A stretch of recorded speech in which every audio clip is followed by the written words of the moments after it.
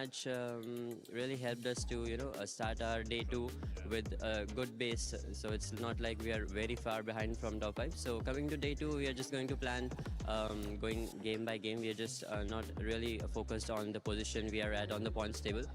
We are just going to focus on our games and the things that we can do better, and trying to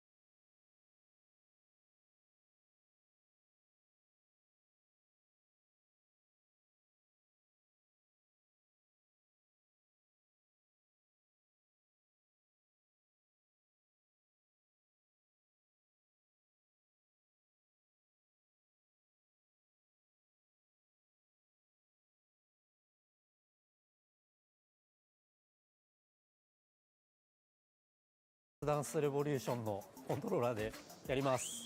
押します。イエス。いやー、みんな最悪や。こんな広いステージどうするん。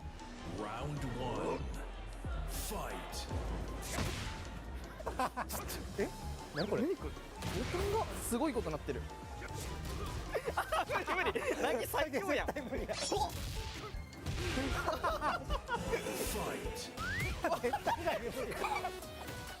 これ最強や多分。角張り。価格。なんかすごい。あ、やめろ。これずるいぞ。やばい、コンボできてる。どうやって言い出すわけ。すごい。はい、松葉でした。圭介でした。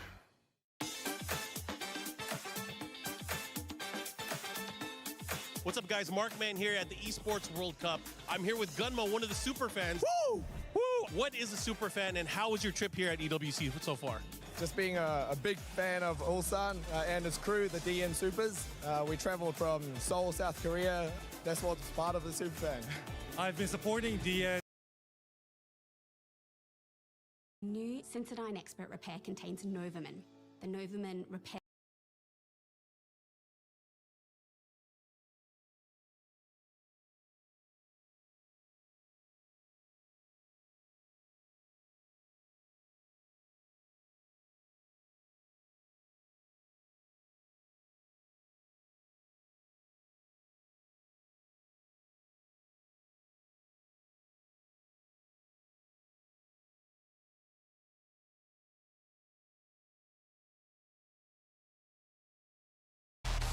Get ready for the next battle at the Esports World Cup 2026 in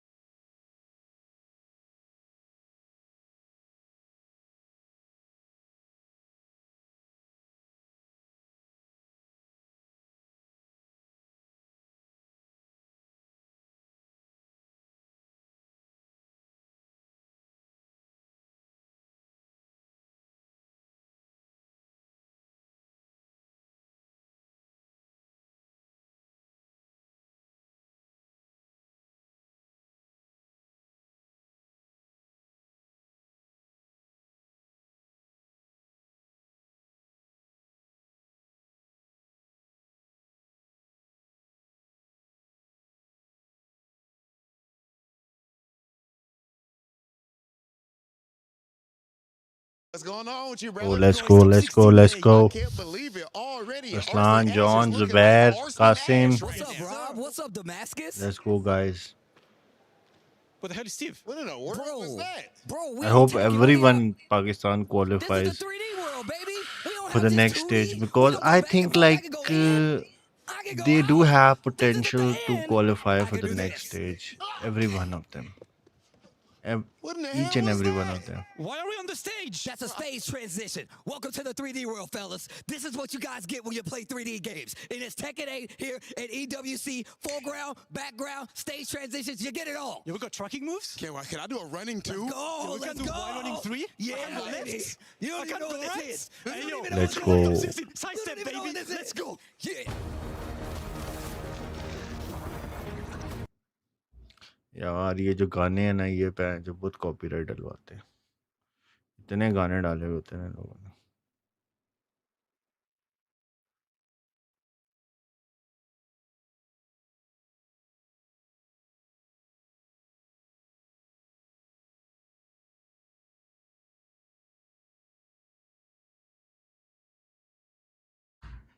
Let's go.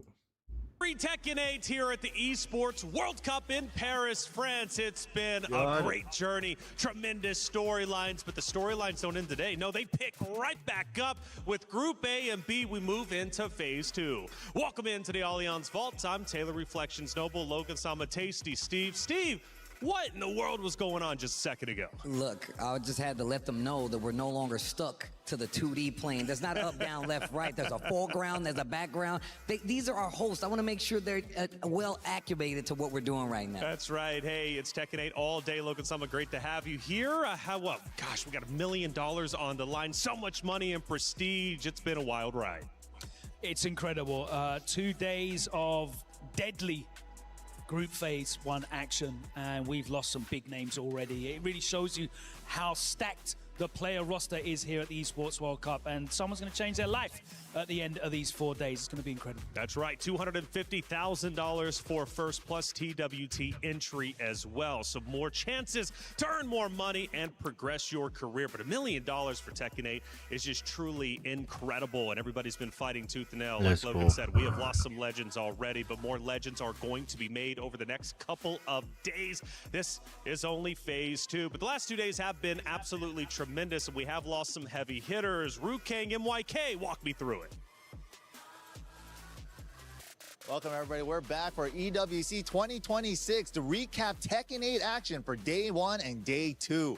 Day 1, we had Ulsan, the big favorite, the defending champ, making it out of his pool, but he got knocked into the loser's bracket the first match against M. Zubair. He crawled his way out of there, and he was able to make it out.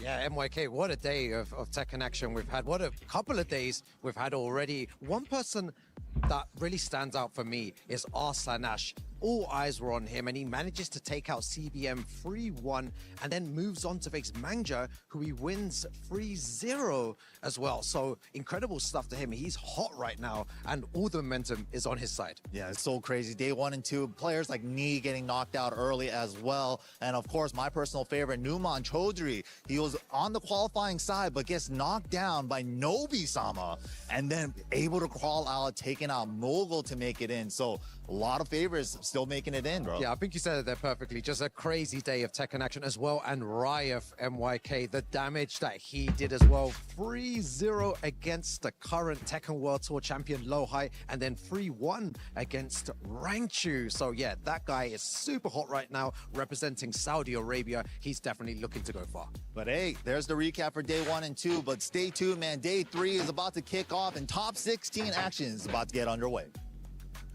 Thank you, Rukang. MYK, we've lost some heavy hitters. Day 2, Day 1 was just sensational. It was actually amazing. And I'm going to say we did lose some heavy hitters. However, I'm still looking at my boy, the John, to do some damage here. He's still alive. He's got some matches coming up. I got to rep the Kings. Up, bro. Tough one. Yes. Yes, he Speaking does. about how tough that match is, you know, Atif is someone who didn't make it through to Phase 2. He knows how tough the John's matchup coming up is against M. Zubair, who is one of the breakout stars. You mentioned Numan already, but M. Zubair, one of the breakout stars. We look at Pakistan as one of the, you know, the strongholds of Tekken in the modern era. Previously, South Korea definitely was the dominant force, but in the last few editions of Tekken, Pakistan have really come into their element, and they've been producing a number of talents. Atif, of course, one of those at the forefront, one of the favorites.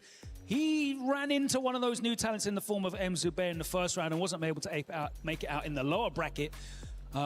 We say goodbye to him, and I think that was a big shock for all of us not to see Atif make it into the second phase. Massive shock indeed. 32 players entered. We are now down to our top 16 players, and we need to know what we're expecting going in today's Group A and B with Majin Obama and Mark Mann.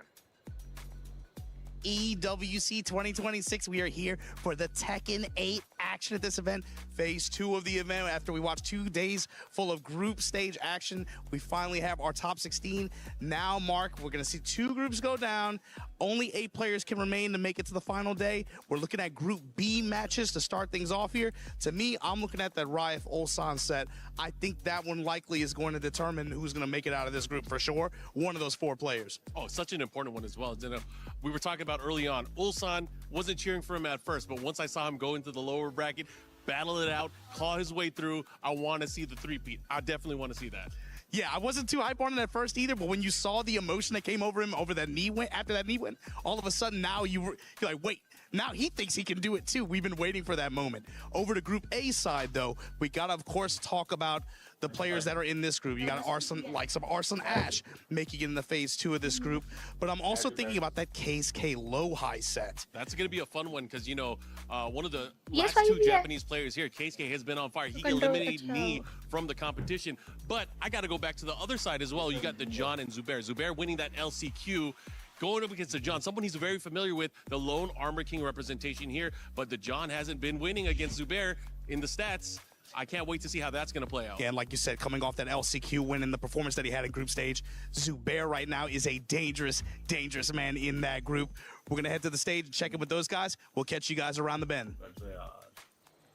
Thank you, Majin Obama and Mark Mann. 16 players now will battle it out to our top 8 going into tomorrow's competition. They mentioned one at the very start that I want to circle back to and go a little bit deeper with. It's Raif versus Ulsan. Yeah, Raif has been running the gauntlet here. You know, his first matchup against Lohai, who's the reigning Tekken World Tour champion. He cleaned him out 3-0. He then had to face the only 2-time TWT champion in Rangshu. He dealt with him 3-1 as well. He is in incredible form, and he goes up, of course, next in his gauntlet run against the back-to-back, looking at the 3P Ulsan, who is, you know, completely galvanized in terms of his self-belief and motivation. But the motivation's going to be with Raif, because when they met at EVO Las Vegas, it was Raif that took the win 2-1 in their last head-to-head. So it could be another huge, huge scalp to add to the list that Raif has already taken down here at the EWC. Completely, I could definitely see that. I mean, him taking out my boy Rangchu, him getting these big victories over 2 players. I'm gonna tell you right now, even though he has had that run,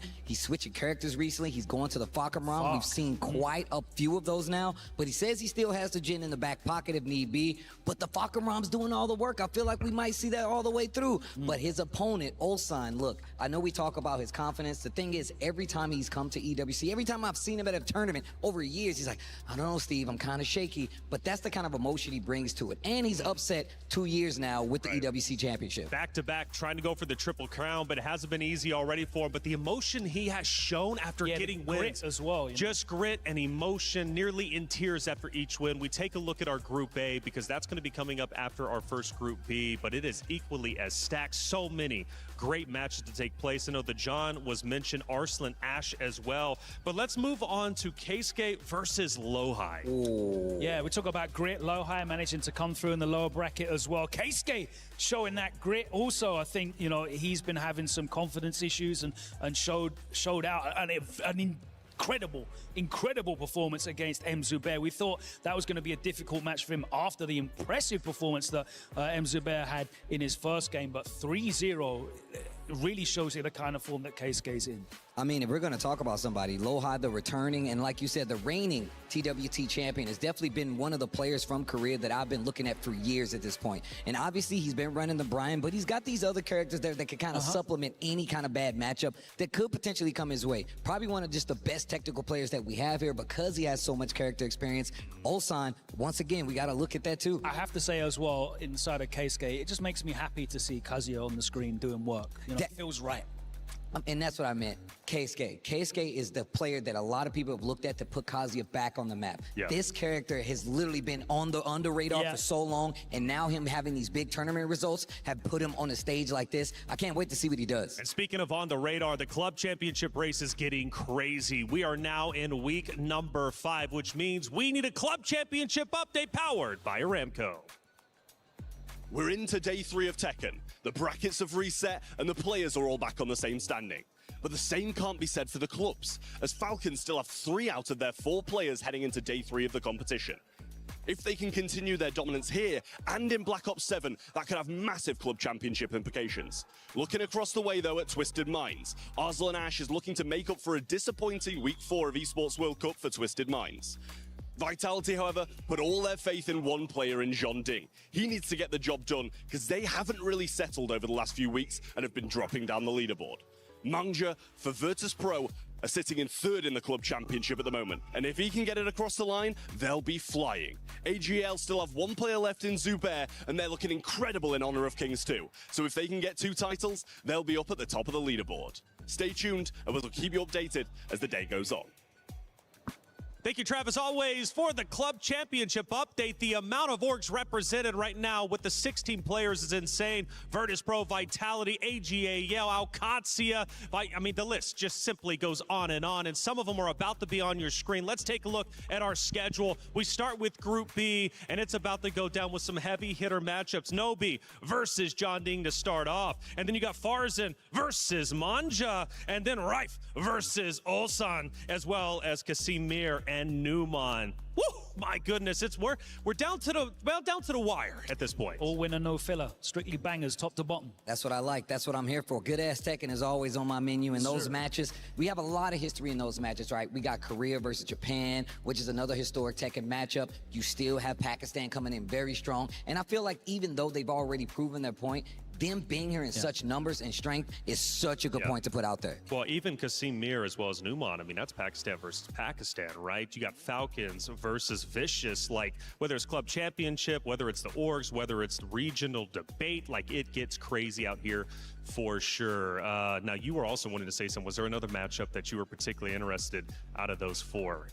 I think for me, you know, Rife and Ulsan is definitely the marquee right there, and we kind of spoke about it a little bit earlier because Rife has taken down truly like icons of Tekken 8. Yes. And Tekken 7, but just modern Tekken in terms of being able to come through so convincingly against Lohai and Rangshu.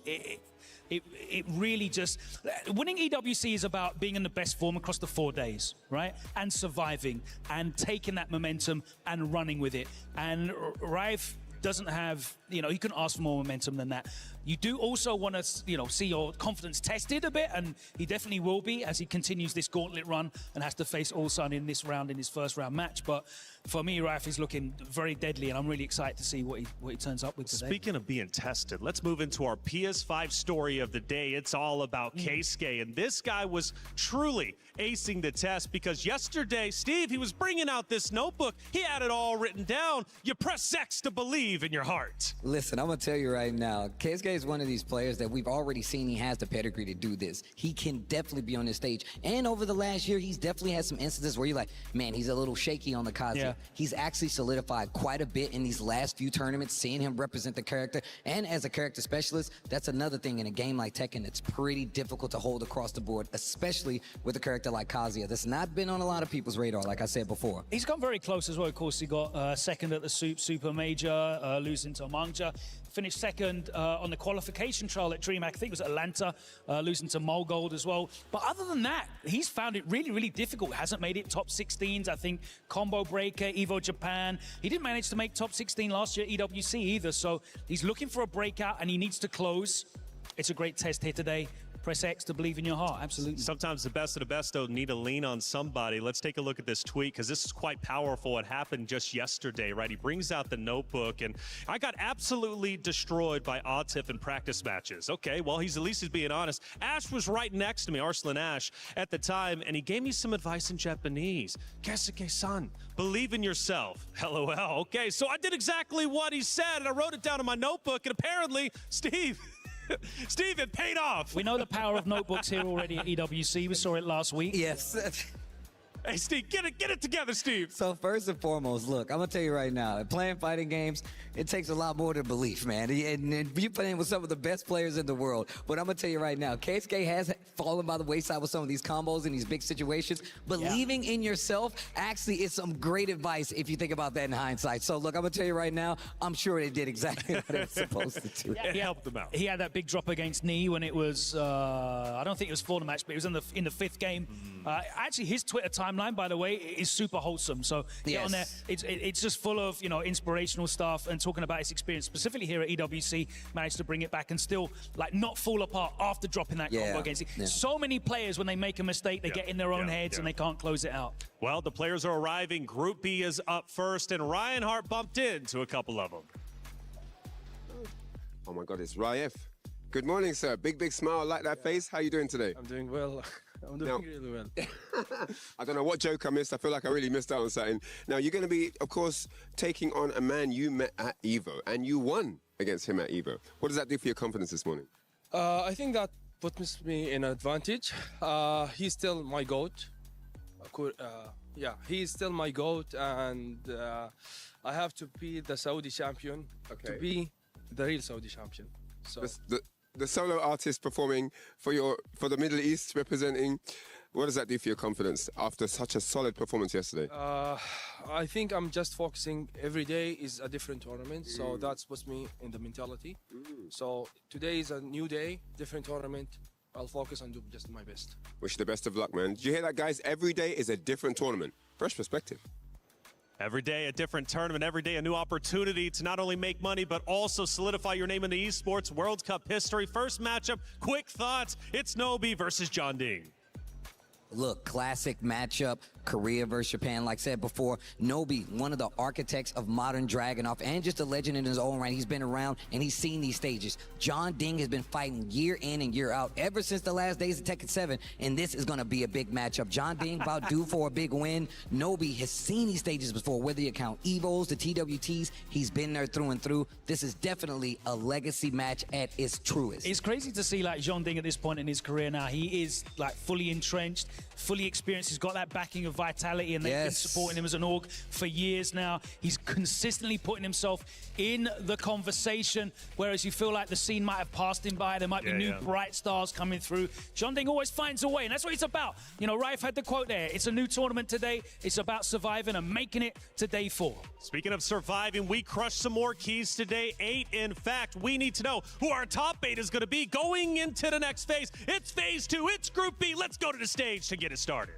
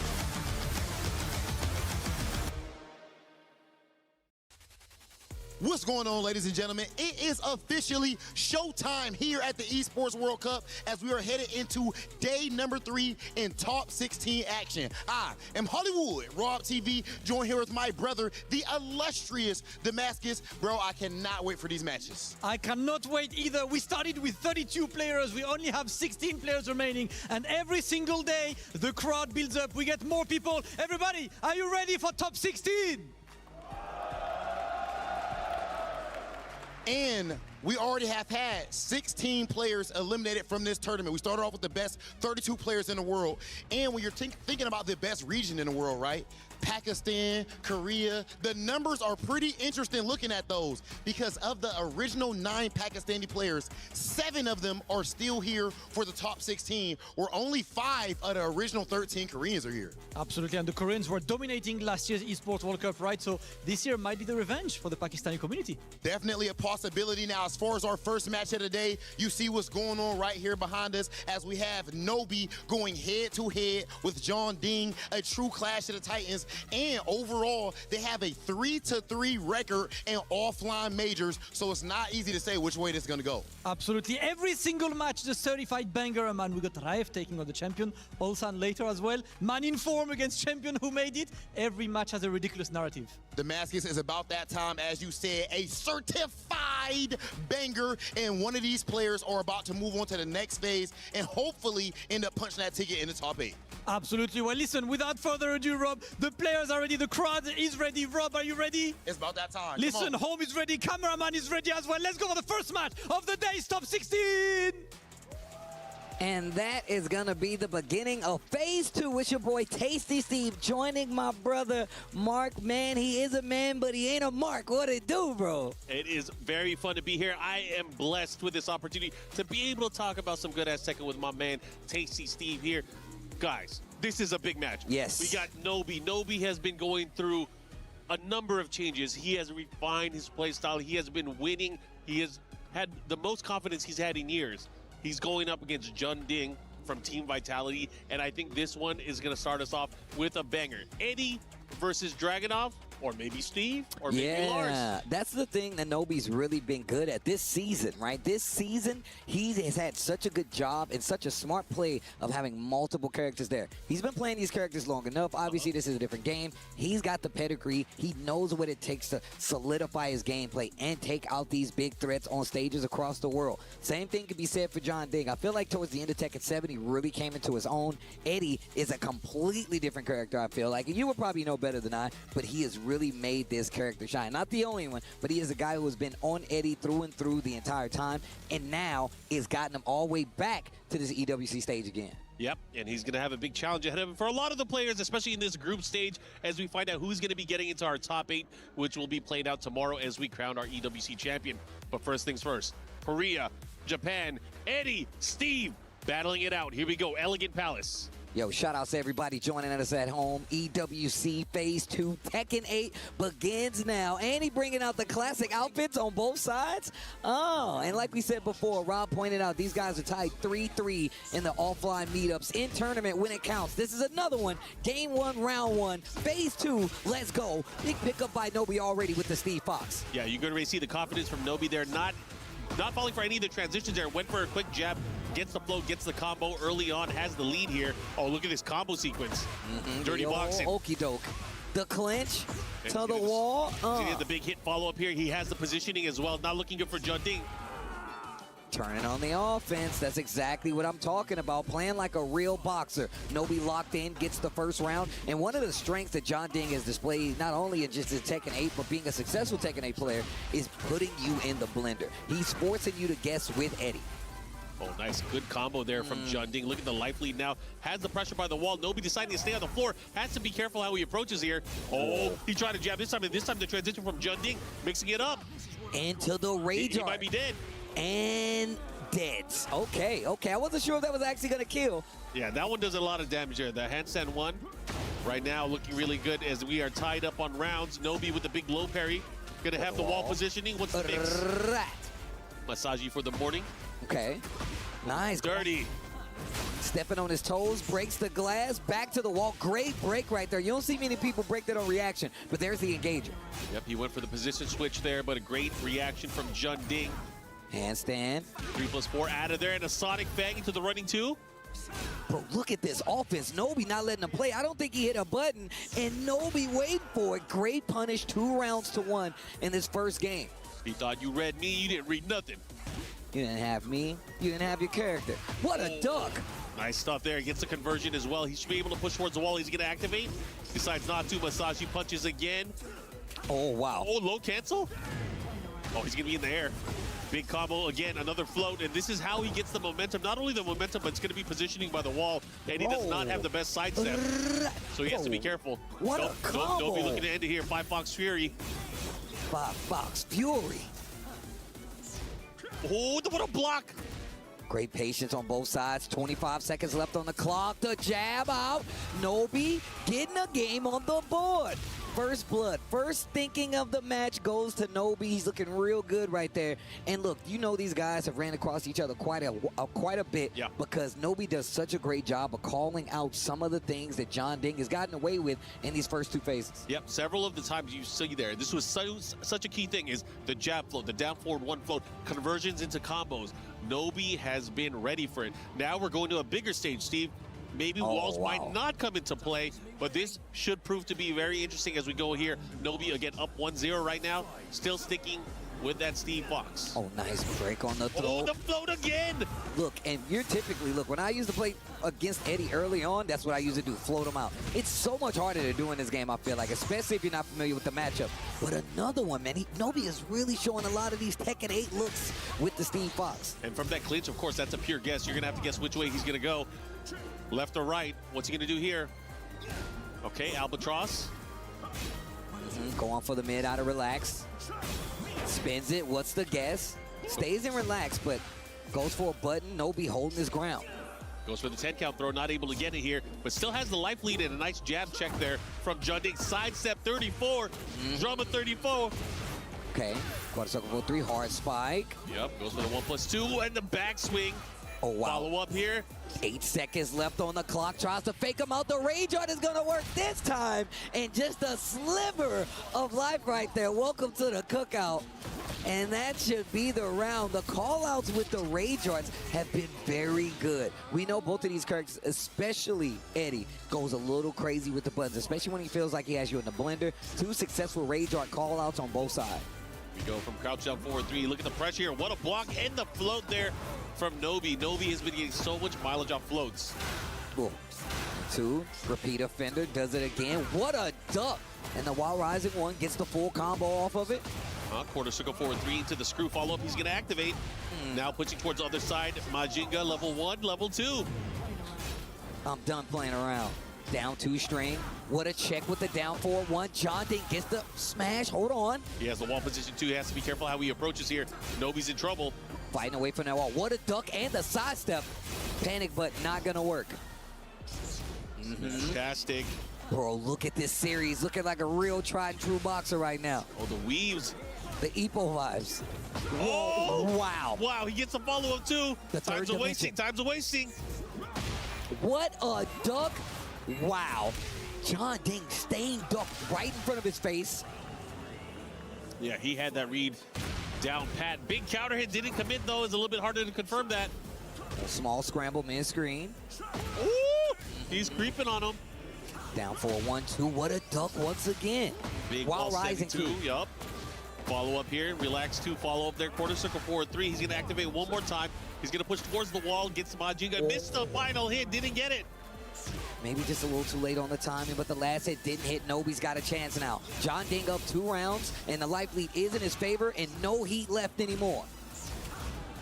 Got to do it raw. No heat on either side. Rage for Nobi. He jabs him out again, and he drops the combo. That's a second drop from a float. That's just unfortunate there for Nobi. Already not doing a lot of damage because it was a float, but not able to clean the plate. That's the big thing. Oh, the lows. Uh-oh, they're stacking up again. Another time match. He lets the stance rock and the low. John Ding and the Eddie tie up the set 1-1 in this phase 2 first game. You got to remember here, big difference between the first game and the second game. Nobi had access to smothering his opponent by the wall. Eddie not having the best sidestep, not able to really run out of the wall position. But in this stage, he was not cornered at all. No cornered beast, not having to deal with it. I'm going to look at the notes. My man got the one-page cheat sheet. I feel like everybody should just take a page out of KSK's book and be like, yo, believe. Got to believe in yourself. The Ted Lasso. The Ted Lasso, believe. Tap the sign before you leave the locker room. And you see Nobi thinking about it. Because he's got multiple characters. He can't say, you know what, it ain't working, I'll go to the Lars. You know what, it ain't working, I'll go to the Dragunov.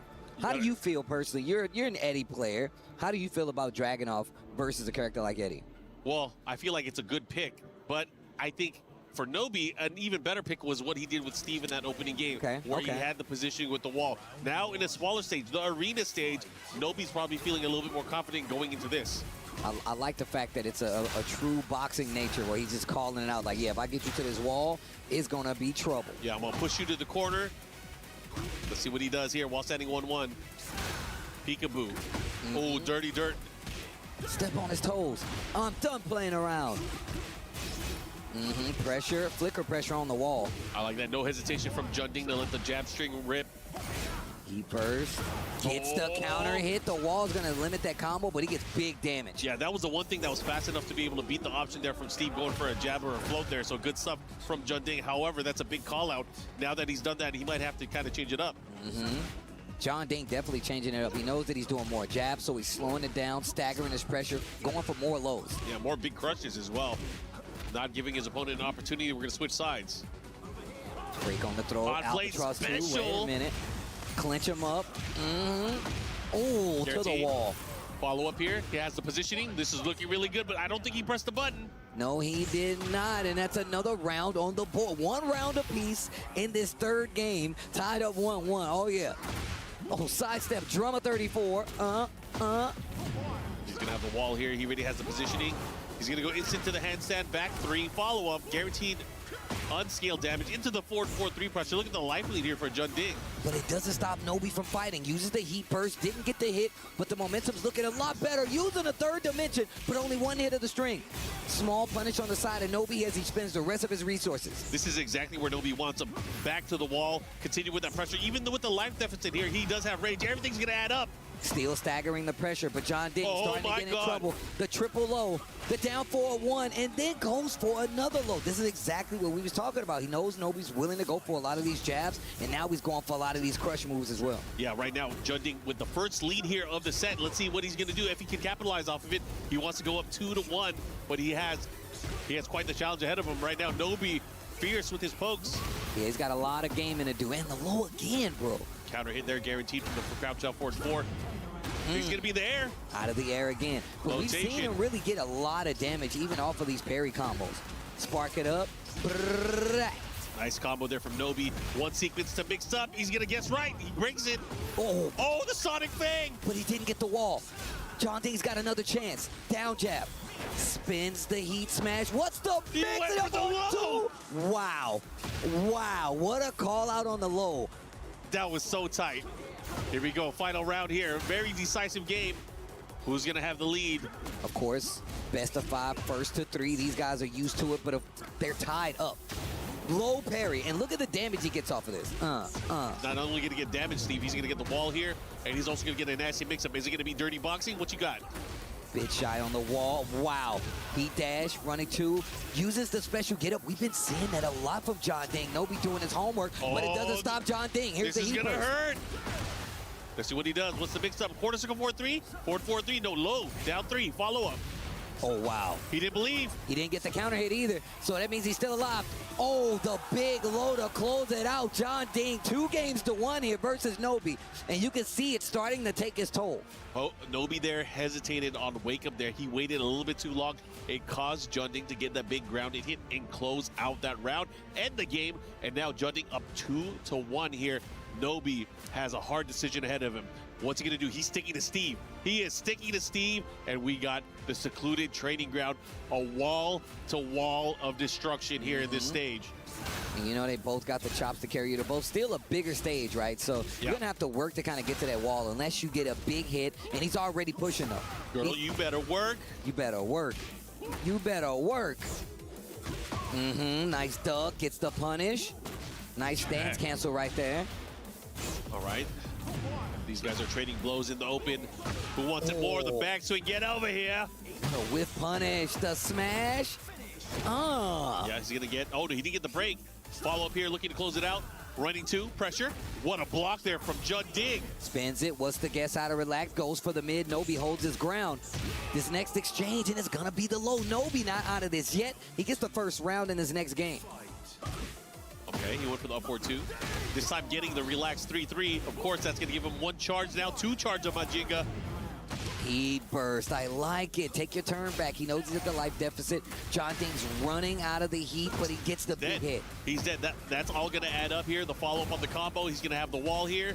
Bop, bop, boom. Great sequence there from Jun Ding. But the thing is, he's threatening with those lows. He gets the big wall splat. Is he gonna be able to continue? He's running out of those wall resources. Oh, nice.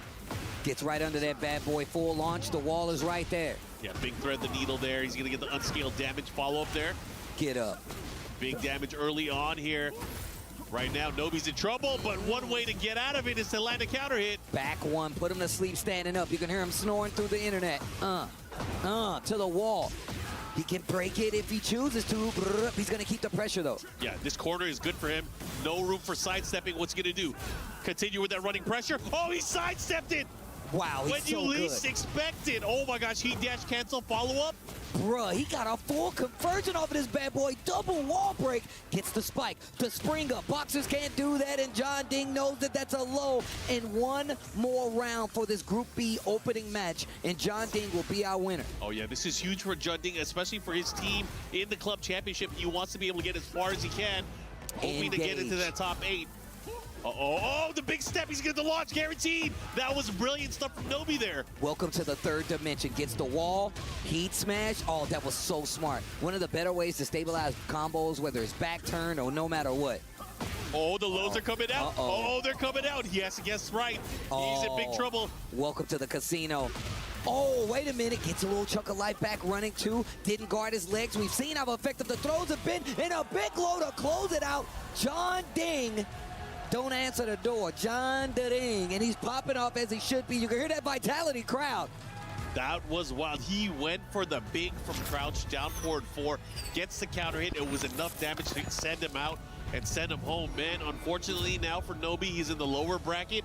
He's going to have to deal with the longest path to make it into our top 8. But for Jun Ding, he needs one more to secure the second day or the third day phase. Oh my goodness. Yeah, and on top of that, for the personal standings, that means it's 4-3 in John Ding's favor now for the offline meetup. Let's take a look back at this match. Man, they were going tooth and nail on this bad boy. John Ding has done such a great job of forcing the Eddie gameplay. Nobi was right there, though. He did have an opportunity. And that was big again. He clutched it out at the very end. You can see the reaction on his face, but of course, we're going to be back with a little bit more Tekken right after this.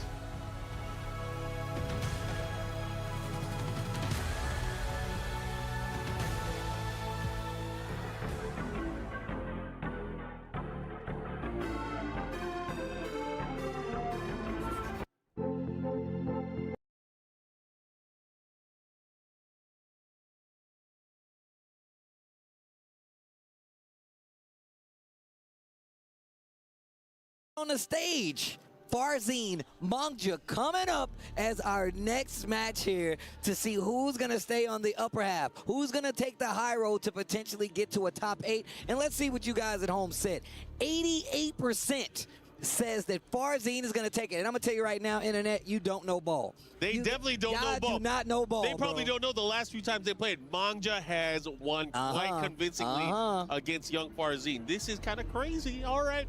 But I'm going to tell you right now, I'm such a big fan of Farzine. My man has been playing crazy these last few months. Got some big victories on his belt. Two big premier events. He's been the guy to beat, and it shows. Even at the TWT Finals, he was right there on the stage in that top 8, playing up against in the run to make that top run, but just not going to be able to get it. Tasty Steve, you got to talk to me here. What can we expect? He is known as a Victor player. However, he has a high-octane, high-powered Lydia as well. We know for the most part, Mongja is going to pick the Law, at least to start things off. What do you think we're going to see as this opening match? I think, I would say maybe the Lydia. I think Lydia probably does a little better job at like keeping you honest, especially versus a character like Law. And it's not easy for you to just kind of press yourself against Law. He's got way too many fast moves. It can get you in trouble. And on top of that, I'm sure Farzine is aware of it. Now, the thing is that Mangja has seen it all at this point. He is a Law player, but also he's a Lydia player too. So you know he knows the lay of the land when it comes to this matchup. I'm wondering what Farzine's approach is going to be to this. Well, it's going to be interesting. I'm sure he has something planned, but he curveball. Curveball. Wait a minute. Wait a minute. If he does pick Victor, we got to remember his Victor has gotten beaten up so bad by Mangja in the past. This should be interesting as we go into this. Bro, he's not my son. He's my cousin. How many victors they have in Korea? And that's another big point. I feel like we need to talk about the character spread, not only just, you know, in the tournament, but internationally. These guys have a group of people that they play with, whether it's online or whether it's offline. It's going to be something to see how they deal with players at this caliber actually playing against him at a higher level. Yeah, my man's playing. He got Mark going crazy over here. Yeah, you guys can't see it. You guys can't see it, but I was just losing my mind. I saw him hovering on the character select screen. But he teases quite a few. We thought he was going to go in with Victor, but he has settled in and locked in with the Lydia. So no more hovering. It's time for takeoff. Our next match for Group B, Farzine versus Mangja. A tale to see. I'm glad you guys are here. It's going to be Lydia versus the Law. Here we go, starting things off. All right, here we go. Game one. Back to that secluded training ground. And look at that quick duck already. The down two. And you guys got to remember placement of the brackets. We just saw our earlier match there with Junding and Nobi. Junding now waiting to fight the winner of this set.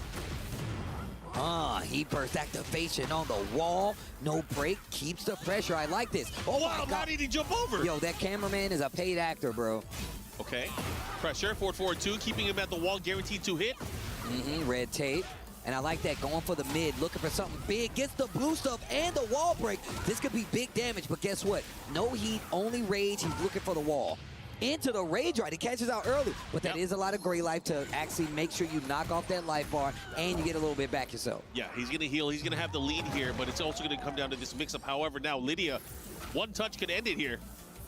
Two throw, nothing. What a duck. He knows he's a Lydia player. Mangja getting first blood here versus Farzine. But one thing about Farzine, my man collects data like a center. Once he comes back, I would love to see his rebuttal, but this is only round one, game one. Big dragon hammer on the side of Mangja. Yeah, big timing call out there. Gets the counter hit, has the wall here. Let's see what he does. Has the wall conversion.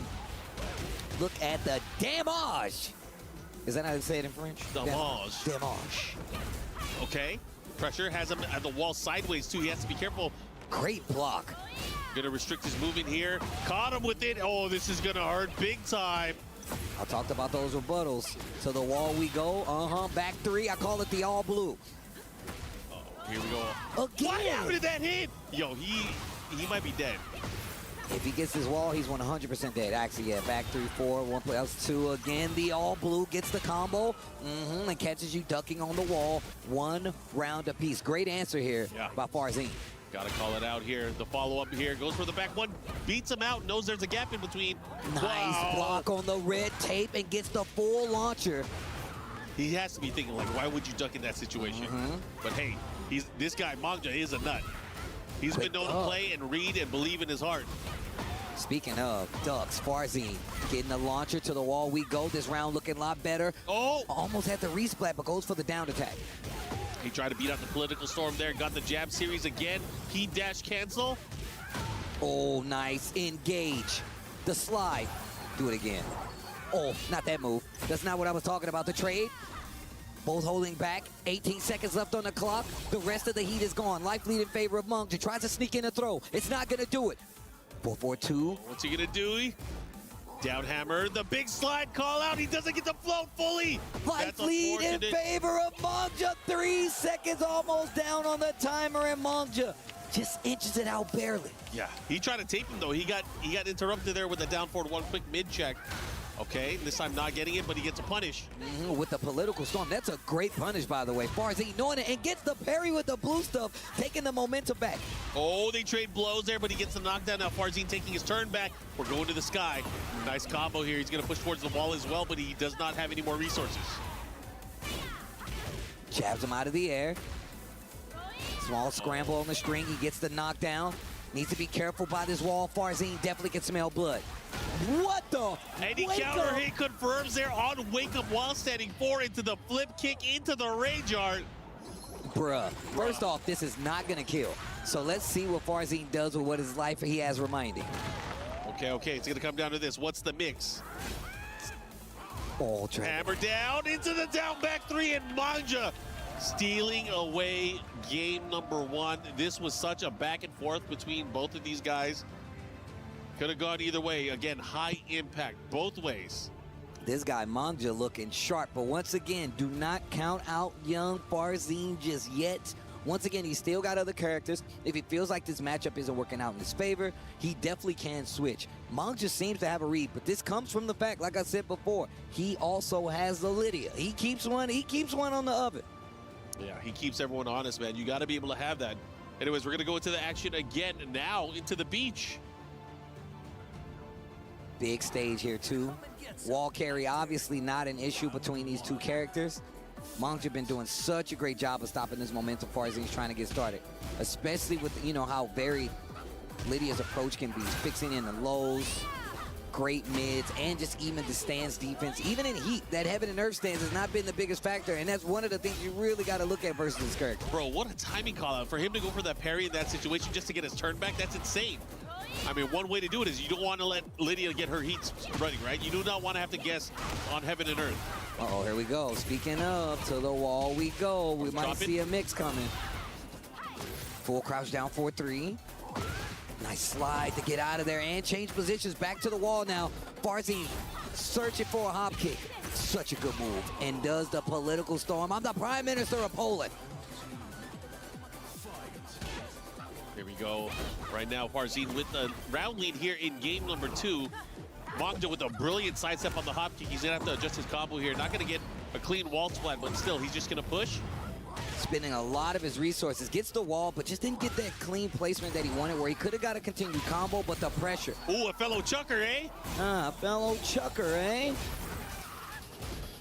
What's he going to do here? Get off of me. Grab. Hands off the gi, bro. Oh. Engage. Wait a minute. This could be bad. Farzine finds a hit. I like how he's going for the low jab there, trying to interrupt, but this time calls him out with the political storm. Though he dash cancel, this time he will. Oh, the mid once again, and that's how Farzine has been typically coming back. Look, he knows that you're looking for the lows. He's seen that you've been ducking in his first game. That's when the game plan opens up. Engage. Nice. DSS forward 1 blue stuff into the heat mix-ups. Oh, he called him out on it. Good block there. Great punish. Poison arrow. Gets in the low, and another challenge by Farzine. He is at the life deficit, but gets the counter hit. Gives me a stock. Oh, he put the brakes on. He beat out the parry. Yo, what's the one mix? Into the mid. Look at this series. Farzine looking so much better. Gets the counter hit. Confirmed. He's Counter dead. hit. He's Dragon hella Hammer. dead. Manja in this second game fighting back. Every answer Farzine is put down on the paper. As a teacher, Manja's like, nah, that's wrong. Unsatisfactory. Here's the engager. Those frames are mine, and so is your back. Here we go, pushing. Junkyard City one more time. Oh, look at this damage. Oh my God, 118 damage for Manja. And he puts the brakes on into the punch berry. A fellow chucker. Slide, get up. One more time, what's the mix? He went for the low. Here comes Farzine's chance. Oh, not enough. Final round here, game number 2, a decisive round. It's either 2-0 or tied up. Who's gonna get it? Who wants it more? Oh, nice. Gets the counter hit again, and there's the engager. Stance, not gonna make anything happen. Scrambling on the exchange. Political storm. He dashed to use the rest of the resources early on in the match, and life bar is pretty full on both sides. The slide. Caught him looking again. See what he does here. Slight life lead in favor of Manja. However, Farzine has to be careful. He does not have heat. Wow, nice sidestep. Didn't make anything of it. Giving Farzine another chance to keep this momentum. Oh, he's trying to catch him. Hit him out of the air. Not able to get any follow-up damage.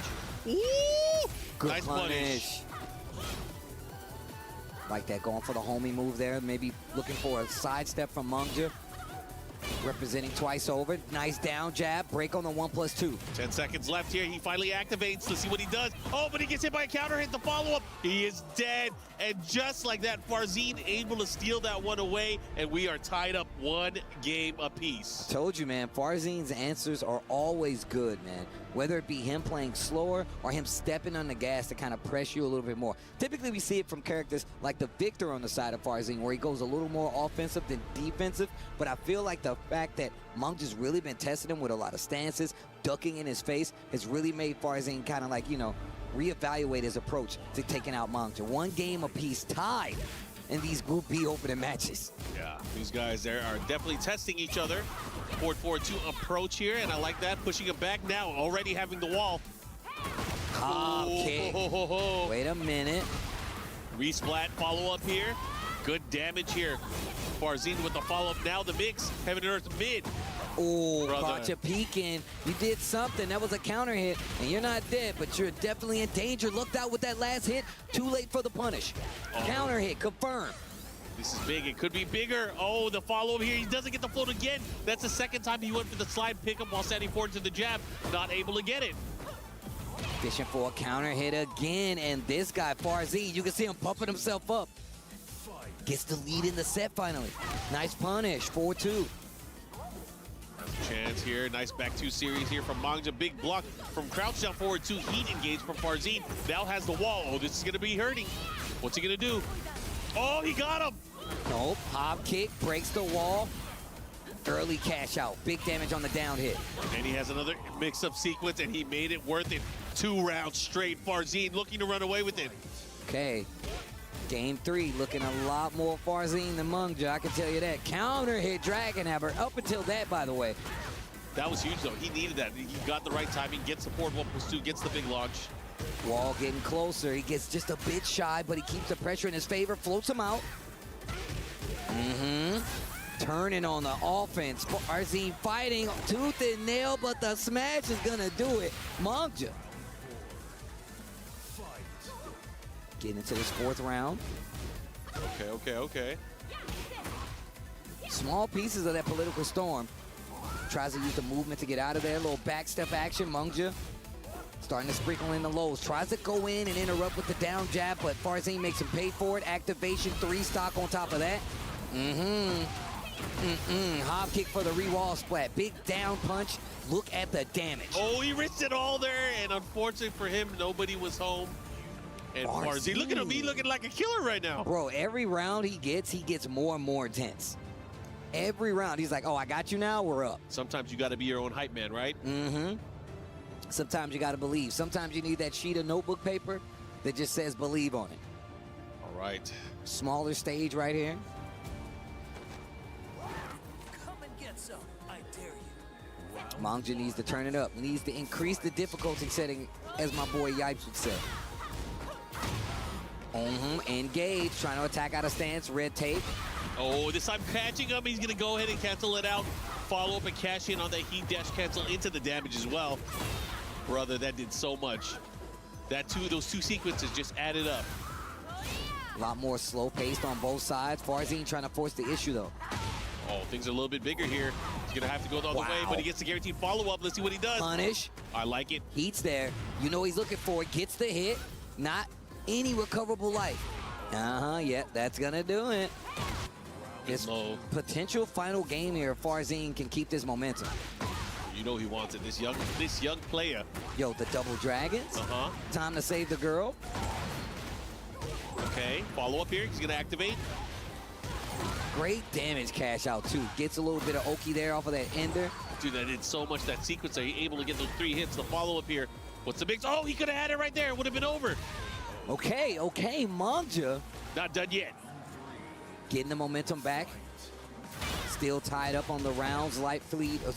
Game lead in favor of Farzin as he gets his activation. Trade. Down jab put on a table. Counter hit once again. Mangja has been swinging out of that stance a bit too much. You can see Farzin committing to the 2 follow-up. You think it's a long-term investment? Is he trying to bait something out here? Install something into his muscle memory for the pivotal decision? Okay, gets the counter hit on the string. Red tape. It's gonna hurt into the, oh my God, the mid option, and just like that, Set point. Farzine, can he do it? Not fast enough. Punish, that's good. Yeah, if you stop that string early, it's definitely punishable. We've seen Farzine actually commit to it.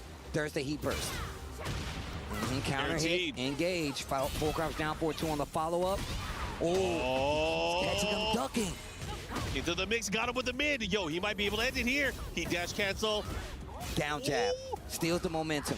Teasing with the slide. Mongja, you got to do something because you can't lose this round. Gets the 4-4-2, wait a minute. He's alive, he's not done yet. Drops the last part. Back to the low. Oh, he bet it all. He bet the farm on the down 2-3, and Farzine was like, nah. Not gonna happen. I'm moving on. My man Farzine standing up with a confident like, nah, bro. There's no way you thought that was gonna work on me. And that was definitely a panic situation on the side of Mongja right there. He saw how overwhelming it was, and that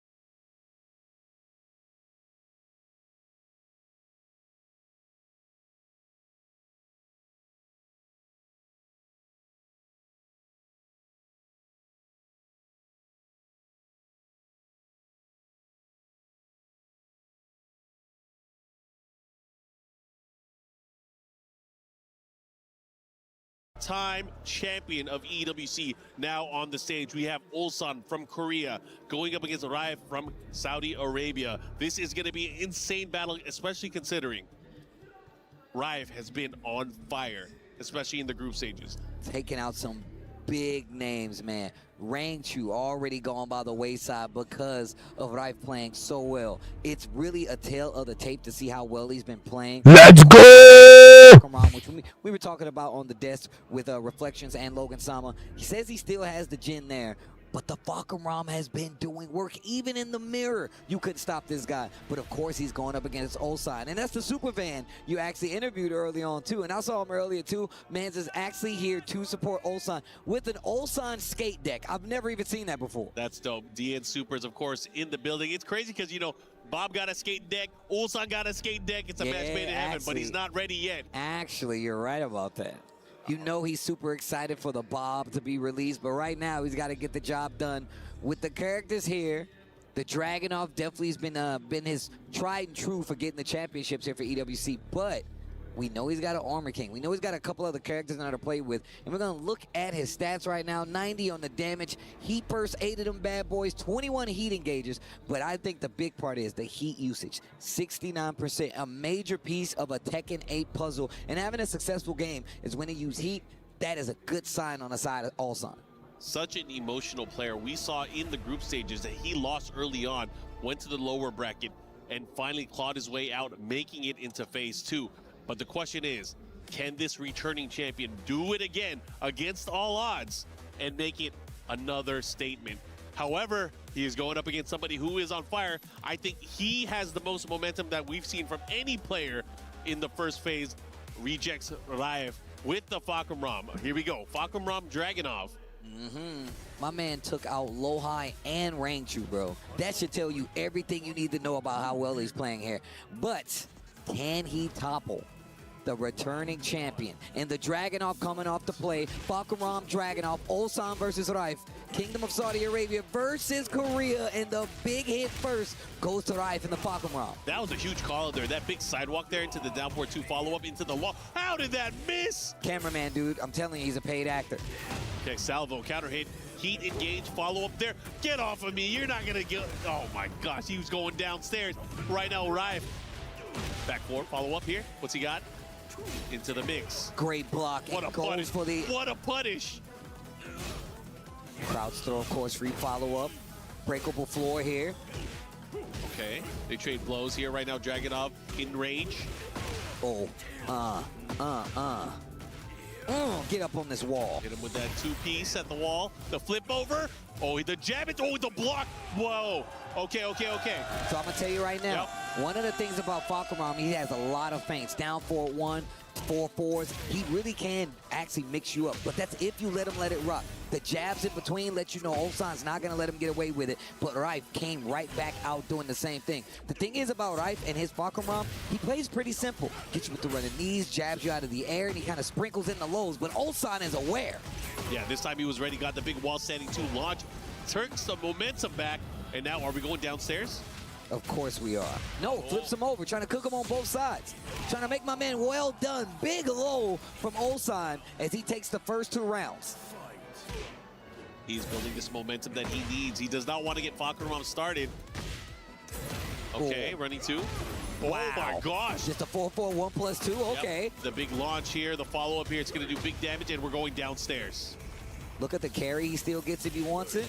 Look at that, still right there at the wall, even after all those hit upstairs. We got the cursed skulls here. Of course, those skulls, you get a knockdown there, you could go up to the sky. Have to be careful how you approach here. Spins it all. Rife still has some heat there. He can spin it to force the issue. You see it right there. The running 3s. That's what got him both of the games we saw versus the 2. And the exchange is going to go by way of Rife. And he gets the wall explosion. Shout outs to the Spirits. He should be able to close it out. All right, Rife fighting back 2 rounds to 1. Ulsan giving him a nod. Like, okay, all right. That was a super unfortunate trade, too. That was very interesting. Of course, the interactable, had it not been there, it just would have been a neutral set. Wow, gets his back again. He's using a 3rd dimension. Rife gets the read, ducks it, and calls it out with the heat activation. Wow. Big launcher, gets the wall in his favor now. Ulsan has an entire stage and potentially can take you back to the other side. What a duck again. This dude, Rife, is playing crazy. Spins it all. 3-4. Now he's putting the lows back in there. This is what's got Rife his big victories, and now Rife in trouble as he gets the wall bounce. Ulsan goes straight for the Rage Art. Game number 1, 3 rounds to 1. It's gonna be Ulsan. You see him blowing his hands? It's cold out here. Deads. Of course, able to close it out with that Rage Art. Good stuff to him. First game, man, that was action-packed there, Steve. Bruh, that was a lot of fighting back and forth. But you see the difference, I feel like, in these matchups. The thing is that Rife has been doing a crazy job of actually putting even the best players in the world on the fence and making them have to fight. Even if it's the mirror, he's been doing a great job of like shutting it down. Ulsan changing all of that. All right, we're going to stick to Falkenraum here. And it looks like we are in the new stage. Madagascar. Shout out to Madagascar. Yo, shout out to the Madagascar TEKKEN community. We're going to go into this action here. Rife versus Ulsan. All right, game 2. Remember, this is best of 5. Almost got his back. Oh, he almost had it. Bro, we got to check the success rate on those, bro. We got to check the success rate. Gets the knockdown this time, though. Yeah, this time getting the knee follow there. Look at the damage. What happened? And this is what we've seen from Rife time in and time out. The mix of running knees, 1-2s, and these lows. They're just adding up so fast. Oh, he was able to get underneath there, got a punish, but didn't commit to something bigger. Running 2. The assault, the follow-up guaranteed crouch throw as well. And he didn't take the activation. Instead, the ignition switch is going to be what gets it. All right, here we go. Follow-up here. Tries to catch him. Finally, get off of me. Activation, he needed that. Picks Look at up. this pickup. He has rage. Just doing a lot more damage than he usually does. Oh, that hurts. What he has to be careful. Ulsan is ready for those. Gets his back. He was ready for that too and sneaks in the low, and the crowd instantly wakes up as Ulsan gets another one on the board. Bro, he's telling people, that's my trophy. I'm taking it back home with me. Okay. I like the approach here from Rife. Damage adding up here. Got him with the second hit. Stepping on the gas. I like the simple approach. Ulsan taking his time, but he finds the big launcher, right? And the 3rd round of game 2 is going to take the lead in this match. That was crazy. All right, here we go. Another big chance here. Gets his back this time, full strength. Can Rife close it out, though? That's the big question here. 2 rounds to 1. Okay. I think a big part of it, too, is us being in the open here. It's all about who's getting the hits in the open. Of course, damage output from Fakramam way higher. Okay, what's the mix? Activation. Dang, he's putting them in rage from this combo. And it was the block damage that did it. Oh! A little flash duck. Ulsan, big life lead. Heat burst to stop it. Running 3. Again, brandishing that big shadow kick. The follow-up here, guaranteed. What's the mix now? Oh, he waited in the patience here. Final round, game number 2. Ulsan fighting back into this game. Game 2, tied up on the rounds. Oh, he caught him with the low. The follow-up with a big block and a big call out there. That's the thing about these lows. That was what I was really pointing out the last few days. Fakramam's lows are really good. He's got great range, but they're very punishable. So you got to be ready to call them out. They got to hit. Man, he's getting those hits right now, though. Look at the damage. He's just whittling away at his legs. 4 lows, 5 lows. Those down 4s, you better be careful. Heat burst. Spins it. Ulsan in trouble. Dog. His move choice is crazy. And that has to give Raif a lot of confidence. The way that he was approached, mixing up the timing on the lows, he picked apart Ulsan at the very end. I think he was waiting for that moment to kind of see. Can he see these? He can't see them. He can't see me. He can't. Oh, man. Oh, man, they're going into the evil arena? Uh-oh. The evil arena? We've seen how the wall has played in these games. It lets you know that these guys are exactly where they need to be. Fakramam has the opportunity here where he has these big wall travel combos where he can explode this stage real quick. All the stage hazards can go up. Heat activation, there's those lows again. And using the feints like I said before. All right, went for the back one, didn't get punished for it. Oh, he's trying to poke up? Look at those single jabs. Raif trying to take his turn back. I like the pigeon roll. Goes to the left so he can keep that wall behind Raif. Sidestep. Oh, he still gets the launcher, though. Yeah, he missed the first hit, but the second hit was able to give him enough coverage.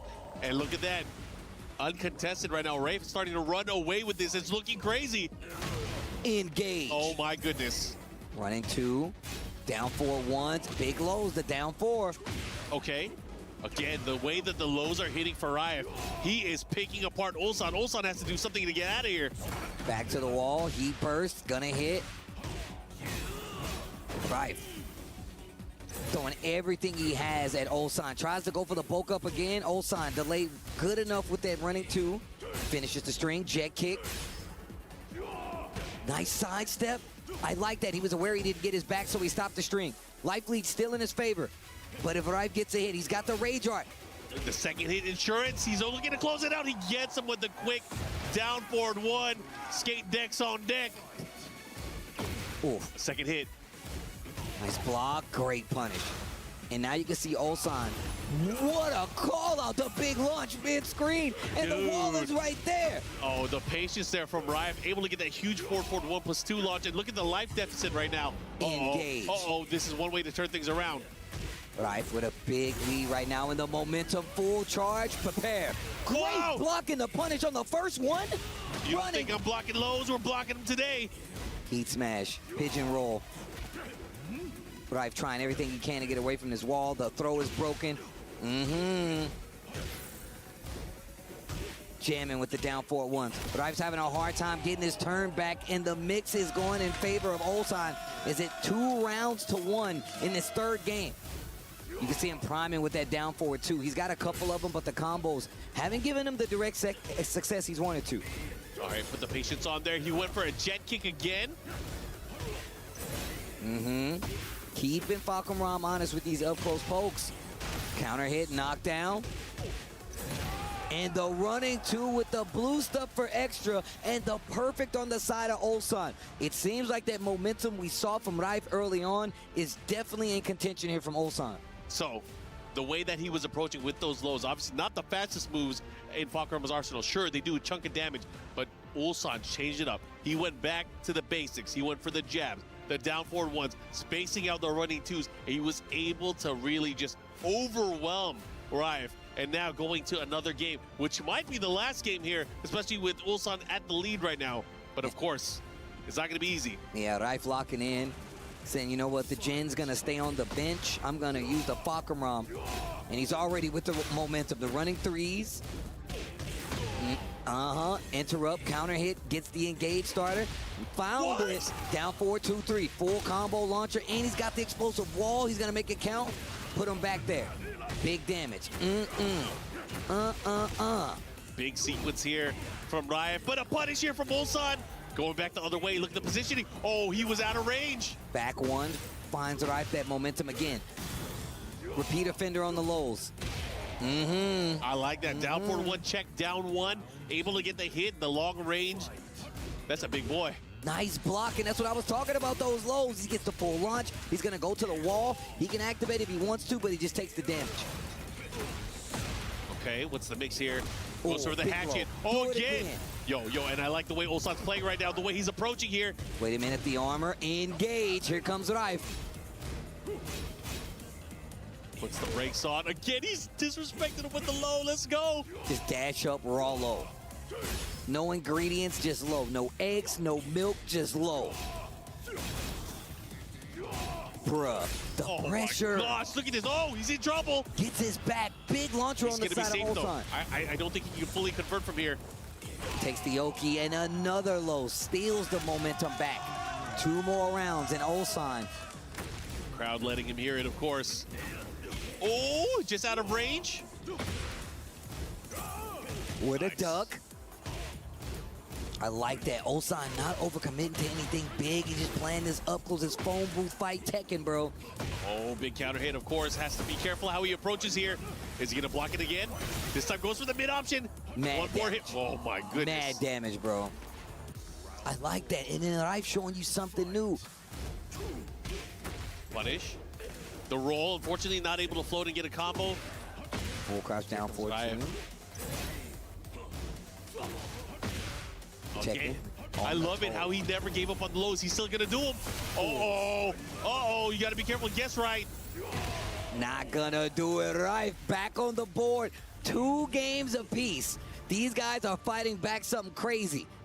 Oh my gosh, bro. You know, there's points where we see Ulsan fighting back in pure control, using the jabs, the down forward ones, and just pure spacing. But slowly but surely, Ref just goes crazy. All right. Pack pixels. Last game of the set between these two in Group B. The return champion. Definitely thinking about this matchup. Not Rife's first time here, so you know he feels like he's about due for a victory. And just simple. Nothing crazy with the Falkenraum. Just mixing in the lows, using a few of the feints, and running 3. Yeah, pure pokes, pure mix-ups here. Now pushing against to the other side. Oh, this is looking good for Ryan. Has the bro. He tried to go for the parry and got hit. He's at the lead. In the set. He's at the lead. Okay. Oh, nice wall setting 1-3. Threading that needle over the highs. Nice block. No activation. He's still conserving it. Man, Ulsan does an amazing job by the way he uses heat.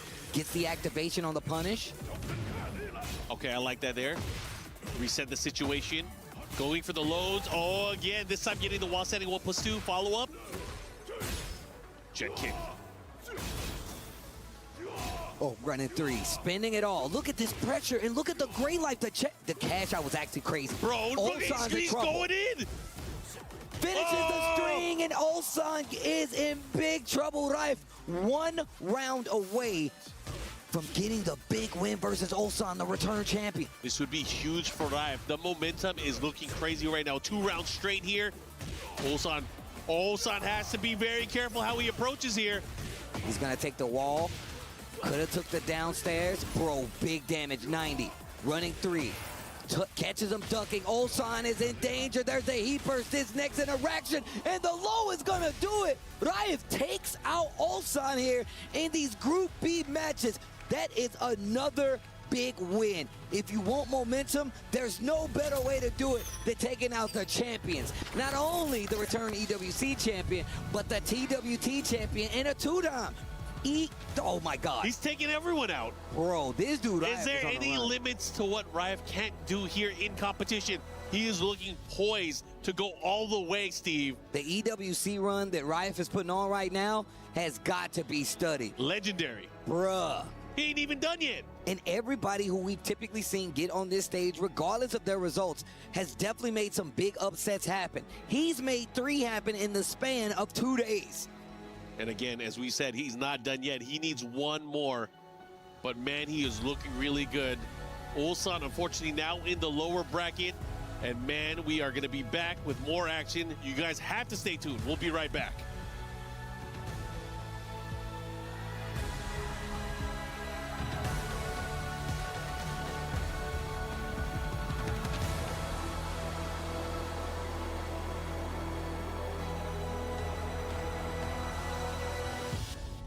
We were there for every click, every clutch, every respawn. We were there for the years of grind, and we're here now. The proud founding partner of EWC, powering the biggest event in gaming, shoulder to shoulder with the world's best, making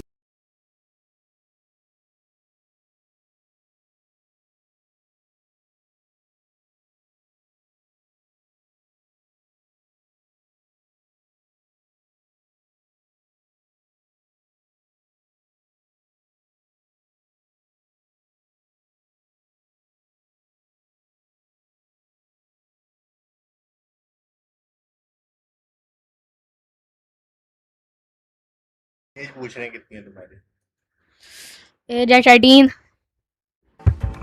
Official. This is Kasim Mir as our next match here for Group B. And man, it's another banger. Yeah, this was going to be fun. Of course, we just saw an amazing matchup with Raif and Ulsan. Raif able, of course, to take that. So the winner of this set that you guys see on stage right now will move on to fight against Raif later on for a chance to qualify into our top 8. But man, oh man, this one should be fun. We got Zafina, we got Steve Fox. Let's see who Kasim Mir plays in this matchup. Numan, of course, MYK is a huge fan of this guy too. Yeah, I think a lot of people are. Numan really showcasing some of the best of class Pakistani Tekken that we've seen, able to beat some of the best and topple some of the best throughout Tekken 8 last year, this year. So I'm excited to see what he's able to do here again at the world stage here at EWC. Well, he's 13 years old. We're getting close to that top 8, like Mark said. There's only one more day left here for Tekken 8. And of course, nobody wants to go home. They trying to go on. They trying to get closer. And of course, we know those championship points, especially being EWC, is हम taken खेलते हैं छोटा है यार इसको नहीं आती इतनी खेलता है पर ये अच्छी खेलता है आपको मारा देगा आराम से Looks like these players are ready to lock in here. What I would expect, of course, from Kasimir is the character that he's been using for the most part of the event. It is going to be that Zafina going up against Numan and his Steve. 2 specialists battling it out here. Yeah, man. This is what I like to see. You know I'm a character loyalist, especially in tournament. But the Steve Fox, Prime, like, and share, please. Going to be the characters we get. Kasimir's been playing crazy with the Zafina, by the way. Let's see what he got here. What is he going to be able to bring right into it? Big trade on the counter hit, both sides. Starting off, I think one of the things that's worth calling out to, the way that Numan plays, he utilizes the entire moveset of Steve Fox to a T. Things like the get over here, the back sway that he has, he is able to do it in such brilliant ways. Kasim Mir just does a great job at contesting. He never lets it get to the point where he feels like he's not in control. And on top of that, the Zafina, we don't get to see as frequently as often, and he's definitely one of the best out there. There's the activation. Jamming him on the wall, goes for the guard break. Kasim Mir, as I was talking, now he's in trouble. He is in rage, and he's got a little bit of gray life he can't get back. Numan's got heat, though. And the low parry, he should be able to get the wall. Yep. Yeah, doesn't even need the wall, though. The combo's going to get the job done. I like it. Great counter to the approach there. Again, getting those low parries, those things are key for getting momentum back sometimes. Not going to do a lot of damage, but sometimes you just want to be able to get your turn back. Down 3, gets the counter hit. You know, Zafina, one of those characters that can kind of prevent people from having their turns as well. If she can get things flowing. Oh, look at this. What a call out on the stance. Numan, wow, sidestep. There's a tarantula here. Let me Sonic Bang him. Bro, right? Okay. On the wall. Big damage, had to wait. Gets the full amount of damage follow-up as well. I like that. Hit him with the window washer. Needs to be careful, though. Down 4-1. Numan, and oh my gosh, what a call out. Numan getting that first round. Arsalan. Round. And now this first game, looking a lot more confident. True hop back right there, just to build some space, and it does not stop Kasim Mir as he gets this big launcher. He's right by the wall now. Oh yeah, it's gonna be big damage follow-up here. Let's see what he got here. Down forward 1-2, into the damage. Got you in block right now, and once again finds another launcher. This third round looking a lot cleaner for Kasim Mir as he gets it and stops the momentum. First round definitely sets the stake. We're used to these 2 out of 3s. These are best of 5s, so of course you still get one more round after you figure it out. All right, can he do it though? Moving further, this is such an important part of the round. Engage. Okay. What's the mix? He's by the wall. He has to be careful. The second hit clips him. Tries to sidestep. Got him in trouble. But he's sideways, though. It's not going to be that much damage. Wait a minute. He readjusts. He had a combo for that. Almost anyway. All right, here we go. Get off of me. There it is. Actually works this time. We saw him go for it last time at the end of this first game, and it did not work out. Kasim Mir tying up this first game, 2 rounds apiece. Yep, here we go into a final round, of course. Who wants it more? Albatross. Nice jab out of there. Can't get away with the pressure. Over here. 4-1+2, not gonna work. The Lionheart stands, gets the launcher. Here comes Numan. I'm done playing around. Over here. Oh, he went for the clinch. Finishes the string. He got clipped last time moving. He's learned his lesson. By Fox Fury, the approach here. Heat dash. No heat on either side now, and 26 seconds left on the clock. What are you going to do with the time? Pressure definitely in favor of Numan and the Steed. Dunk him. Oh, but he threads the needle there, but has to adjust. I like the stabilization on the combo into the rage. Let me get some life back, but you get nothing because the wall messes up the combo. That's unfortunate there. Wasted the rage art, not able to get it here. Has another chance. Finishes the string. 5 seconds left. The low, the back and forth. He's trying to make it happen. There's no time. No time at all. No time indeed. Game number 1. Numan keeping his wits about him. So well played. He literally had 1% life left. He couldn't pull it off. That's unfortunate. But man, Numan, the patience there at the very end. This dude, man, I like how he was fighting though. He didn't let off the gas. He tried to get the job done, but it will not be enough. That's what I like to see. Even when time is a factor, you got to find a way. Rage art is definitely something that you look for, but unfortunately not on the table. We get into game number 2. First game going to Numan. Oh, we're now in the Ortiz farm in Peru. Alpacas and aliens, oh my. Nice. Man, the launchers and the placement for Kasim Mir to get these big launches and keep himself in the game. Obviously didn't get the game itself, but stay in contention in rounds. All right, has a good chance here. Did not get the punish, but hey, skyscraper punch. The follow-up here. He's going to have to readjust here, and a brilliant readjustment there from Numan. Oh, and he gets the wall. Wow. Yo, give me the digital scissors on that bad boy. What a duck. Not a launch this time. Yo, clip it and ship it, like you said. Oh! Yo, sure you can let me out of this bad boy. Damn, that was wild. Good call out there. Back 1, put her to sleep standing up. Let me get the wall again. Yo, Numan, bro. Oh my God. Again, a great display here. Dirty boxing follow-up here. Tries to keep him at the wall. Uh-oh, he has to be careful. The beatdown punch. That was definitely again, a launch Sonic. attempt. Oh man, step on the toes. The old okie doke, the old rope-a-dope, we like to say. Yo, he's running away with this Numan on a tear right now. 2 rounds uncontested. Kasim finally getting a big hit. Okay, let me get the wall. Just a bit shy. Down 3 to keep the pressure. Punish. The low. Again, attacking the toes. Tried to go for a big launcher. Kasim, yeah, okay. And now, once again, like I said before, he keeps fighting. We've seen him interrupt a few times so that momentum doesn't stay out of his favor, but Numan's just been able to close out the rounds. And the persistence, of course, you know, after losing those 2 opening rounds, still able to come back and come back with a fury. Oh, here we go. Look at this. Has the heat activated here. Where you going? You're not stepping nowhere. Do it again. Nice, I like that. Turn it on the offense. This is gonna hurt. One more hit can do it. What's the mix? Runs up, blocks. Get off of me. Down 4-1. I like this. Get this game and this pace back in your favor. Down 4-1's up close, and on top of that, he's not letting him get into this actual mix-up with the Lionheart stance. Oh my God. Gets the launcher to the wall, we go. We go, big opportunity. Dirty, no. Backsway one, follow up here. Great block. Hop kick with your back to the wall. When all is said and done, the panic hop kick. The hope kick, we like to say. And there's the heat. Hard spike. Relaunch. Oh, he has to be careful. This is going to hurt. Oh, no. Oh, no. He might be done so. Like that realignment to get the wall. Oh, again. Well, there's so much going on. The cameraman, he, like you said, he's a paid actor. He's a paid actor. And the awareness. The awareness of Numan to be like, yo, this isn't going to hit. I'm going to stop the combo. To realign. That first combo we saw in the round 1 of that game. My man Numan is locked in.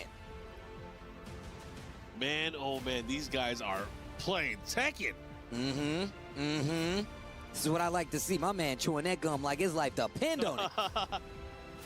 He switched, Steve. He picked another character that has huge offensive capabilities. We know this, but not as strong as she used to be. Obviously, yeah, that's true. That's true. Deanna, a character that was definitely on a lot of people's playlist. But now, like you said before, she's a little different, right? Got to work a little bit harder to get the same results. And people are a little more used to seeing what Anna can do. Yeah, has to be careful because she does have great pokes, but you know what happens when you have great pokes and you fight against Steve? Yep. You have to deal with that back one.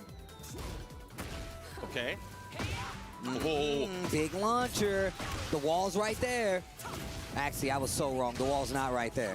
He's going to get there. He's going to do it just for you, Steve. He's going to do it just for you. Oh, step on him. They like that sometimes. Got to be careful how you approach here from crouch down forward 2, pushing, heat dash cancel. Big block, big punish. Oh my God. Nice block, great punish. 15 seconds left on the clock. He uses the heat. Rage art. You got to stop the clock, and it means you're not going to get that recoverable life back. You get some of yours back, but now he has rage on his side as well. He's going to get the damage, going to get access to the art. If he gets a hit, he can stop the clock. Get up attack. Bro, he just did it. He had so much confidence there. He's like, you know what? I'm not going to give you the frames. Let me just Sonic Fang. Okay. Caught him with the 3rd hit. Wide opener. Ooh. Wow. Yo, Tom helping her out. Fighting back away from this wall again. Quick sidestep right. Wide opening, wide closing. Oh, the 3rd hit gets the splat. The follow-up here. Big stun, big combo. He's going to have the wall again, too. This is nasty. Oh, my gosh. Yo, Numan. Oh, my gosh. Step on her toes. Heat dash to keep the pressure. Numan. Here we go. Steve Fox says, come on. This is not a good spot here for Kasim. He has to win not only 3 rounds straight, 3 games straight after this as well. Okay. That's one way to start things. Okay. That is one way to start things, Steve. Gets big damage on the wall, and again with the wall splat. Big Danny, as mentioned here, follow-up flip over, shotgun. See? Boom. The Desperado, and the perfect on top of that. Okay, wait a minute. It's not over yet. Down 2 string to start off the pressure. Numan, heavy on the offense. Oh, how can she slap? How can she slap? Nice step. He almost got done up. See what he does. Oh, here. they dancing. They are looking and jockeying for position. The 4-4-2, the follow-up, out of range. Engage. Power dunk. Control. Fox Fury. See what he does here. Has him at the wall. Has to be careful. What a ballsy sidestep. Back to the wall, side to the wall, sidestep left. Goes for the heat burst. Oh, wait a minute. Got the clinch and the follow-up. Break the glass in case of emergency. Numan trying to close out this set. This next exchange can do it. The booty bump for Kasim Mir. What are you going to do with it? 12 seconds left. The low. Oh, he the bet it sway. on. The guard break.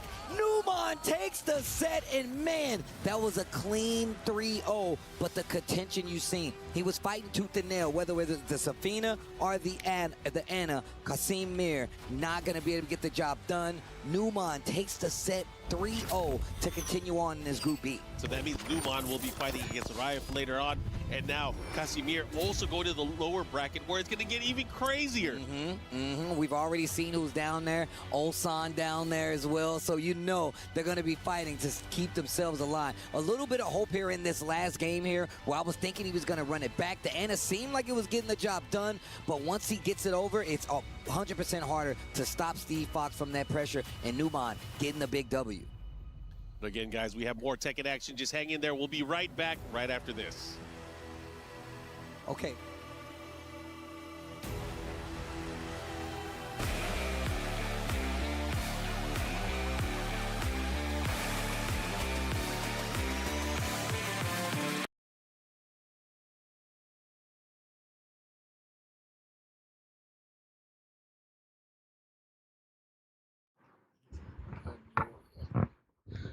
Like, subscribe, and share Like, for more content. like.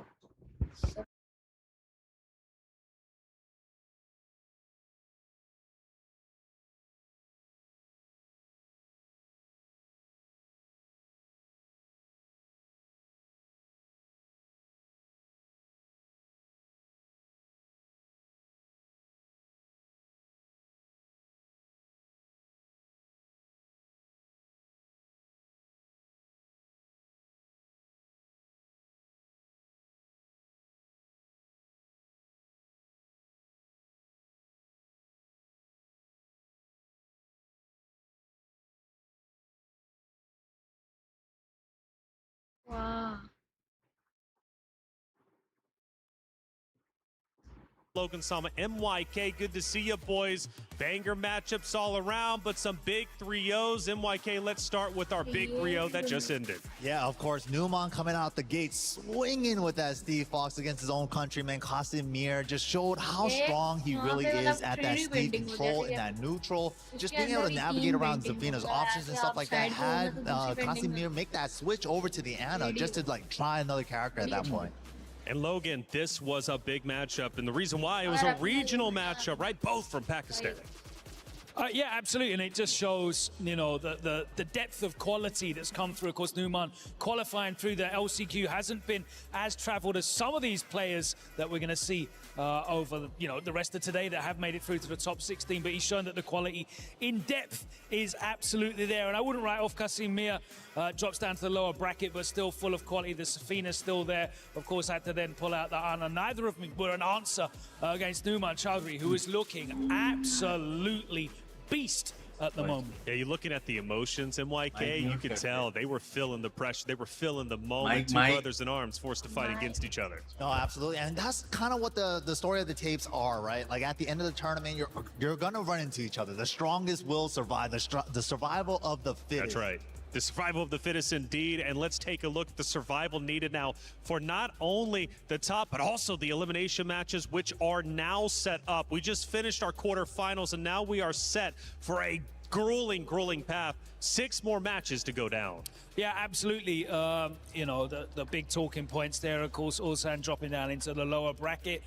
Pakistan still flying high. I think they had the 9 players qualify for out of the 32. 7 out of 9. 7 out. No, sorry, 9 in total, and South Korea had 13, I think. That's right. But 7 out of those 9 players made it through into this phase, and it's just really stamping right now the depth and the strength of these players as we see those two moving on into the I guess the winners semis. That's right. The upper semifinals. Yeah. I think we're going to see a lot of these Pakistan players qualify into that final 8. They are so strong right now, and it's strength in numbers and it's quality top to bottom. And speaking of Falcons, let's move on to Vitality. John Dean gets a big win. Moving forward, he's not out of the woodwork just yet. He still needs to win his next one, but he takes down Nobi 3-1.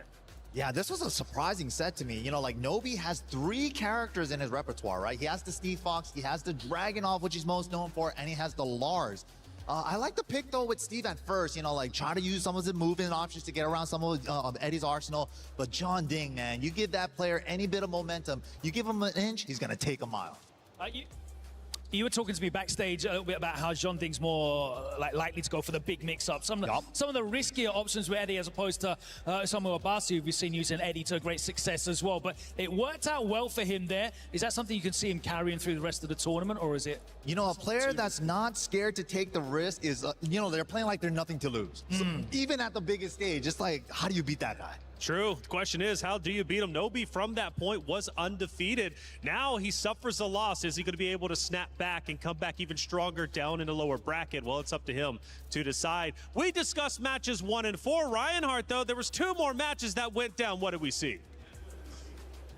Absolutely supernova levels of explosiveness as day 3 opens up with 4 incredible matches. The 2 that I want to jump into, oh my goodness me, what an absolute masterclass of strategy in the Farzin versus Mangja set. Now, this set, these 2 have history, guys. They've met every year. Farzin got the dub in 2024. Mangja got the dub in 2025. They are making history here with that 3rd meeting, and we saw Mangja start out really strong, like a house on fire, threw everything at him and the kitchen sink. But Farzin, using that best of 5 application, using that patience, that passiveness to collect the data and slowly assemble the winning formula that you saw get him the W. Really, really smart stuff. And it's what can happen when, as Mangja, you go in trained, you go in well prepared, but you just give too much away too soon. And Farzin was all over that, collected the win. Now, the second set I want to jump into is Laef versus the 2-time EWC champ in Ulasan. The heavy lies the crown, as they say. But you see Ulasan trying to get through that match with the Dragunov. They met at EVO 2026, and Rayev took the dub there as well. So as you heard this morning, he's very confident, and you saw him get the 3-2 over Ulasan, the champ. But Ulasan is using that strategy of the GSL format, knowing that he does have a bit of breathing room as he can drop down to the lower bracket and still bring it back and potentially return to a winner's bracket in the next phase. So that's very, very interesting. But Rayev is in winning strides here, looking super, super strong. And man, I can't wait to see what's going to happen as the matches continue on day 3 at EWC. Thank you, Reinhardt, as always. Yeah, when the house on fire, throw the kitchen sink, and you hope it has some water in it to at least help out a little bit. That's what I got from that. Olsen now forced to fight through the lower bracket, but he's been here before. He managed to make it through. Can he do it one more time? Got a guy I want to ask that very question to. Justin, let's go ahead and bring you in. You've been here for 2 weeks now. You've been running your watch party. You've been providing all the coverage. Justin, pleasure to have you now on the main desk. How's everything been? Man, it's been great. I've been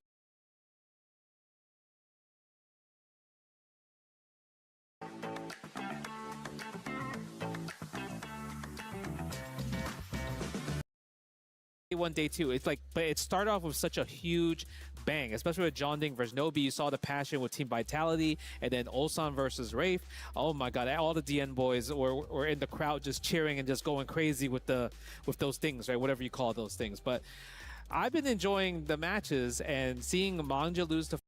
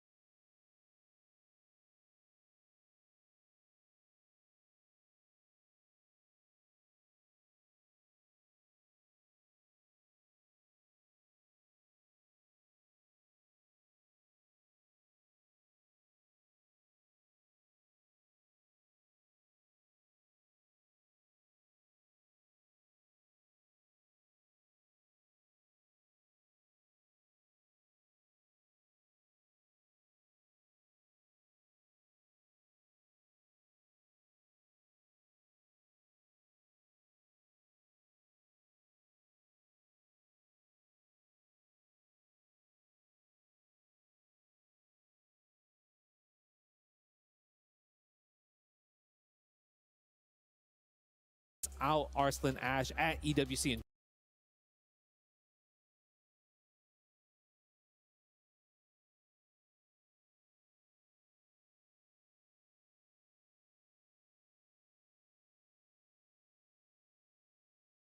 CC update powered by Aramco.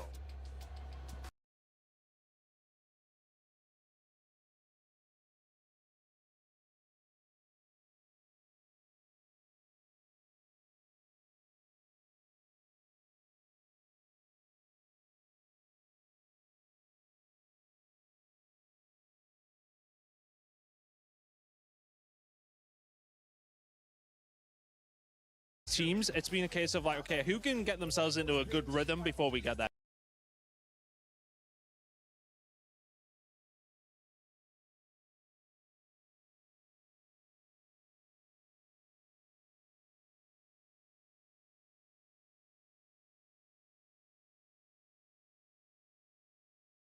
They've been following everybody, which can sometimes not be great. So it depends how.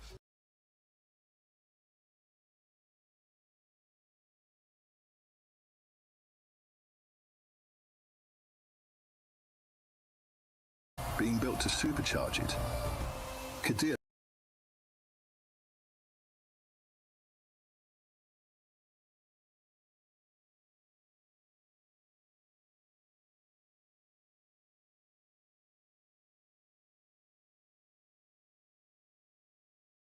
Powered by Aramco. We got business to attend to. 6 more matches. We got to crush some keys. First matchup is going to be Farzine versus John D. Farzine, John Ding. It's like a battle of new school Pakistan versus like an old guard of Korea. Started from tag 2 days.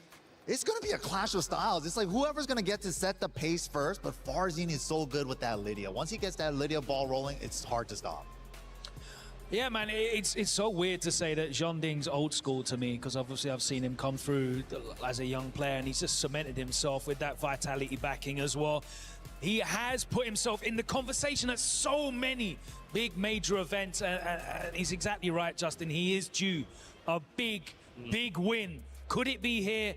You know, beating Farzine would be a huge step for him, of course, in qualifying for the top 8 finals, but just in terms of confidence and stamping the quality on his performance. Yeah, it's Falcons versus Vitality. It's Justin's favorite well, yeah. player versus Farzine. Who knows who's going to win it, but we have 6 games in front of us, 4 keys to crush, 4 more spots into our finals for tomorrow. Let's head to the stage to tell the story.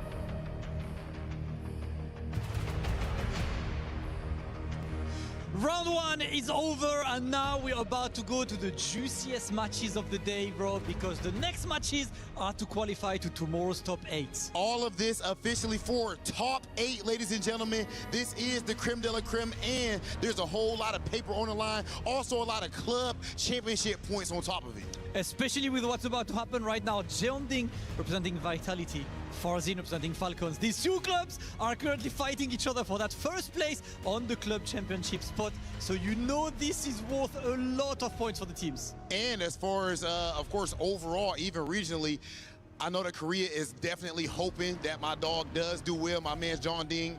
But right now, it is looking like the level of play has been damn near even all across the board. That said, guys, I do believe that it is about that time. Ladies and gentlemen, it is time for our top 8 qualifier. Are you ready? I love the energy, Rob. I love the energy. Farzine, Pakistan, Jeonding, the most international player, right? South Korean, plays for the French team, has a character that takes you to Brazil. He's worldwide, he plays. Okay, and I believe it is about that time for them to actually get to it, ladies and gentlemen. This is it. This is what it's all about. There are dreams on the line, club championship points on the line, of course, glory. One of these players, hopefully, is about to step forward to eventually lifting up this trophy to my left-hand side. Let's get into it. It is time for Farzine versus John Ding. Let's go. All right, and this is it, man. The match we were talking about, John Ding representing South Korea with Team Vitality in his hometown here, rooting for him, going up against the young man Farzine from Pakistan. Yeah, both of these teams in the club championship standings, you got to imagine looking at this match with bated breath. Right now, results are going to make a big difference here. And of course, both of these players just fighting for a chance to be able to get to those long sets tomorrow in the top 8 of this thing. Farzine, win over Magja, win over Ninja Killer, win over Tekken Master. Jonding on the way here. Took an L to the John, of course, in the opener on his group stage 1, but wins over Nobi, Ikari, and Rangshu to make it this far up against Farzine. Like you were saying, right? This is like this is one of those, like, everyone gets so distracted with Arslan versus Nee. Everyone gets so distracted with Atif versus, you know, whoever, but it's the other Pakistani players that match up with the other legacy Korea, modern legacy Korea players, I guess we could say. These are some of the more interesting Pakistan versus Korea matchups to me. These are the ones that I get more excited for. It's always because it's like we always see the Atifs, the Nees, the Arslans, the Lohais, but it's like right after that, it's like the ones that don't get as much spotlight, who have always been super strong, always been gunning for it. And like, you know, Justin said, second place at EVO France last year. I know John Ding wanted it, and we've seen him before take out Pakistan like Atif and Arslan at EWC, and even in the previous game like Tekken 7, Rev Major taking that over Atif in the grand finals. Yeah, last time we saw these two face off, I think was at the mix-up, right? Farzine took that in the close set. But in this Lydia-Eddie matchup, how do you feel about this one? You've been running some Lydia yourself too. You know, you're running the press. she'd be pretty good, man. Once she pops heat, what do? You know, pray for your life. But she did get a slap on the wrist in the most recent patches, so people are able to challenge in some spots they weren't able to before. And I think a lot more players are getting more used to like the Heaven and Earth transition, so they've been calling it out with throws. A lot more pushback on some of these sequences as well, so you get out of the mix a little bit easier than before, but especially when she has wall support behind her, especially once she pops heat, man, I don't know, bro. It's still easy for her to kind of swarm on you, and it's easy for you to just lose a lot of health through chip and then just incidental hits from here and there. Exactly. Especially in this process, you're trying to get sidestep right duck in some of these situations. It's easy to just get clipped sometimes, even with slight adjustments in their timing. Yeah, especially with that move right there, the running 2 from Lydia with the blue sparks during heat, it even breaks glass. And especially with an easier running system in this game, you could extend the run for extra tracking, making her so scary in that neutral game. But right here, Farzine gets the launch and the wall combo, big damage. A couple more pokes is gonna do it. 4-4-2 counter hit, That's man. it. That's the money maker. Forward 4-2 gaming. It's 4-4-2 game versus Eddie's 4-4-3, 3+4 gaming. It's 4-4 gaming. We dashing in here. And yeah, that's going to come into play too. I think especially over the course of our first 3 set, right? At the mix-up, it was first to 2 that we saw them play in top 16, but over the course of our first to 3, how is John D going to layer these mix-ups? You see the 4-4-3 coming into play there. Does not confirm the mid. Does not confirm it, gets punished for it. But how is he going to start to layer that offense with 4-4-3? Maybe with some of these other tools to be able to set up for handstand or relax pressure. Oh, drop for Farzine. That could have been the game-winning combo. Final chance for John Ding. He almost didn't survive that. No one punished him down 2. Bet it all on the sweep. Yep, relax going low this time. And then backs up just out of range. Counter hit smash to take the round. That's how he does it. You know, he just needs that little bit of a confident boost around. But Lydia with the 3s. She's fully loaded, ready to explode him. And the heat activated. This is where she's the scariest. Heaven and Earth. No, nothing like that. Only off the engage, my bad. And the political heat dash. Horse 3 gets the link.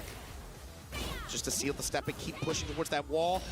Flashy duck, and just like that, going to come up with the rising upper and the round. Farzine in control. Yeah, even that 1 round John Ding did get, it was so hard fought. Has to do some uncomfortable mix-ups that he doesn't want to. Yeah, really forced to just have to pull the 50-50 sometimes. But other than that, it was all Lydia control. Running 2, 4-4-2. It's like you said, too, a lot of the standard tools that'll put you in that mix-up situation that John Ding wants to be in, that's a range that Lydia contests very well. That's her zone. With 4-4-2. It's political first part. Debatably scarier with her, right? Especially if she's going to get the confirmed damage out of it. And it's like, man, you didn't really see too many opportunities for him to work like sidestep double kicks, sidestep lows even. You no didn't really see breathing any space. Of those tools. Yeah, because like, as soon as she gets any bit of space, she's coming right back in with the running 2. So imagine he's trying to at least just hold on the guard and maybe get some pushback, rely on that a little bit to create some space here. Yeah, he'll be able to get in on his terms. We've got a good lead here, but Farzine doing a great job finding an engager, a little bit of a potion there too on the gray. Tried it through. Yeah, that throw was preemptive for the Heaven and Earth transition to throw her out of that. It will become unbreakable for her when she does, because there is a parry during the heat state. Yeah, that's the thing. You can't even reliably press on her in some of these situations. Oh, you can't rely on a Abare in that regard, so you have to rely on options like that preemptive throw or bets like that. Exactly. But to confirm off the back 2-4 at the wall. Nicely done to John Ding. Any players back 2 in the wall, you know that's a marriage we love to see.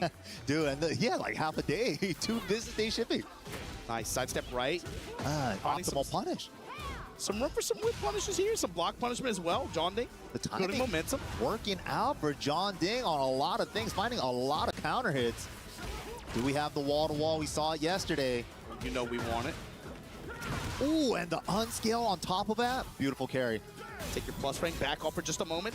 We go smash. Just a little low tap. Oh, but back 1. Oh, no. This is how it starts, MYK. Already cancel, crouch jab. But the political saves the dash. For the smash, maybe? No, doesn't get to use it. He's still 1 touch away. Oh, so close. Down 3, counter hit, running 3, one more mix. Plus frame mid, and just like that, John Ding able to secure the round. That felt super tight at the end, though. Oh, my God. Super scary. Down forward, 3+4 to break the floor. Full combo time. And you know we're going to put you on the spirit wall. Going for the flip over. Little +3, get off of me immediately with the armor. High crushing the high homing move. But the hop kick gets one. Gets one, gets the wall. Saves it. For the wall pressure. Look at this, +2 after each backed 1. Trying to work away. Back 1 gaming. Ooh, good burst cancel catch. That was a great whip punish option for Eddie. Nice, and he got the unscaled from there. Unscaled with the spike and then drops the bow on her to be able to take this game. John Ding, strong game number 2 so far. All right. John Ding answering right back. 1 apiece. Who's gonna pull ahead now? 1 apiece, and I don't think it's a major concern for Farzine, especially not at this point in the set, but he does have the victor he could go to if he gets in a pinch. Over the course of a 1st to 3, it is something to have on the table and leverage against John Ding, maybe. But yeah, still the Lydia, like, I mean, taking it out. Not a bad choice. Even that game, you know, some of those rounds, especially razor thin margins, is the way some of these matchups play out, especially with the way Eddie works as well, right? Just constantly trying to force these coin flip scenarios. Got the floor break stage though. I think Eddie is going to be able to use that a little bit better than Lydia is going to be able to. Yeah, 4-4-2 goes for the horse 3 option. No cross jab from John. Challenge. Handstand mids. Ooh, no whip punish on the hop kick. But he gets the handstand 4 counter hit. Little bit of a lead. Just small, gains it right back. John Ding in pressure too. He's going for these relaxed low swipes. Not trying to bet it big on the sweeps yet. He's just willing to just take a little bit of low pressure. Yeah, a lot safer than usual, John. He doesn't need it yet, but oh man, good clean round for Farzine there. That's true. As the match goes on, he's the type that'll just start to pile on the risks. Yup. He's willing to gamble as the set goes a little bit deeper. Yeah, he needs a little bit more data. He's like, not yet, not yet. At the right time, size to 3+4, but catches her airborne. Not going to be a combo there. Farzine has been very insistent on using reversal armor, Abare jabs in conjunction with that, just to be able to set up for that 1 touch he needs with the wall pressure. Wow, good burst. Try to keep him there. Red tape, normal hit. Wow, finds an up forward 1-4. Beats the Heaven and Earth stance. Okay, John Ding. 4-4-3 from range, the mid float. Switched up the wall positioning. He's going to get the unscale. No, he's going for the easy air ender.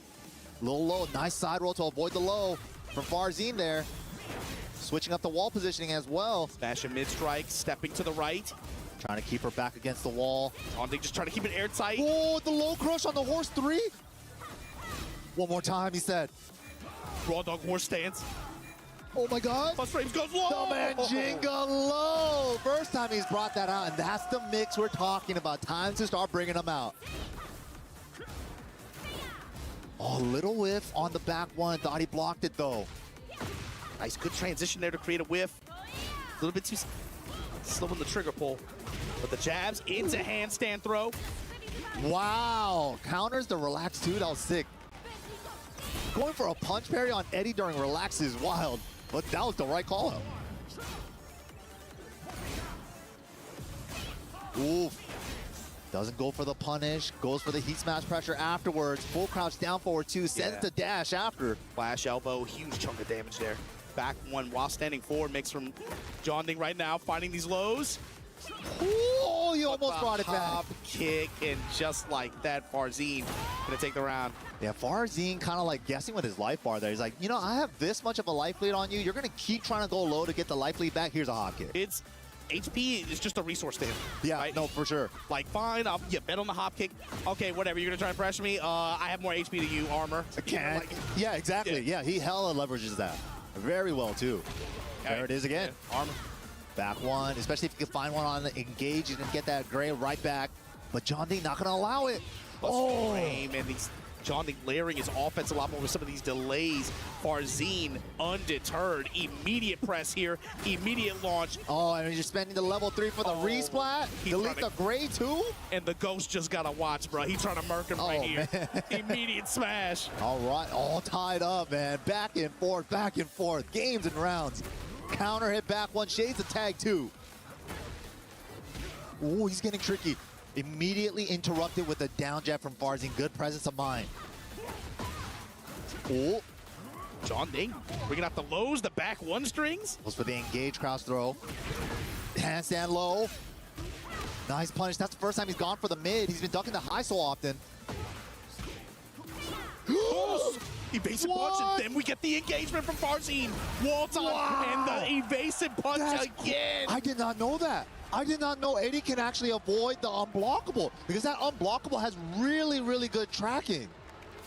It's almost a pseudo homing move, but that sidestep built-in move for Eddie, that up forward two, just cleanly evading that was crazy. That's like evasive tactics to be able to get out of situations like that comes into play, especially with like Bakaram, right? Bakaram, the can mix-ups. Any of those kind of can mix-up situations where normally you want to rely on lateral movement. If you have it built in like that to an attack, several backswing blows function that way as well, if you're given the range, but Jonding, just game knowledge, leveraging that against Farzine. Oh, so good. I learned something new right there myself. And then one of the changes in this game from the previous games for Eddie as well, that move used to be back 2, and then they changed it to back 1+2. But now currently in Tekken 8, it's on the up forward notation. So you could always do it from always do it from whatever position you're in, standing or crouching. So good. Jonding takes the lead in the set with that one. Big open stage here though, on the horizon. Jonding lead in the set. Counter hit elbow. Wow. Notice where they start placing their down jabs too. It's like, okay, something slight minus, let me try to steal turn back. Down jab. I mean, you know the score, dude. You were not trying to block against either one of these characters. Nope. It is not fun. Hell no. It is not fun. Especially with like this, both of them heat activated. Oh yeah, Jonding trying to deny Farzine's use of heat. Yeah, crouch jab on the while standing 4 string, not even trying to take it. And all the turn stealer, down jab, up 2, everything. It's never your turn. Sidestep, double kicks to open. Again? They're banging on every reverse swaps. Crouch jab. If it ain't broke, don't fix it. If it keeps working, keep doing it. I'll take the sweep. Sprinkling lows a little bit on each other. Ooh, the hop kick again. Perfect timing from Farzine. Oh, combo drop from Farzine, but nice confirmation. Back threes. Burst route here. Are we going to try to extend for the wall? We do. Okazemi, just a little low tap. And the smash, what's it going to be? Mid or low? Safe mid, and then sidestep low. The layers on the round closer there from Johnny D. Set point. Homing move into the lane, engage. Are we gonna bet it? No, just keep it safe. Nice. Ooh, good throw. Step and grab. Great crush. That's the type of call out I love to see. Players are finally adjusted to the heaven and earth changes. And Farzine now cutting off his pressure at the wall stances. Force 3 getting the low crush on the down jab. Woo! Counter hit low, and just like that, Farzine with an answer here, but Jonding still on set point. Jonding, one round down from like having that chance to winning the set already. Got 2 more. Can he do it? And forced homing kick doing so much work in Farzine's pressure.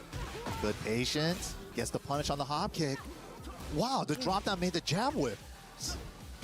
Going to the right side, found the relaxed stance too. Rage. The air though? Yeah, airborne scaling, so it's not too much damage on Farzin. I'm sure he's fine with that. Yeah, he just wants to stop the pressure, right? Get a little bit of breathing room again. Get back to reset. Hopefully be able to establish offense on his terms here. But the burst cancel, we gotta worry about this. How's he gonna use his heat? Lead jab, jab, float. Wow. Farzin's trying to make him hold the sequence with a high homing move, but John Ding not allowing it. Shallow range, not clean. Wow. That got him back in there. Good little backdash to stay out of clean hit range on that relaxed sweep.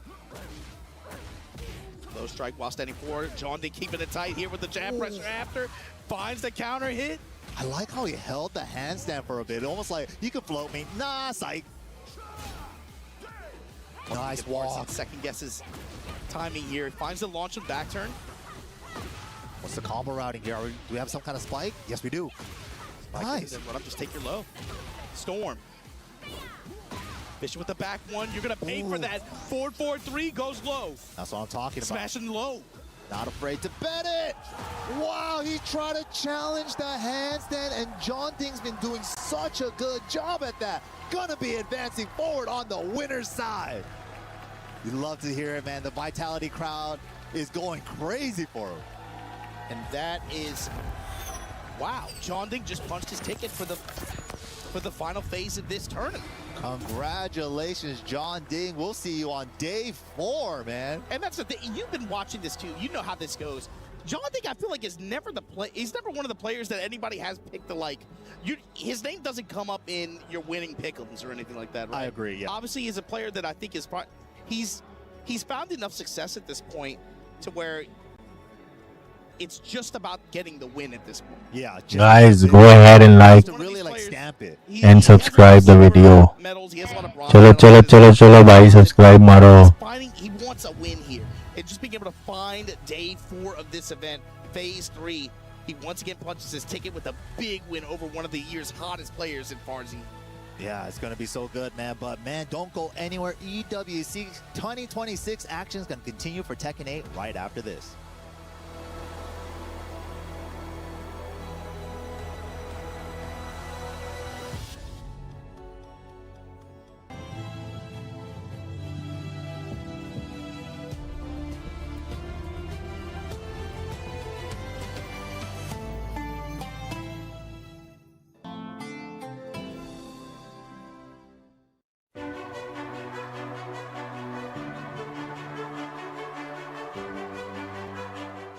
Do you ever get halfway through an edit and realize that you're missing the best shots? Luckily, Envato has everything I need in one place to fill those gaps in my timeline. First, I need some aerials.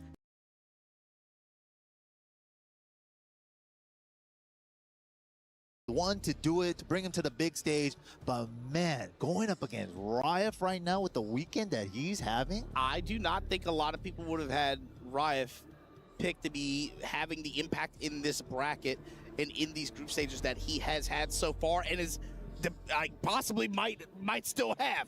Numan, of course, after that LCQ, we're looking at Zubair, we're looking at Numan, right? They're players who have been able to compete at some of the global elite stages of this game, and they haven't had the benefit of having a lot of opportunities to do that, right? Numan, of course, we've seen him at Tekken World Tour Finals play. Zubair, I think, is kind of a dark horse in this bracket just because he's such a strong factor in the Pakistan region, but we haven't seen him in these international stages so much. But Ryef is another player who's been at this event before. He's qualified here. He's played on the stage before. He's been all over the world traveling and grinding this game out. And, you know, for the longest time, he has been a Jin main, you know, so it's kind of like in the more recent tournaments in the last, like, maybe 6 months or so, he's been busting out the Fakramam a lot more. But MYK, you know these Jins ain't loyal, man. Yeah, bro, these Jins ain't loyal. That's the tale of the taste of Jin players, man. They playing King. Like, what is happening to these people now, man? They playing King. They playing Fakramam. Yeah, true. They were playing Noctis at some. I don't know what the hell is Victor, like, what's going on, man? They put your boy on the poster and you guys just threw him in the trash bin. But to his credit, you know, Ryef, he's gone to the Muay Thai, right? You see him on this Fakramam. Talk about this run at EWC so far. Yeah, absolutely. Win over Low-High, win over Rangshu, win over Ulsan to make it to this point of the stage. And you are, at this point, you're 1 win away from being able to play in that top 8 tomorrow. You know, that's the thing, right? A lot of the things with Fakaram is that his range control is just phenomenal. A lot of the times, fighting against Fakaram, a lot of times you're going to have to overextend to get into your character's range while he's already at his character's range. Yeah, we were talking about this yesterday too, right? We're talking about the average damage cash out that he gets in return for some right calls. Oh my goodness, with the Garuda Force load of wall break, it's nasty. Right on cue, right on cue. What, for you as someone who's played Steve for a long time, what is the, like, how does Numan want to fight this? We know how good he is at being able to read opponent button press patterns, find these counter hit timings, but he's going to have to get compact and really just try to smother and just stay in control and beat YF with speed. It's interesting because this matchup goes in certain ways. Steve can't launch his down 4, which a lot of characters can, like 99% of the characters can. But at the same time, down 4 also doesn't high crush, so that back 1's always in play. And then you have the outfox to get out of range as well. But then that's the thing we're talking about. Fakaram range is absolutely ridiculous. There's the back 1 on trade right there to start it off. Taking the floor instantly. Just don't let your opponent use it. What do you think about other built-in mobility options that Steve has, especially in compact play? Right weave, getting around like standing 3 follow-ups is a great option. Now, of course, you got to beware of Lashing Squall, that big launching kick that covers his weak side, right? Yep. Yeah, the jet kick is scary, but then, you know, right weave will be able to cover jet kick and stuff like that, so he's going to have to start using moves like 3+4 to track in that direction. Yeah, just called it. Yeah, there it is. Extend duck with the follow-up there, 442. Ooh, damn, that was the Rangchu style back 1. Riot has had these downtown back 1s that he'll just pull, and they hit. I think that's like a shades from Rangchu. You know, he's kind of shown us that, you know, some panic moves, some keep out moves, even though they're risky on block on paper, for Fakaram, back 1, -13, up forward 3, -14, you still got to chuck them out at a timing. That's a key matchup point with this too, is 13, 14 frame block punishment. Yeah, Steve not gonna kill you for like -13, 14s like that. But you will get pressure, of course, but you have to play the game again, right? Exactly. That's the problem. Right, we've actually ruined him a little bit. That's unfortunate. Fakaram, when you do get around his standing 3 strings, he has so much forward momentum, he just kind of shoots past you, but he finds an up 2. Jump shot. No heat to work with, gonna have to finish it. The shovel punch gonna close the game out. Numan doesn't scare about the Fakaram. Back 1 to counter the lows. Who cares if I can't launch it? I could just counter it. Maybe that's a way to think about it too. When you watch this matchup play out, Numan has to play Tekken a lot more. Dang, what are you trying to... Numan has to... Well, no, seriously though, like, he has to leverage a lot more movement and just be... You can see even just trying to break down Rife's guard in some of these situations, when he gets compact on his terms, he has to make a lot more decisions. Yeah, definitely. Right there. Good down 2 to get under Steve's high pressure. Trying to flash duck under the 3-1. Running 3, take the low. Ooh, the up back 2 bullying. I love it. Up back 2 hooks. 3 empty up back 2s and then cashes out on the Lionheart 1.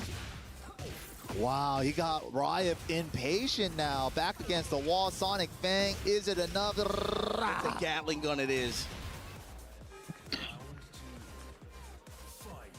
Numan looking so strong here. Nice, good use of duck there to be able to close the distance. But again, damage differential. That one strike just made it completely inconsequential. And especially if Fakaram gets a launch, like he's hitting around 80 every combo minimum, open stage. That's fine. You get the Fang, you get to engage, you get the Fox wall. Fury into the full heat dash route. It's enough again. Let me show you the combo one more time. Good game from Numan so far here. While standing punishment again into pressure. Yeah, we can see Riot now going for those high crush options. He's aware, he's scared of the back 1s, and that's why he should be put on the sleeve standing up. And you got to be able to convert this into real estate coverage post heat. Looking for a little bit more spread there. The Sonic Fang able to get the wall. What the? Not the cleanest conversion. Tornado hold kick with the homing, trying to seal the step here. In the stance. Triple side kick, +1. More pressure coming. Just a low tab. Back to Nooch. Open card dealer. Let me get off this wall. Thank you, sir. Knee. Chunks of damage and the running 3 to finish. And those little situations like that, right? Up forward 3, knockdown, and then you're getting up. You're forced to guess on the forward 4-3 or a running 3 in that situation. And people have been eating running 3s this whole day. weekend. Oh my Same God. mix right there. This time he went for the low instead of the running 3. as the meaty option. Oh, Rage Art, and he got it. Riot already heat activated. Numon possibly gonna go for the burst cancel here. Let's see, he might just run up for pressure. Runs up for pressure immediately. Goes flicker style. Transition. Ooh. Back one, the haymaker. And with heat. Oh, he's trying to get a resplat? Oh! Little greed. He wanted to kill with that. The greed. It might cost him, and it does. My God. It costed him. He was trying to go for a kill combo. Didn't quite get a resplat that he wanted, but the Albatross 2 engage round start. 5 Fox Fury as well. Numon not, Riot trying to move after the engager there. Albatross low. Crouch tapping to steal the turn back to Numon. Get under those highs. Worried about the back one. one. Here? He's out of there. Over here. Clever girl. Ooh, and the dirty boxing, but calls out the guard break. Numon took the risk with that much of a life lead. Is it going to cost them Bakuran combo damage like we said? Oh my god. Oh my god. Yes for game. Running 3. Knees. Got the punish. Going for the mid option after the 3. Nice block, but the tip range, the right weave to save himself into the guard break. That was sick. That was so sick. He put his hand in his pocket and just took his money back. Oh my god. Numon. They both have hands in each other's pockets, bro. That's crazy. Holy, that was such good awareness from Numon, though. Like, recognizing the while standing 2-2 was at tip range, so he has to save himself with right weave. That was a good improv. Wow. That was weave coming into play when it mattered the most. Yup. You did not want that game to go Rife's way. Completely different conversation we're having right now. Numon with a 2-0 game advantage in this 1-3 affair. Now, the wall going to be a little bit harder to come by on this stage, of course, in Yakushima. Yeah, that was a crazy exchange last game. Riot here just has to clear his mental and get back into the game, but he's definitely worried about the back one now. Going for a lot more lows with the high crush property. Armor with the 4-4-2, shovel punch. And once you show that fear, Numon's just going to go in. He's like, oh, okay, you're playing around me now. Just establishing a couple of those back ones, and now it's like Riot isn't going as crazy with the 4-4-3s from downtown. Oof. He's going back instead to these safe mid kicks with buffs, without buffs. Yeah, just lock down sequences, hit the full crouch elbow, and then into the mid kicks. Wow, that was clean. That's whip punish. Doesn't show punish on the screen because the flicker. And now going back to the winning formula here, you see the classics. A lot of these low chunks, whip punishing with back one. This launch sequence gonna kill. Nice, clean, safe combo, turning combos. Perfect. The haymaker back on the table. Send him away, running mix up. Yeah, that's the thing. Bakuran legs, a little bit weird in that position. Wow. Interception, yeah. He's been finding those a lot too. The 4-4-1+2s from downtown. It's just a jump scare. It comes in from so far. Takes the 10. Risky option though in case he did finish the 3rd. There it is. Chip damage packing up. Numon with a lot of great health to get back. If he can find some offensive sequences here, he's getting his legs chopped up. Good cancel on the flicker stance to block low. Whoa. Patience from Riot. Right weave to get around.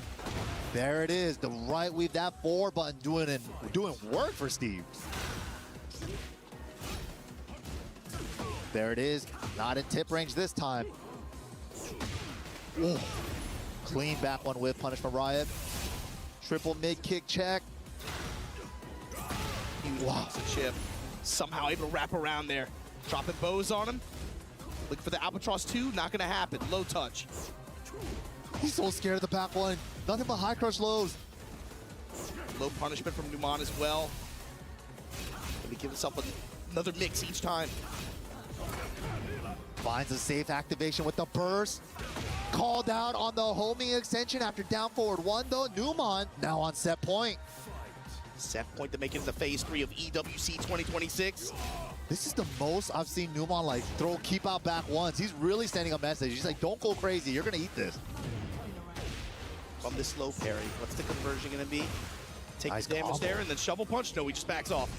Ooh, that's the Lionheart rock for the heat reversal. Running 2. Dude, that would have been Step. crazy if he jet kicked there. Coulda, shoulda, woulda. Nice block on the low. How does he know? Can't mix him. Wow. Very What a clean. set from Numan. We were talking about even some of the disadvantages, especially when it comes to the low block punishment. You know, obviously standing 13 and 14 frame punishment is a big deal in that matchup, but like you said, the low 13 and 14 frame punishment is a big deal in that matchup too.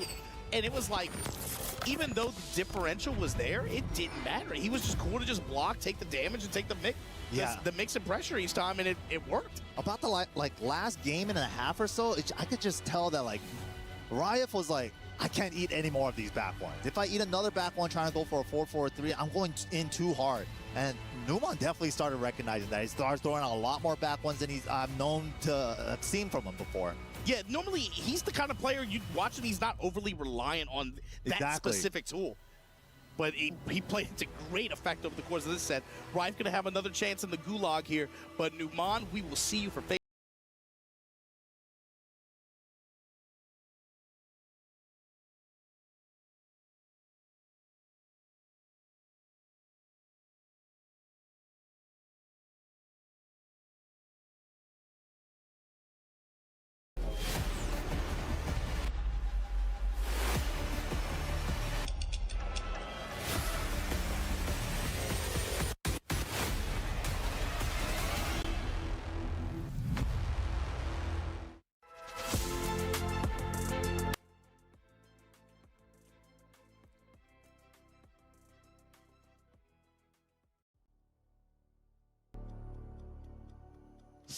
All right, we already have 2 players qualified, but now, Rob, it is time to put this beauty into work.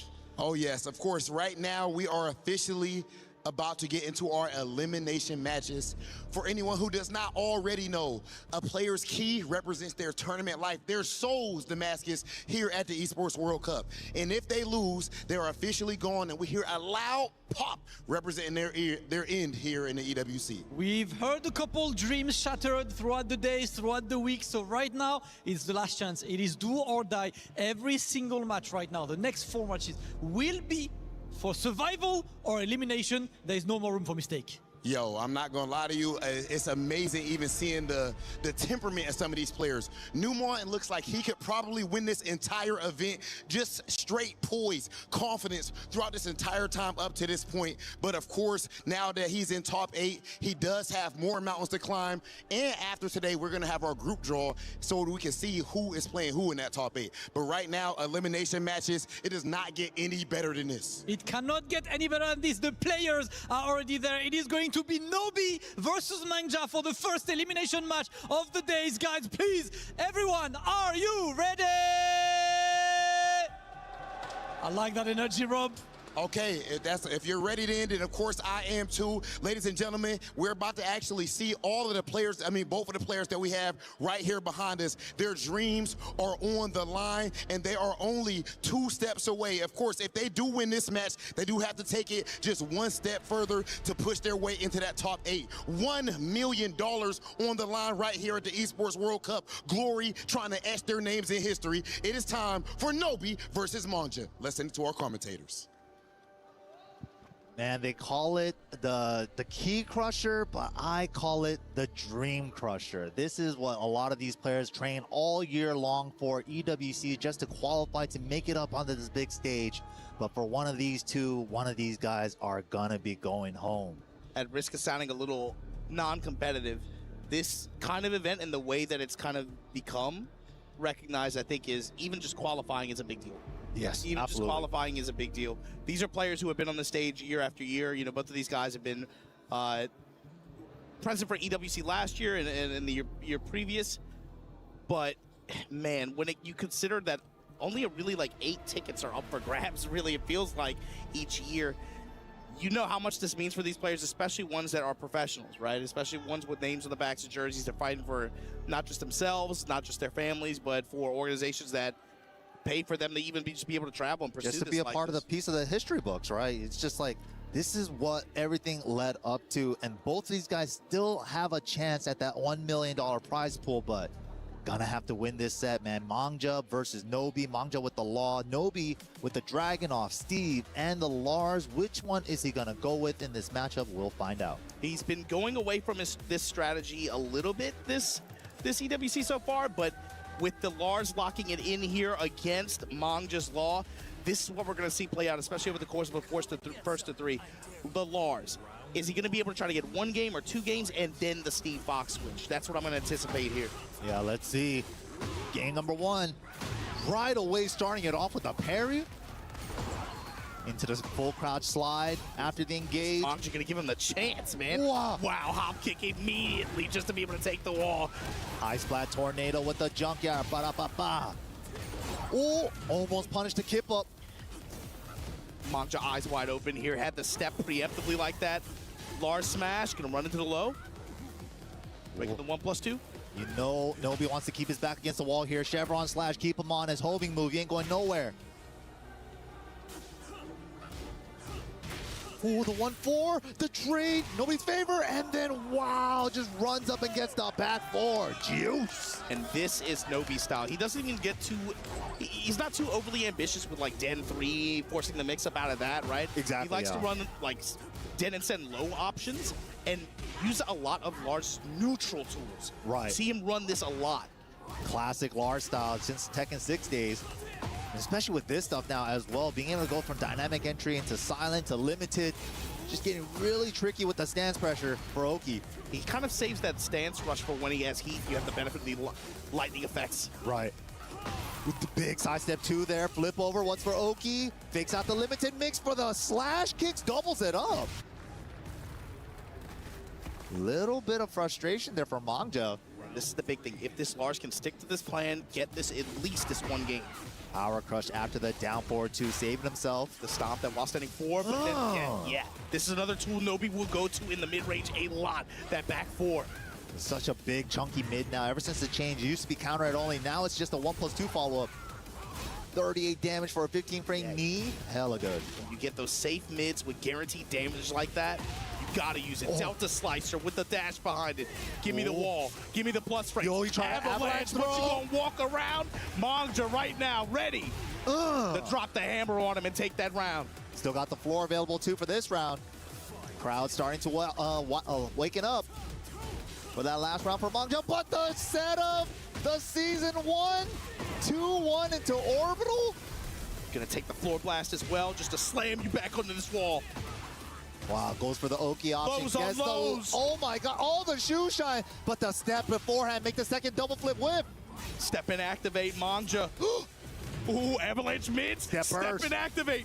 Oh, nice throw punish, yo, that was sick, optimal punish. What can he turn this into with the jab carry? Gonna be able to get the wall. He couldn't see where the wall was. He didn't know where it was. On the final stage, final version of the stage, the walls become closer. Oh, instant break. Nice block. 1-4. So tense, wall parallel. The Delta Slicer string. Oh, got the counter hit back 1-2-2. Mangja tying it up. Starting it off with the jab strings for Mangja here. They'll be constantly just sidestep, mini sidestep right, micro sidestep right duck, micro sidestep guard. That's so crazy because he's really feeling himself on these double flips right now. Lars is one of the characters that can launch it. Sliding. And, and the smash. What a way to answer back after being down 2 rounds to start. Strong rebound from Mangja. That brother's locked in, man. Yeah, he's feeling it. He's feeling it. Did you see the post on all his faces, too? He's so adamant. I love it. Mangja just out here having fun. He's been different since Korea, man. Since that Soup tournament win for him. This is another player he's been chasing a win, right? He finally got one.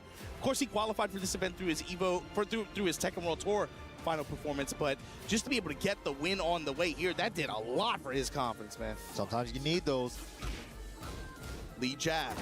Double dragon to the wall. That was something he's been running to great effect this week. I feel like he has a really higher hit percentage just on finding these sidestep double dragons and just being able to convert off my counter God. hit hammer. And the wall break. To the side up and still breaking. We don't care. And you going on this balcony. Keeping this one for the pressure. Sidestepping just in case of the kip. Such a huge life lead. He was stuck in stand, so he ate the second one. And the back forward mid check. Fast homing move, too, in case he stepped off the wall.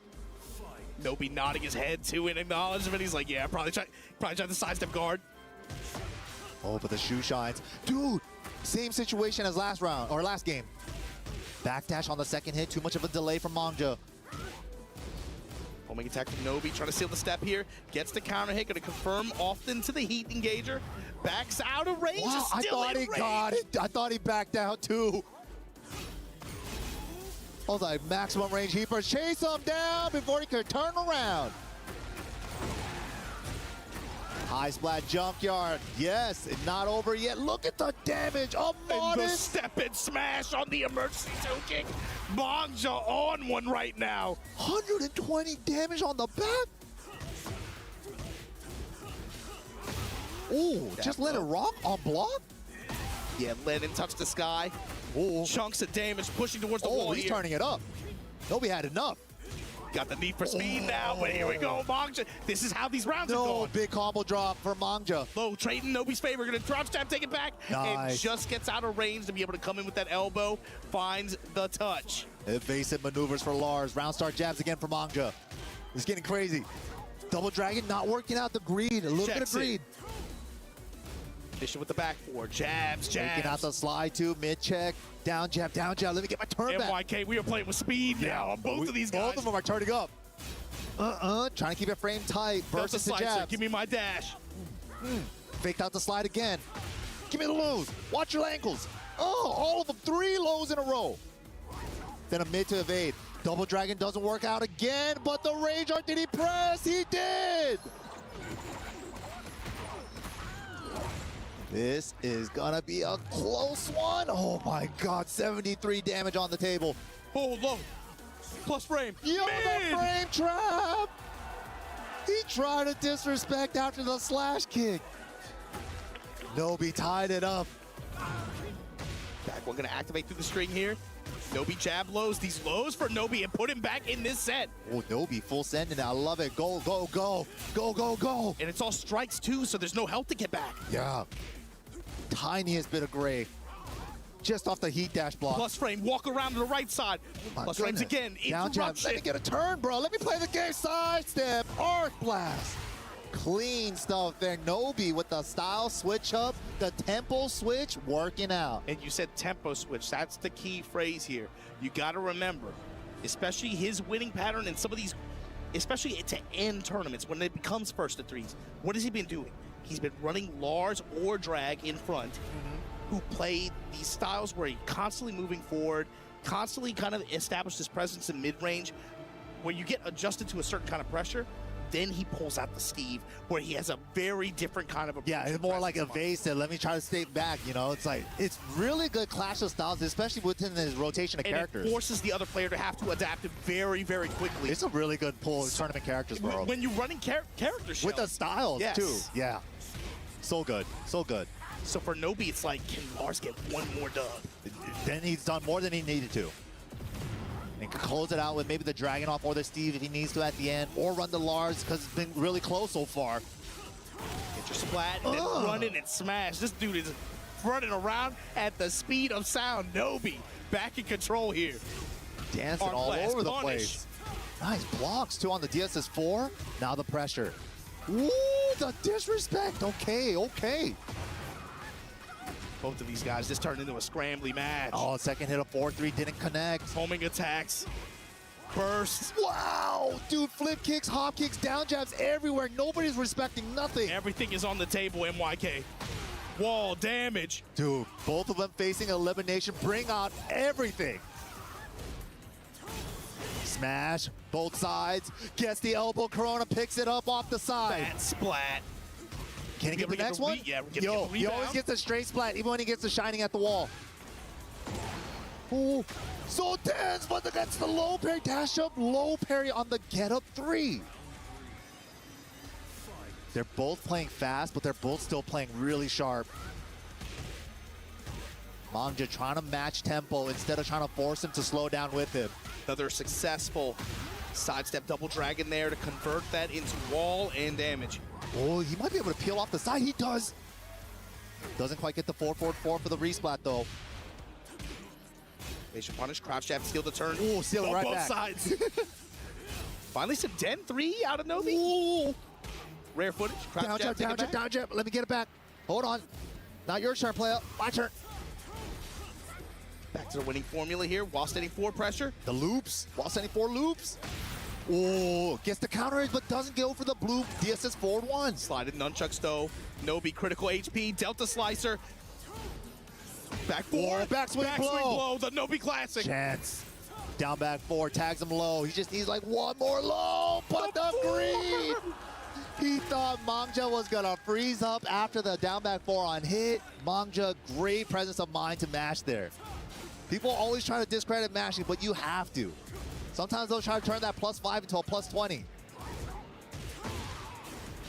Nice punch on the double dragons. The double dragons, now that I mentioned it, he's not working out until now. Persistent. It's probably still in Mangja's favor. Nobi has been successfully guard punishing it though. Good damage. DSS low. Oh. Activate, slide. Nunchucks, and where are we going? DSS low? No.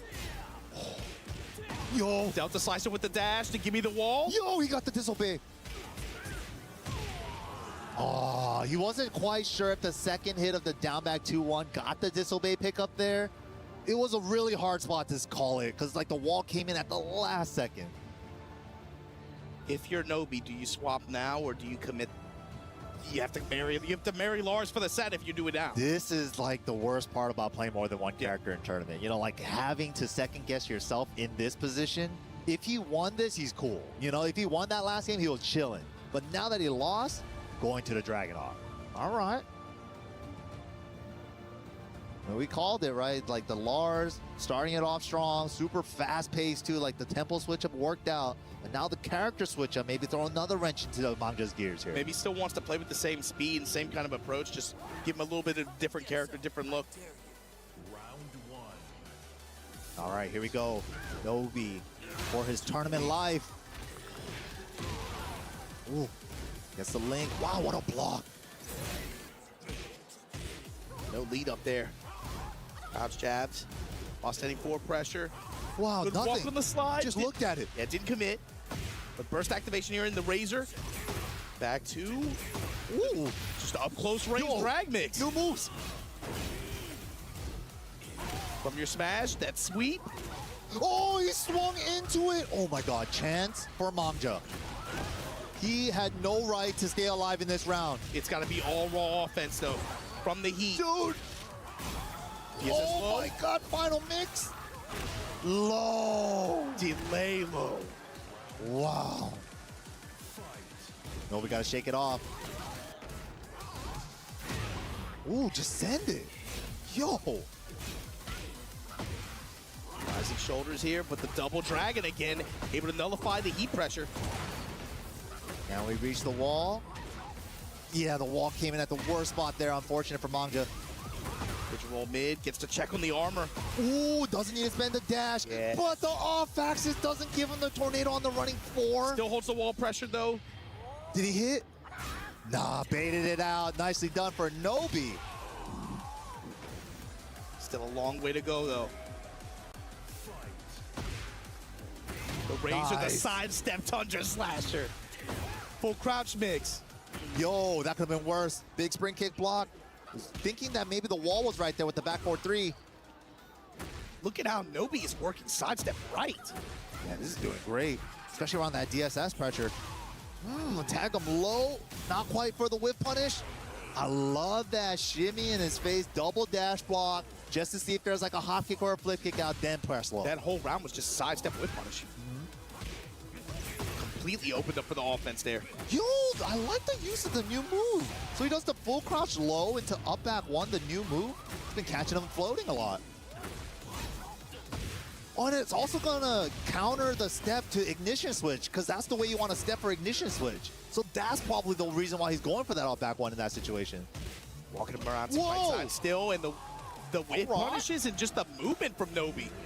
Put him back in this set. 3D 2-2, game. but you got to be able to play this last game out. Mangja in game 5 of this set.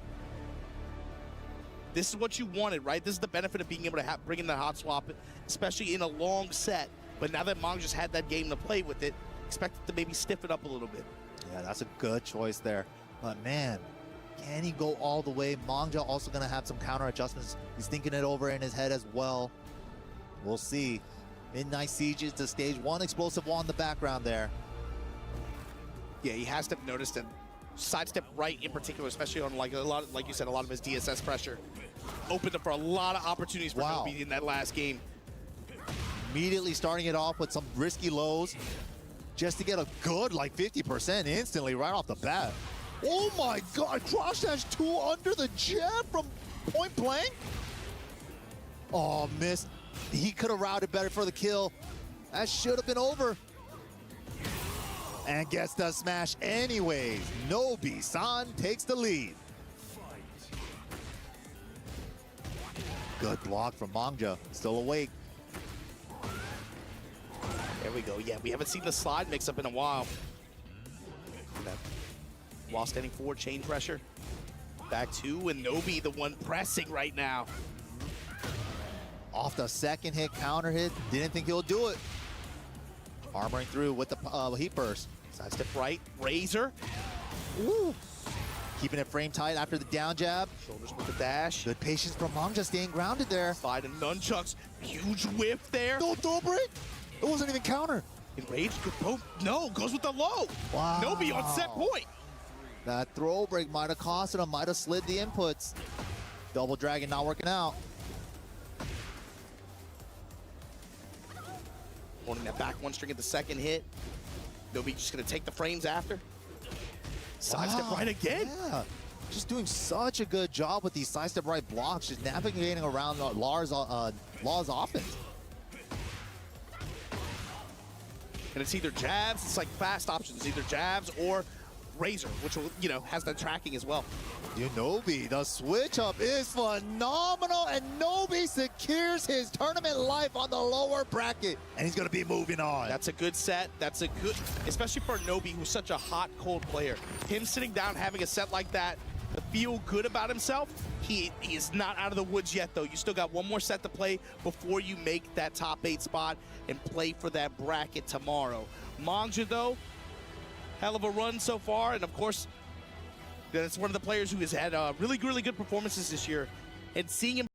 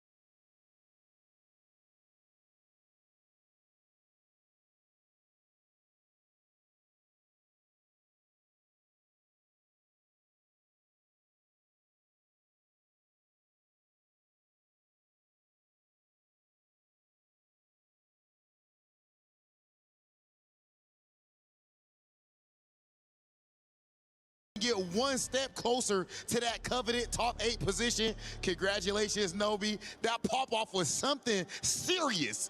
You absolutely love to see that energy, and this man comes from the land of fighting game godhood. It's running through his veins, and we are able to see right here at the Esports World Cup his true skill on a full display as Mangja, the powerhouse, is about to have his key destroyed, ladies and gentlemen. Oh, it hurt Big Hollywood's soul. It hurts my soul to see. But that is what the fighting game community is all about. Nobi, the big time pop-off, and now just one more win, and he's gonna be in that top 8 position. Can he get it done? We'll find out. We're about to have even more Tekken 8 right here at the Esports World Cup. Human body was built to move. Not trapped at a desk in one singular posture for 12 hours a day. It's time you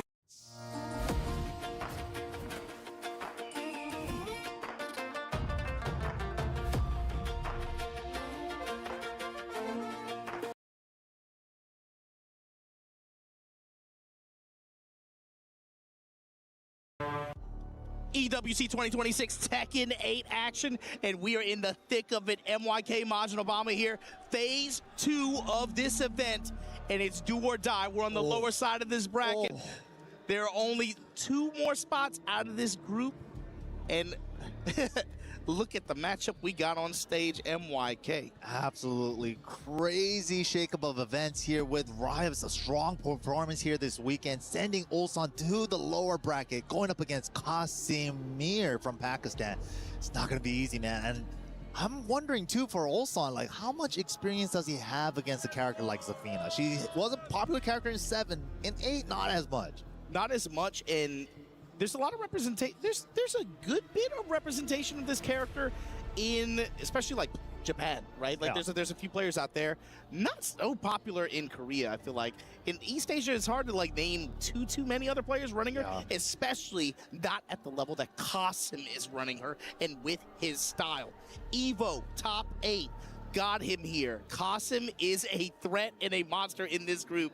Ulsan, you guys already know what to expect. 2-time EWC champion. There's something that happens to this guy when the lights turn on. Bit of a slow start, this group, right? Yeah. Went down early. 2, had that, lost to Zubair to open things. Absolutely. But then once that happened, once you sit down against Knee, now all of a sudden he starts to kick in.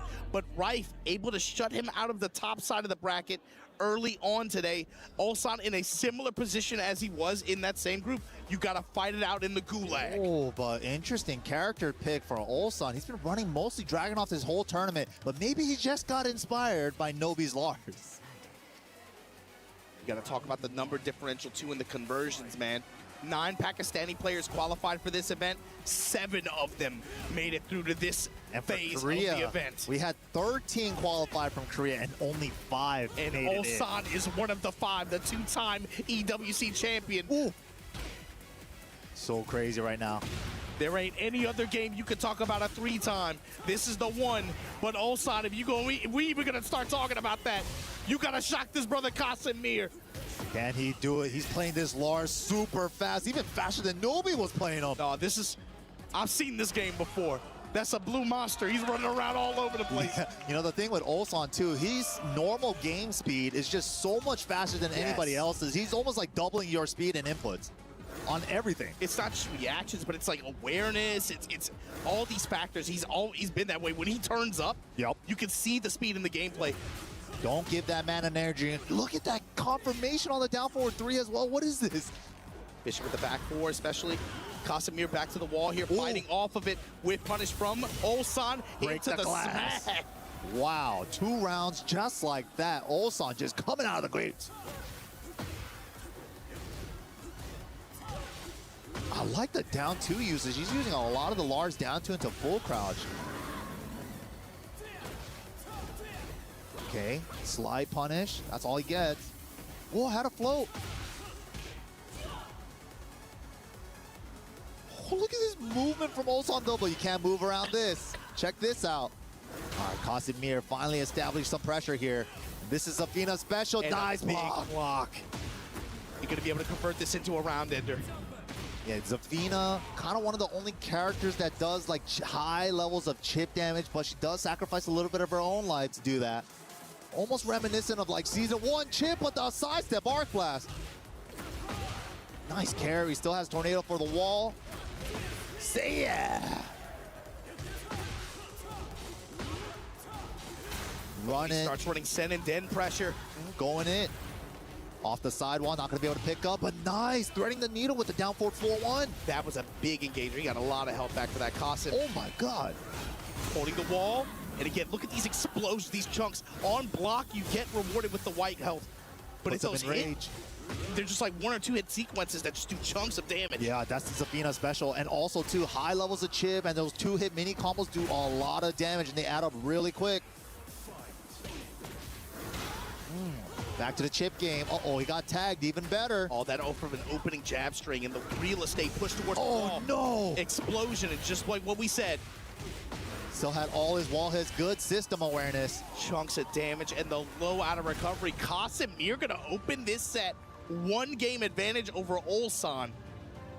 Wow. And Ulsan was coming out so fast too, but Casimir did not get deterred with his game plan, just stuck it out. Nicely done. Picking his spots, but Ulsan immediately after that game throws the headset down. He wants to feel the energy from the crowd.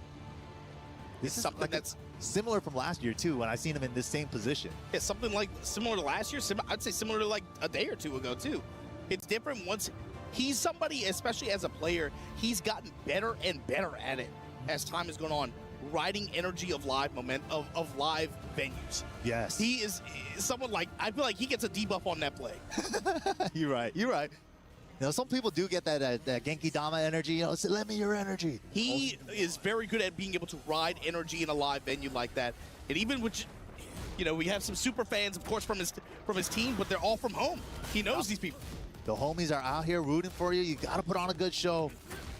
Could be added pressure, but I think he does well with the added pressure. Whiffing on the jab strings from Kasim. Nice. The sidestep right from Ulsan did create some openings there. He's gonna be able to find a sequence here with the heat activation, trying to push as much as possible on this asteroid. Oh, no. Didn't quite get the wall carry, but this is that new full crouch mix. Pump faking him. Ignition switch. Wow, the counter hit and the challenge, like you said. Abare. That was impressive. That was a smart challenge too. He's like, this is not frame tight into the Tarantula down forward 1. Scary, crazy option though for Ulsan. This is the big thing.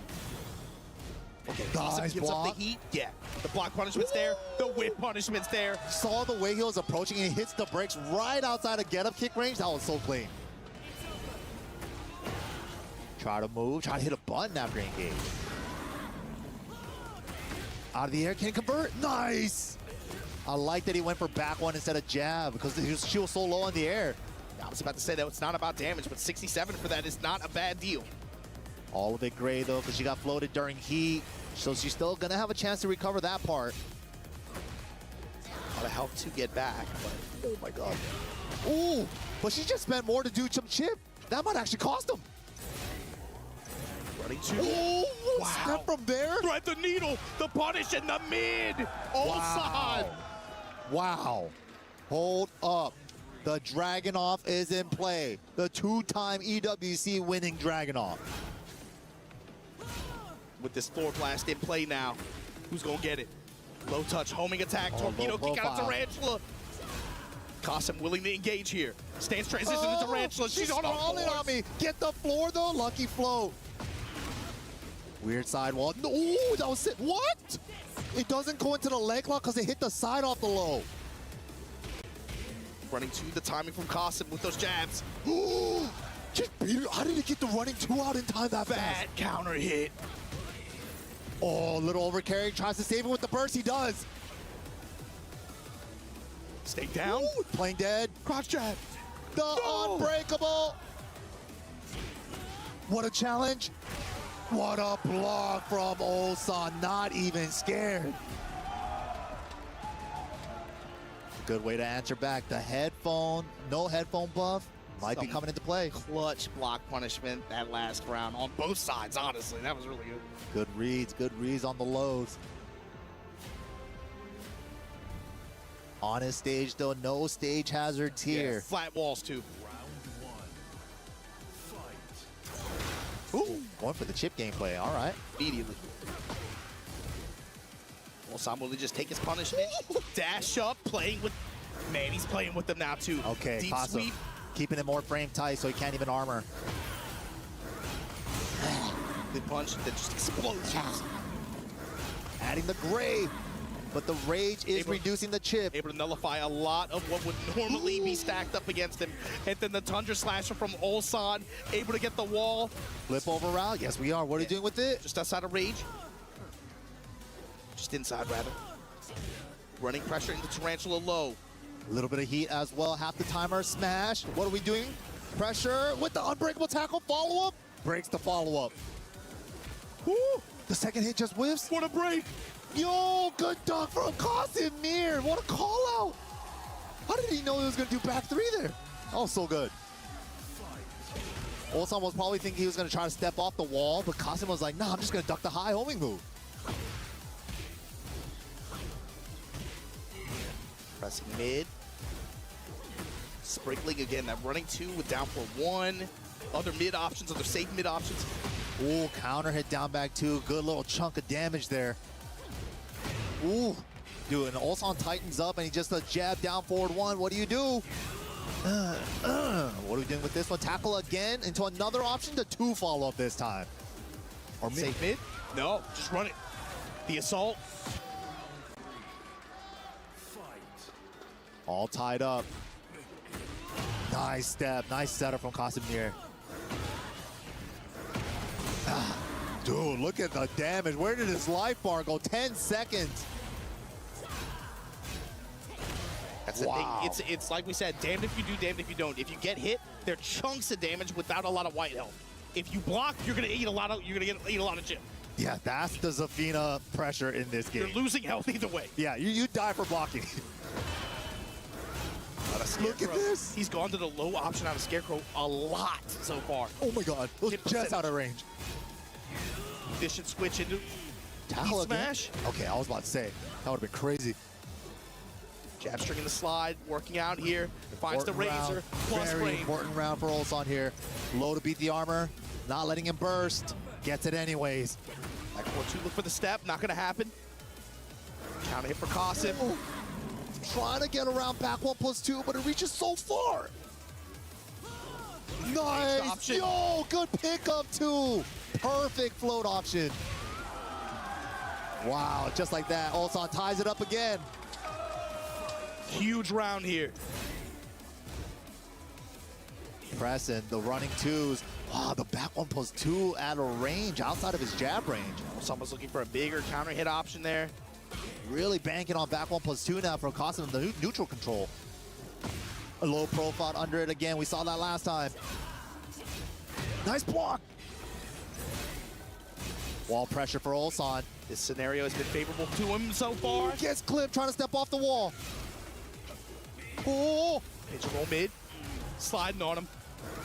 Oh! A lot of gray on Zafina's side.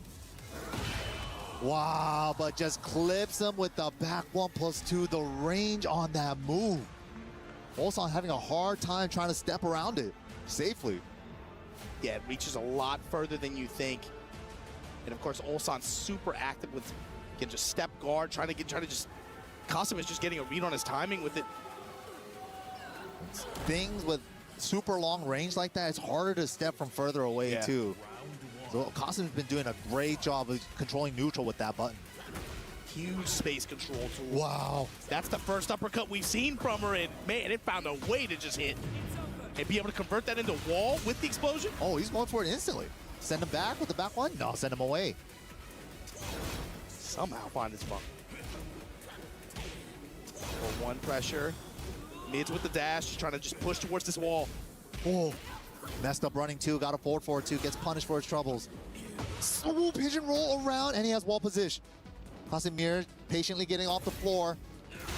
Doesn't want to get up into something terrible because the wall positioning, safely navigating off the wall until that moment. The Tundra Slasher to blow the wall up. Put Ulsan in position to be able to find easy wall-to-wall for Dragon off here. And a favorable way to close this round out, hopefully. Oh, wow, nice side roll to avoid the pigeon too. Qasim. The block, spend the dash for the extra damage. Smart choice.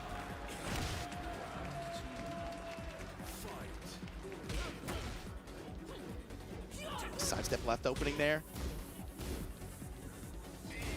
Whew. Both going for their long-range keep-out options. Little punish on the back one. Might have been an accident. The dash pressure too as the set's going on. Maybe he's missing back 1+2. I don't think he's meaning to do back one. Can we talk about the Ulsan block punishment on these lows? So down 3 blocks have been ridiculous. He is just going to the shoulder engager out of low blocks consistently. Ooh, almost had the step. He stepped the first part, but the second part caught him. Wow, heat denied. Look at the gray out on Ulsan's side. The sweep. Oh man, that's the first time he brought that one out too. Casimir saving it for when he needs it. That was so much chip too. Yeah, Zafina special. Down to just to get her out of stance. While standing for, and again, the jab pressure into Tarantula conversion. Yeah, he doesn't have an option to float Tarantula. Finally gets the up forward one keep out. Oh, roll out! Yo, the old back turn combo, she can't save herself. He did anyways, just do it again. Walking around the right side, getting tracked each time. And Casimir finds the hit. Activation gonna find the wall and the round. Spend it on the dash for the round. Qasim on set point. Ulsan, the two-time EWC champion, defending champ, facing elimination. The 3P dream on pack watch right now. Oh, Casimir. Can Ulsan hang on? Whoa! High crushing high for low crushing low. Ignition switch. Wall pressure. Spends it. The shoulder lead. Oh my God. We're going for a flip over. Yes, we are. What are we doing for Oki? Stomp. Just inside Good range. call out. Good call outs. Wow. Okay, Casimir just thought he was going to be able to avoid the Okazemi there. Ulsan called it out perfectly. Staying alive just like that. One jab. Tundra slasher. While standing for and block punishment. Pushing him to the wall just on block with these running twos. Fighting back out with their running attacks as well. The Tarantula pressure fishing with Manticore. So deep sweep, the Razor after. Was too scared to pull the trigger on the whip punch. There it is, clean one. Only when he's 100% sure. Low to beat the burst, not in time.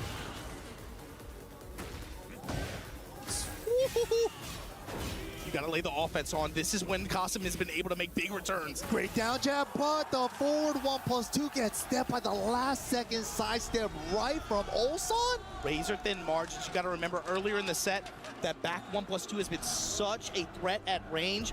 Ulsan somehow able to just take advantage of these moments when Casimir doesn't have it in his mind to use that. Exactly. Navigate that space, lead in with jab or dash in sidestep right, and he's been able to find huge returns late in that game like that. Got him at the wall in a lot of these situations, put him in position to be able to convert that into rounds. Yeah, no, that was a great adjustment for Ulsan. I feel like he played it a lot closer in that game, so she can play that neutral game with that back 1+2. Good interrupt with the jabs from Qasim. Final game between these two.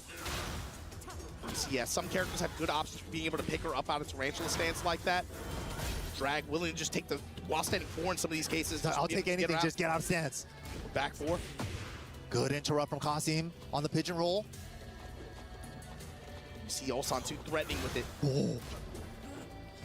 Especially after the down forward one. It is a punish with the down forward one. Maybe look for that back 1+2 back in the play. Especially playing at this range. Wow, down three versus, who's gonna get the counter? Somebody was gonna die. Tarantula low swipe. Stand jab, and again, the chip that you're giving me HP either way. Trying to safely get off this wall, trying to fish for that engager, not getting it though. Time is a factor. Gotta go low now. Out of the air? No, she wasn't fully transitioned into. Step and sweep, the smash! At the buzzer! Oh my goodness. Casimir was just trying to burn a second with the 1-4, but the steps from Ulsan at the last second have been saving his life. There it is again. Back to the back 1+2 game and explode. Range control. Got the wall now. Having fun yet? Back 1+2. No counter hit. Shot her in the back, up against the wall, parallel to it now. There's just spike, deep blow, and big punish from Casimir. Stomp and down back 3 being the same input. She stood up, so we got the big snake version. Who's gonna get these 2 rounds and make it to the next phase of this tournament? Whoa, the chip gameplay, the chip gameplay. He's going full chip damage. Out of the air. So hard to get something big off the Tarantula. Back to, again, the squiggly punch out of Scarecrow stance. Tarantula lows, oh Tarantula my God, lows. Little punish, nice. While standing 1-3, ignition switch down, and finally to engage. Finds its mark, full crouch. Tags him with the lows. Ulsan playing with speed. Wow, steals the turn back with the down jab. The lows, the lows. Yo, before the heat burst armor could even kick in, Ulsan now on set point. Oh, he's sending it. He's running twos. This shivvy, man. Nobody wants to overextend. Oh. Missed input, maybe? Back one? Maybe meant back 1+2? Maybe he's trying to trap. Yeah, back 1+2. Getting stuffed now by jab and down forward ones. Keeping it airtight. The walk around and the Tundra Slasher. Ulsan. Post heat activates from Casemir. Here's where this is where he's had good fortune to be able to turn things around. Oh, nice side step 1+2. Nothing big though. Oh, just tag him low. How many lows can we do? Got a lot to do for Casemir. Down two for the wall advantage. The assault. Oh, no fear, down two. He was waiting if there was a hop kick or not, but Ulsan gonna stay alive. The dream stays alive for Ulsan. MYK, what are we doing here? What is this? There's something that is... It's not supposed to be this way. I saw this same thing happen last year. When he was in this exact same position, facing elimination, he just woke up. Something happens when you drop him into the lower end of the bracket in these group stages, and again, he starts to ride the energy of the room and just starts to play completely different, eyes wide open. Casemir played his... Dude, that was a great set. Yeah, he was. Both of them played amazingly. I love the strategies on both sides, especially with like the range control that Casemir was presenting with the back 1+2, and really forcing Ulsan to switch up the play style on the range game. The addition and removal of that as well from this matchup, and then also Casemir's tarantula stance pressure and how that developed over the course of the set. Let's check in with our players at the stage and watch some dreams get crushed. Oh, man.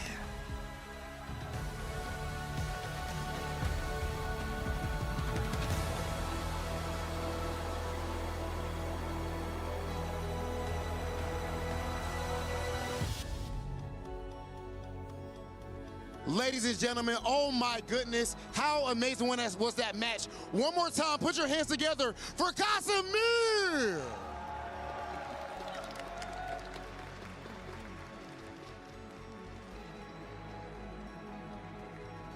Ulsan, absolutely insane match. You almost were eliminated and clutched out. How did that feel? I even see your hands shaking right now. Like, when I get like 2-1, I really feel like I'm almost dead. But you know, dopamine, now it works. It works. So nothing scary. I think my next opponent is gonna be Parzin. Come on, man, young boy. Are you ready? You ready? Ladies and gentlemen, how amazing was that match? Jeez.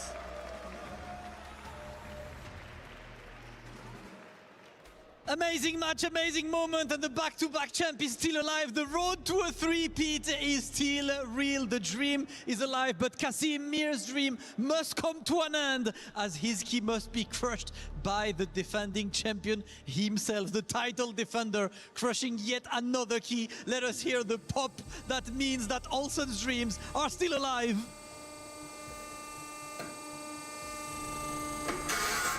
Oh, silent and efficient, just like the Dragunov.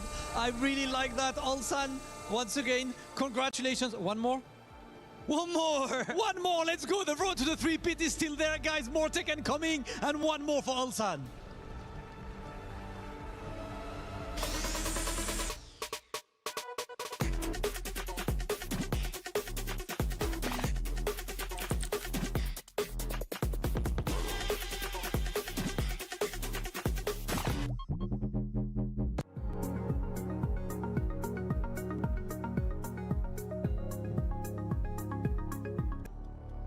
Some dreams may have been crushed, but Ulsan's dream for the three-peats lives. But coming up next, the lower bracket action continues. We got Riot going up against Nobi from Japan. Nobi fighting for his family. Riot fighting for another shot at glory. Man, the trail of fire that Riot has left in the wake of all these brackets this week. Yeah. Oh my God. That Fakuram have been putting in work this week and taking out so many big names. And that's the expectation now when he sits down for this set, right? This is the first time we've seen Riot actually even falter and be sent to the lower end of the bracket in this event. But the thing is, going up against Nobi, we were talking about it, Nobi to great effect, I would say especially in the past year. to great effect has been running this character shell between Lars and Drag and then opting into Steve in longer sets. Exactly. He changed that up a little bit in the last set, but I wonder if against a Falkenraum, that is a very popular character pick overall for a lot of these players who are looking for secondary or tertiary characters to run.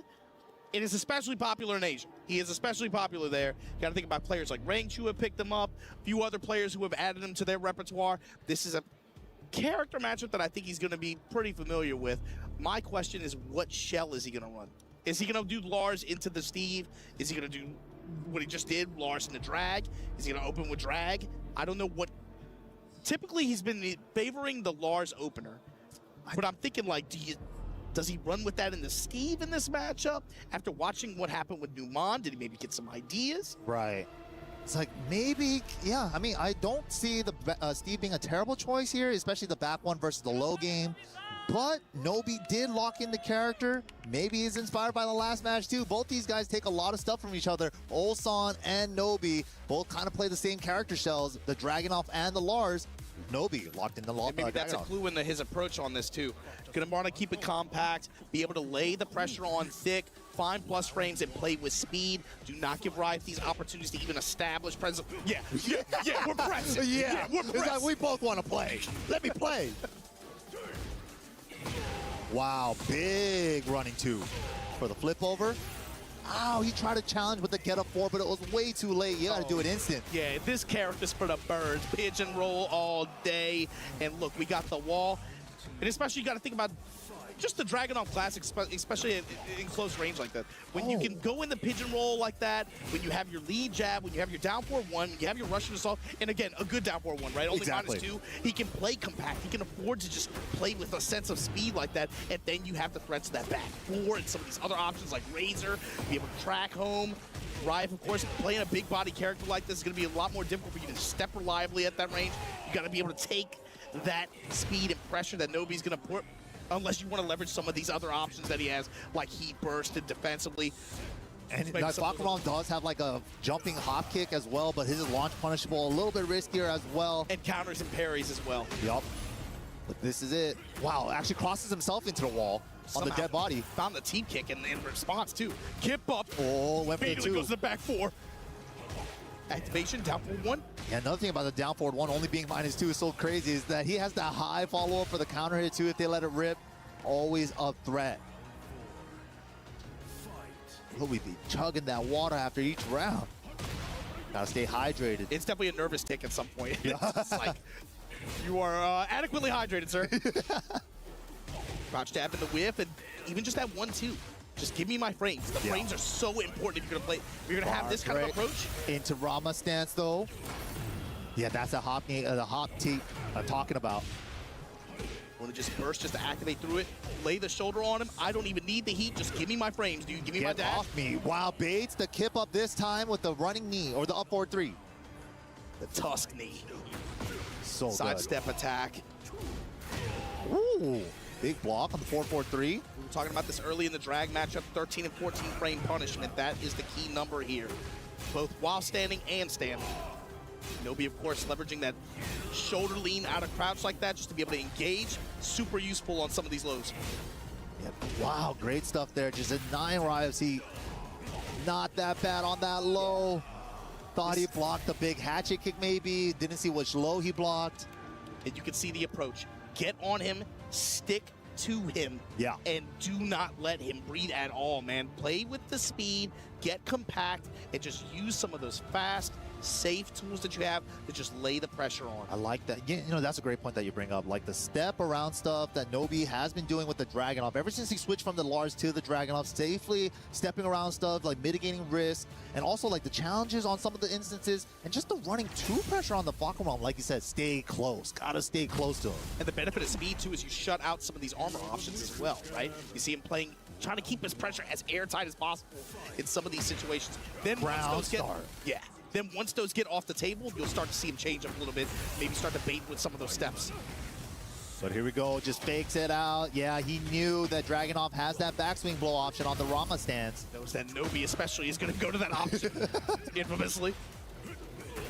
Oh, Step wow. and Tundra Slash. That's what we're talking about, the steps from Nobi. finding the whiffs, creating the whiffs. I like that roll to reposition there. Ah, okay. Not to the left side, but while standing punishment from Riot, going to be able to get the round. Had too much work to do on Nobi's side there. Good stuff to Riot. Safe mids, plus frames. That razor low. Ignition switch for the engagement at the wall. Pin down, but you can't pin me down. Oh, stepping the wrong way on jet kick. So much damage. Those mid kicks, so much chip damage. Half a Yo, health the bar. Rama counter with the 1+2. What a crouch jab from Riot. Nice, was aware of the high follow-up. You called it, that down 4-1 bailout, right? You're gonna get the counter hit launch. Right, all too aware, not trying to play into it. Just in case. What? Dude, he's been landing all of those. The Hail Mary uppercuts, the from super high hit downtown. percentage.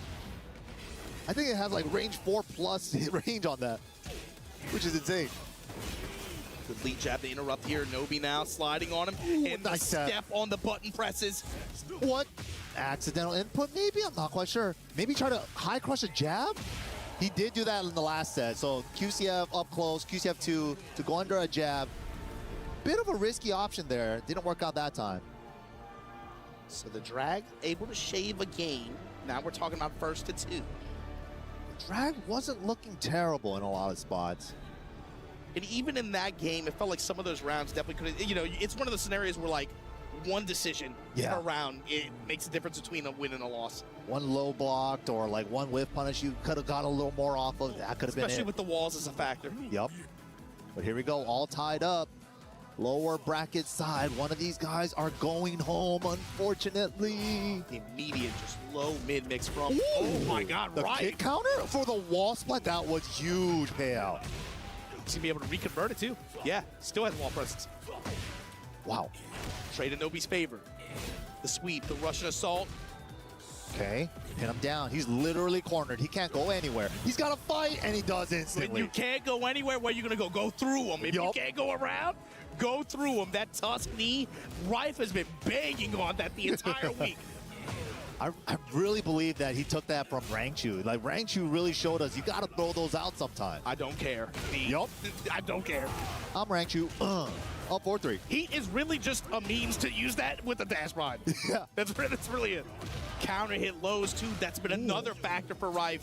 Lows are adding up. The back one whiff. Nobody's not able to punish with the jabs and then the salvo. Get off of me. Give me some breathing room, bro. Take your plus frame. Nobody willing to back off. Ignition switch. Wow, and finds the splatting mid and the round. Unfortunate for Rife. And that's kind of the thing, right? Big body does get clipped sometimes, and especially with the wall right there. Big body problems. Childbearing hips. Yeah, when you got them thighs on you, it's a little bit more difficult to step off the wall like that. You gotta be willing to, all right, I'll just hold back. All right. We love you all the same. Activation. Oh, didn't have the right system. The wall tap going funky with the cameraman. But good step from Rife to be able to get out of dodge on that heat smash from Nobi and the low touch after. Threatening to take this 3rd game in the set here. Rife now. Minus 13, case the jabs. Oh, nice step from Riot. And as good as Nobi's movement has been, Rife's sidesteps have had huge return in this game. Look at that. That's the thing with Falkmon. If he hits you, you're going to bleed. Hip up and then immediate homing option for a splat. Full crouch mix. Do not care. Yup, I'm going to do it. Armor to beat the burst. Smart choice from Riot there, especially with the wall to his right. That's so sick. That was good awareness. When you have those kinds of attacks that hit to a certain side like that, yup. You have to have that awareness to have that on the table in that moment. Oh, one more chance. A lot of gray on Nobi's side. Chance for recovery, but not gonna get it with the down 4. Zero fear, instant reaction. See this? Oh my God, the instant check on the tackle attempt. Counter hit low to close the round out, and 2-1 advantage for Riot. Riot putting up the finger. One more. I just need that one more. He's been doing that this whole time, playing each set as its own. Just he's not even thinking about what comes after, what comes before. One hit at a time, one round at a time. Play the person and the set that's in front of you. He's had that mindset the entire time this week, and it's shown. The fact that he's even playing for this spot, for a chance to play tomorrow. Yup, this is it. Who's gonna make it into top 8 and who's going home? I can't believe it. Nobi now considering the Lars pick on the character select screen. And he does, he locked it in. Final chance with the Lars here. Gonna have to win the whole set with this character unless Riot is gonna be able to play spoiler here. Again, the step right from Riot, getting around the jabs. 50-60% already. No recoverable. Okay, side step 2 with the power of Zeus. Len canceling the smash. Oh, no fear. The Tusk knee every time. Good awareness that he caught him out of the air too, because he got a full combo off of that. It's just the great equalizer. So good, 14-frame jump scare. Wow, Nika still got to convert. Amazing. All right, Rife's on one. Rife's on one. That was crazy. Rife is on one. Rise Fakaram looking like a problem. Big problem. Yeah, 7-foot fall top problem. I think Nobi's going to have to be a lot more active, especially using Den and Sen stance in this match. Like, he can't afford to even back up and get the range to be able to work like 4-4-2 or and some of these other range options that this Lars usually goes for. That was crazy. Up 4-2, maximum range on the wall splat. Oh, chunky lows. Yeah, you got to run Delta Slicer. You find that more airtight pressure. Ooh, stance low there. Hit down low, for one check. Low. No punish on the 3-4. Has wall position. Wow. If you give Rife the frames, he's willing to just run mid-low mix, and he's usually going for homing options after that too. Homing options are lows. Optimal punish that time on the 3-4. Okay, so on entry 2, gets the counter hit. Oh, didn't quite hit the wall, so he's not gonna get the splat. But hard duck from Riot there. Okay, believe that it was probably gonna do running 1.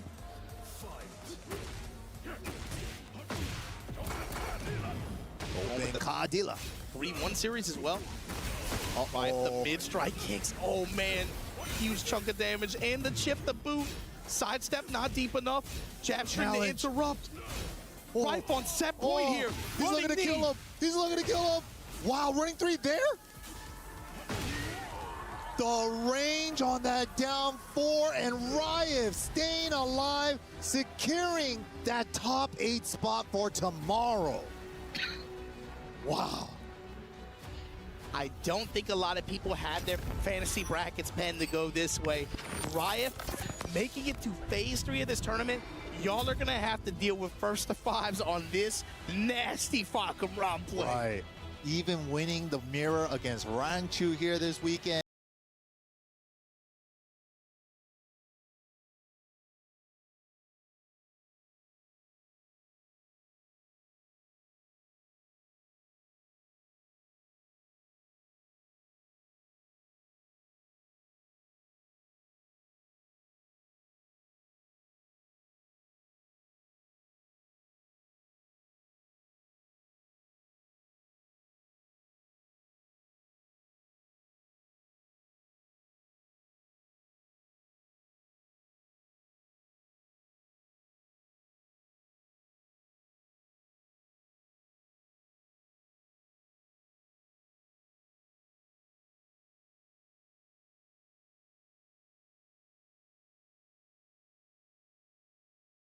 Legend must leave as Nobi must give his key up to Rife, but please, can I have a round of applause for Nobi?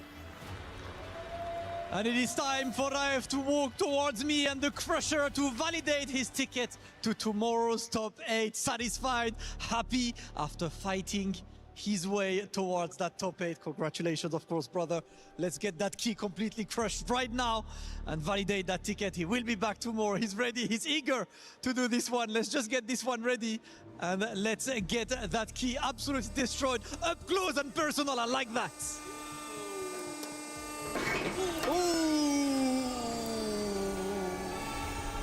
There we go. Rife, brother, congratulations. Big GGs to you. Listen, man, that was a stressful match. Alhamdulillah. First thing I want to say, as always, Alhamdulillah. Everything thanks to God. I managed to did it through a very difficult phase 1 and this phase 2. All the opponents were really great and they played really amazing, from Ulsan, Oman, or Nobi-san. I'll just prepare for tomorrow, and I will do my best in top 8. Thank you.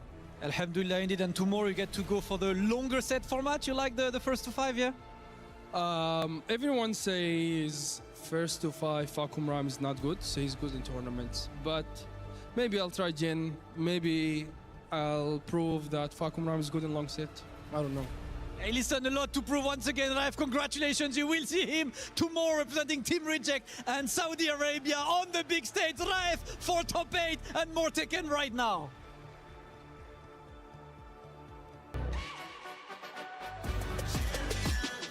This ain't no regular thing. Came for the ring, you know what I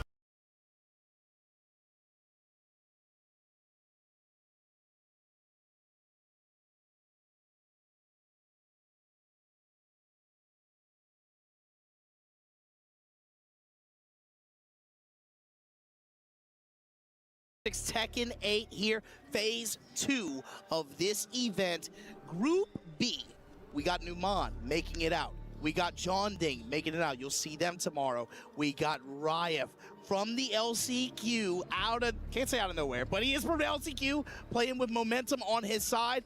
He just qualified for the final day of this event, but we got one more player to send to tomorrow. Who's it gonna be, MYK? This is such a hard one to call it, man. Ulsan, we keep saying it time and time and again, and especially after that last set he just came off of, right? Can he do it again? He just beat Casimir in a nail-biter, 3-2. It's the closest that you could ask for. And then now we're going against Ulsan versus Farzin, the young guard from Pakistan, who's been killing it earlier this year too. One of the hottest players of the year. We've been talking about it. Farzin, 2 huge wins. Be able to, of course, on his way to this event, right?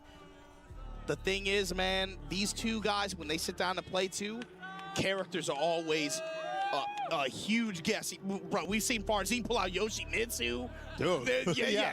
I've seen him hover like Law before too, but I've never seen him pick it. He still has a victory that he did bust out earlier in this tournament too. But it's been mostly Lydia, and on the back of her, he's had great consistency in the past, especially past year for sure. Yeah. Ulsan, of course, on his side, gonna go with the Dragunov. It looks like he's gonna lock that in. Will that change over the course of a first to 3? We'll see. But this is going to be a tough fight. I love this player matchup too. Absolutely. We get, you know, like Farzin was one of the original Pakistani wonder kid. Yep. Right? Showing up out of nowhere, just doing insane Akuma combos in Tekken 7 yep. on Chicorin live on stream. Just doing the dirtiest stuff to all the top players around the world that we've seen for years, just exploding onto the scene. But Ulsan, 2-time defending EWC champion on his last limbs right now. Who's going to make it in the top 8? Last matchup, Group B. And if he's going to make something crazy happen this week, MYK, it's going to be tough as hell because he's going to have to go through Farzin to get there. Woo! The full crouch mix at the wall, though. Lydia, too? Oh, my goodness. Oh, my goodness. Back ones on back ones, sliding on him. Red tape. Give me that life. Back one. You guessed wrong. All the red tapes. Smash is good. Once for pressure. Whoa! Called it out. Both sides for Farzin to send it and for Ulsan to read that. This dude Farzin has been throwing out back ones and full crouch down forward too. His elbows constantly ashy, but oh my God, Ulsan. Need some lotion. I'm telling you, get this dude some Lubriderm. Need that. Shea butter formula, please. Jab strings into the low. Nice duck there. While standing 1-3. Hey, kill streak destroy. 1-2-1 just sends it. Oh, he's trying to deny his heat. Still got to use it. Oh my God, what a walk. Hard conversion there on the back turn splat. These Dragunov players in their sidestep back fours, man. Or the sidestep uppercuts.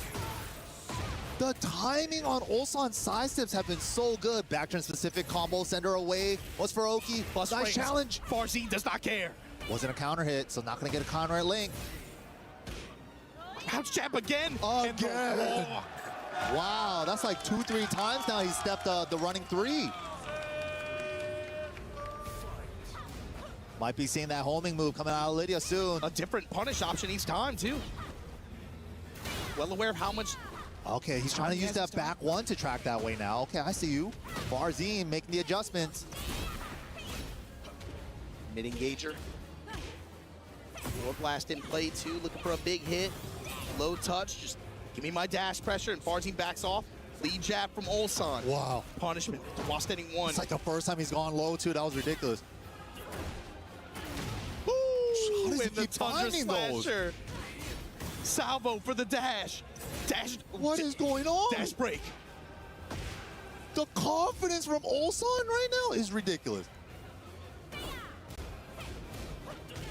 Mini punish there. She's stuck in stance. It doesn't show the punish on the screen, but that is a guaranteed punish there.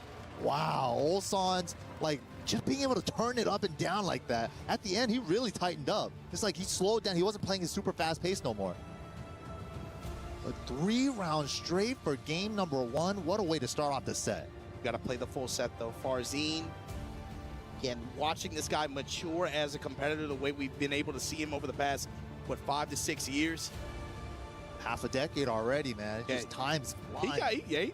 Bro, look at it, bro. I remember like he used to be this little kid, just like showed up. I'm happy to be here. I thought he was like 17 when we first met him, right? Now look at him, man. He's paying taxes, 401k investments in this economy. Looking great out there, bro. It's like, man, my health insurance premiums, they're going up. Look at him.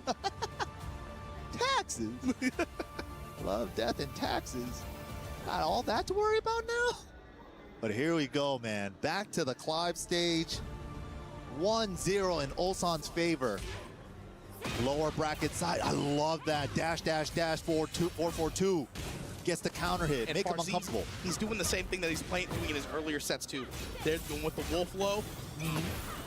His crouch jab timing, his stand jab timing, the Abare the whole time. He is doing anything in his power to steal a turn back because he knows if he makes you block just once, that might be the round. The steps from Ulsan, though, the side step lefts have been majestic. He's been able to cash out, too. He's been able to get good return from him most of the time. Yup. Back 4 series just first. Again, slight delay in timing there. Counter hits adding up for Ulsan now. Takes the down jab, get off of me. Nice step duck, side step right duck to try to cover 4-4-2 and that homie move. Wow. That's one of the keys to this character matchup. Of course, side step right duck. Look for it a lot on Ulsan's side. He's mixing up the steps in mid-range a lot. And again, just somehow, he's dragging off players. Dude, it's so hard to pin him down. Is he going right? Is he going left? Which move should I use? Is he going to step duck for the high homing move? What do I do? And the back 4 is always there. Ignition switch, the wall.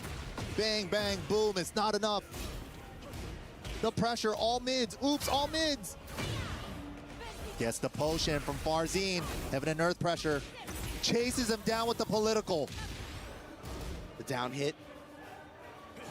Not trying to rush things here, but the low touch from Farzine. I like that patience. Run up, just hit the brakes, see if there's any panic move, and then establish the low. Trying to break the floor with the throw. Cocked hammer, this time guard. Picking their spots to sprinkle in them lows on both sides. Down 2s, where are we gonna use it? Power and crush. armor again. HP is just a resource to this dude. Jab float, he's gonna be able to convert this. The call out there. Let me get rid of the 4 first. Going for the burst. Set her up for okay. Oh, the second jab whipped, unfortunate, but still got the pigeon roll. Low mid. Low touch out of clean hit range, but somehow the back. Wow, that was crazy looking. Okay, sending the Wolf 3 now. Wolf mid options. Ooh! I love the way he's running up and making it look like he's gonna running 2. Down 4-2 on counter hit though from Farzine. 5 seconds. Red tape is good. Oh, double it up again. That was half a health bar on red tape.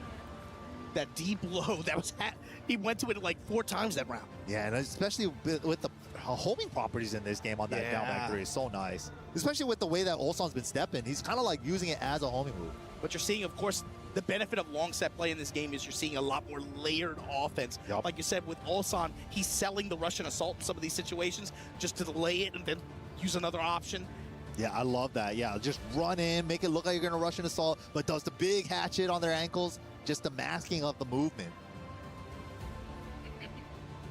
But here we go, all tied up in the set now. One apiece. Earlier in that game, too, the threat of Razor, right? The down 2, just being able to follow and just cut the ankles like that. He was able to get counter hit timing quite a bit on Farzine. Look for that to develop a little bit. And especially with Lydia, she gets a link off of hers. Dragunov does not. Speaking of links, here we go. Defiant jab. Ooh! Armor to stop the pressure, okay. Salvo, just engage, get that health back. The changes are in effect. Bro, frames are just a state of mind, bro. Right? Mash jab, mash grab It's a jab. social construct. Yeah. They can't hurt you if you don't believe. Ooh, out of the air. Oh, I was about to say. The down jabs. It's always my turn. Gets the link. There's the block. One too many that time. Oh, down forward 2 to try to track that way. Back 4, different homing move as well. Of course, homing attack in a staple right now in Farzine's pressure. Nice but right block. back at you. Engagement on engagement. Having an earth counter. Big damage incoming. Resplat. Off the side, still got the tornado for the spike. No, 105. That's so cheap. Dude, that went around all like that whole corner of the stage. Was 2 walls. There's like 2.5 walls. Jesus. Back 4, 2-1, counter hit. And she got 3 stacks fully restocked. Whoa, dash low parry. Keep your heart, 3 stacks. Keep your heart. Play your part. Ulsan. Okay. Perfect. Trying to take this second game for him in game 3 here. Trading rounds. Starting it off confident with that running 2. Down forward 2 off the counter hit. Micro sidestep right, able to find that counter hit timing. Farzine. Try to throw her out of heaven and earth, but he went for the airborne horse 3. That was a really good choice. My man is selling these mids right now. Strong round for Farzine. Can he close out? Power crush punished. Just in case he went for it again, go for a throw. 1-2-1.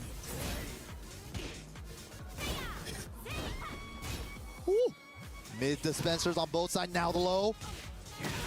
A, and the smash. 20 seconds. Double rollout. Oh, what game is this? Baited. The double pigeon roll for intimidation. Got him to hit the rage art. Farzine not happy with that decision there. That visual noise. And it definitely feels like Farzine's on the back foot here. Ulsan, he knows he's close now. He's starting to get that, again, the body language. When he starts rocking back and forth in the chair, when he starts to vibe with himself, this is where it gets dangerous. He's feeling himself now. 1 game away to make it back into that top 8, to make it into phase 3 for the first of 5 sets. His territory, his tournament. This is it. He's got to feel good about how this has gone, too. So on this stage, of course, larger stage, you're going to have the benefit of wall breaks. See, get in position, though. Farzine off the back 1, going to engage here. Oh, there it is. Now he threw her out of heaven and earth transition. Yeah, grab the counter. Ooh, got an armor usage of his own, too. +4 into 14, trades with a jab. Wow, beautiful step. No, miss combo. No whip punish there from Farzine. Had an opportunity. Counter hit. Good down jab. Trying to stay alive. Red tape. Not counter.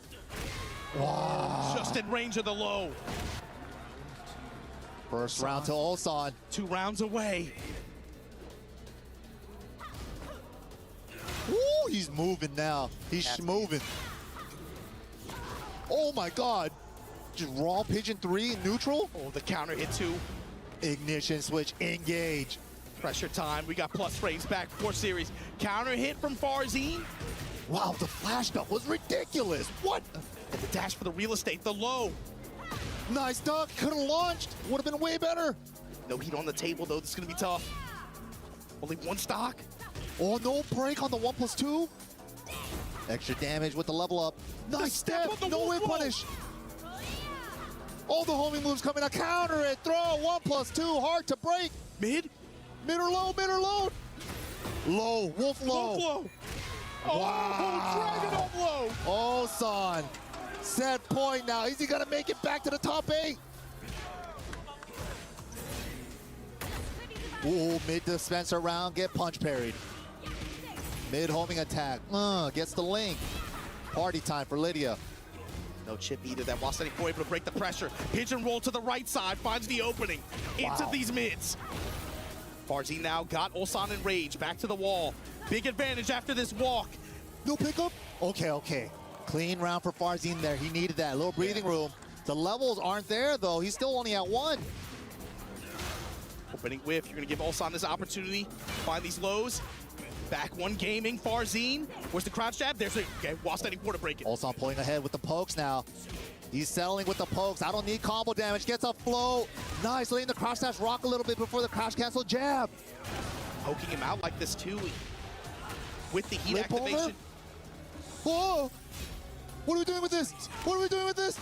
Whoa! Dash action into the heat smash. Ulsan makes it back to day 3. Wow! After opening each phase with a loss, willing to put him. You gotta love a champ that's willing to put himself into the gulag. Right. Just so he can crawl. He needs to feel something again. He's like, I need to feel something again. I'm not locked down here with you. You're locked in here with me. Ulsan fighting his way out of hell 2 times to make it back to day 4 of EWC 2026 for a shot at 3. The dream is still alive. You can tell how much that meant to him, bro. The dream is still alive for Ulsan. The 3 is still possible. He plays it so cool coming into this thing, too. I'm not that confident. Right. What, you know what? Whatever, man. I went to BAM one. Didn't go my way. And then he sits down and loses side of the bracket, and something just changes in him, man. Yep. I saw the same thing last year. I was like, he's not going to get this last year, right? And then something clicked, bro. But, man, let's go ahead and go to the stage. Let's see what the boys have to say.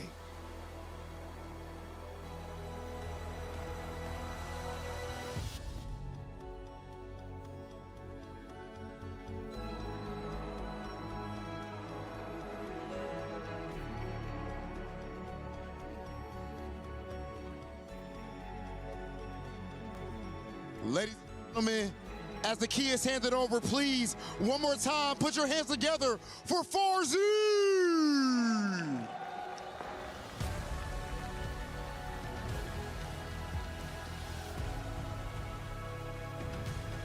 Ulsan, the back-to-back champion.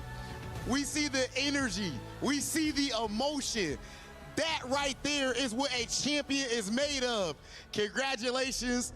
Absolute insanity. We will get a word with my guy right after he crushes one last key for the day. My goodness. It seems like he has plot armor or something, ladies and gentlemen. Ulsan, the great, the conqueror, you name it, back to back, going for number 3. Farzine officially eliminated from the tournament. Ulsan, bro, what? My goodness, insanity. You have any words for all of your fans here, bro? Friends. Your fans. Oh my God, the fans, they are the reason of why I have to don't lose here. So really, thanks for supporting me, even like viewers and Koreans. Thank you so much. Ulsan, are you ready for number 3? 3 years in a row. My dopamine is crazy. I'm still hungry. Do you want to see the history of EWC? You guys have to watch it tomorrow. Let's see. Ladies and gentlemen, one more time, put your hands together for Ulsan! That's gonna do it for us right here. We still have our next group after this. The 2-time champ trying to do it again.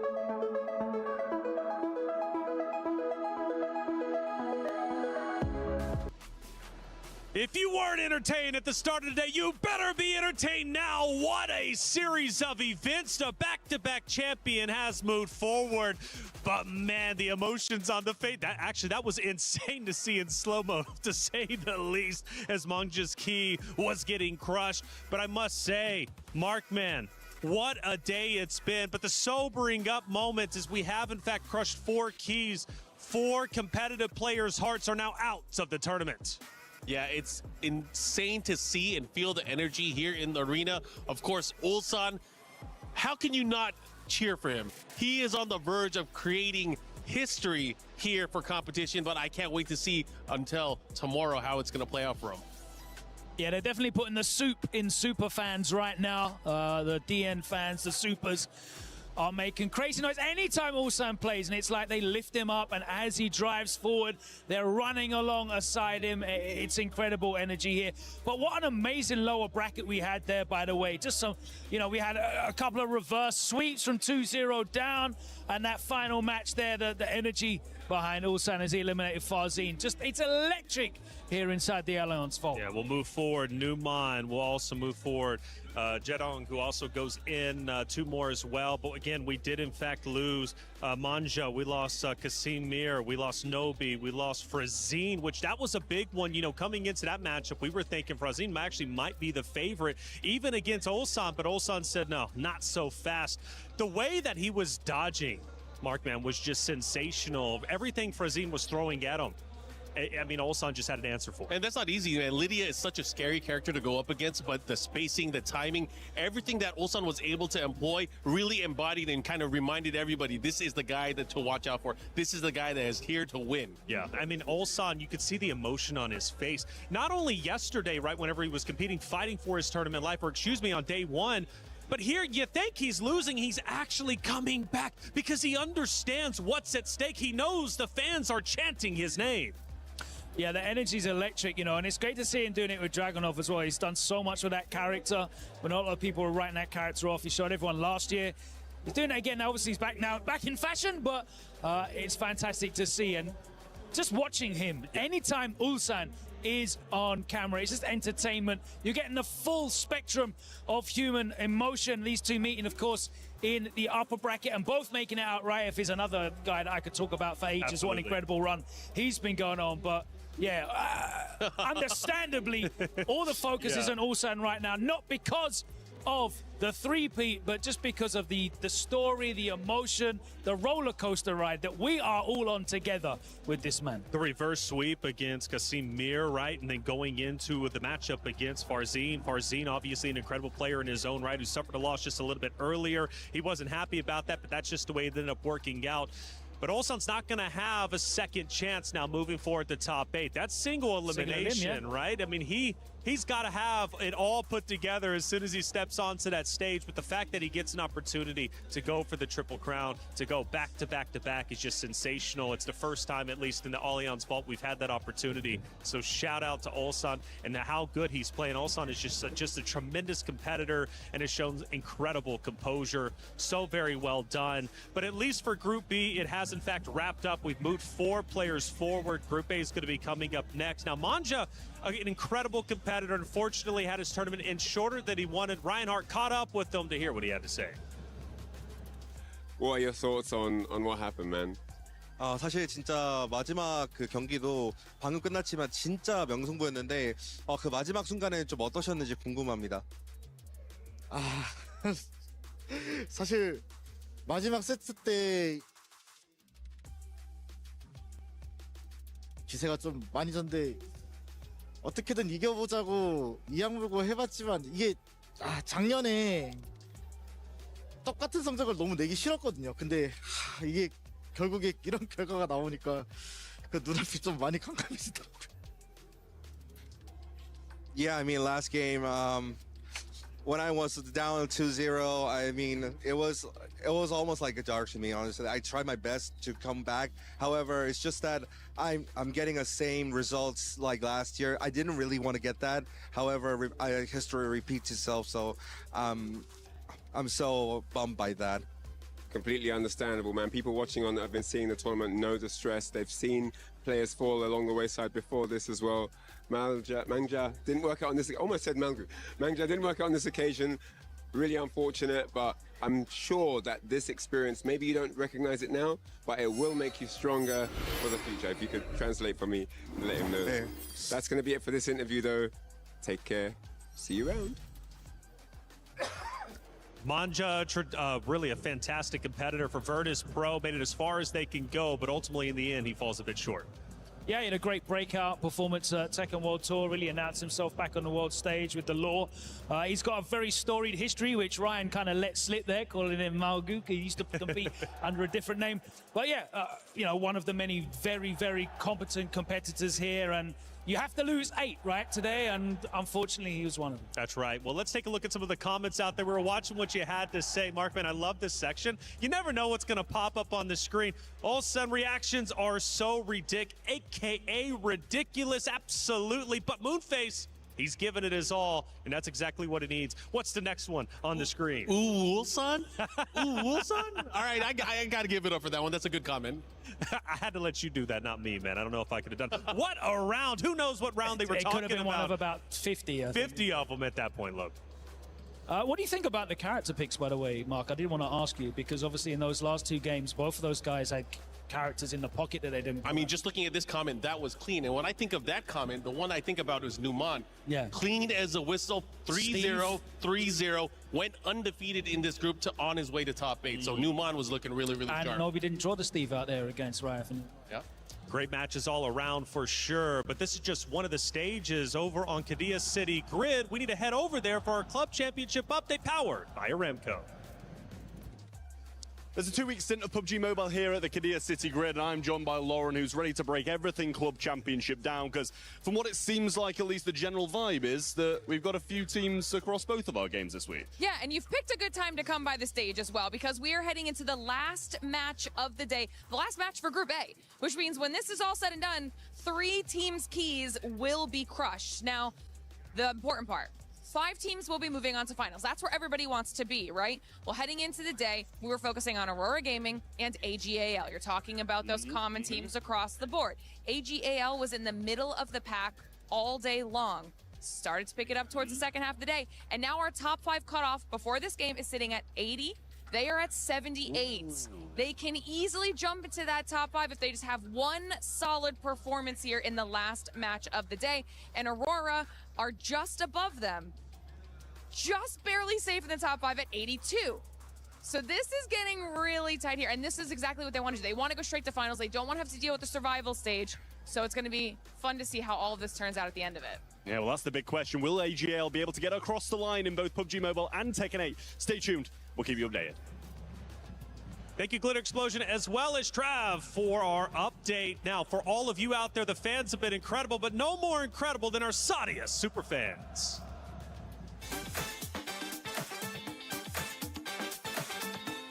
What's up, guys? Markman here at the Esports World Cup. I'm here with Gunma, one of the super fans. Woo! Woo! What is a super fan, and how was your trip here at EWC so far? Just being a big fan of Ulsan and his crew, the DN Supers. We traveled from Seoul, South Korea. That's what's part of the super fan. I've been supporting DN Supers for quite a long time. Ulsan is the best player, so I fell in love with DN Supers. I think Superfan is basically how you support the team and how you show love to the team, whether they do good or bad. It's just, I think it's love, yeah. This venue is sick. It's so big. Lots of things to see, not just Tekken. It's been a great experience so far. Let's keep cheering Ulsan on, and CBM and all the other fans of DN Supers. Yeah, let's go. We're going to have more Tekken 8 action throughout the week. See you guys. Peace out.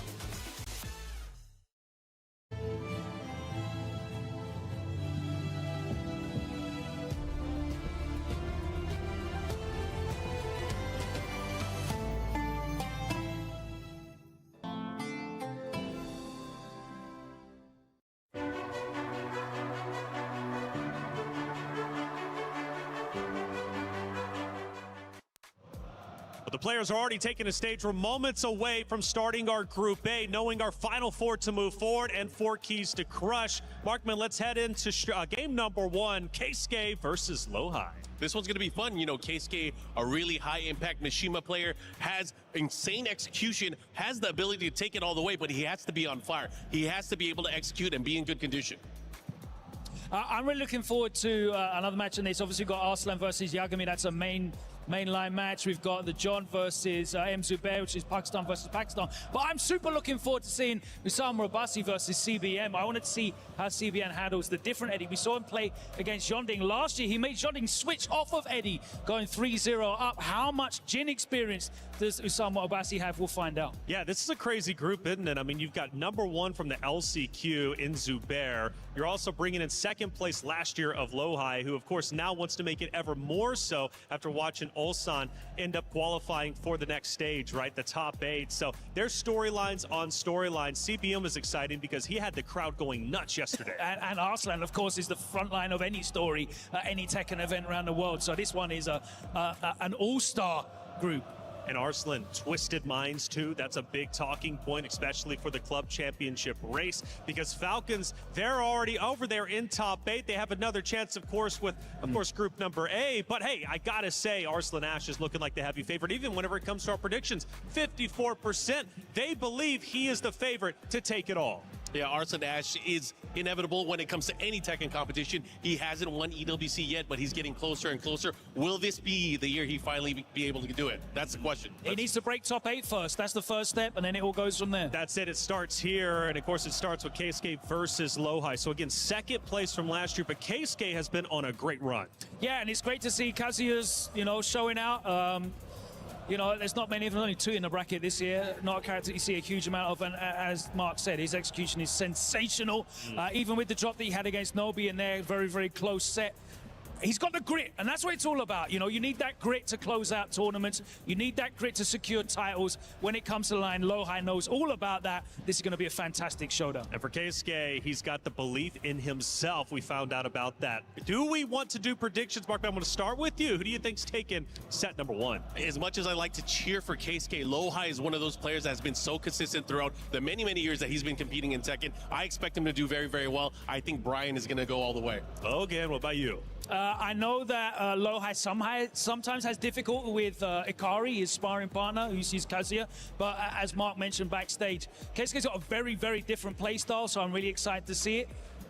I want to see some Kazuya. I want to see some purple on the screen, so I want to go for Keisuke. Okay, it seems a bit split, but it looks good. What about you out there in the chat? What do you guys think, or who do you think is going to move forward? We're going to find out very shortly. We're heading to the stage. It's Group A. 4 more keys to crush, 4 more spots in the finals left. Let's get it started.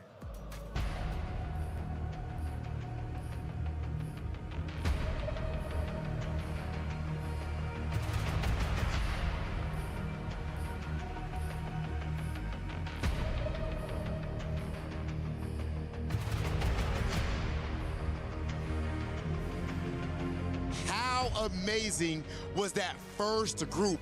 I mean, absolute pandemonium, and our 2-time champion showing that he has plot armor. But this group, M. Zubair, we have Arslan Ash, CBM, and the list goes on. The list goes on, man. Listen, if there was one dream that's still alive, Ulsan, another guy's dreaming, Arslan Ash, of course, of this title. And pretty much everyone, right? The world champion himself, Lohai, about to play, Keisuke, the Kazuya master. Every single match is a banger. We'll never stop. This one is extremely tough to call, but of course, that's what we expect at this point in the tournament. Ladies and gentlemen, the best of the best. Of course, with these guys right now, you just need to win 2 matches, and you're officially in top 8. You already know when it comes to this FGC thing, top 8, that's pretty much Championship Sunday, even if we do it on a Saturday this time. Championship Saturday, Sunday, whatever, it is the day for the big bucks. It is the day where you can lift that trophy, and everyone's fighting for it. We already have 4 players qualified, but without further ado, Rob, it is time to kick off our second group of the day with an absolute banger match. Our casters are ready, the crowd's ready. I know you guys are ready at home. So it is time right now for Keisuke versus Lohai.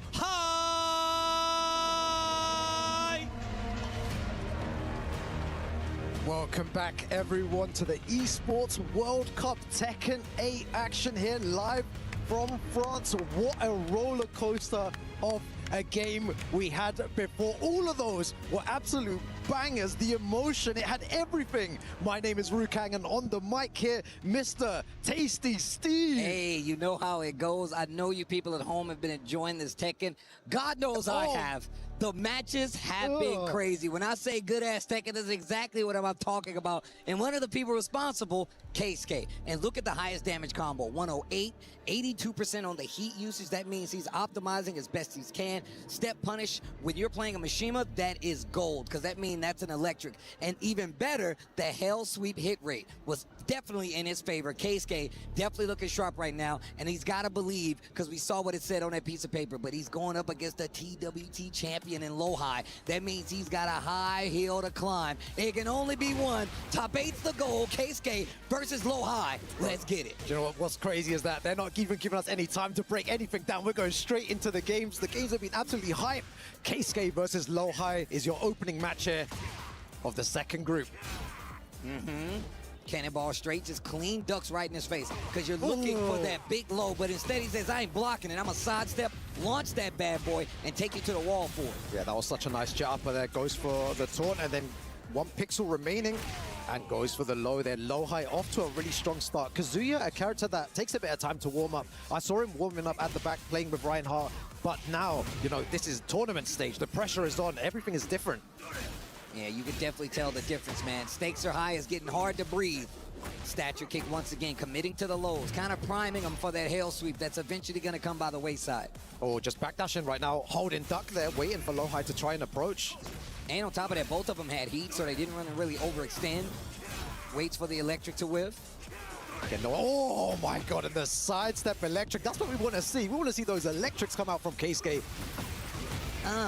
Big damage, stature kick, orbital out of the corner. He's going to get some life back here, but he doesn't have heat. He does have rage, and only 18 seconds left. Life just about even. Hatchet, the mid, low high. 2 rounds in, 2 rounds up. Yeah, low high super locked in right now. He's playing really well. Keisuke yet to get started, got 1 whiff punish electric, wasn't enough to back 1 there for some plus frames, and the electric coming now again from Keisuke. Drops the combo though, so unfortunate.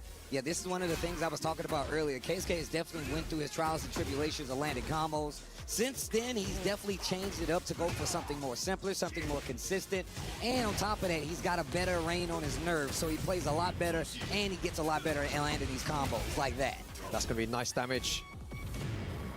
Oh, did he sidestep? No, he didn't. Oh, get off of me. The toe kick. And the single jab there. Very nice. Keisuke on the board, and that's what you want as a Kazuya player. You want to get that 1 round on the board, but the orbital, again, so much success with that orbital, Steve. Yeah, and he was going for that big low. Wasn't a Hell Sweep, but one of the other ones. Counter hit would have got him a combo. He orbitals right over that bad boy, and already in that wall position that's got him so many rounds already. Backdashing away. It seems like Keisuke is ducking a lot. He's looking for that cannonball. You can see what he's thinking there. Gets counter hit, and low high is going to take that first game there. Game number 1 goes to low high. Replenishes the liquids. There you go. But I feel like the last hour there, all of us, myself, you, Markman, we were backstage, all smiling, laughing. It was ridiculous. The matches, at one point, we were all standing up instead of sitting down with those Ulsan games. It was just incredible. The emotion, the stakes, it's so high here at the Esports World Cup. It's good to see, though, man. Incredible, man. Tekken is so beautiful. Yeah, dude, it's so sick to see these guys playing. And there's the book again. There's the journal. The death note, some might say. He's like, yo, bro, how do I stop this low high guy? He's like, No, you're right, book. You're right, book. I should have listened to you last time. You got it. Thanks for the coaching, book. There was signs of life there from Keisuke, which was really good. He was holding his ground. The electrics were landing. The pressure was working, but just 2 well-placed orbital hills, and just the aggression from low high was so much stronger than Keisuke. I want to see how Keisuke adapts to this. Yo, those electrics looking crispy, though. Back 1. Lots of poles. Oh my God. Bro, his electric hit rate we got to get a stat for this. So much success on the electric so far. I mean, we saw it in that first game. He hit like 3 of those bad boys, but he wasn't able to close out the game. That's another electric. Let's see if he takes to the wall here. Might get some extra damage. Oh, just shy. Drops it. And that's gonna do it. Keisuke gets the first round of game 2. Yeah, it's good to see Keisuke again on the board, but this time in front. A little slower pace this time around. Nice sidestep, and he ducked back turn. That was crazy. Again, the orbital needs to be so careful. You were talking about timing before as well. Both of their timing has been so good. K-Skate with the electrics, low high with the orbitals. I mean, and that's one of the better things you can do, right? Take away the hell sweep option by putting oh my gosh. Yo, so much electricity, Steve. It's not just in this arena, it's on the screen. The wave into the stature. Interruptions with the engager, spins the rest of it. Punish. Has to catch him ducking. That's the hell sweep. That's his fist into the rage art. Yeah, boy, this is gonna be big damage, and he's gonna get some life back. Yeah, really good option there as well. Just disrespecting the plus frames. Keisuke thought that he wouldn't disrespect. 15 seconds remaining. Oh, wow. Okay, yo, low high, staying crouched right in front of his face, by the way. Challenging him to do a hell sweep. Always waiting for the second hit there. Again, low high's aggression and his timing is so good. And both of them just ducking from that range too. You can see it there, both of them, and that's what they're looking for. One's looking for the electric, the other one's looking for the cannonball. Oh my God. Just dashing into his face, crouching right in front of him. Electric, bro. We need a counter for this. 100%? We need like... Okay. The hell sweep, and he still got some heat. Uses it for the mix. Low high on the ropes, the flash punch combo. Game 2, 2 rounds to 1 in favor of Keisuke. Yeah, really good option there as well to go for the 1-1-2 when he had plus frames. I think low high tried to press something. Nice block on the stature. Oh, ducks the electric. He's now at 99.9%. Insane. Dash up. Gets the heat burst. Hard spike. Brave enough to just dash up and duck right in front of Keisuke's face. Always looking for a down forward 2 counter hit there. It's interesting to see what he's going to do once he hits on the hell sweep again, because he's hit them once and then goes for the mid option afterwards. I want to see if he's going to start the vortex again. Nice power crush and really good by low high. One more round and it goes 2-0. Keisuke needs to fight back. Korea versus Japan. Keisuke gets the hit this time in the second game.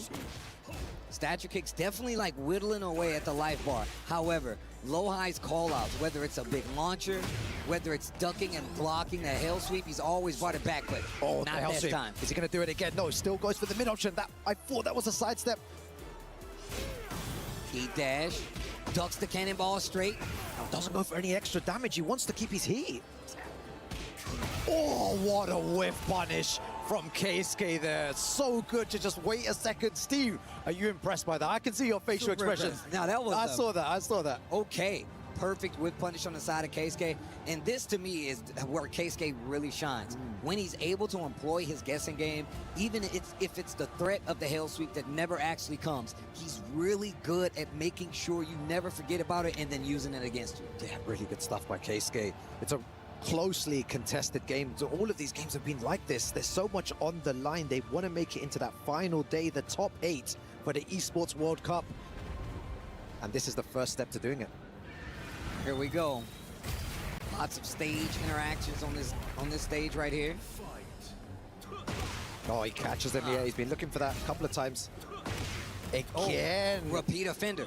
Again. He's ducking for the hell sweeps. Remember how I said he uses it against you? That's exactly what I was talking about. And it worked 3 times in a row. Oh, back one. Big counter hit. Look at the carry he's going to get because of this combo.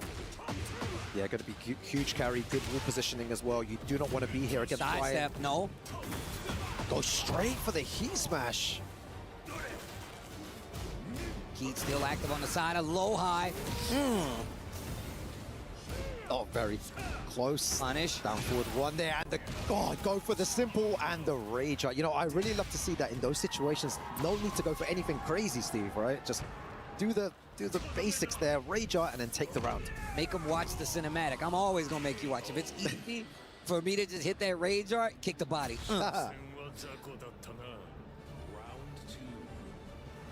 Game 3, round 2. Keisuke fighting tooth and nail, gets the lead in the setting. Although it is a small one, these leads are important. Just dashing forward, and the way that he moved forward in order to bait out low high's move, backdash, and then huge damage.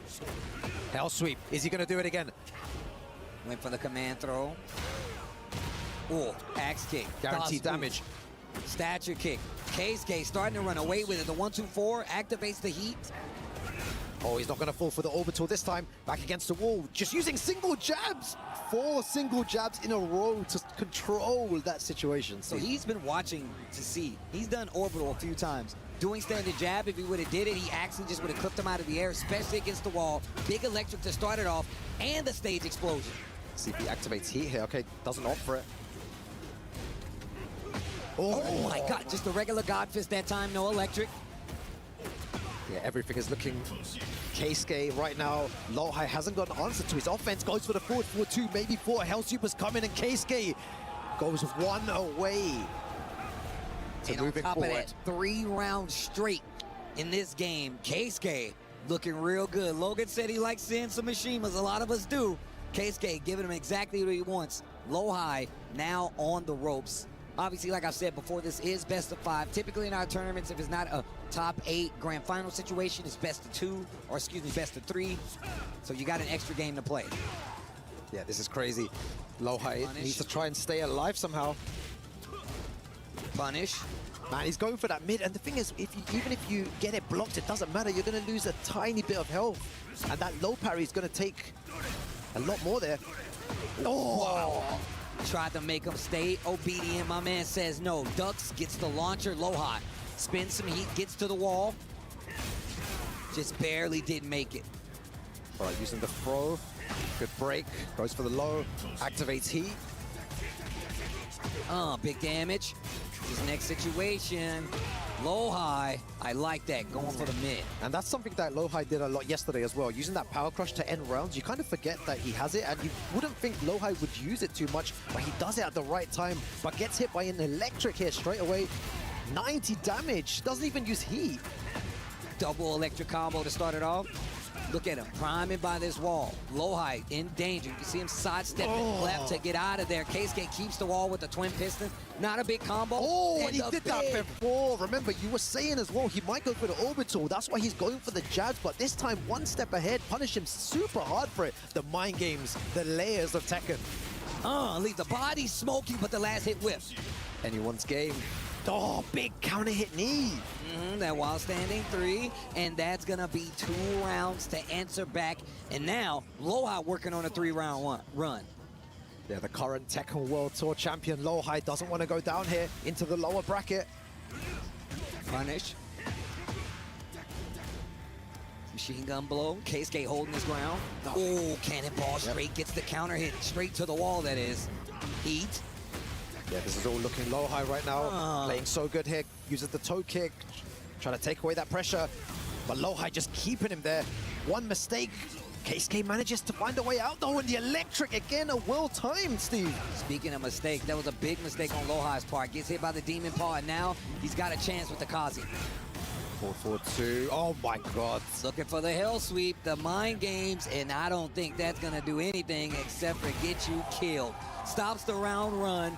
The 2-round run comes to a close. Lowhigh trying to compose himself. Yo, this crowd behind us is going absolutely insane. They're going crazy. They're going mad. Punish.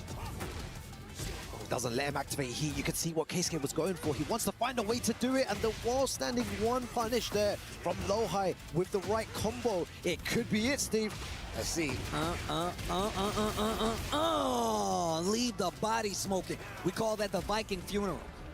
That's what we call that bad boy, the Viking funeral. We burn the bodies. Oh my God, it's going down again to the wire, Steve. Our first game of the second block here. Final game situation, Keisuke versus Lowhigh. You're going to want to win this to put yourself in prime position to get into that top 8. Going into that loser's bracket, you don't want to go there. Yeah, you don't want to go down to that lower bracket. We've seen how hard it is to fight your way back. That's where Ulsan currently resides, and I'm telling you right now, every match is a gamble because you never know. You can't take anybody still remaining in this tournament lightly. I mean, look, we still got, what, Arslan Ash in this bad boy? Yeah, we got Arslan Ash coming up. We got Osama Abasi coming up as well. Gosh. You got Zubair as well. Bruh. I'm just breathing no sigh of relief until I get my hands on that trophy. Exactly. If I was playing in this bad boy. Yeah, I can't imagine the pressure right now. Yeah, it turns into a first to one situation now, right? First to 3 rounds, who can take it? Set tied up 2-2. Secluded training ground, the lighting looking good. Last game of this set, Keisuke's been doing a great job contending, and now he brings out the hell sweeps. Then he sticks in the mid. That's what I'm talking about. I was about to say, Steve, I was like, where are those the hell sweeps? He hasn't done it in a while there, but he's now going for the hell sweeps and the forward 2s. Oh my gosh, Lohai looked out something crazy. And then Keisuke swings, that's gonna be a counter hit. He can take him to the other wall. Spins it, Yep. Big damage. Oh, look at that number on the corner there, 108 damage. The hell sweep, do it again. Goes for the mid option. No heat on either side. Rage Art's there, stature kick. Is that gonna hit? No way, no way. Keisuke keeping his composure. He's 1 round on his way, 2 rounds to send Lohai away. Wavle into the Demon Paw. Forward 2, so good, and oh my god, both of them are just making such great reads, and that's why it's got down to a 2-2 situation.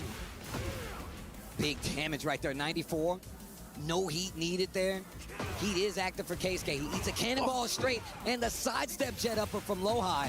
Big life lead. He still got the heat. That means he can close this out if he does it right.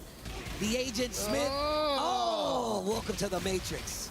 I love that move. That's one of my favorite moves with Brian. Yo, shout outs to Hugo Weaving. Rising 1. God, and so the first time ducking the electric, and this time ducking the 1-1. He's done it before. Keisuke is not learning. I think it's more about the fact that he's been doing such a good job of just ducking in his face. Yeah. Making Keisuke second guess going for the hell sweep so often, even though they have been initially successful. Ducking goes for the launcher this time. Still no hell sweep in sight. Yeah, both of these players ducking at that range 2, range 3. Looking for the back 4, sidestep Demon Paw with the wall. The wall could mess him up here. He's going to get a small combo here. Oh my god, that was a beautiful combo. Oh, guaranteed damage afterwards. 20 seconds remaining. Oh. Wow. And then he ducks the cannonball straight. We literally couldn't even talk. We literally were looking for the exchange. Oh my god, that was crazy. The TWT champion in trouble. The ducks, they're starting to add up. Yeah, it doesn't get anything crazy, just going for wave dashes. Wave dash into nothing sometimes is the best option. Lohai, what are you gonna do? I mean, we've seen the reactions. Lohai betting on Rage Art 2 times over, and it's almost got him killed. 50% of his life is gone in a couple of guesses. A good combo here can put the end of this game in sight. Lohai trying to make him waste the rest of the time on the heat. Punish. Yeah, mid options. All the mid options. Who's gonna take a big risk here? Oh, he's ducking. And he ducked. Oh, another one, Das Boot. He's getting closer to Rage. And we know those Rage Arts are something Lohai is known for at the last second when he needs. Oh my god, both of them are just ducking from that range. This is anyone's game, Steve. 15 seconds left. He needs to do something. Oh, it goes for the mid option, the wall standing punish. Finishes the stream. Again. 8 seconds, he breaks the throw. 5 seconds. Down back 2. Oh my god, he just did it. He just did it. Bro. It's time, Steve. Final round here. A beautiful duck into twin pistons. Oh my gosh. Very close to the wall. Missed the punish with the electric. Engage. Back one. Down forward 1. Sidestep. Heat burst catches though. Forward 2. The heat is gone. Both heat gone. You gotta play it old school style. Oh, so many trades, no punishes. Hell sweep. Do it again. Oh no! The sidestep left got him out of trouble, but the wall saves his life. Side wall saves lives. Oh, this is so dangerous. They're in a weird situation. Lohai takes it, and he's gonna take out Keisuke, and he came back from behind. Lohai over Keisuke, 3-2. Man, these sets are picking up something crazy, I know. Wait till tomorrow, though. And that's where they're trying to go.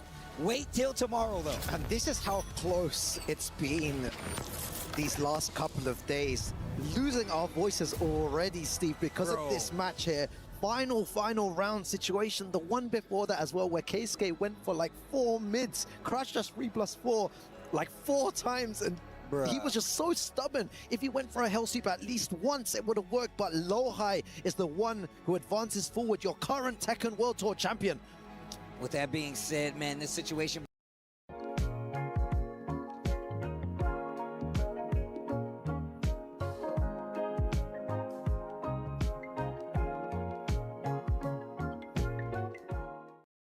Audionic Azadi sale up to 79% off. Early discounts. Like and subscribe. क्योंकि अब सुनेगा पूरा Pakistan. Order now at audionic.co.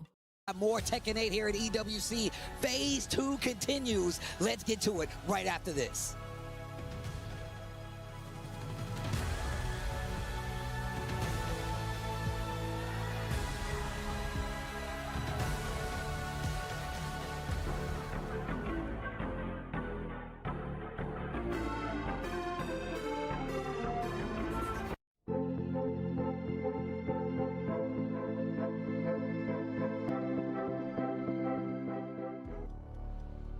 Welcome back, everyone.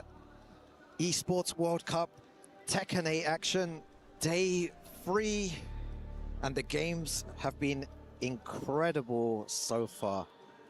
The last one there we just saw between Keisuke and Lohai went down to a final round situation, and there's probably going to be a lot more very similar throughout today and tomorrow.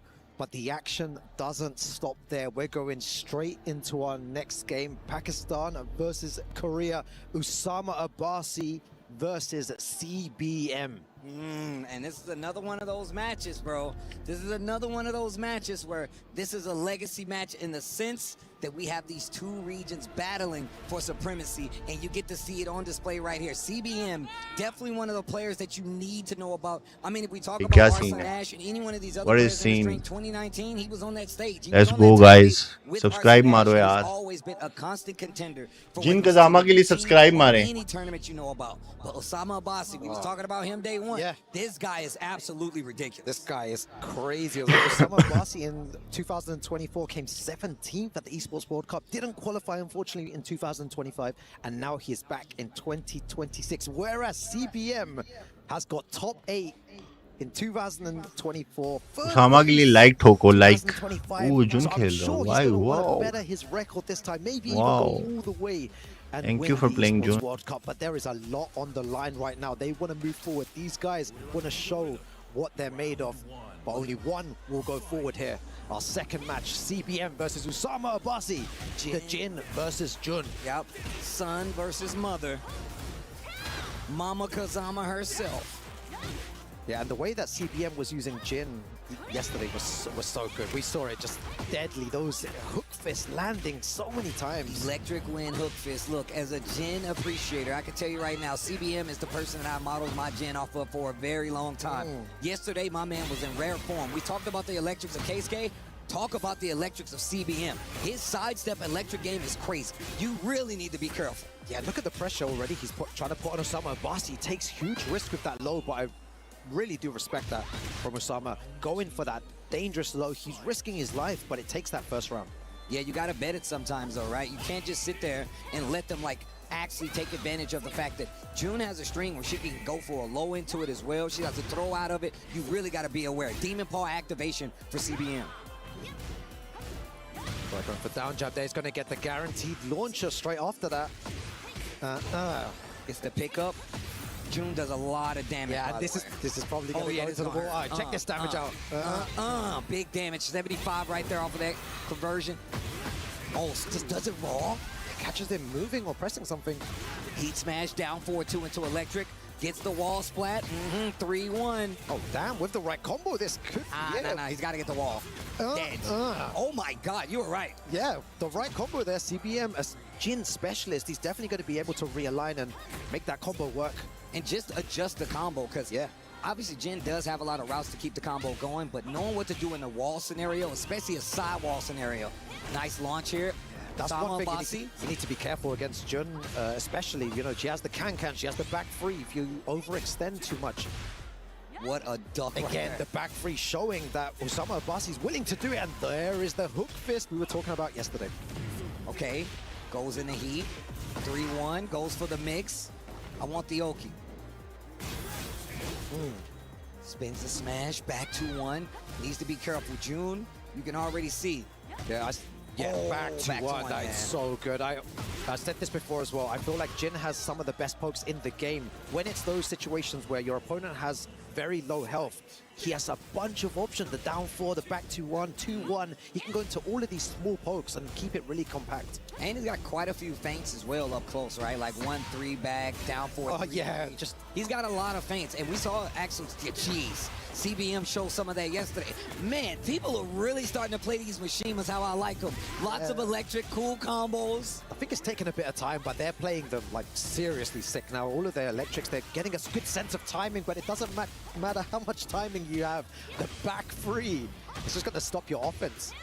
Good way to kind of put the clips on anybody overextending. And look at the series to get him back in the game. Osama with the life lead right now. Oh, that was such a nice counter hit. What a block on the low. And again, do it again. Oh, I love that. When people do like a low like that, it gets blocked. No one does anything about it. It's like, do it again. Who cares, man? No one's doing anything about it. Get off of me. Oh, it's like your mom telling you to brush your teeth. I don't want to brush my teeth. Yeah. Do it again and again. Oh, nice. Caught you peeking.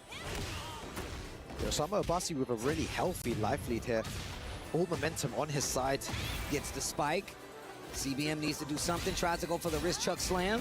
Uses the heat dash. No more heat available. CBM still can make a comeback. He has access to heat, but it is not enough. Osama Abasi so strong there. And the back 3 on 2 occasions to stop the offense was really the difference. Taking so much damage. We know the damage output that Jun does.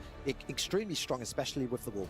Yeah, and it's really tough, right? Let's go, guys. Go ahead, subscribe, please. Obviously, back 2-1 is a tool you kind of use to kind of keep them honest. 2-1, lots of great pokes.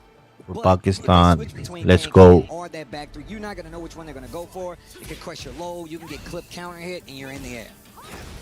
And again, look, Match is Arslan's match, Arslan Ash match. He's willing to throw out the can to the back 3. Every time CBM overextends, back 3, you got to respect it. Big damage here, too. It just might make him a bit hesitant in going forward, and I think that's what Osama wants. He wants CBM to question his offense.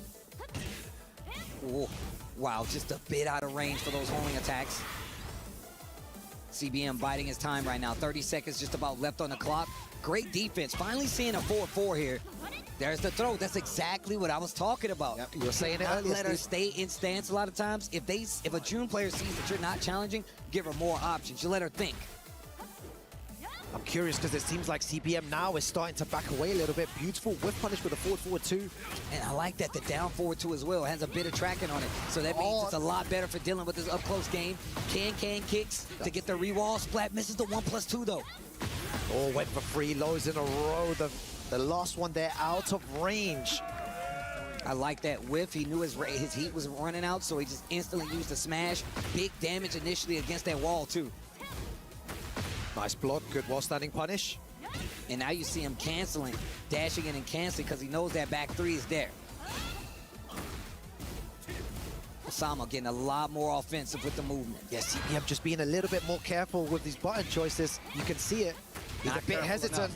Not careful enough. He could have been in a big combo situation, and that's going to be a big damage combo throw starter right here. Yeah, let's see what a combo is like here with the right one. Oh, just shy of the wall, blocks the low. He's scared of the second hit, yeah, of that low. You know, he's not he didn't punish it before, and he didn't do it again this time. He's scared of the second hit. In my head, I did hop kick. I literally was like hop kick, and he did it too. I would have lost too. Yeah, Osama Abasi right now is playing like a man possessed. Everything is working out in his favor. Just whiffs the first hit, but the second hit lands. CBM, how do you fight back from this? You can see him starting to use a bit more tracking moves versus Osama, but it's still not working out. Gets his back. That was mad. Yo, cameraman messing him up there. Almost got the wall. Cancels for the heat. Punish. Stance. Speaking of, I'm scared of the can-cans or the back 3 here. If CBM overextends, he's going to get punished really hard. Osama Abasi using slow moves. What a quick sidestep. He's going to get the 4-4-4 on the tail end. Neither one of them have heat. Oh, no, punish. Oh. Into the rage art.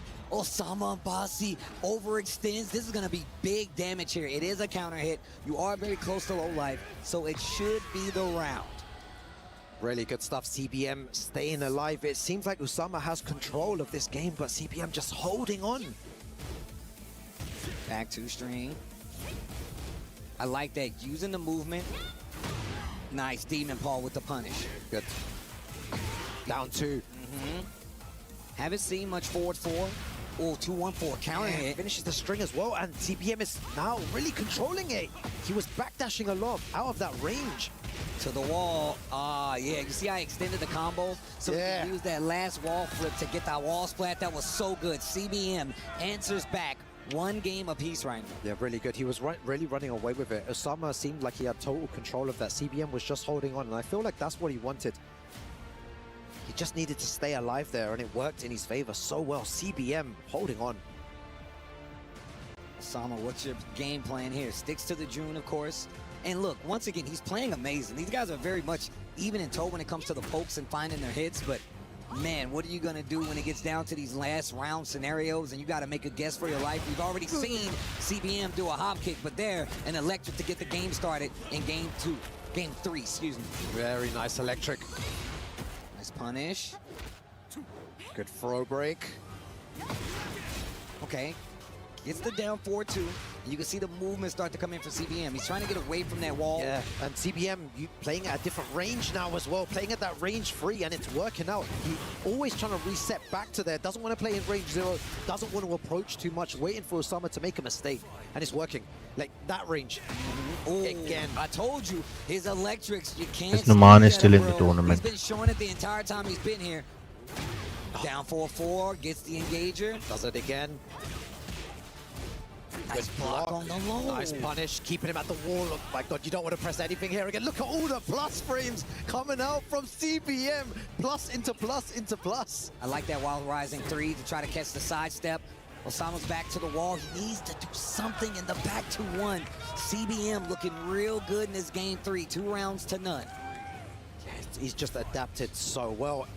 And it's just amazing to see the same range again, the same thing, the same story, Steve. Big damage, 77. I still got my heat. Engage with the Demon Paw. It's really running away. Osama Basi needed that, but drops the combo. So unlucky. Okay, wait a minute. Wrist chuck slam. I taught you how to do that. Your mom taught you that. Big damage here. Gets the spike.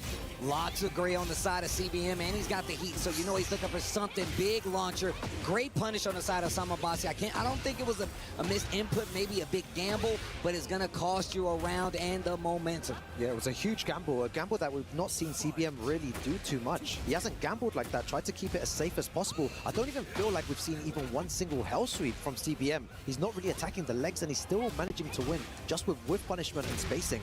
Oh, nice, standing for the challenge. That's what I was talking about, those tracking moves up close. But also, you got to remember, we were talking about can kick back 3. Jin's lows, not the fastest. He does have LLRK. He's got down 4, but you use it in more of a poking instance. Exactly. You overcommit, you can be in the air, or you can get hit by an electric. This dude CBM looking ridiculous. He dashed to finish it off. Yeah, crazy, because Keisuke was landing all these electrics, and CBM is doing the same thing, and back 2-1 to finish that there. CBM moves within range of making it into the next round of this tournament. Osama Basi, what are you gonna do? The June's done quite a bit of work. CBM just keeps evolving though. We saw how successful those back 3s were, and they definitely got him on the run for the beginning, but then you saw CBM start to step on the brakes, not overextend, and really look for these whiff punishes, these electrics. Oh, look at the crowd as well. Look at the CBM win. Oh, I love it. You're special. That's sick. He has the crowd on his side. There's a lot of people here to support CBM. And I think we might have a character switch on the side of Osama Basi. The Eddie Gordo. Okay, this is definitely going to change things a bit. I feel like he needs to be a bit more careful now with his approach. You know, Eddie can go into relax to evade those moves and then really do some damage. So you need to be really careful with your buttons.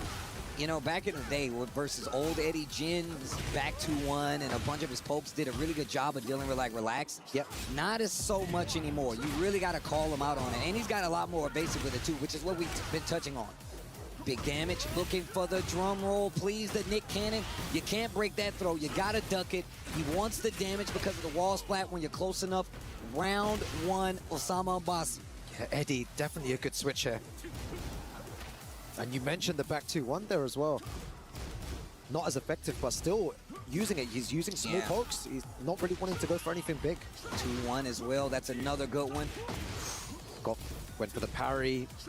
So unlucky. Ooh. And the third time he's hit him with that, but he didn't get the wall splat. Gonna get the Majinga power up. He goes for big risk with that low. He's gonna punish that as well. Osama Abbasi looking so dominant right now. The Eddie switch working out, Steve. Paying off dividends. Oh, engage. Yeah, that was all because of that mistake there. Tried to go for sidestep 3+4, sorry. Holding his ground, not looking for the low. There's that down 4, a little wave to see how you react. Back 1 string, and you see CBM at the ready. He knows the wall is there, so shorter combo, so he can get the ender. Savage sword. Good wall positioning, goes for heat dash, electric, forward 4-2. The low activates the heat. Look at the gray life on the side of Eddie. The trades. Yo, the game's getting scrappy now. Big low again. He hasn't blocked any of those. Power crush. Nice punish. 1+2 out of handstand or relax. Goes for the mid option this time. He's starting to mix things up, and you cannot whiff like that against Eddie or Osama Abbasi. 7 seconds remaining. Pops the rage out there, and he evens things out again. We're going to a final game situation again, Steve. Final game here on display. CBM versus Osama Abbasi. This is how close on the line. Man. That's how close. This is exactly what I was talking about. Remember what I said? It could go either way. Both of these players definitely have the hunger to go further, make it to this top 8. But once again, you got to deal with what's in front of you. And it's not the easiest to do, bro. Shout outs to the super fans that pulled up as well, man. We got a lot of them out there. I love the little drawings as well. It's so cool. It's one of my favorite things about esports events. When people come out and they do the drawings themselves, they're like their own art. Subscribe karo na yaar. Please subscribe, please. Yeah, both of them have been playing so well, and this is the type of matches you get when you get 2 world-class players and no one wants to give up. Both of them adapting to each other's gameplay. CBM or Osama Abbasi will be moving forward here. Final game situation starts off with a huge launcher. Getting the combo, gets the wall as well. QCF3 for the wall splat. But they changed positions back to 1. Like I said, bro, you got to be careful in handstand because back to 1 is definitely one of the tools you'll see Jin pull out the most. Uh-oh, hit a button. That's counter hit. He's gonna get the wall splat as well. Guaranteed damage afterwards. Damn. Mix-up time. Needs to be careful around that handstand. Osama's definitely looking for it now. You can see him kind of switching it up, throwing in relax mix-ups as well. Oh, the sidestep. Is he going to be able to chase him down? And big in damage, the back but the there. wall. But the wall. I That like combo that. was mad. Back 3, just in case you try to move on the ground. Down 4. Gonna be a lot more effective in this matchup than versus June. Means you definitely got to be careful. Even if you go into those stances down for a hit, and you do not want to give him any more life advantage than he has. Exactly. CBM 2 more rounds and he moves forward. Going for the plus frames. Back 1. Oh, he's starting to block the down 4s here. Not guaranteed. Engager go. Uh-oh, wait a minute. Answers back with one of his own. Life just about even. Power crush. You know, these high-level players, I've seen them do it before. You kind of forget that the opponent has the power crush, and then they throw it out of nowhere. And it usually works most of the time. Oh, a 4-2. Spins the heat. Got a plus frames. Back against the wall. Awkward trade. 13 seconds left on the clock. It could go either way. Up 4-2 trade again. 10 seconds left. Finishes the string. 1 down 3. Those are the strings that you were talking about. Maru Kang said, hey, when it comes to rounding the situations, Jin has some great strings to do. You just seen it right there, the 1 down 3. Oh, it gets a huge launcher here. Osama Abbasi trying to stay alive. CBM trying to move forward here. Oh, and the stage hazard in his favor. Activates heat. So unlucky there. The forward 4-2. So much success with that. And the electric catches him pressing too many buttons there, though. Back 3-3. Gets the big launcher. Dancing a little bit. Stage hazard already gone. Goes for the low. He clips him. He's not able to get the float. He almost got the side. And that's the reason we're not seeing so many forward threes from Osama Abbasi. Gets hit with a huge electric. Weird wall angle. Spring kicks. The 1-2-4 for the stabilization of the combo. There's the hail sweep. Oh, just a little bit out of range. And that should be the round. Osama Abbasi invites Jin to the cookout. Man, what Grab the yourself a hell? plate, have a seat. Let me introduce you to the family. The hell sweep at the end, that is the first time we've seen CBM go for that hell sweep. It worked, but then after that, just out of range for the... That was crazy. Yeah. Osama Abbasi stays alive though. Side steps forward, breaks on the throw. You see how he's just keep annoying him with that down 4. Pretty quick low there. Yeah, Osama Abbasi seems to be challenging a lot more now, not letting CBM just get away with everything. Like forward foot 2, he's plus frames. Sometimes Osama Abbasi is trying to challenge with that, trying to get the launcher. So many trades happening. Man, that could have been so much worse. Catches him ducking. Lucky he didn't commit to anything big. The heat burst is blocked, and he interrupted again. That could have been dangerous. This is so scary. Electric. Oh my God. Are we going to go down to a final round situation, Steve? I feel like we're going to go there again. It has to be a final round. Again, for the second time. These games are insane. Bro, they're going crazy right now. Only one can stay alive. The ball rising 4, he gets the conversion. Will he use the heat though? No. I like that. Scale damage. CBM on the front foot though. Osama Abbasi needs to try something here. Guaranteed damage as well. These guys are swinging. Gets the throw. While standing 4-4. Engage. Look at the health though, Steve. The health is... Oh! Needs to be careful. Oh, the big launcher! Osama Abbasi drops the combo! I thought he dropped it! Doesn't Break the throw! And that's gonna do it. Osama Abbasi takes out CBM. And what a scramble. It could have gone either way, like I said at the beginning of this. And CBM definitely racking his brain. But Osama Abbasi closing it out. Starts with the June. Amazing. Switches to the Eddie. That is proper character management, especially when you have 2 characters that you can play at a high level. But the winner will be Osama Abbasi.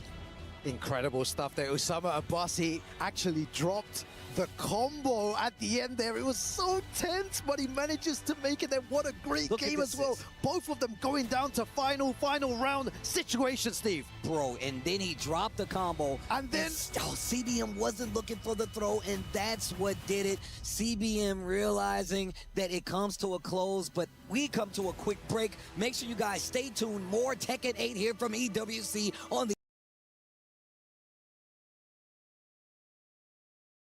और अच्छी game हुई है. सामान lucky था बहुत.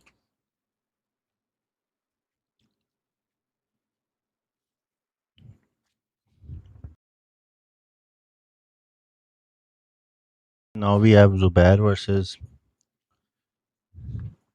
Aslan का match आ गया. This is the match I've been waiting for. Aslan versus Yagami.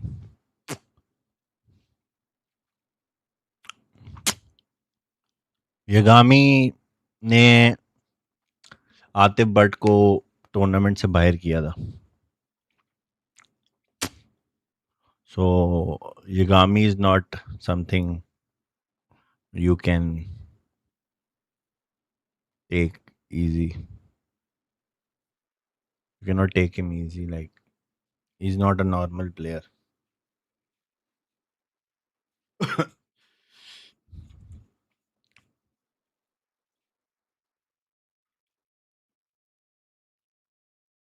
Oh, I think Yagami is not feeling well. He got fever or something. I hope not.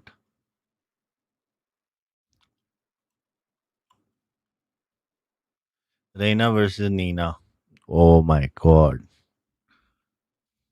Let's go. It's Yagami versus Arslan Ash. Up next, it's going to be the Let's go, Reina versus the Nina best of 5. Yeah, speaking to Arslan Ash before, you know, he's ready. He feels confident.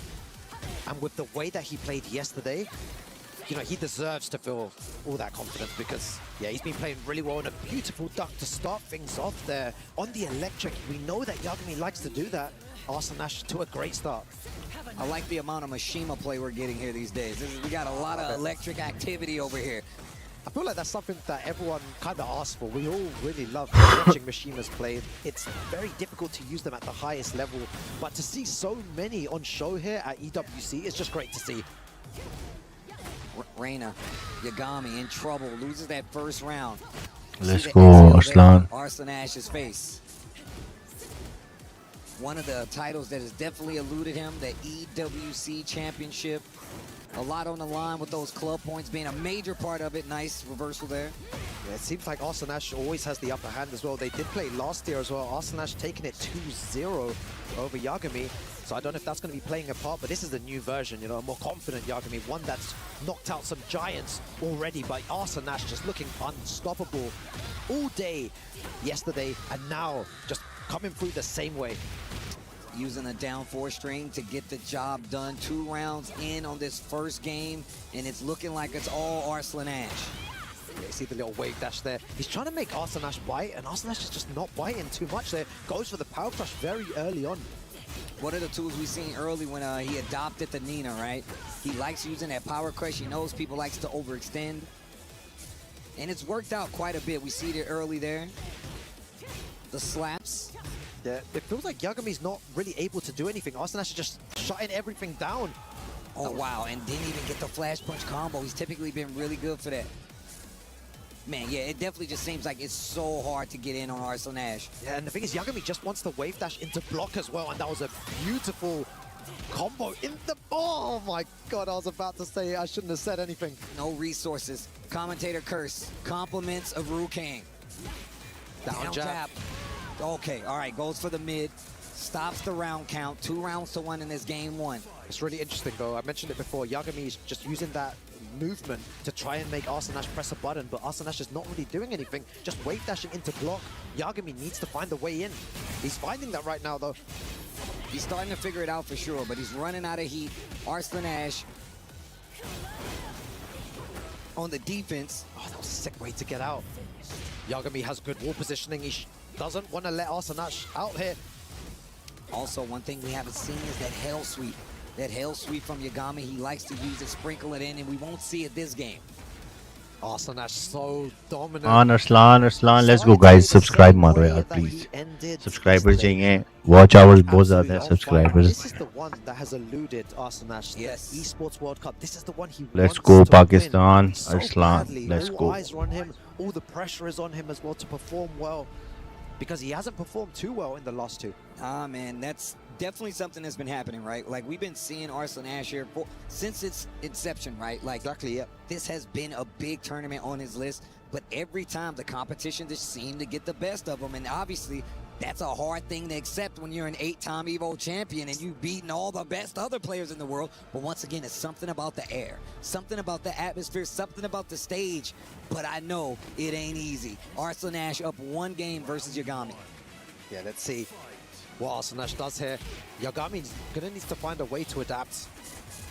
Okay, just using the similar strategy as well, just wave dash into nothing. Ducking in his face. One of the best defenses versus Electrics is ducking.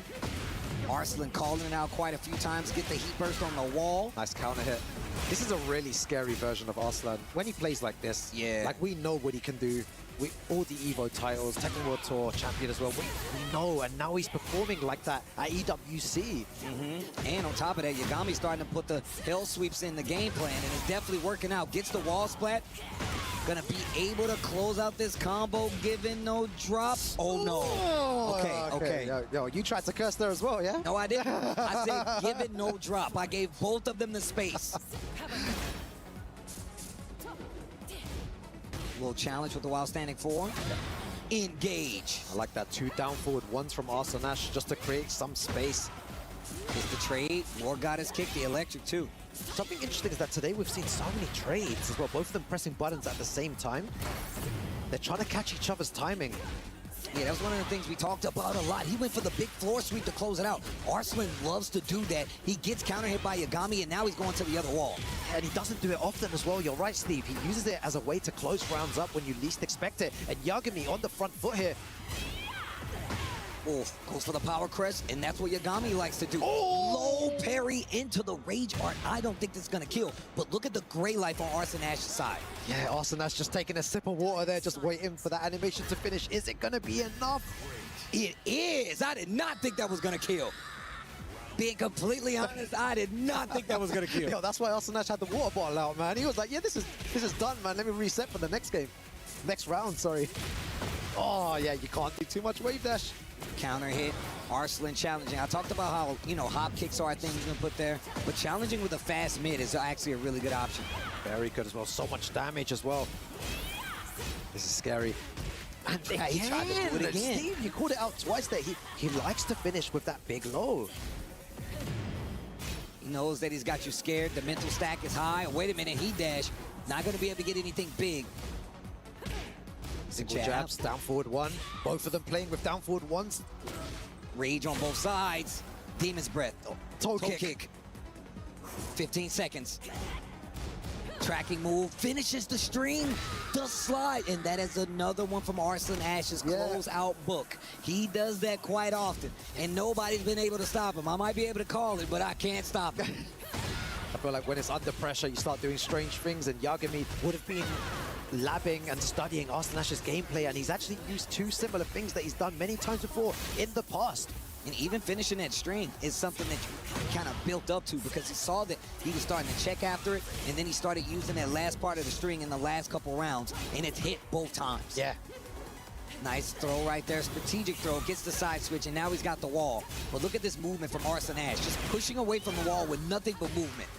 And it worked as well, back into the center of the stage, and now he's pushing towards the wall now. Goes for that big low, and you called it before, Steve, and I feel like one final pixel here, goes for a down jab, a down forward one, and if Yagami, I'm not saying he didn't do his homework, but we've seen that multiple times from Arslan Ash, using the big low. He doesn't use it at the beginning, not even in the middle of the game, Steve. It's always the huge gamble at the end of the rounds. First time, it didn't work. Second time, he down jabbed. Third time, it worked there. I mean, fuzzying in this game, in Tekken in general, is something big that we see quite a bit, right? And it feels like Arslan banks on you to be like, oh, you're going to fuzzy? Yeah. You ain't going to block this big sweep. Yagami taking a breather, going back to the select. I said this before, Arslan Ash looks like a man possessed now in this tournament. Prime Arslan Ash. Last lifeline on the side for Yagami. He cannot lose another game. Yeah, both our previous games, 3-2 and 3-2. And is this going to be our first 3-0? Yagami's going to need to find a way to stop it. And that's a great way to start there. Nice launcher. Counter hit on the War God kick. And look at the damage conversion he got because of it. I wonder if Hell Sweeps is the way forward here, though. We haven't seen so many from Yagami. Maybe a way to break his opponent's defense, going for those lows, Steve. Not dead just yet, though. Working on a perfect Yagami. Okay. Yeah, in a game like Tekken 8, you really need to... There are times where you have to take those risks. You have to go forward. You have to believe in your reads. He's not been going for anything crazy, but that time, Hell Sweep and the big heat smash for the win. Going for the big mid, back to the wall. Yagami in trouble. More than half life already gone. And the heat activation on the side of Arslan Ash. Wow, we could have punished that a little bit harder, and the heat smash is going to do it. Arslan Ash instantly was like, nah, bro. I'm going to need that back. Yeah, one apiece. There's that slide. So many launches from Arslan Ash.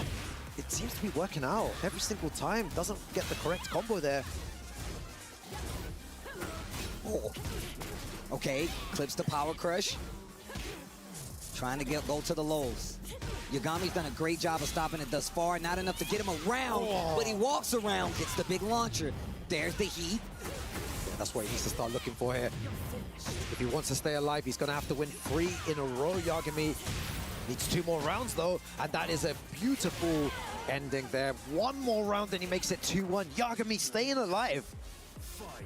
Yagami always tends to step up around the EWC time. We've seen some big plays, some big comebacks. Some of the best matches in EWC history. Yeah, that match against Chanel, yes. Right? When he was 4-0 down and he made a 5-game comeback. Shout outs to Chanel. I know he's watching somewhere.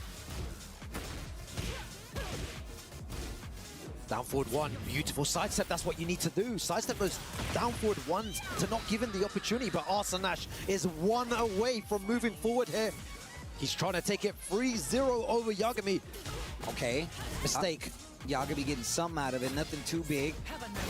See Arsenash pressuring with those lows now. Oh, he even tried to go for another one there. I feel like he can sense blood. There's the slide again, and look, just pushing him to the wall. Down forward one and strength. Nice War God kick. You mentioned it there correctly. Just a couple of moves there. Gets the heat engager. Arsenash is on the front foot. Whoa. Okay, okay, big launcher. Yagami needs to make this run count. He needs this round. Yeah, not sure if I agree with about the heat option there. He had the opportunity to activate heat. He hasn't got those resources. This is so scary.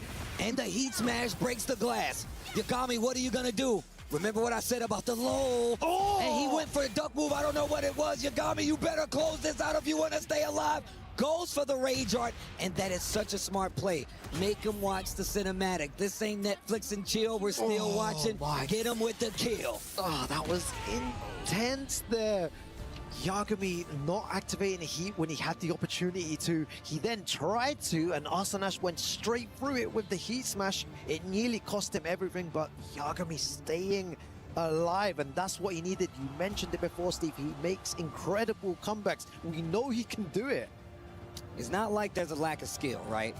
I can tell you right now, regardless of how good Arsenash is, the thing is, Arslan overwhelms your senses. He always dashing at you. He's up close. He's making you remember the down forward ones. He's still sneaking in the lows. You want to hit a button? Power crush. He's got such a system for dealing with even some of the best players in the world that you have to change up so much to make it count. And the hell sweeps are coming out to play. That's 2 in a row there. Down jab, back to the wall again. We've seen Arslan fight himself away from the wall so many times, and he almost did just that. Activates heat. Let's see what the offense. Nice sidestep, doesn't get anything with it, but Yagami gets his own heat engager. Oof. Down jab. Arsenash just trying to catch him. He wanted to get some sort of launcher. He finally manages to get it. Goes for the rage art hit. Is that going to hit? It is. Okay, and this is good for Arsenash. That puts him back in the running. Big life lead on the side of Yagami. This rage art is going to do good work, but still right outside that rage range. And if you get launched, you're going to be in trouble. There's that low again, Steve, that you pointed out. And again, double low. He loves it, Steve, bro. you should be sitting up there, man. No, I shouldn't. You would have sussed him out ages ago. You called those lows since round 1. Dude. He's been doing the same thing. But that's how good he is. Once 2 launch punishable lows. Down jab. There's the sweep to close it out once again. Perfect on the side of Arsenash. And one more round, and Yagami will be in a situation he did not tend to find himself. There's the power crush. Yep. Yagami's been in this situation many times before. I feel like he can make a comeback, just needs to get this one round here. He's in a good position as well, goes for another hell sweeps. They are working here. He understands now the pressure is working. Look at this, just pure offense, pure buttons. This is Tekken 8. That's what it is. This guy Yagami turning on the gas. We're cooking with high heat now. Nice interrupt. Arslan knows that it's in sight, and if he gets this round, it'll be the end, and he can breathe a sigh of relief. We know with Mishimas as well, the type of character they are. Engage. Oh my God, they can really put on so much pressure, and momentum is so important as well. Oh, get up. Goes for the mid. I like the mixture Yagami is representing. Force him to duck in these situations he's not too prepared for. I should carry on putting pressure though. Arsenash really wants to take control. You can see it. Arsenash is so close to closing this out. Yagami staying alive though. That's going to be huge damage. The spring. There's the low. He blocked it. Nothing. Another low. Down 4-1 into the slide. Arsenash takes it 3-1 over Yagami in this Group A game. And man, Arsenash, an 8-time Evo champion for a reason. Closing it out with the Nina.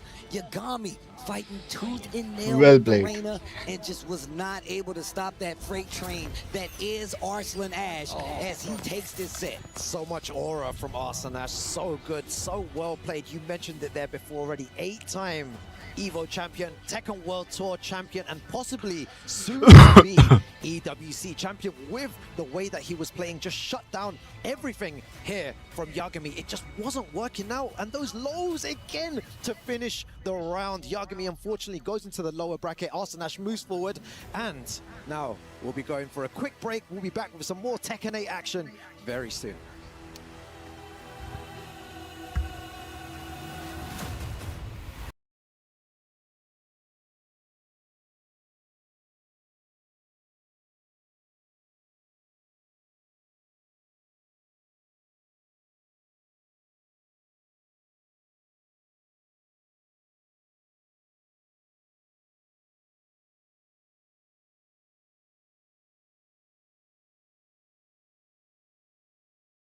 तो अरसलान का एक और match होगा. Either it's going to be John or it's going to be... Oh no, I think Arslan is going to... Yeah, either it's going to be John or Zubair. Team kill. इस match में भी team किल है, अगले में भी team किल है. Country किल है. On the stage right now versus another LCQ winner from last year, the John going head to head here in Group A. It's Tasty Steve, Ru King. Hopefully you got your snacks. Hopefully none of it is wet because you're going to throw it everywhere. These matches have been crazy. Yeah, exactly. I hope everyone at home is enjoying the show. It's been an incredible weekend of Tekken action. Now we're going to have Zubair versus the John. And the interesting thing about this is that the John has beaten Zubair on so many occasions in the past. 2-0, 3-2, 2-0 again in 2026. But then the last tournament, Zubair had an incredible run in the LCQ. But did you know, just before that, the whoa, wait a second, the stats here. Yeah, step punish, looking good, successful throws. He's a grappler, he needs those. Low parries go a long way. Those might be few, but they go a long way in heat usage at the 80%. But talk to me about some of those God, you know, I was hyping Zubair too much, and then I see the John on the screen, and I'm like, yo, what the hell? The John, also another player with so much power, but all everyone needs to know is that the last tournament in Pakistan, Zubair beat the John 3-2. He beat Farzin 3-0. Then he beat Atif 3-0. Then Numan 3-0. And then won the tournament 3-2 against Numan. That is the caliber of player you're seeing here in Zubair. Not many people know about him before, but now people will know. Well, after that interview with Ryan Hart, where we got to see and know his motivations, it seems like it did him good because my man is buff. He won the LCQ, and now he's going up against another LCQ winner in the John. They both have seen how hard it's been, and this first round goes to Zubair. Yeah, and you know what? Speaking to MYK before as well, Armor King is a character he really wanted to see come out as well. And I feel like there's a lot of Armor King fans. Yourself as well, you really like Armor King. So it's really good to see Armor King at the big stage. Oh yeah, of course, man, especially considering he's one of the newer DLC characters, and we get to see high-level Armor King play. I like that. Take the Oki, sidestep 2, 4-4 neutral 2. Yeah, he's been doing a lot of that as well. The 4-4 neutral 2, very nice from the John. And apparently, these guys have not, this isn't their first time crossing paths, but it's always been in Zubair's favor, apparently, and you can see why. He's definitely got a ring on what the John wants to do. Yeah, I think this year especially, yeah, it's definitely been Zubair with the way that he's been playing. The last tournament results as well, so strong. Oh, giant swing. You better take that. Little back 3 action. I will say, though, the John, when he uses a character, my man uses everything. Oh, you're dead no matter what. The giant swing there as well. I really like the way that the John goes into stance. He puts you in like those really bad situations. Forward neutral 2, loads of plus frames, and you just have to guess after that. Gets the back turn situation. Combo wasn't too clean. He's gonna drop and give the John a chance, but he's already down about 60% life. And the John is just such a good job at, now that he has this brawler, we've seen it with the King. He does an amazing job of switching between strike and throw. And he does a great job of hiding his throws behind any move that he does, but Zubair gets the combo starter. Yeah, that was so nice there from Zubair. Heat dash. And the final round situation. 2 rounds apiece, game 1. Yeah, both of these great players here, world-class players. I love that move. Stunner out of stance. Yeah, you can see both of their movement. They're trying to sidestep away. Tries to do the sidestep hop kick, doesn't work. Gets the launch. Cuts to it all, and another drop on the side of Zubair, but he's got the life lead. He was looking for a counter hit. He wanted that counter hit, something crazy, but he's still alive. 1 pixel remaining though, the John, what do? Activates heat. Oh my god, and the sidestep into forward 2-1. What's the combo like here though, Steve? He might be able to kill Ray Drive.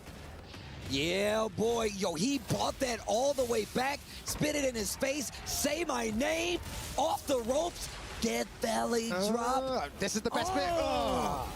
Oh, God, he's so cool. और फजूल combo drop किया ना जुबैर ने. Pyro is there too. Dead था One वो. of the best rage arts in the game for sure. The John doing damage here. It's not like I hate John, but I want Zubair to win this, man. When I was speaking to Zubair backstage there, he did mention that he does feel the pressure. He understands the levels here. He was pacing around, but he did say he felt calm. He was like, he understands the situation and how important it is, but he's calm. He's going to need a lot of calmness in order to beat the John here. Yo, you got to have nerves of steel to get up on this stage and stay calm. I'm telling you right now. Armor King getting the job done game 1. Zubair, the sidesteps have been really good, but 2 times over he's dropped this back turn combo that we've seen a lot of the Dragunov players hit. So when you talk about the nerves and him understanding the weight of the situation, it may be taking effect, but he gets a big start right now. The wall, the heat, the positioning, it's all Zubair. Down 2. Oh, nice, and that is the danger. You know, not many people have been blocking that from the John. They've just been taking the forward neutral too. But that time, Zubair blocking it, really good stuff. He needs to show that he is willing to block that low. Sidestep, tried to go for the down 4-2, sends you to the wall. He can get some damage off of this. Look at the damage, so much as well. Not even over yet. Get up. Sneak 1. Look at this offense in game 2 from Zubair. Yeah, the John's just standing there. He's not able to do anything. Zubair's offense just a bit too strong, and 2 very quick rounds from Zubair.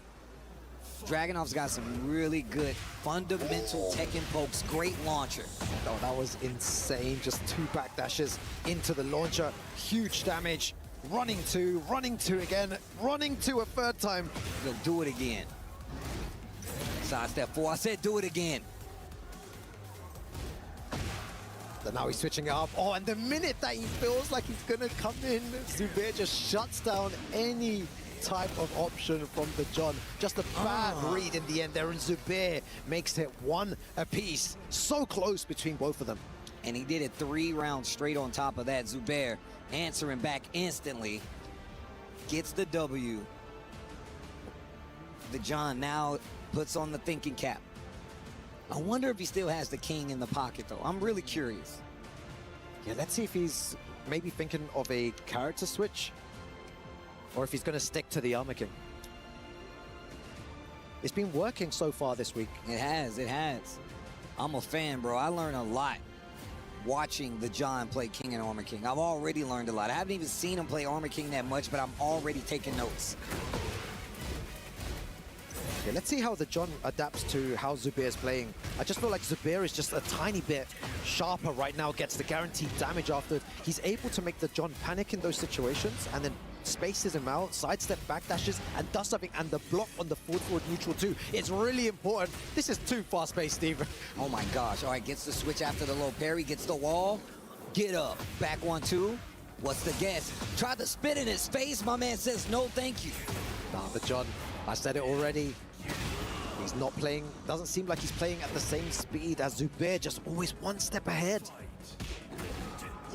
Oh, wow, that was a good challenge. That's what he was looking for early on. Gets the just frame on top of it. The blue stuff is there, and he gets the wall. Oof. It's the combo like here as well. Super nice. Bro, this combo is crazy. I thought he was going to go to the other side there. Punish, stance, goes for 4 out of the stance, though. That low, engage. The way that he held back for like 3 seconds and Zubair just waited for the right time. Look at the sidestep. Doesn't get anything huge for it, and those low blocks are so important. They're giving him so much mileage. Yeah, that while rising 1+2. It's an engager. Great punish. What the? Oh my god. Oh my god. The sidestep there was absolutely ridiculous. One more round, and it's 2-1 here. Running 2's coming out. Sidestep forward 2-1. Up 4-1, trying to keep him honest. He answers back with a 1-2-1 of his own. Gets the engager. Giant swing, no thank you. It's quite interesting how the John isn't going for as many throws as before. You can see that it's doing it very sparingly. Doesn't really want to take that much risk. Zubair, though, going to get a really nice combo. Up 4-3. Wall explosion as well. From wall to wall. Not dead, but he flips him over. Running 2. Plus frames. Spins the smash. The down 4-1 starting to add up. Jeez, bro. And I was talking to Markman about this backstage, and he was like, you think it's a little hard? I think it's a little iffy for both. Zubair. To a striking range with the character like Armor King, look for those pokes. He's getting a counter hit. Zubair for EWC. And you can see Zubair really running away with it. What is the option that the John will go to fix it? He's got another character, but he also could just change up his strategy a little bit. Yeah, I'm so shocked at the way that Zubair is playing. So many people wouldn't have heard versus of him. Arslan Ash Seeing coming. him on the biggest stage here, Coming soon. Performing like a madman. You would think there's Low high so much versus stress. Usama. Your first time being on a stage Zubair this versus big, right? And he's Arslan. holding his ground, more than holding his ground. He's actually in prime position to move forward here, and he's switched to one of your favorite characters, your main character, Yeah, the King. boy. And he got a counter hit down forward too, right out of the gate. That's a good tool to deal with that up close pressure that Dragunov does so well. And now he's got the armor. Full launch on the back turn. Let's see how sharp the John is with the King, though. He has been running the Armor King for a lot of the time. I'm going to tell you right now, a lot of people who know the John, they know him for the King. Yo, that was sick. The armor to get through. Nice just punish. dashing forward. 4-4, the Soulbot, the King.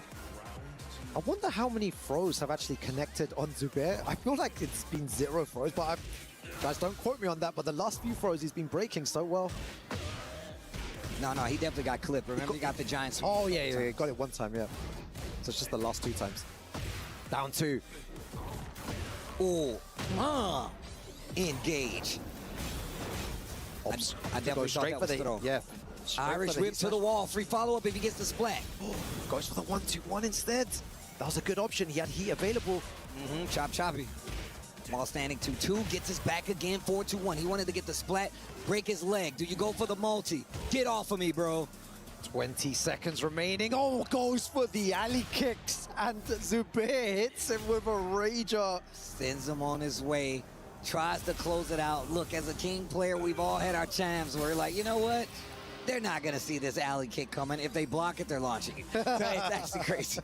It's like do or die, basically, right? But you don't use it often, so when you do use it, I'm assuming you guys think, like, it's going to hit. Yeah. Down 4-1, jamming him. And this is the hard part about this matchup. But you got that. You got down 4-2. You have one of the best moves in the game.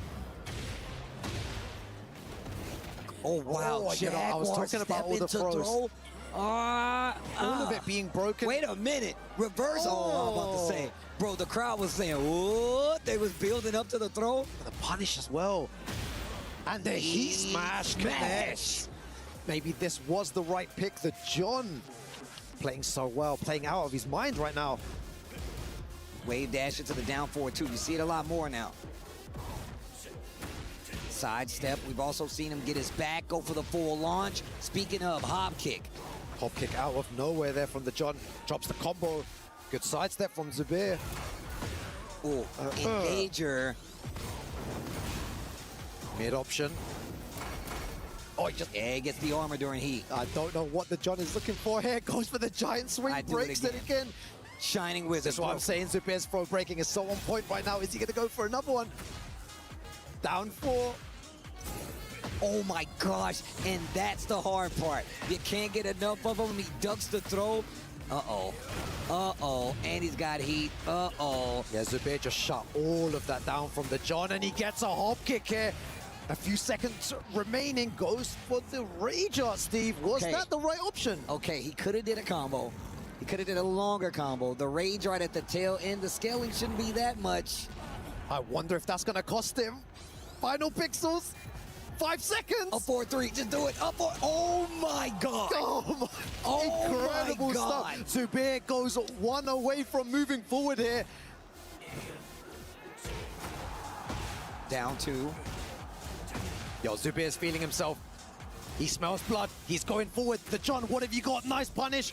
Plus frames. This is not good. The punish. John needs to do something. The John needs to do something. The saxophone is hitting. The fat lady might be singing. Oh no. Oh no. And just like that, Zubair वाह यार takes out यार the क्या John. Duck करके That was heat a smash मारा है nail fight, and I mean that. We 1-2 had पे two wrestlers, Armor King and the regular King. And he O still भाई wasn't able बहुत to get clutch the job done. Heat Like I smash said, मारा है they भाई have बहुत met clutch before. It's typically gone by way of Zubair, and this time, Jaws of death. it will do so just again. Yeah, exactly. Zubair playing so well there. He got the better of the John last time they played, and now again, he manages to send him into that lower bracket with an insane gameplay. Zubair just showing the world what he can do, Steve. So impressive. What a player. I'm really looking forward to see how much more damage he can do in the Esports World Cup. 2 LCQ winners going head-to-head. This year's LCQ winner is Zubair, and winner here. But of course, we got more winners, more matches, more Tekken 8 on the other side of this break.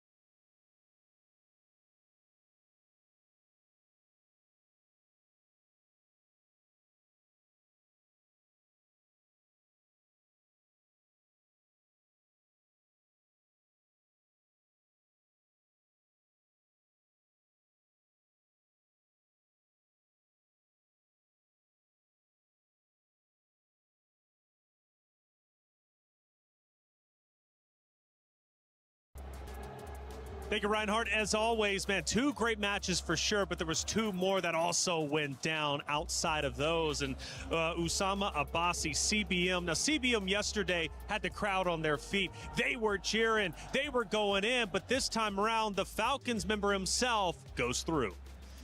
Yeah, Usama Abbasi, like we said earlier, right, had that June switch to the Eddie in the set that ultimately made the difference. He was able to capitalize, went down to the wire. CBM still not out of this, though. Usama Abbasi, I mean, this next set is going to be a big one for him, especially to make it into that next phase of this event. Yeah, the elimination is going to be very, very scary. CBM, he's been playing so well throughout the entire week. His ability to kind of sidestep, hit that electric with hook fist, and just really create the momentum for himself, it just wasn't there in that last set. Who is Usama Abbasi as a player? Because Falcons believe in him. Clearly, they expect him to go the distance, and the Falcons have been flying high throughout our entire tournament. Yeah, I mean, of course, they've had a number of horses in this race, right? But Usama Abbasi is, of course, one of the ones that's standing out. He might be a front runner. We'll find out shortly, right? What kind of player he is. If he can make it to that last race tomorrow, that's going to be something that Falcons is looking forward to. They're trying to get a point farm with Tekken 8. That's right, and they might get that point, actually, just even making it to top 8. They've already got a couple. How much more can they get? And Mark, man, our 4th series, it was phenomenal. We ended up watching it towards the end. The John Zubair. Now, Zubair has had such a sensational story. He's been on fire, not only from the LCQ, but also now. And Zubair has now officially moved forward, but he's not out of it just yet. He still has to go against Arslan Ash. Yeah, that's going to be tough for him, but Zubair is one of those players that is well-traveled within Pakistan. He's played against some of the best players over there. Is he going to have what it takes to go up against Arslan? Who knows? Maybe Arslan's not going to show up. The question is, will he be able to win? It's going to be really tough, but he has what it takes, for sure. For sure. The John, though, taking him down, that's a big win. You got to go back to last year, Obama, 5th through 8th place. The John is a serious competitor, so how big of a deal is it that Zubair was able to beat him during the set? I think a lot of people had that pick made out already just because of their play history together.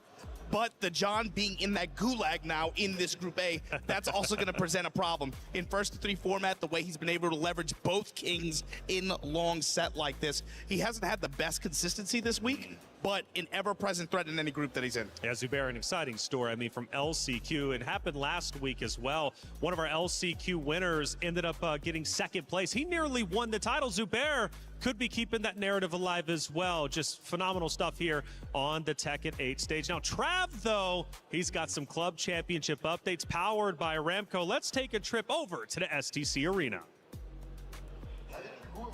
We're back over here at the STC Arena for some Call of Duty Black Ops 7 action. I'm joined by Ginny, and clearly some of us are picking sides when it comes to the club championship, but she's going to give us a quick rundown. She's going to give us a quick rundown of what's happening over here. All right, I just want to point out, I'm in the majority over here, all right? Like, everybody's having a great time because Genomates, they're playing. They're currently competing for the last 2 remaining slots in the top 8. This is an elimination game. So far, we have 5 teams that are already qualified to the playoffs, which is that top 8, where we have G2, 100 Thieves, MKOI. We also got Falcons in there, as well as Team Heretics. For Falcons, of course, interesting one, top 8, so you get at least 200 points, which is great because they keep accumulating some of those over time. G2, however, not eligible for club championship points this time around for this title due to the roster changes. And 100 Thieves, I mean, they won Valorant in week 1. If they get another high placement, that would be pretty great. But the Genomates are having fun, so I kind of do hope they win. Yeah, just so you know, teams, you can buy me with jerseys too. Back to you guys. Thank you to you too. Man, STC Arena looking great. Our arena, though, looking even better here in the Allianz Vault. It's crazy here at the Esports World Cup. There's so much going down. If you're not here, hope you have a chance to check it out at some point. Let's take a look at our schedule because we keep the ball rolling. 6 more matches to go. And coming up is going to be some Titans ready to fight not only for their life, but also for their spot over into the finals. Usama Abbasi and Lohai, match number 1. Yeah, this is going to be a fun one to watch, I think, especially coming off of Lohai's win recently, right?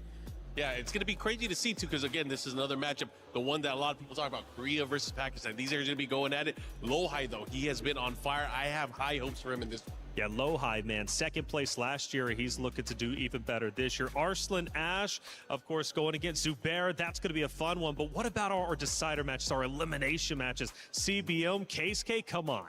Yeah, that one I think is going to be really fun to watch, especially Keisuke just has a play style that just makes matches always feel so tense and exciting, even on a win or on a loss. But CBM, like you were saying earlier, Mark, he's been playing fantastic this week too, even through when he falters, right? He's overall had pretty good performance. I think this is going to be a good set. Yeah, it's going to be fun. You know, it's going to be a Mishima showdown, something that we rarely get to see on the big stage. So being able to see both of those go at it, it's going to be whoever's in best shape. For high stakes. Oh, yes. High stakes, the highest stakes, $1 million on the line, right? And you got me, the John. Okay, that's another big matchup. The John 5th or 8th last year, but this time around forced to fight for his life.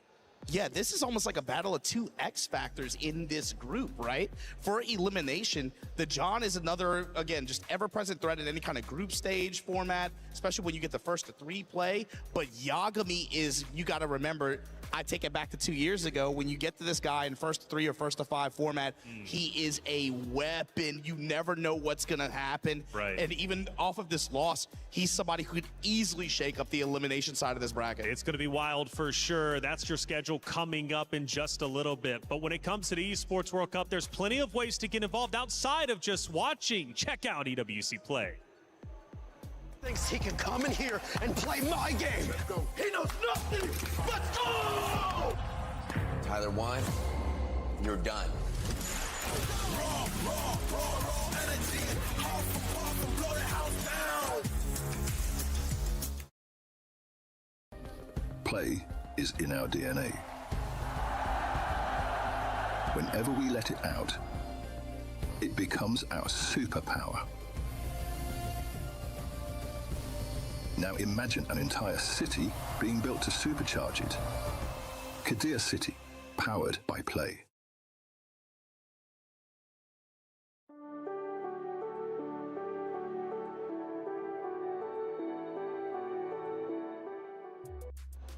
EWC Play, get involved. We want to see all your predictions and honestly just catch up with all the coverage at the Esports World Cup. 24 games, a lot going down. And speaking of coverage, let's talk about Level Up Season 2. It's out. A lot of people are haunted by their past. I'm inspired by it. They're not just playing for themselves, they're really playing for their entire family. They have defeated their demons. They have crushed the curse.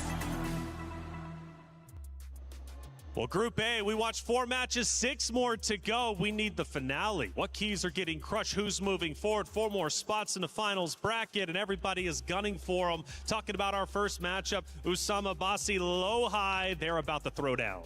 I don't know about you, Mark. I just saw something in that low-high set again he had against KSK. He played in a very assertive way, and that was a back-and-forth set. Both players had their moments and their runs with momentum, but the way Lohai plays it again with an assertive call in terms of hard reads was able to make some big gains there. And then you saw it. I mean, he was calling out with the orbitals. He knew the timing. He was able to get it. It's a matchup we're going to see. It's Brian probably going to be against the Eddie Gordo, and I feel like Brian probably has the advantage, especially when it comes to offensive impact. Yeah, but either way, these are 2 very hot players in this group stage.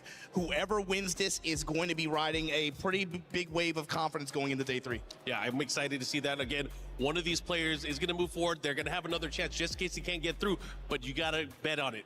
Who do you think? I want to know. Prediction? I think it's Lohai. I think it's Lohai. I think after that KSK said, I'd say Lohai too. I would have said Usama before that. But I think that might have been the first time we agreed. Yeah.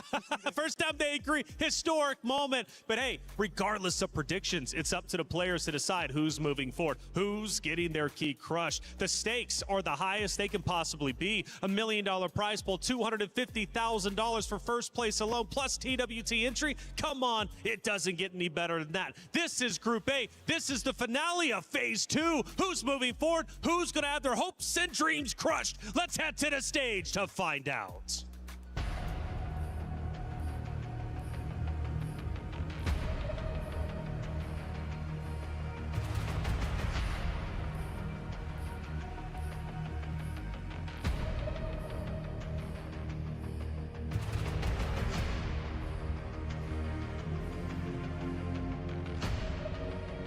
Hey, Taylor wanted us on stage, but we wanted to vibe a bit with the French FGC. Ça va les gars, ça se passe?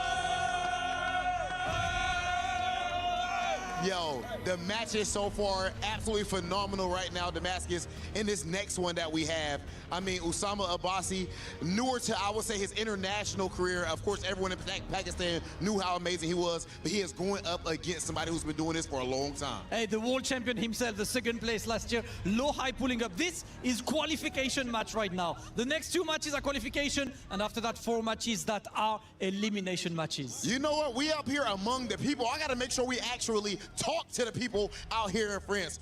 First and foremost, how you feeling about Tekken 8 so far, and who you got taking this match? Low high, easy. Easy work. You ain't got you putting no respect to my man Usama Abbasi. I respect him, but the best Dragunov is only Ulsan. Okay. Okay, now for low high, that will be easy. Easy 3-0. 3-0 is wild. Wild, but that's what we like. We want the real takes. Okay. Who wins, Rob? Who do you think wins? Who do I think wins? Damascus, you put me on the spot. You know what? Political, Big Hollywood. The people win. That's my answer, Damascus. Okay. Well, you know what? If the people win, it's time to get ready. So it's time. Les gars, vous êtes prêts? All right, ladies and gentlemen, it's about that time. Low High versus Usama Abbasi. Let's get to it. Ben oui. All right, who is going to make it into that top 8? We're going to crown our victory here. The first one out of Group A, Low High versus Usama Abbasi. Calling the action, I'm MYK. Joining me on the mic is Markman. What's up, Mike? It's good to be here. I'm excited to see how this is going to play out. Of course, we have 2 amazing players. Korea, Pakistan, a tale as old as time, but it's going to be an interesting matchup. We got Brian Fury, most likely against Eddie Gordo. Yeah, definitely. We saw the June pick from earlier from Usama. That could come into play as a factor. But yeah, Low High, really close set against Keisuke to make it here. And also Usama as well, another really close set. 3-2 in both departments for both these guys. Now they're on that qualifying spot to make it into that top 8. All right, these guys are ready to lock in. You know, Low High, that last set that we saw him play against Keisuke, he started pulling out the hard reads. He was doing things like while standing 1. Preemptively, getting the right ducks, the orbital heals. There was a lot that was going for him, and of course we know he's an execution master, so if he needs to, he'll pull out the taunt, and it just has to fall in his favor. We are in a smaller stage here with breakable walls. Let's see if that plays out to his favor. However, that could also play into Usama Abbasi's favor because Eddie Gordo is a monster at the wall. Yeah, Eddie Gordo, especially with that unscaled combo they gave him in Season 2, so much damage. But here we go, round number 1, we're getting it started. Counter hit off the second hit of 1+2-2. Yeah, wasn't ready there, impatient, got hit by the counter hit. Follow-up, big damage at the wall here. Modest 97 damage off that small counter hit. That's small work for man. That's small work for Brian. Right, here we go, big combo for Eddie time. Unscaled, he got it. Yeah, that's such a big change for Eddie as well. Once he pops heat, he has access to Majinga level 1, which enables that big unscaled combo. But nice block from Low High there, getting the wall splat with it. Okay, interesting. Ooh, wow. What the? I mean, he was able to get out freely, but still, that's kind of scary. Wall pressure, didn't want to be in the mix, and he still had to hold it on wake up. Unfortunately, trying to move, got clipped. Side wall coming into play, it does, but hey, he's going to close it out with that Rage Art. Should be able to clean the plate. First round going to Usama Abbasi. Cookout activated. Unfortunate little scramble at the wall there. Put Low Highs back against the wall after that little tech roll situation, and then just got clipped on the hard wall break. Yeah, he's going to have to kind of reanalyze how he's going to approach here. Again, the stage opening up just a little bit more here. Couple more breakable walls downstairs to sidestep up 1+2 for the whiff punish. That's a new one I've seen. Yep. To the wall, what are we doing with it? Going for the break. Yep, down back 3+4 series, the follow-up here. And again, that handstand 1 does hit grounded as well, so that's a great option for Usama Abbasi just to check his opponent's Okizeme. Yeah, good chunk of damage there on the ground. That sidestep 34 though, so good. How do you whiff punish it so fast? Life lead in favor of Usama Abbasi here. Trying to continue with this lead. Let's see if he's able to adjust here. Not able to clean it up there, but still able to get the poke. And just like that 2-round straight here, going up against Low High. Low High, what are you going to do? The crowd had some things to say, some takes, man. 3-0 in Low High's favor. Right now, not going so great in game number 1. I hope they go back to that guy. That was crazy, right? 3-0? He was like, hot, damn. spicy He said it with the full confidence, not even hiding behind his screen name or anything. With his face, bro. Yeah. Gotta respect it. Gets the flow and the conversion. Can we get the wall? Yeah, I mean, even if someone asked me as a commentator, I'd be like, that wasn't me, that was MYK that said that. We sounded like sometimes. I'm put it on Steve. Yep, it was Stacey Steve. It was all his fault. Yep. But just like that, 2-1, Lowhigh brings it back. Wow, it was because the sidestep left from Usama. The second hit of 1-2 whipped. He did get the counter hit. Yeah. Oh, this big wall rising 2. Follow up here, big damage incoming. Has the wall adjustment. And there it is. This is going to be nasty. Oh! Breaking all the walls. Ooh. Leota, wall pressure, spends the dash for more plus frames. Nice confirm. Could have been the 4 though. Oh, this time the final hit delay. Able to close it out, and the final hit, Usama Basi. 3 rounds to 1. That might as well have been a 3-0 because the way he was able to put that pressure on at the very end, he got in his bootay. Yeah, that first round was really close, but after that, Usama just started pulling ahead in all these interactions. Let's see if Lowhigh can make a switch. Hey, I was going to say, key question here. Do you think there's ever an opportunity or a chance here that Lowhigh would switch characters?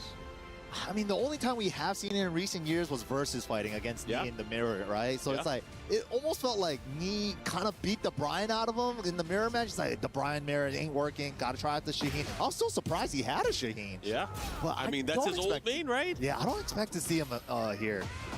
Good throw punish on the power crush. See what he does here. We are at the Phoenix Gate here. Interactable here in the corner. If anything breaks, we're going to go to a final transition of the stage. Oh, trying to fake out the super hatchet. Goes for the heat smash instead. The delay on the down forward 1 catches him.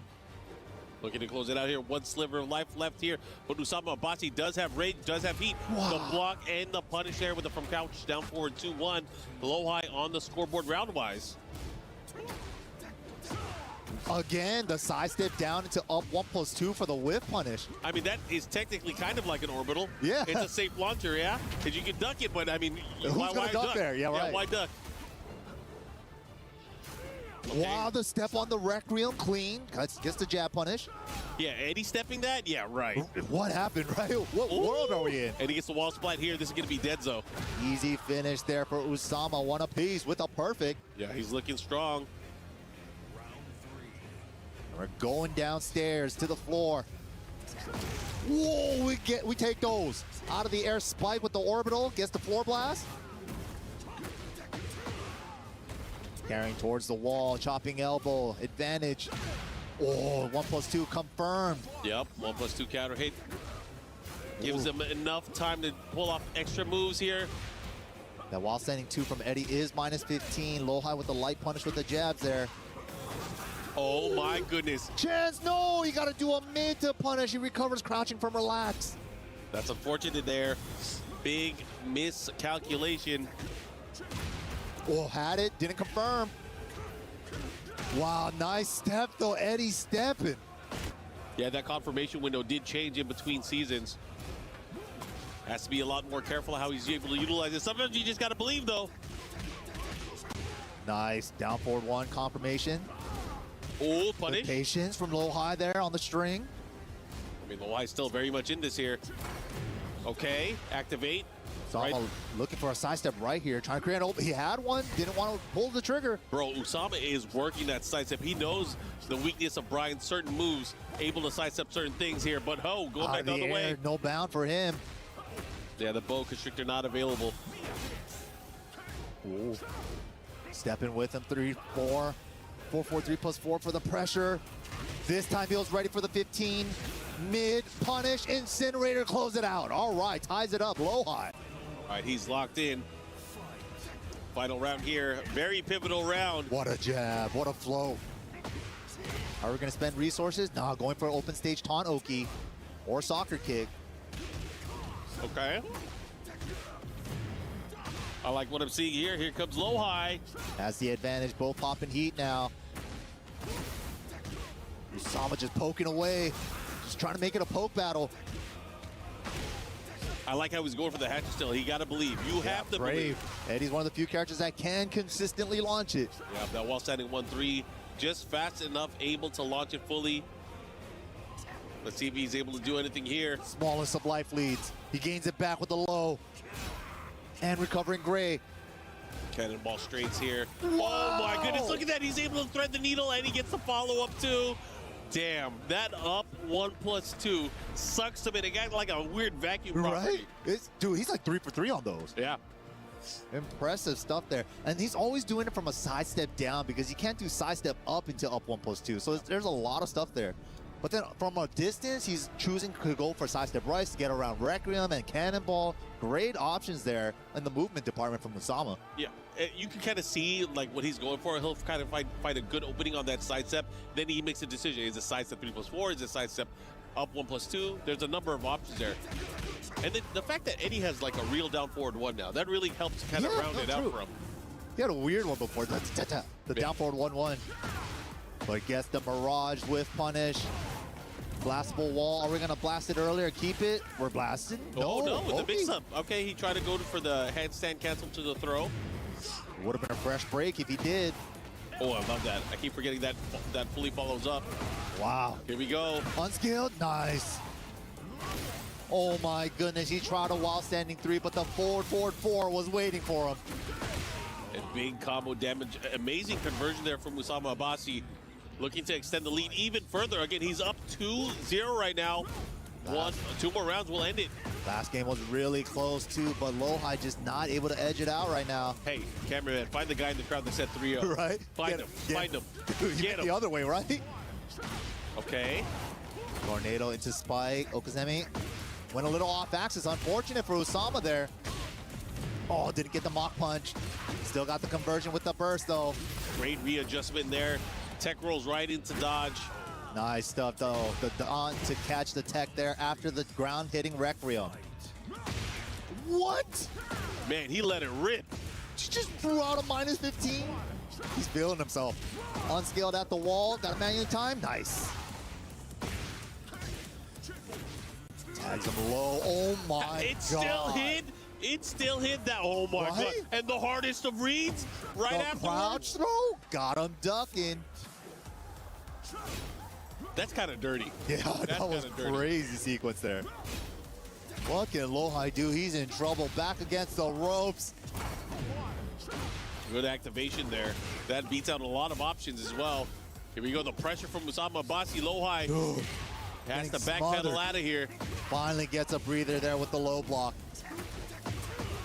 Okay, going the other way. Has a good chance here with the wall positioning.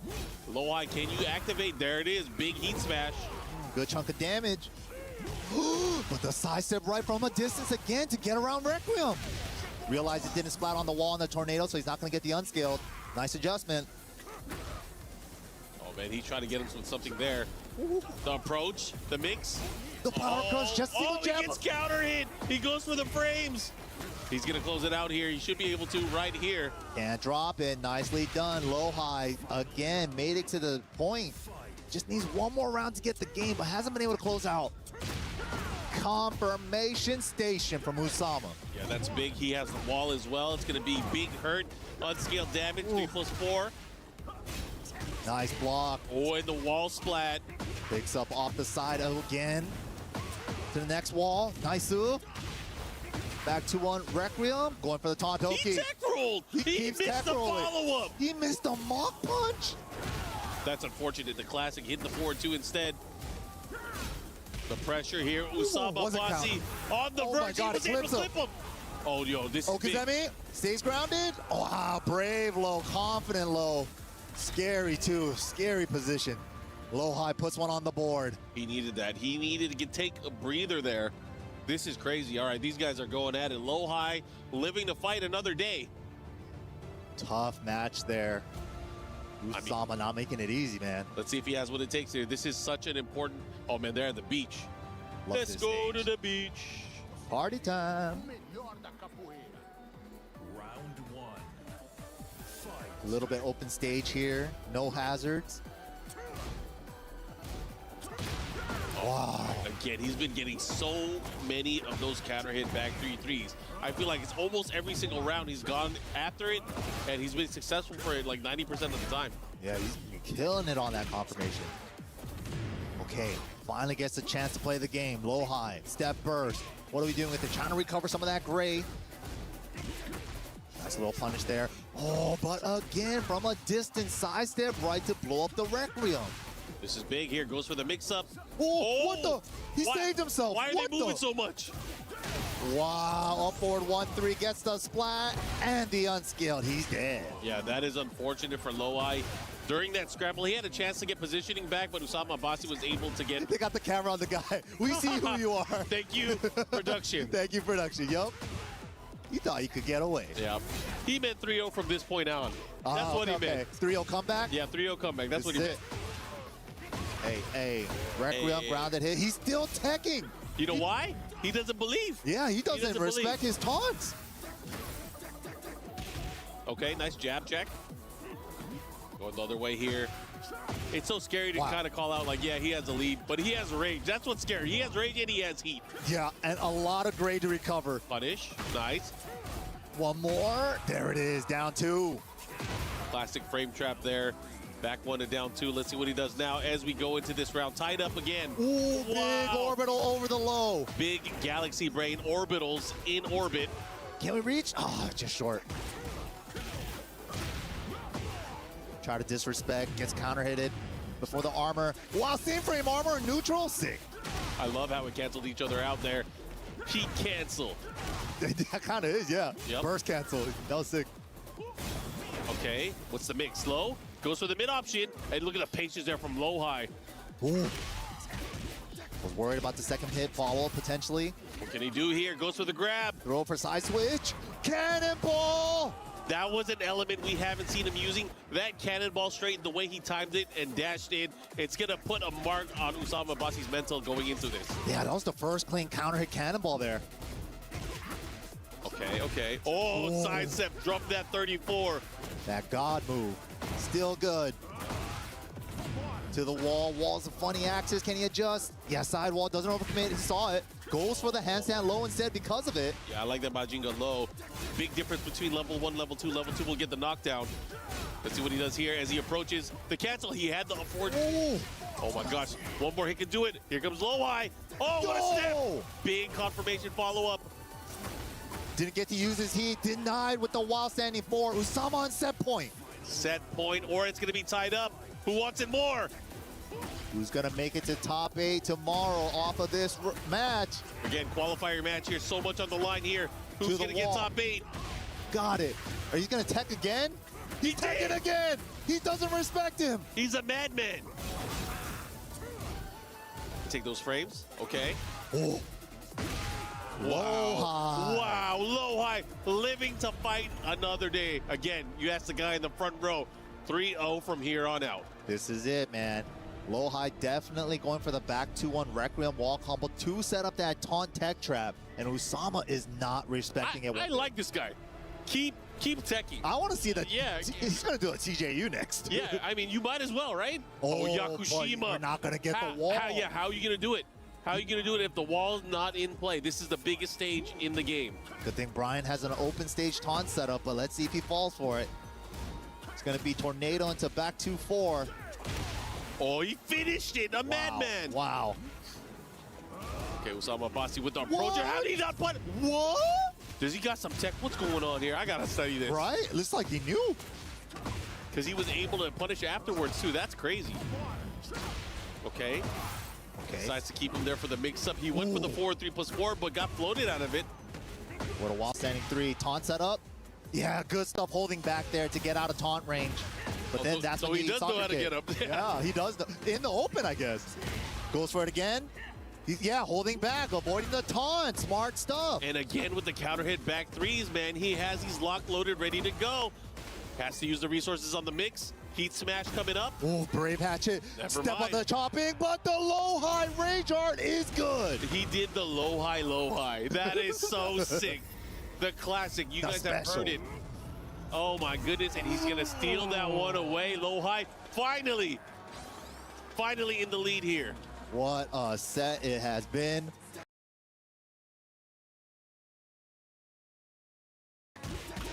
Down for 1 confirmation, cuts it off at the 4 hits instead of 5. It would have whipped on the 5th. Yeah, good presence of mind there from Usama Abbasi now. Majinga level 1 into the orbital heal from Low-High.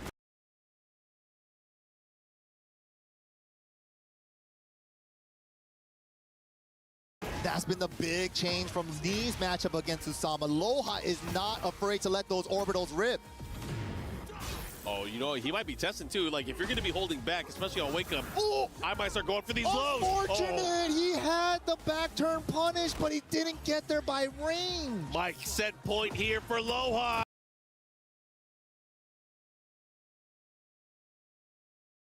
Counter hit back one. Usama not going out without a fight. This is crazy. Doesn't want to take the jab punish because the last time. Oh! Big low follow-up. He's down forward 3, turns into down back 3 because the 180 sidestep. All right, nice 4-4-3 approach here. Again with the confirmation counter hit. Usama Abbasi could be one mix-up away from taking this. Oh, never mind. He's going to kill it. He's going to clean it. Dash, and there it is. Boom, 2-1. All right, here we go. 2 rounds to 1, as mentioned. So much on the line here for both of these players. This is to qualify into tomorrow's phase. Top 8 boys trying to get in there. Always holding back to get up now. Well, I probably will take the soccer kick on the next one. But the side step down, up 1+2 once again. Yeah, 100% win rate on that thing. Yeah, 4-for-4 is crazy. Here we go, the follow-up. Trying to catch him. Good punish here from low high. Wow! Again, the side step 34. Gets a follow-up as well here. Okazemi Juicy, heat smash pressure, just lets it go into back 2-3, and we got a double Nurichi. Final round here. As mentioned, it's coming down to this. Who wants it more? He went for the orbital, got sniped out of the air. Not a lot of damage though. Oh, nice, he had it. What is he wasn't doing? sure. He wasn't sure. He thought the whip window was gone already. Burst to activate. Counter burst. Here we go. It's time to play. This is where it can be decided. Spends it on the dash. Requiem for a Dream. Ooh, the block on the hatch in the first one. That's unfortunate because that is what you do not want to happen as you go in for the offense. Nice side roll to avoid the Oki. He caught the back. He could have got a free hit. There's no way he's going to keep hatcheting, right? There's no way, right? Oh, my God! Forward 3 counter hit with the knee isn't enough. There it is. Low high secure.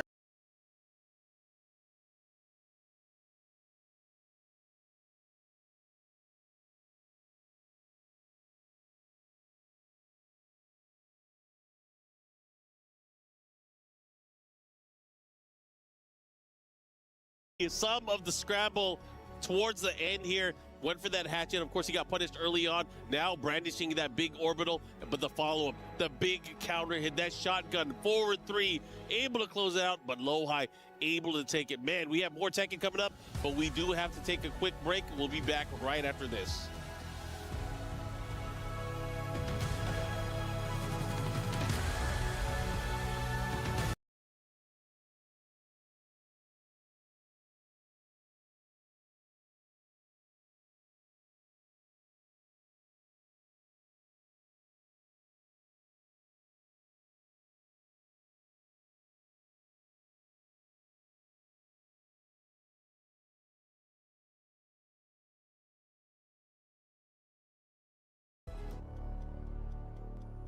And we're back on the other side of the upper bracket. We just saw Low High take it over Usama 3-2. And now we're going into the other side. It's going to be Twisted Minds, Arslan Ash versus AGL's M. Zubair. Oh, this one's going to be fun.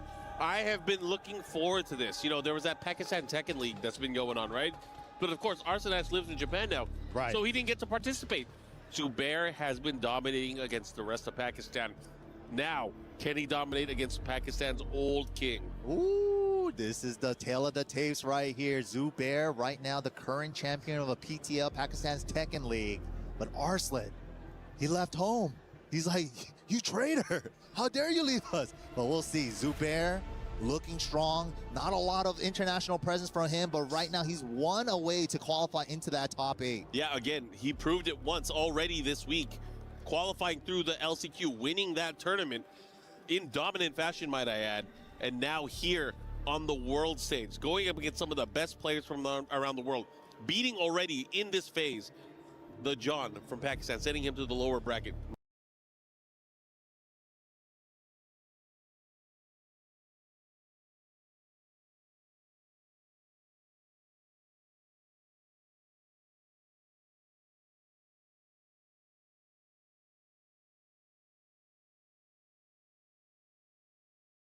form. He is definitely looking in top form, not trying to mess about, wanting to be able to take it. This is the one title that Arslan Ash has not won yet. If you think about it, this is the one title.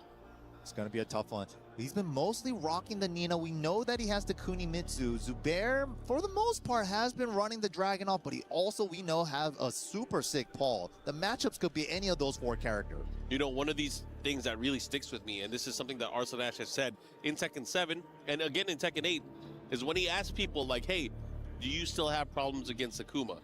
Like Akuma's not a problem. Then he asked in Tekken 8, oh, you still have problems against Dragunov? There's a level of confidence here. He obviously has played against some of the best. He did not conform to picking the same top tiers. Right. No, that's true. It's kind of like interesting to me, too, in this game that Arslan kind of went back to like an older main from like his Tekken 6 days, Tekken Tag 2 days with the Nina. But maybe he saw something earlier on. It's like with the system changes, Gray Life changes, Nina is the perfect character for the delete Gray Life department. She has Gray Life deleter moves. Yep. She also has a bunch of pokes that don't leave you with any Gray Life. She's fantastic. And you know, from her delayed strings as well, because, you know, strings are so strong in this game, grounded attacks, because they do 100% damage, not able to heal.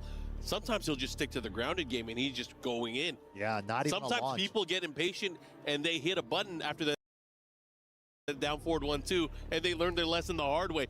Arslan has gotten away with that so many times. He is a master of the second and the third hit landing on people. Yeah, especially with the high or the mid. Thank God the mid's no longer a launcher. Yeah. But the high is still just as potent.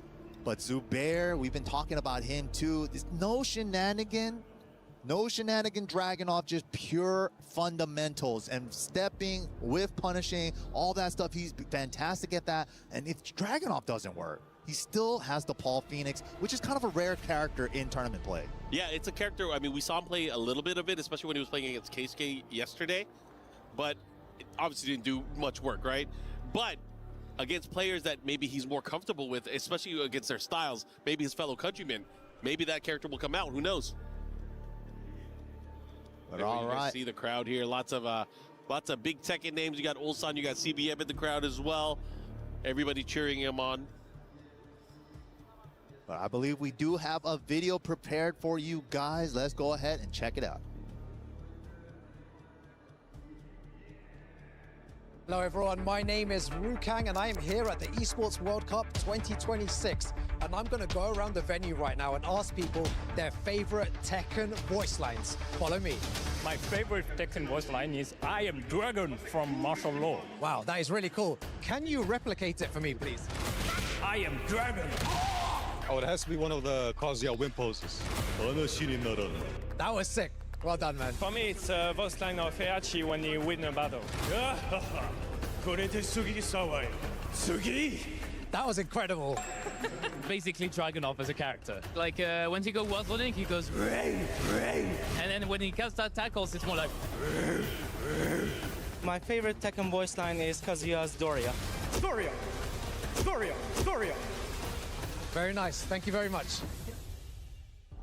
Yo, big shout outs to Rukang, getting some crowd Tekken noises out of him. I always love that. The Dorias, though, we're having fun out here, but we are set for the next match. Arslan Ash with the 93% against M. Zubair. I think that is the most one-sided stat I've seen here. 93% to 7%. 93 till infinity? That's kind of crazy.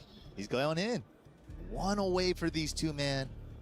Zubair, like first time here at EWC in the actual main stage, and Arslan Ash never made it this far yet, but he wants that EWC title. It's the only thing that's eluding him at this point. I think Arslan could definitely make it in. Obviously, this is a qualifier match to get into there. He has to go through Zubair, and I have this feeling about Zubair. He has been dominant in Pakistan for a reason. He is not going to go down easy. Yeah, absolutely. It's going to come down to the battle of inches right now. Every poke, every hit's going to matter. And Arslan Ash is locking in the Kunimitsu. Oh, man. Here we go. This is going to be interesting. Where are we going to go for the stage? Making sure the headsets are all ready. We want the audio to work perfectly for these guys. Yep. Legendary Thief Kunimitsu II. Can Kunimitsu do it here? Can Kunimitsu open up Dragunov enough I mean, we know she can. We definitely know she can. The way that Arsene plays, especially poke-wise, his ability to kind of outpoke his opponent, Kunimitsu has so many scary poke options, especially closer to the wall. If you're able to restrict your opponent's movement, it can get really, really, really dicey. I feel like the changes that they made from Tekken 7 to Tekken 8 Kunimitsu almost kind of favor Arslan more. Yeah. There's less risk, right? Because it's like way safer on the low. Sure, it's not as potent as having the full crouch sweep, but having the full crouch below poke into the +5 back turn mix, really good stuff. It's pure pokes for him. And, you know, you don't have the crazy forward 4-2 Oki anymore. You don't have any of that. However, she still has insane wall carry when she does get a counter hit or a big combo, right? Yeah. There's a lot to be said for that. Not just that, she has crazy, like, you know, let's say she does get the wall splat. She has crazy conversions from that. Yeah, the up forward kunai as well. Yep. Those are so sick. And also just being able to throw a projectile in this game from full screen to catch stuff like heat burst cancels from full screen. You think Arslan got those where he's been labbing out the punishes as well? Because she has a very unique core set of punishes with things like the Fubuki knee follow-up, exactly. Smash.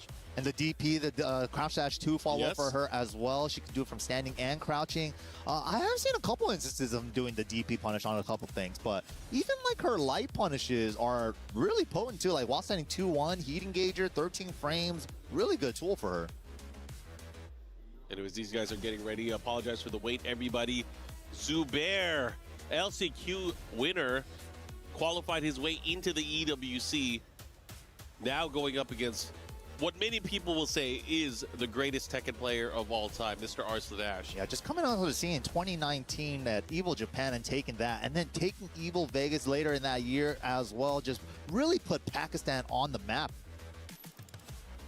But again, one thing that has eluded his career is the victory at EWC. Can Arslan Ash do it? He's going to have to go up and try to get through Zubair first just to qualify into our final phase, which will be happening tomorrow. As we can see the stats breakdown here for Zubair, got the steps and punishes, the heat burst, the engagers, round winning mid/low 4 out of 4. Okay, yeah. He goes low just as much as he goes mid. You know, there's some people that are just so stubborn about, like, I'm not going to go low. I'm not going to get low parry to throw it all the way. I'm not losing the momentum. I'm not going to get hop kick and die, right? But you gotta. Sometimes you gotta believe. You're swapping out the monitors. Apologies for the wait, guys. Gotta make sure everything is ready to go. This is such a high-stake match here for them. Gotta make sure everything is working pristine. Again, if you guys are tuning in here, another day of Tekken action here. We're getting close to ending Group A. Only a couple of matches. Yep. Just kind of update you guys where we're at here and how we got here. We just saw Usama Abbasi and Lohai. Lohai was able to qualify from that side. Prior to that, it was Usama Abbasi versus CBM, which he was able to edge out 3-2. And on the other side, it was Lohai versus Keisuke, which was another 3-2. On the other side of the bracket, we had Arslan Ash versus Yagami. Arslan Ash was able to win that 3-1 to get here to fight against Zubair. And Zubair's path was against the John, which he was able to win 3-1. Yeah, it was very interesting in that matchup too. The John, he's been mostly rocking Armor King the whole time, and then he had to make the switch over to King.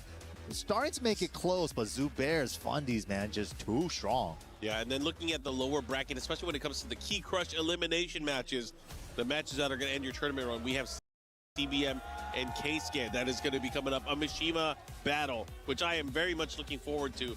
And of course, on the other side, we have Yagami versus the John. Oh, we got the brackets here for you guys as well. Yeah, I'm very excited for that Mishima matchup too. And CBM has been on something crazy lately. Like, I've never seen him do so many electrics and them hitting. Yeah, and he does them fast. He has been known for being able to have the execution to do them at the very fastest. So it'll be fun to see that matchup. One of the guys I gotta really point people towards is Yagami. Yes. You guys might remember, he has had some very explosive moments if he can get to the final day of EWC. He had that miraculous comeback. Some people would say probably the biggest fighting game comeback that people have seen or witnessed against Chanel, where he was down four games in 2 rounds. Oh my God, yeah. And made a comeback and won 5 straight. Dude, and then the final game was final round on a rage art. Like, there was so much going on there. Yagami, absolute phenomenal set there. Year 1 at EWC here. But man, he's got to go up against the John with the Armor King / King, and then after that you get treated with Usama if he does get past the John. Yeah, and if you guys missed it earlier, Group B had quite the amazing set of results as well. On the upper bracket side, Numan and Junding were able to qualify. Of course, a lot going on with those two amazing players. And on the lower bracket, it was Riot, who has been playing phenomenally the entire week, and Ulsan, the 2-time, potentially the 3-time. He's going for it. Yeah, the he's dream definitely is still alive. Yeah, Ulsan, you could see how much it meant to him too. Absolutely bangers of matches right now. Like I said, I wasn't cheering for Ulsan at the start of the week. I was like, you know what, maybe he doesn't have it this year. But once I saw him lose, and he lost early. He lost early. He climbed back. He climbed back hard. Yo, they're still cheering for Ulsan. He's not even playing right now. Just been holding up that skateboard the whole time. Oh yeah, and Bob's also gonna be skateboarding too, so maybe he'll actually learn how to skate or something. Yeah, I think that's why they're connected, man. The Bob players stick together. Shout outs to the DN super fans. Coming all the way out here from Korea to support their teammates, support their players. Dude, the artistry on this stuff too, it's fantastic. Yeah, that's cute stuff. I like it. I'll mess with it. DN Supers, my superstars. Cherry Berry Mango still coming up to play right after this match. As soon as we get all the technical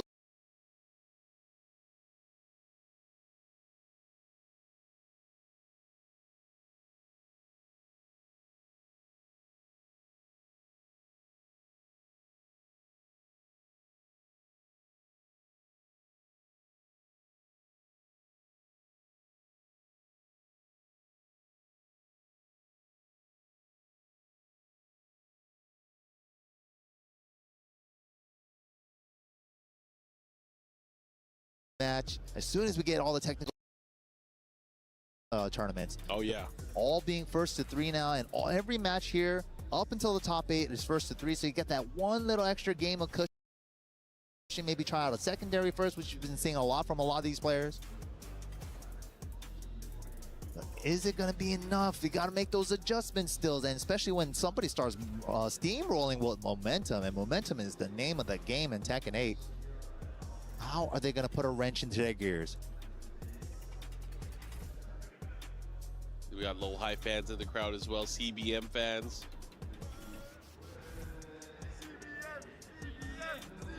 They're the excited, CBM chants, that is loud. Right? We hear now. Do they have a crowd mic on there?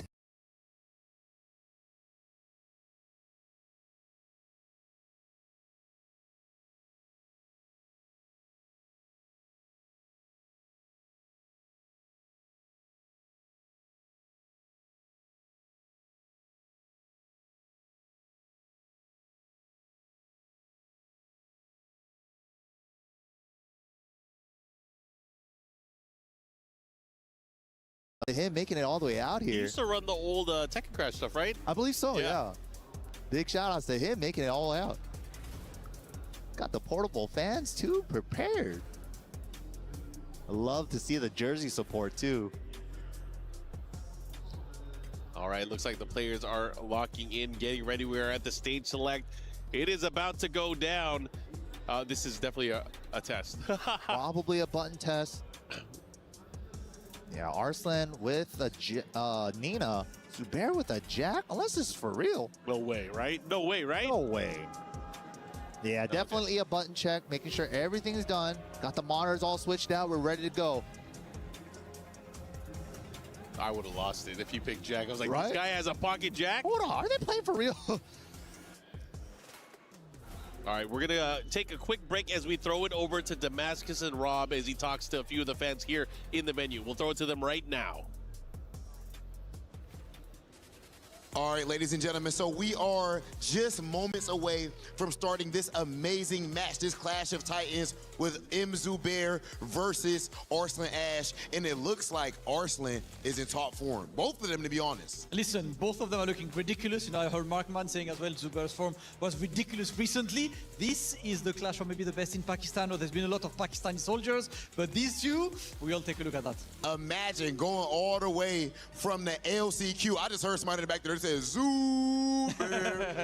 going all the way from the last chance qualifier to potentially knocking out the 8-time EVO champion and pushing that way in the top 8. That'll be absolute insanity. Hey, that's what I want to see, man. I want to see more upsets, but also more mainstay powerhouse to stay onto that stage.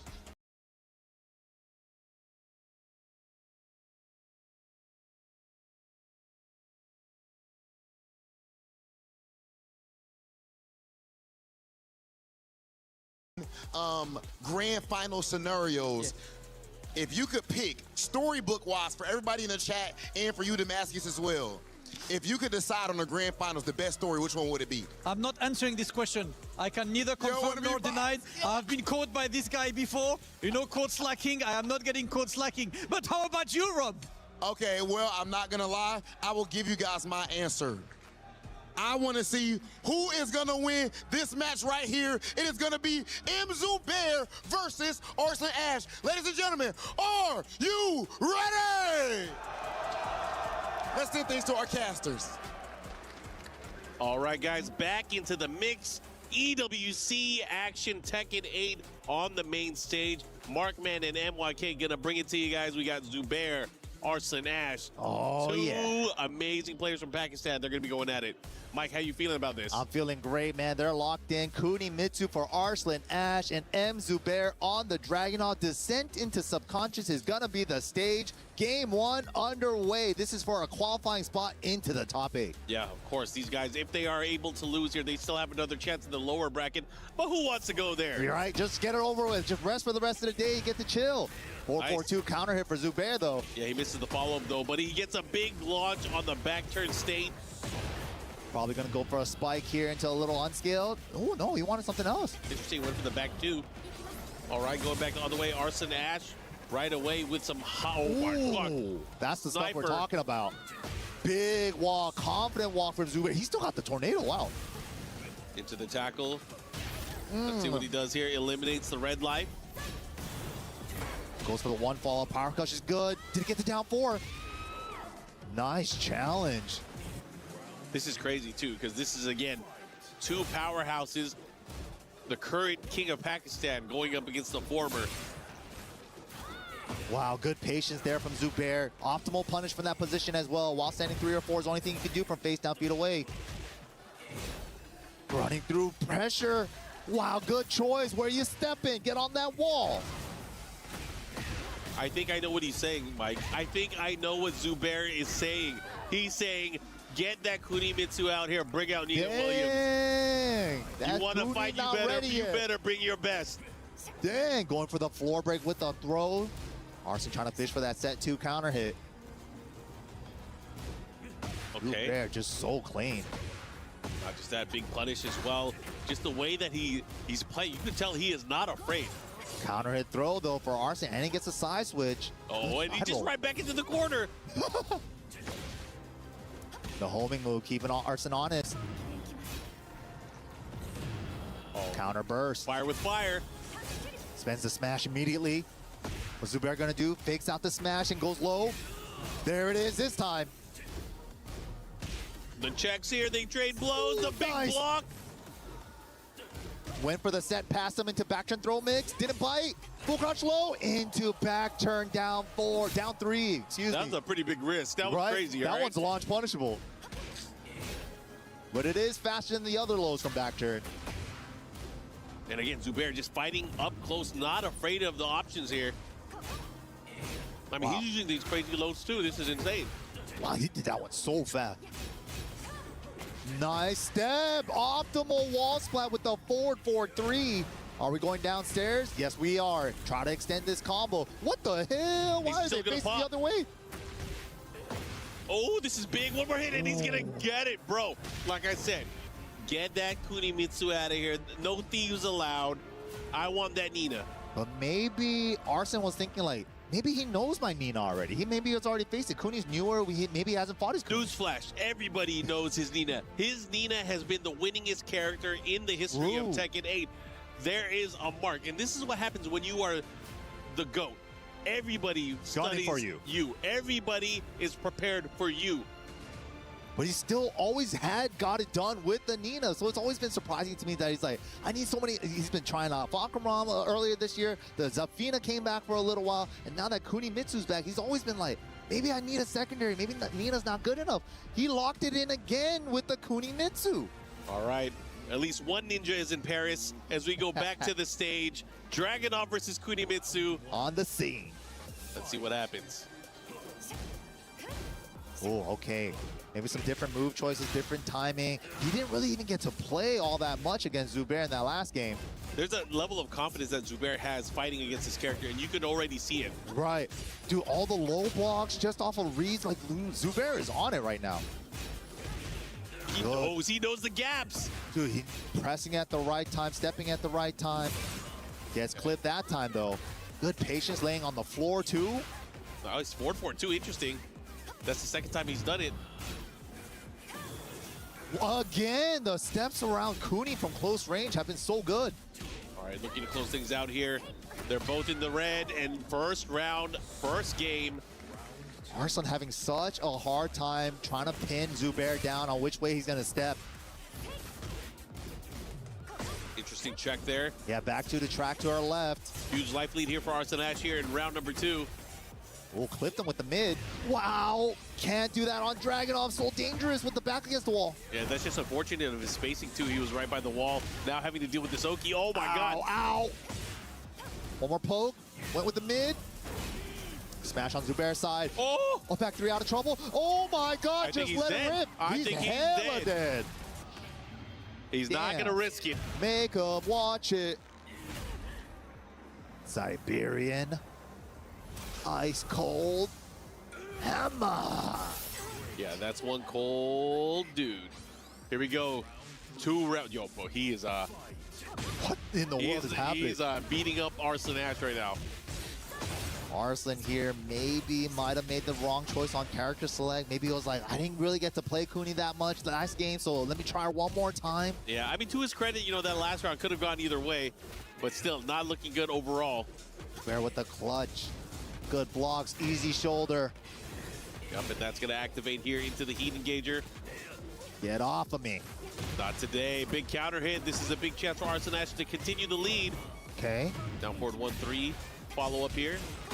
Nice wall combo from Arslan. What are we going to do with the pressure now? No duck on the second hit. Has an opportunity. Oh my goodness. Immediately off the wall and giving her the back turn punish. The business is coming out. Oh, had a chance there. Oh my God. 3 rounds straight? Are you kidding me? This is ridiculous. Yo, 93%. Surely, right? 93 on Arslan, bro? The odds are heavily in Zubair's favor. Maybe the voter's box was broken. Right? Right? Maybe that happens, maybe right? It's opposite day, right? Yeah. I don't know what's going on right now, but Arslan tried the Kuni twice, even after a beatdown game 1. Is he going to switch to Nina? He has to, right? There's no way he's going to stick it out. I feel like he has to. You're right. I feel like he has to. The way and the confidence, especially from Zubair, going up against Kunimitsu, it felt like Kunimitsu was a non-factor. Yeah. And here we are. We got Nina Williams. Arslan trying to secure the buffs for the future for Kunimitsu during the Bob patch. I see you. It might be a good day, but if you know I got my Nina, you know I'm straight tripping. Yeah, this is the final boss Arslan, though, the Nina Williams. And just like that, has him at the wall. Okay. Doesn't splat. Parallel to the wall. Up back 3, trying to get out of trouble. Nice activation. I like that from Arslan Ash here. Creating openings again. These pokes has so many tools at his disposal. Woo. His side step 1 pressure, back 2-2 for the step. Nice. Okay, Arslan needed it. Instantly with the Nina gets around. And the thing is here for Arslan especially, this is a character that he has to be used to so well. For sure, yeah. Everybody ran Dragunov Season 1, even Season 2. Yeah, and he's been through worse matchups in this particular set. Right. But can he do it though? Can he make these comebacks? He has to win 3 blocks straight, and he has to win with Nina all the way. Not impossible for Arslan. The one he won all those evils with. Smashers. What a trade. So he's not going to get the wall spot off the guns. Oh, big Side 1 launch. play, trying to stabilize with the burst. Nice, stabilize with the burst and then step into the wall to peel her off. Oh, and the that resplat. was so good. Jeez, and he keeps him there. the patience there, not overexerting either. No way. Is he gonna do this? Wow. He put the brakes on. The awareness from Zubair, not falling for nothing. Bro, Arslan was dominating that round here, and Zubair able to steal it back. That was crazy. This is a dangerous player. That's the floor. That's a full combo. Pixels downstairs. Here we go the other way. He's gonna have to readjust here. There's a sidewall in play. Sidewall, yup, there it is. Stabilize with burst. Ooh, set up for the pigeon roll tackle. Get off of me. He has to be careful how he approaches here. Arslan Ash back to the wall, has to get out. Step burst. Gets to activate, but 1-2-1 salvo. Get off of me. Oh my gosh, Zubair is playing like a madman. Ooh. Set point, Zubair. 1 round away to qualify to top 8. Did Arslan pull out Nina too late? Maybe he should have pulled it out second game. Might come back to haunt him, but gets the first launch. Should be the wall. Got it. A little bit of chip as well with the mid guns. This is huge. Arslan Ash needs to turn things around here, push it to a final round. But Zubair has resources, has heat. If he could find an engager, he could recover a lot of that gray life. No, just spends it on the burst. Safe activate after the knockdown. Oh, he's gonna start opening up here. Those lows, he's gonna try to make him count here. Arslan fighting back.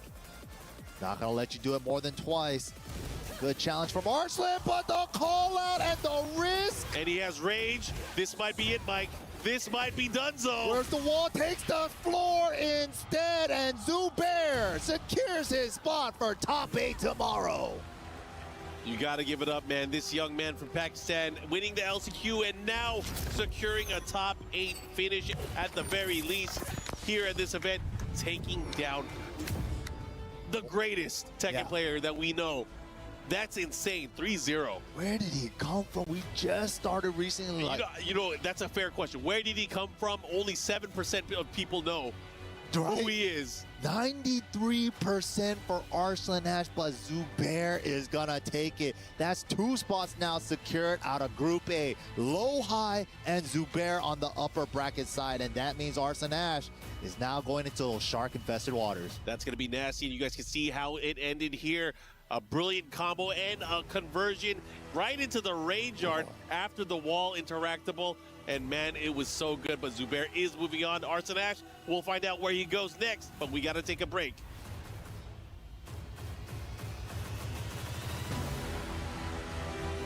Play is in our DNA. Whenever we let it out, it becomes our superpower. Now imagine an entire city being built to supercharge it. Qiddiya City, powered by Play.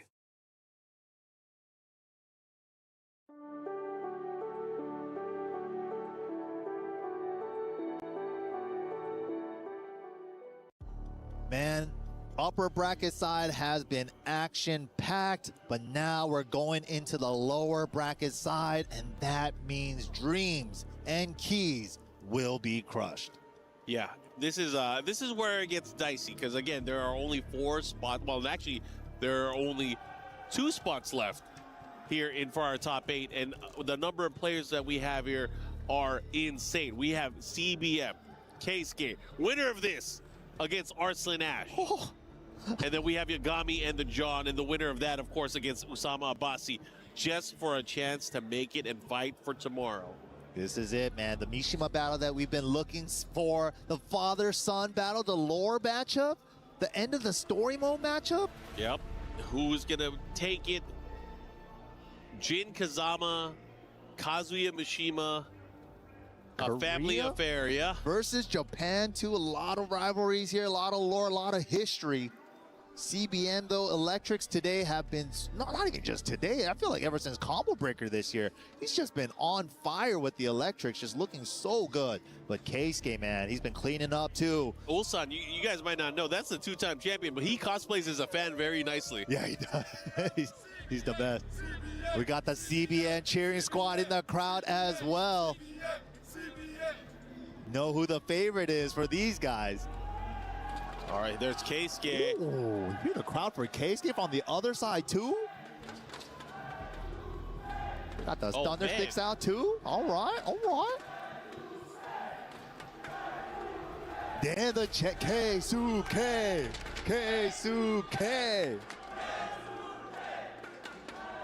Huge crowd for Keisuke here.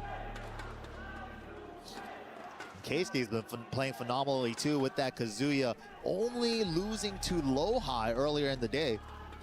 Yeah, he is definitely going to have his work cut out for him if he wants to take this path. Again, as we mentioned, winner of this has to go up against Arslan.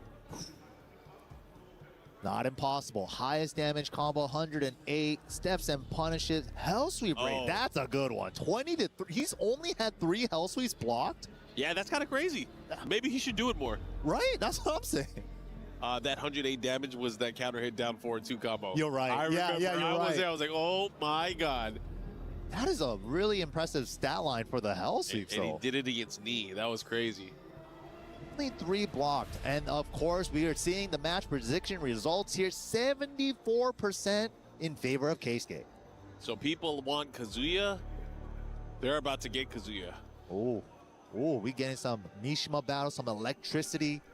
What stage are we going to go to? White suit Kazuya for Keisuke. Shirtless Jin for CBM. It has to be that stage that blows up. The one from the outer space? Yeah, it has to be. That'd be sick. That has to be. Oh, dude, that'd be so sick.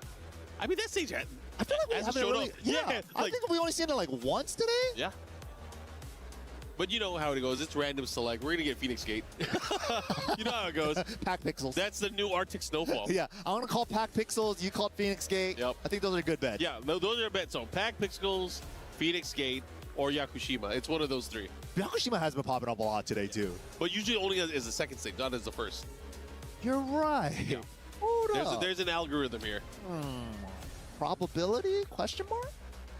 All right, these guys are getting ready. Again, if you guys are watching and tuning in, if not, let people know you're watching EWC here, Tekken 8 action here, as we're finding out who is going to make it into our final day of competition. 2 spots remaining for that top 8. 4 matches left to go. CBM versus K-State coming up. All right, we got something different here. We got the Urban Square nighttime stage. Love it. Crowd is erupting. This is what they wanted to see right away. Starting it off with an electric for K-State. I mean, this is kind of lower stage. They fought each other here first. Oh, yeah, true. Before they blow up the buildings. Hell sweep. Oh, 20 out of 4. Oh. What? Chased him down. He tried to sidestep probably. Yeah, tried to sidestep left off the wall, but that's the way Jin's electric tracks. Savage sword. Ender keeps him at the wall. That thing has a crazy distance for wall splat too. What? It beat it out. He tucked the legs when he was at the peak. He tucked his legs up there. That was some Tony Hawk's Pro Skater stuff. That was crazy. Skater dad, bruh. I mean, Tekken's a skating game now, technically. Yeah, true. Optimal punish. Back 1-2. Whoa. Getting a little crazy with that. Hell sweep again. Patricide, hell sweep again. Off the sidewall. I love the conversion there. Nice, safe sidewall combo. Oh, bets it all. Doesn't splat. Trying to test him there. Oh, again, the dive kick, the guaranteed follow-up afterwards. Another one. He's coming. Wow, guessed wrong. Thought it was going to be a hell sweep for sure. One round apiece here, tied up. Ooh, the Weibo feints. All right, just feeling each other out on the timing. Yeah, I love the stutter step there from the wave dash. Oh, now the slow Weibo. I love the switch up on the Weibo timing from Keisuke. Oh my God, and that's what he was doing it for. He was sniping, man. He was ready. Guns at the ready to shoot. Electric. He got, electric bullets, right? Yep. Whoa, he didn't get the launch there. The erotic movement, man. The Weibus. Fast and slow. Oh, no punish on the down 4. Trying to get another chance here. Abolishing fist into the follow-up down back 1-2. Keeps it safe in mid. Power crush just in case you try to burst there. The crowd is going nuts. There's cheering for Keisuke. Time is becoming a factor. 10 seconds. He tried to hit a button after electric. Rage art. Better hit. Get rid of that great. Get rid of that, right? And what do? With 5 seconds left? Do you run? Do you fly, or do you try to get the kill? This is tough. What if he wakes up Ragear? He has enough to survive, but he just bets it on down 4-2-4? That was crazy. All right, here we go. 2 rounds to 1. CBM in the lead right now. Hot dogs in the back. 2 of them. Right next to each other. No line competing. either. No line. You guys got to get in there. Okay. Get a chili dog. Ooh. Fishing for optimal punish. 4-4-3 left axe kick. Then the heel drop. Pushing towards the other side here. Nice combo. Oh, not giving him anything. Decides to activate early. Ooh. I love that ender. Yeah, we rarely see that too, the crouch laser. Ooh, deep hell sweep. Oh my goodness. It looked like he was trying to make it look like Patricide. Yeah. How deep he did that. Now 20 was it 25-4 now on the hell sweeps? Incredible. Electric for CBM. There it is. It's been a while. Savage Sword Ender, Half-Life. Trying to catch him. No duck on that hit. There's a mix-up, of course. Oh, down jab to stop the pressure. Another hell sweep block. 3-1 burst route. He's kind of peeling off the wall. Nice spike. Looking to close it out here. Oh, and he's going to get it with the Omen dash. Follow up into Thunder Godfist. Sick. All right. CBM on the scoreboard first. Oh, Casey goes to the death note. Uh-oh. He's going to write some new instructions in there. He doesn't have a potato chip bag, though. He needs to put that in the potato chip bag, bro. Got to hide the tech. You got to protect it. Let's see what he does here. He's thinking, look at his eyes, menacing eyes. Whoa, CBM is smiling. He's having a good time. I mean, I feel like he's always having a good time, right? Dude, this is the furthest he's made it too, man. Like, so both of these guys, like, they want it. And they're only 2 sets away. CBM up 1 game in this one. Again, tall order. Winner of this goes up against Arsene Ash as the qualifier match into top 8. But Doug from Petty in the crowd too. See you, Doug. See you. CBM though, having fun. You know, someone that's having fun is a hard player to beat, man. Oh my God, backdash electric round start. I love this wall carry route from Keisuke. Little bit short, a little bit over carried on the wall though. Hey, another sweep. Mixies. A little bit of chip as well with the crouch dash 3. Oh, he's trying to move. He believed in it the whole time. Let me hit that 3-piece. Looking to close it out. One more hit to do it. Stature. No, there's no way he's making it. Oh my God. Good thing he recovered crouching on the generic down 4. If that was a stature, he was getting whip punished. Yeah, that would have been crazy. Oh, sick parry, sick parry. Second hit, otherwise that would have been safe. Okay, keep electric control, denied with the down jab. Another hell sweep, brave hell sweeps. Another one off the sidewall. Again, almost the same situation we saw in that opening game. Can peel off again with another side step 4. There it is. Oh, didn't get the down 4-1-4 though. The low smash is enough. Hard wall break. All right, Keisuke looking to even things up here. If he can get one more round, he will tie things, and it'll be 1 apiece. But I don't think CBM is going to make it easy. He is not going to make it easy. What a jab to start it off. Great choice for Keisuke there. Standing for the homing property. Keep him honest on the step. Wave Wu feigns, show me a button. Oh, I've never seen that one. Oh, look at this. Everything's starting to hit here for CBM. Folks are adding up. All real life, too. Welcome to real life, cuz. This is the real world. You're not my dad. Oh, hop kick. Gets the wall. What's the routing here? Should be enough with the burst route. Break it. That's a lot of scaling with the break. Okay, doesn't matter. Yeah, Demon Paw, forward, 4, able to close it out. Living to fight another day here. Ooh, big chunky mids from Kazuya, but the generic down forward. Maybe he meant to hell sweep, so it was going to get screwed either way. Yeah, it was Launch City no matter what. Here we go. Break follow-up. Chase down. Oh, no. That was almost tight. The classic electric down 2 for Mishima players. Happens to everybody. Toshi with the burst. Wow, what a trade. He's still going to pick up. Nice back 3 catch. Follow-up here. Sidewall stun. He's going to adjust for sure. Yo! Oh, he got that. That would have been sick. But the down back 1-2 off axis for CBM. And takes it with the double low for Keisuke. One apiece. Yeah, interesting. He's going for that nice series of pokes there by the wall. Able to close things out. The Keisuke chants, are you erupting, bro? That is deafening. That crowd is crazy. Dude, it's so loud. I'm going to take off my headset. Hold on. Right? Keisuke, that's so cool. That is so cool. They know who they want to win. All right, beach party coming up. Dad, can you take me swimming? No, so, I mean, he's already practically there, ready for jumping into the water. Kazuya, though, he's not jumping in the water with that suit. All right. You know why Kazuya and Jin have so much beef? They didn't have bonding moments like Heihachi and Kazuya. They didn't throw each other off cliffs. That's true. They need to start throwing each other into the water or something. Yup. Do it here at the beach. Dude, if there was ring outs in Tekken, that'd be so funny.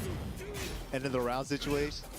Ooh, takes no risk with his back against the wall with the down forward 2. He's paying for that. Big Power moment stance. Takes the +4 mid electric, special mid electric.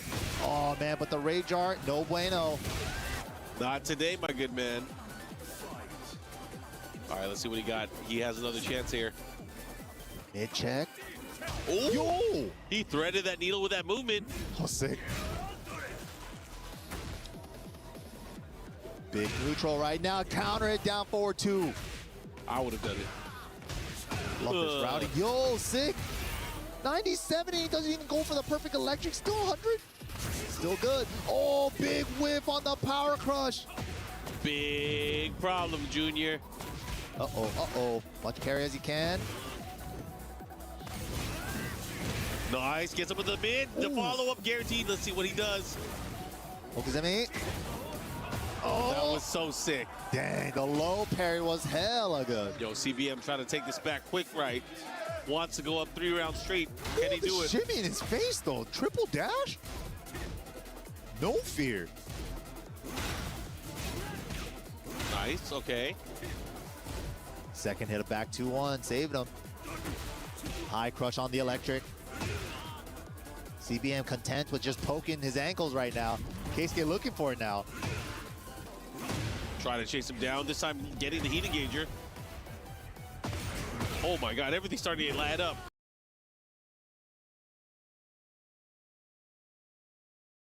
Oh my God, everything's starting to add up. Ooh, all the mids. Keisuke finally on the scoreboard here in game number 3. Round start jazz for Keisuke.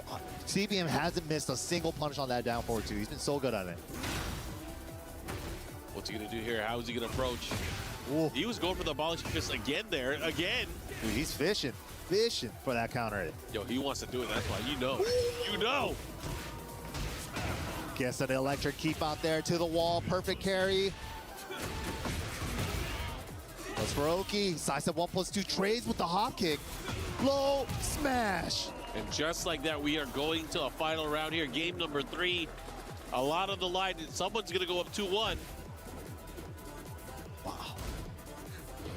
Dive kick from downtown. Extra plus frames at the tip. Oh, nice. Rush down with the forward 4. Oh my God, that was hella plus. Engage. Jin has a dive kick. Lockdown at the wall. How does Keisuke get out safely with sidestep blocking? Almost had the hit there. Toshi, get me off this wall, though. He's been pinned here forever. Low crush with the dive kick. Oh, has to be careful how he approaches here. He has no more resources. Hell sweep, live and die. Wait a minute. Time is a factor. 15 seconds. Gotta go, go, go, go, go. But CBM putting up the wall of back 2-1s. Interrupted with down jab electric. He's not going to be able to kill here. It's going to be close. Burning What's the clock mix? with the long combo. Oh, the bravery! He stole it at the buzzer. Wow! It's good. That was crazy. Oh, I can't believe he did that. Of all situations, to pull out the move that you rarely get to see, that is insane. Dude, I can't even fault Keisuke there, too. He made the right play, do the long combo to burn as much clock as possible, but CBM with the double low steals it right back. Again, this is elimination. One of these players will be out of the tournament. That was crazy. Hopes and dreams and keys crushed. 2-1 in CBM's favor. Crowd a little bit quiet after that one. Yeah, where's the Keisuke chance now? Just defeated, inflated, deflated. Your special CBM range mode on. Oh, the Keisuke crowd. Come on, guys. Oh, man. What happened to the believe? You got to believe. You got to press X to believe, Keisuke. Even though that's a Jin thing in the story mode. All right, here we go. These guys are locking in. CBM up 2-1 here. Descent into subconsciousness now. Damn, Back to the your small dad stage. is showing up to the appointment. Uh-oh. Dad in your nightmares? Dude, Oh. just jumping over it. Shades of 2D characters? Yeah, he dive kicked over the limbs. That's crazy. Ooh, optimal punish. He hasn't missed a single one of those back 1-2s. Yeah, he makes him count. He does them with intention. Smash to stuff him out. 2 rounds away for CBM to move on to Arslan Ash, possibly? Again! How many dive kicks? I mean, just keep going for it. Why not? Bro, He's he is just bullying harassing him with these Yeah. mids, advancing attacks, whether it's from the ground or the sky. Guessed wrong on the hell sweep. Nice resplat combo. Can we squeeze out more? Big shot here, big shot, big opportunity downstairs. Nice. Oh no, the Keisuke chance are They're coming back. They're back. They believe. He's not going out without a fight. Stature. Oh, oh my God. Yo, 1, 2, this is a 4. ton of damage. Oh my God. This is so bad for Keisuke. Savage Axe? No, Domowashi. We're going downstairs? Big wheel kick. Oh my God. Follow up here. Oh! First time he didn't back 1 to it, but the hell sweep after that, that was mad fast. This guy is a daredevil, the man without fear. This is crazy. Keisuke is on another level. Just because you're about to face elimination doesn't mean you stop hell sweeping. Never too much. Whoa, big step. Oh, 1 too many though, feeling himself.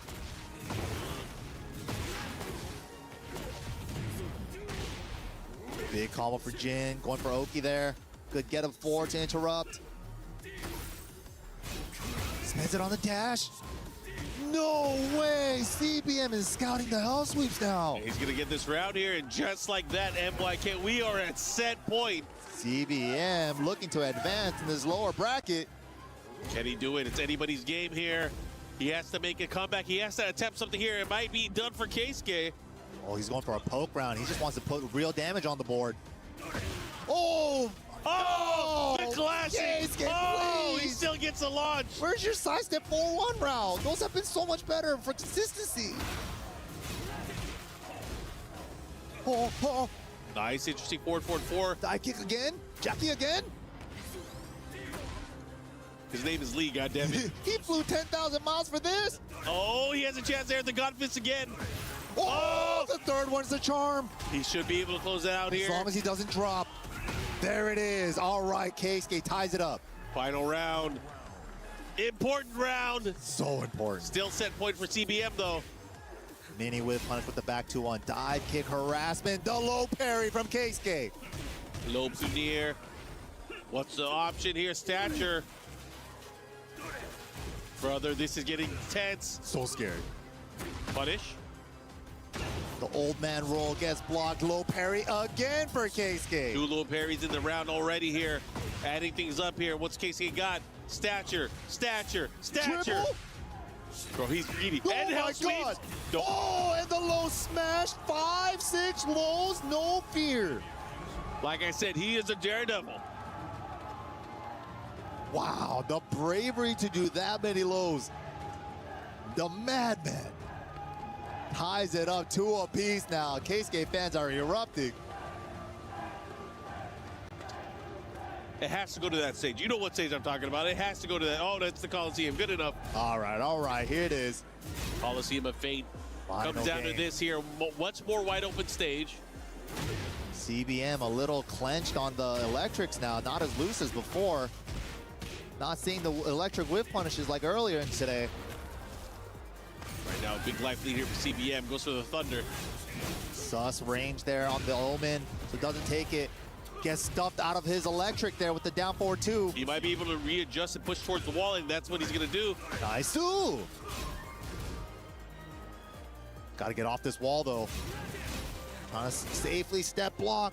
Just dive kick pressure from. Oh, he takes the bed down forward 1-4. Yeah, sends out the high. That's going to be big damage there. The Glorious Demon Godfist follow up here into the Heat Smash. He's still alive. He's still alive. Oh! You have to be some kind of crazy guy to do dive kick, hop kick. He's going for the rage art. Dive kick, hop kick. Dive kick, hop kick. I'm plus, and I'm going to hop kick. What a read. What a read on the down jab. And it's enough. I know we like fruits, we like cherry berries and mangoes, but there's definitely nuts in there. Wow. That was go wild. Nuts? We'll go nuts. That was so sick. Oh my gosh. Ooh, sweeps of hell. Hell sweep.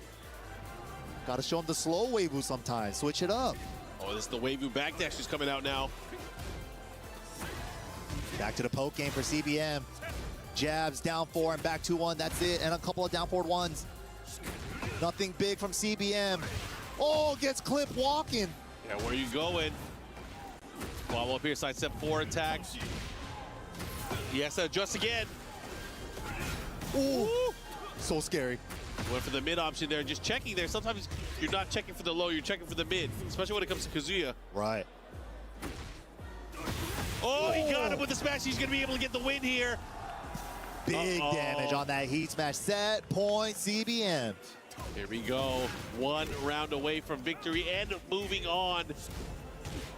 What a block on the hell sweep. This is such a huge lead for him. Look at this deficit. This is going to be really hard for Keisuke to do. He's also near the wall. He's also near the wall. Oh Heat smash. My God. Heat smash. Savage sword. Final chance for Keisuke. LLRK. And unfortunately for Keisuke, he is now crushed and out of the tournament. CBM moves on. Really, man, that was they were brawling. They were fighting, bro. They were doing everything in the books, bro. Every down jet, everything that you could power. I thought I was watching Third Strike. There were so many dive kicks. This shit was crazy. Yeah, I've never seen a Jin player use that many. Yeah, he was just missing the get agent. That was crazy. Hey, we had the A chance in there. We did. Anyways, you can see how this all ended here. A very dominant final round from CBM. What Heat smash, a combo. Savage sword, and you know what? You have a high hell sweep percentage, but look at mine. Check it out, final 1, but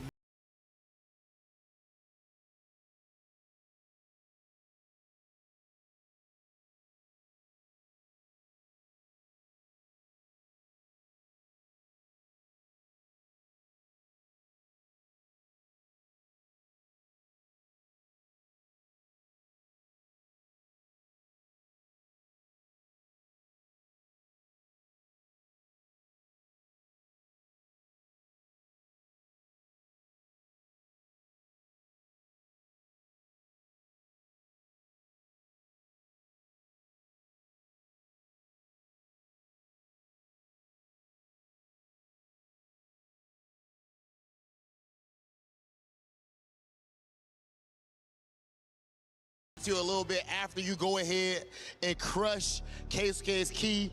There was a whole lot of pandemonium going on behind my man. Godlike Esports showing a whole lot of energy, but of course, CBM held it down regardless, and his squad as well.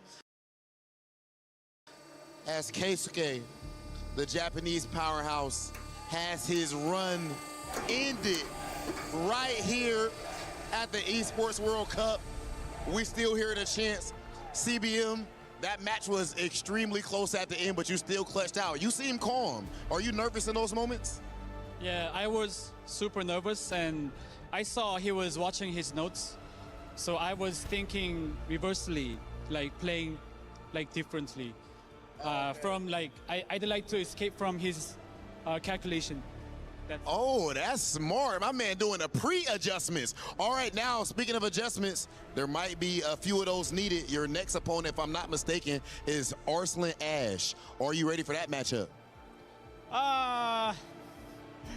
He was my first opponent at group stage 1, so I was ready, but I couldn't perform 100%. But now I'm on momentum, I believe, so I will show how I can perform 100%. Make some noise!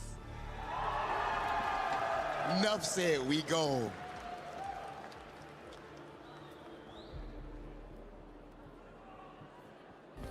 Play is in our DNA.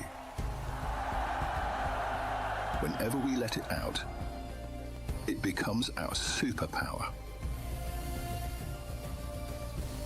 Now imagine an entire city being built to supercharge it.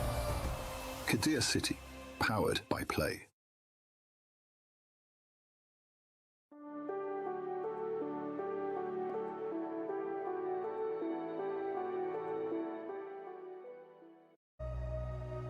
Before I start playing, I feel a little bit nervous, but once I get on that stage, I'm fine. To like calm myself before an important match, I just try to tell myself not to focus on the result and just focus on playing my best Tekken. To prepare for tournaments, I usually just do a lot of practice labbing all the characters and my opponents so that I can understand their playstyle and what to do in different situations. To prepare for my next opponent, I just like watch a lot of their replays online. I try to study their habits, and my pre-game ritual is just like checking if my controller's working, making sure I eat good before the match, so I'm like in good shape. Hearing my name, like getting called out, is like gives me a lot of energy. It's like makes me really happy, and it's like motivates me to try harder. Seeing the crowd is what I play for. Like putting on a good show for them is like why I want to keep playing. The pride and hope of Australia, Yagami on his last limbs here in the lower bracket. Coming up next, going up against Pakistan's own, the John. And you know, Yagami, he is still, to me, Mr. EWC. He has had some of the biggest moments here at this event without even winning the event. Can he get closer? Can he get into that coveted top 8 spot? He has his work cut out for him. This is going to be a very important match, going up against another Pakistani player in the John. We got to think about the matchup as we go into this. Reina versus Armor King. Yeah, Reina, Armor King, not a matchup we see too often. It's kind of like a newer type of matchup with the Armor King.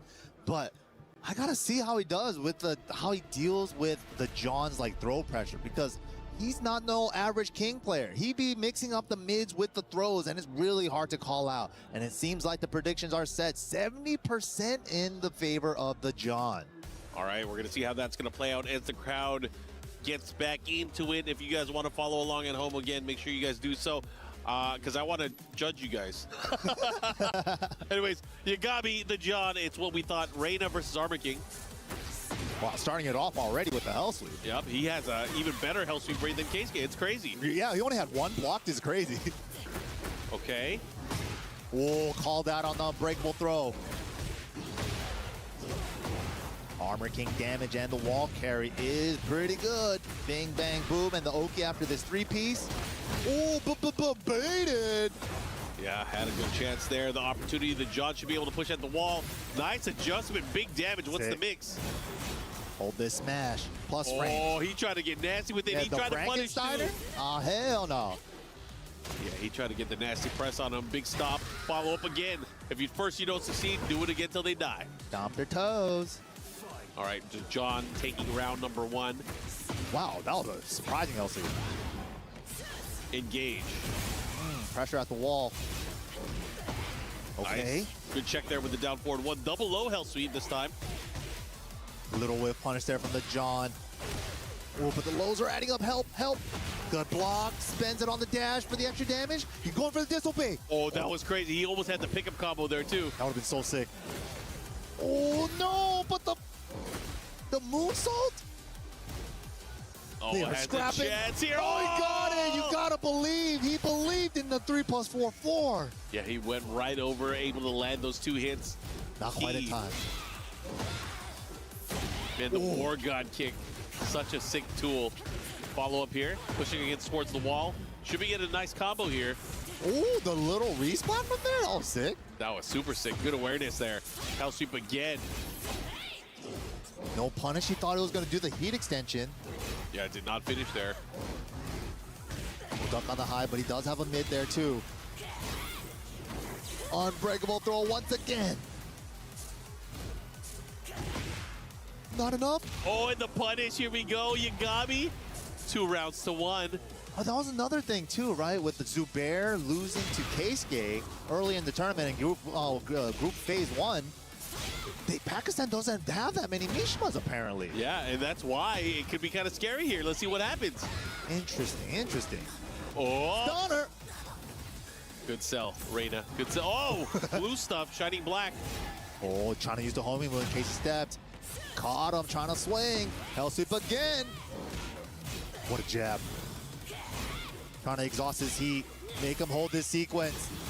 Still got to use it. Dash Giant gets ducked. Oh, the Thunder Cut. Oh, had a chance, but the step shoulder, yo! The shoulder barge to end it there? That was crazy. Final round here, game number 1. War God kick. Ooh, das Boot. Convict, follow up here. Good block there on the forward 4 neutral 2. Electricity, just let him go. Ooh, the ugly kick. That was crazy. Able to link it all together here, the follow up. Wall standing 3+4? That was, you don't see that very often. Giant swing is good though, hold on, he's back. Oh, and he hit the wall, that did so much damage. Oh, kick to the chest. Sparta. What happened to his lead? And that was a real Shining Wizard that time. Yeah, point blank, shining black to end the round. The John. Man, that happened real fast at the end. It just, where'd his life go in like 2 seconds? It was giant swing. And then wall splat. Wall splat. Shining Wizard. Boom, my dead, goodness. done. What a king round, Armor King round. All right, that was good stuff here. Descending to subconsciousness. We have floor breaks aplenty. That's what makes King so scary. Whenever you finally get them to the wall with wall positioning, giant swing is always a factor. Instant comeback. Ooh, scaring him with the wave moves. Hold on. Multi-throw, which way we going? Get off of me. Not today. Hell sweep again. Oh, spin on him. That is unbreakable. Jaguar parry. Oh, that was so sick. All right, that was sick. That's the first time I've seen an Armor King player use that to great success. Oh, but wait, the Untoko 4 getting out of trouble on the throw. No, didn't hit the wall. Yeah, he thought he had it there for the easy splat follow-up. Out of the air, heavy scaling. Big drop kick ender follow-up. Ali kick, second hit, down 1 neutral 4. He stayed down there. He could have got up for that. That's unfortunate there. Threw that round away. The John continuing with his lead here. Another hell sweep here for Yagami. Oh, missed the War God kick. Okay, got the 4-4-2 confirmed. Into the heat down 2, 1+2 pressure. Big step. That sucks here. Pushing towards the wall. Side step low, follow up here. Again, just harassing him. Oh, it was a setup for the giant swing after on the break. Oh! From downtown. Hey, you might as well keep doing that throw because that throw is always landing. Dude, he was running in there. Here we go. Uh-oh, that's the floor. That's going to be big. Yep, gets him with the big bomb, the follow-up here. Uh-oh. Unfortunate for the John. He's trying to put him through the cycle of the throws. Dude, he's harassing with the throw. What the? Run-up hop kick? Yeah, he was so scared of throws, he just ran up and hop kicked him. That was crazy. The 3-piece. Now we're going downstairs. Yep, running power bomb. Toss him to the floor here. And set up for Oki. Ow. John with just a sliver left to... Damn it, he is up 2-0 now. This is crazy. Yagami, we've seen comebacks from him before. Crazier than this. True. He can do it. First year, EWC. If you guys are rooting for Yagami at home, I know a lot of you guys are. He's such the pride of Australia. He needs your energy now. This is his chance. He's facing elimination. Oh, the headset came off. Uh-oh. He's trying to lock in. Digging deep. He needs this. He's been on this stage before. He's made it to the top 8 before. Let's see what he got. Packed Pixels.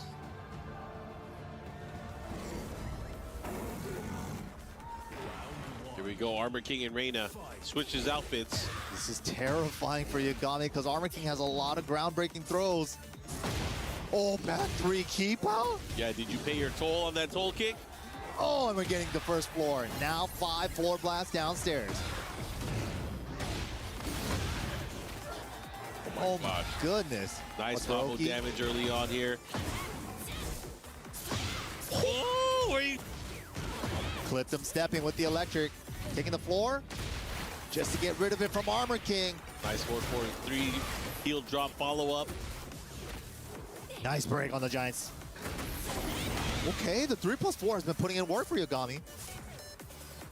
Has time to do something here. Oh, he didn't get the kill. Counter hit Link. He's in trouble. He has to be careful. Big trouble. Big trouble. Mix on the throw. Gotta guess right. He's dead. Oh, no. Damn, he got choked out. And another round here for the John. Wow, high crush on the standing 3. Big counter hit, of course. Follow up. Slap to the sky. Follow up here. Here comes the John. He's going to push towards the other side. Whoa. Almost got there. Almost got there. Ooh. Nice too. Gets the heel. Love the whip punish there. Good block. Gets the follow-up second hit only. Uh-oh. Wow, just uses the +12 for Mix?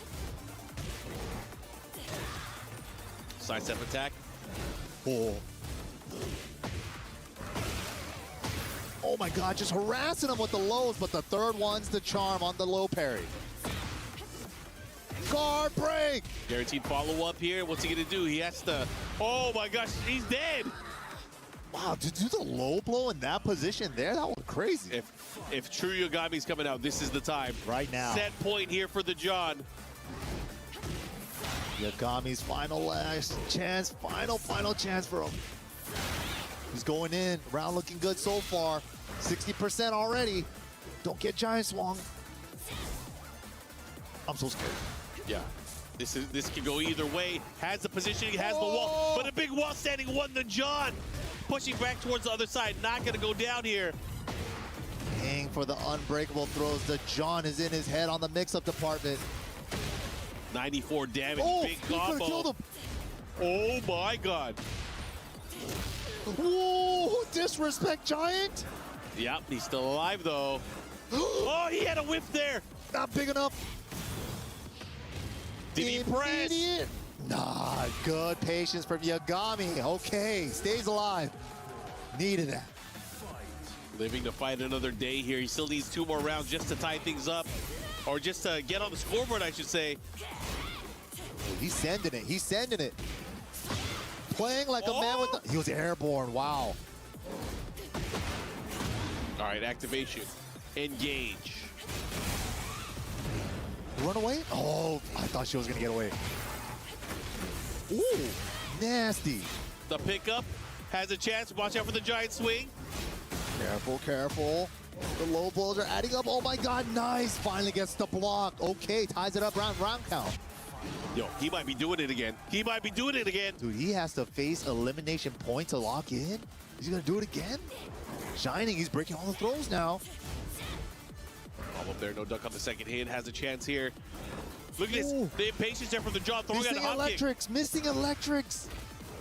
Nice break on Giant. So tense. 20 seconds already gone. Didn't get the punish under the throw. Uh-oh, that's a 1+2. Luckily, that area has been used already. Okay, has to activate. 30 seconds on the clock. No whip punish on the giant swing whiff. Oh! Had another chance for the giant swing there. Has to be careful. Yagami freezing? Okay, the blocks. Blocking for his life right now. 15 seconds. No punish. The blocks. No time. 10 seconds left. Sidestep Godfist. Is it enough? Is it enough? It's enough. Wow. Clutch City at the end there for Yagami. The step electric puts one on the board, 2-1. He, like, when he's cornered, when he's pressured, Yagami comes out to play. This is insane. That was amazing. A lot of players would have folded under that kind of pressure there. The presence of mind, the patience for Yagami, making sure to carefully pick his spots.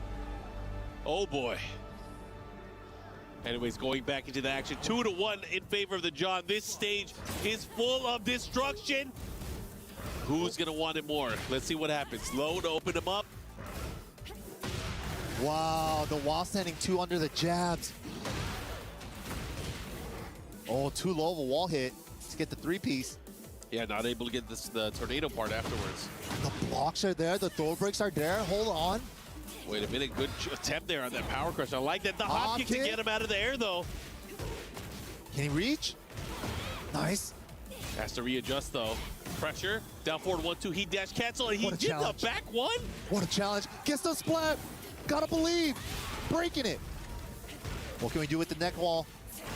Safe wall combo and setup for a sidestep mix. Oki, nice. Is Yagami back? Is he trying to run away with this? He's not out of it yet. He could do it. Hell sweep is good. Something switched up here. Triple wave feint.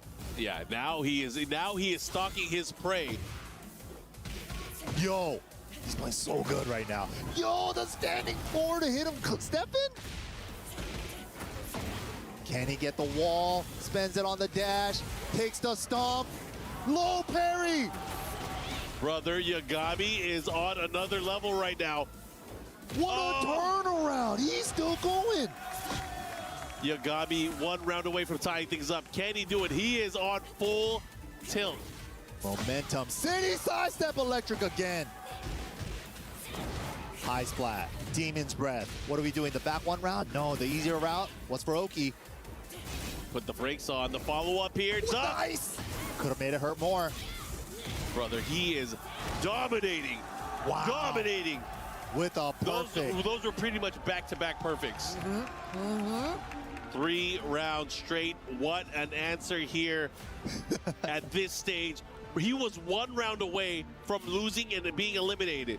But Yagami is back. Mr. EWC, comeback king.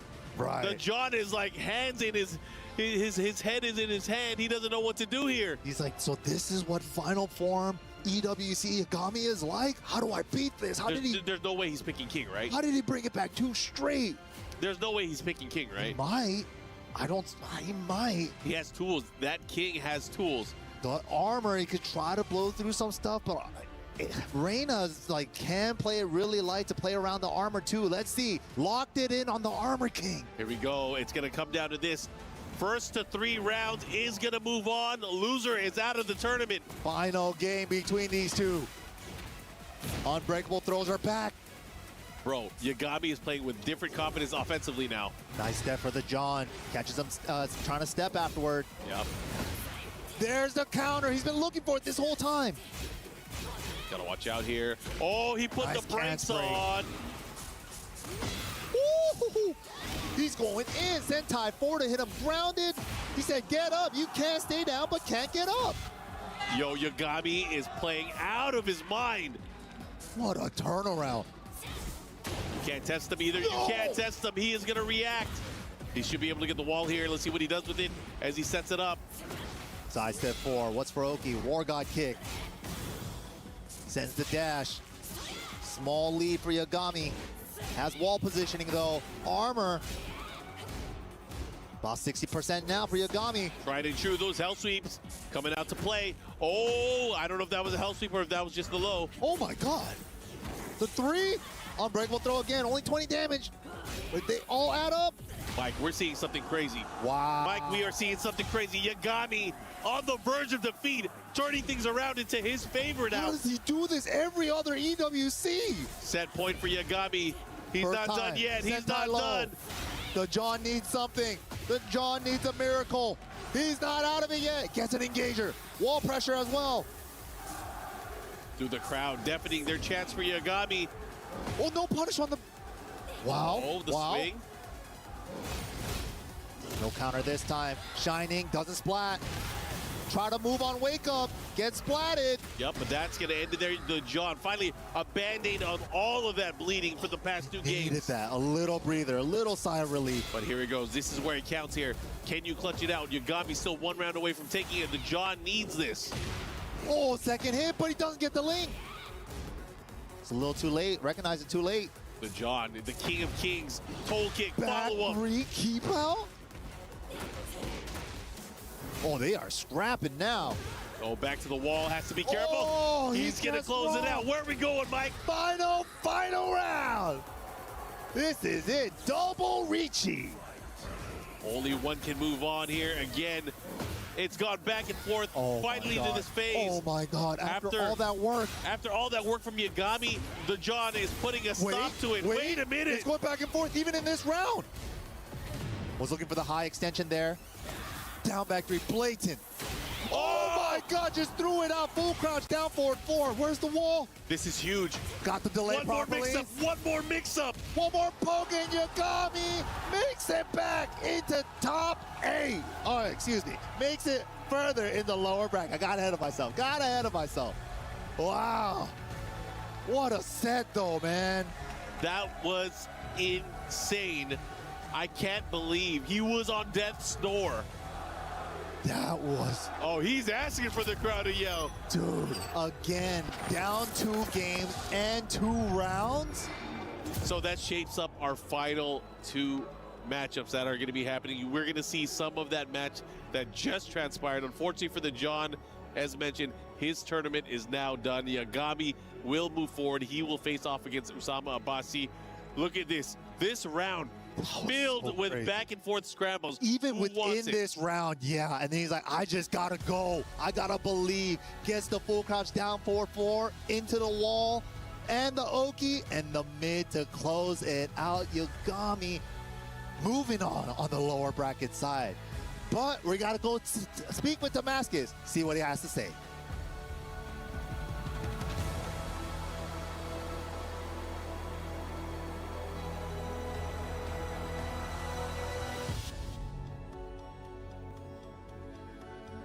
What an incredible match, Yagami, the victor, and it's time for the John to give his key away, but please can I have a round of applause for the John?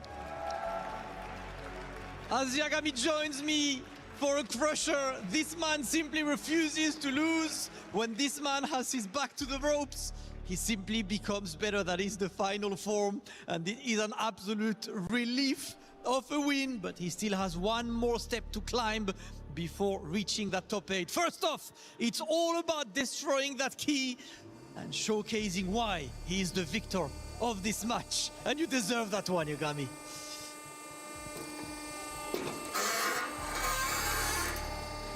Nice and clean, Yagami, brother. Congratulations, brother. 2-0, match point. What happens in your brain at this moment? My heart was like still racing, but I just took off my head first. I heard like everyone supporting me, so I want to just show everyone good Tekken and ended up winning somehow.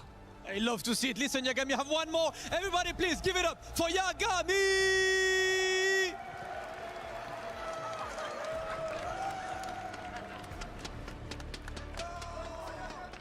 We were there for every click, every clutch, every respawn. We were there for the years of grind, and we're here. Now, the proud founding partner of EWC, powering the biggest event.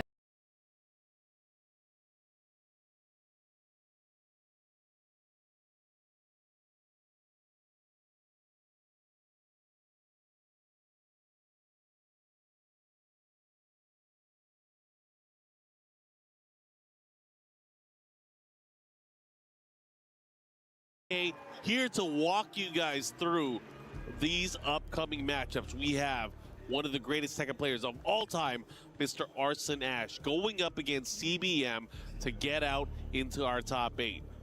Ooh, what a bracket it has Are been, you all bro. right? Dude. That last set that was with crazy. Yagami versus the John, that went back and forth way too many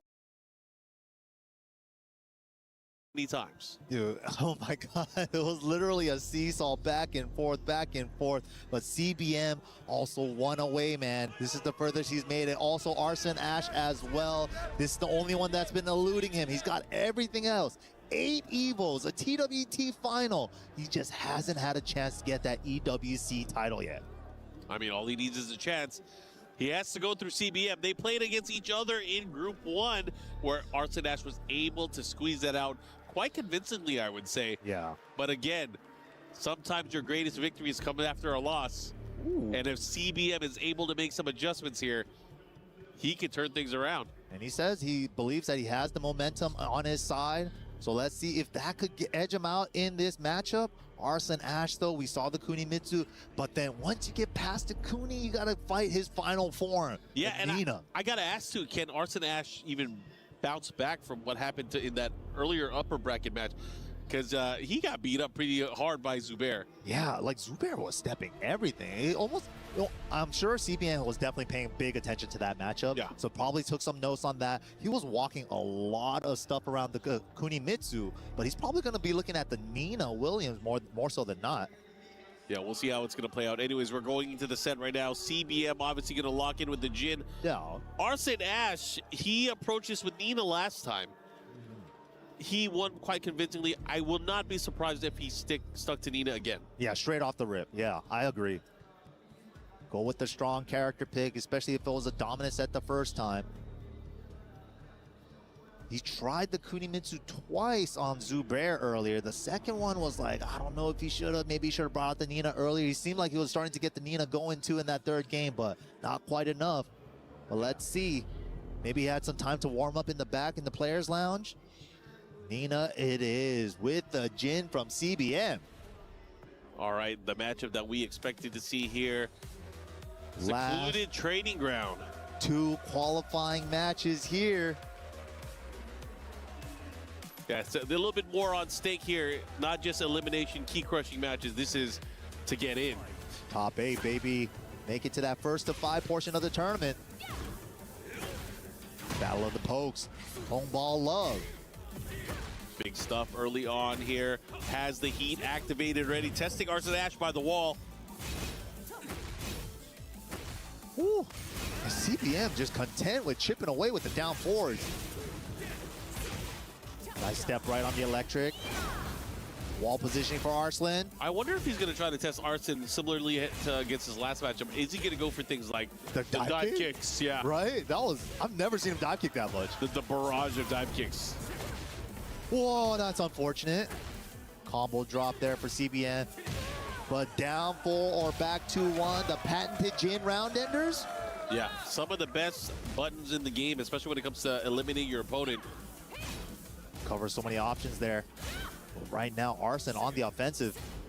Big block on the slide. Should be the wall. High splat. Got it. See what he does. Okay. CBM again, continuing with the life lead. Nice parry. Ooh, can't do that on Jin. He missed the crash dash one that time. Nice. So, step burst. Whoa, he stepped the burst. Oh, Wait how did that miss?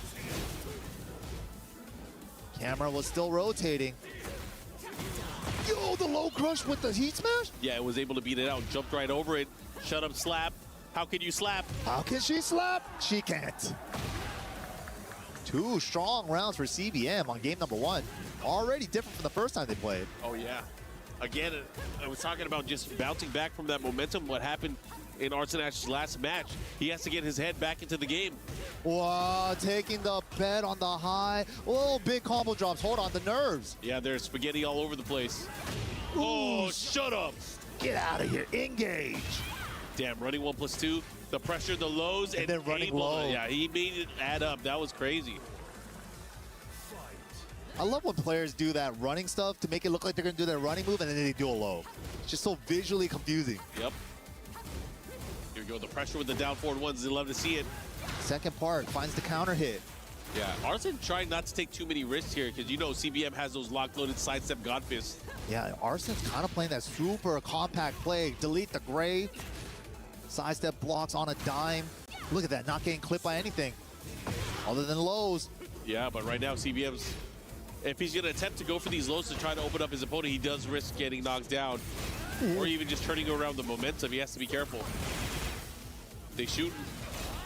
Oh, made you look. Okay, the follow-up. Oh. Yo, baits out the hop kick. Okay, ties it up. Arslan Ash looking good. Nice, down four to open things up here. Final round here for both of these players. Game number one.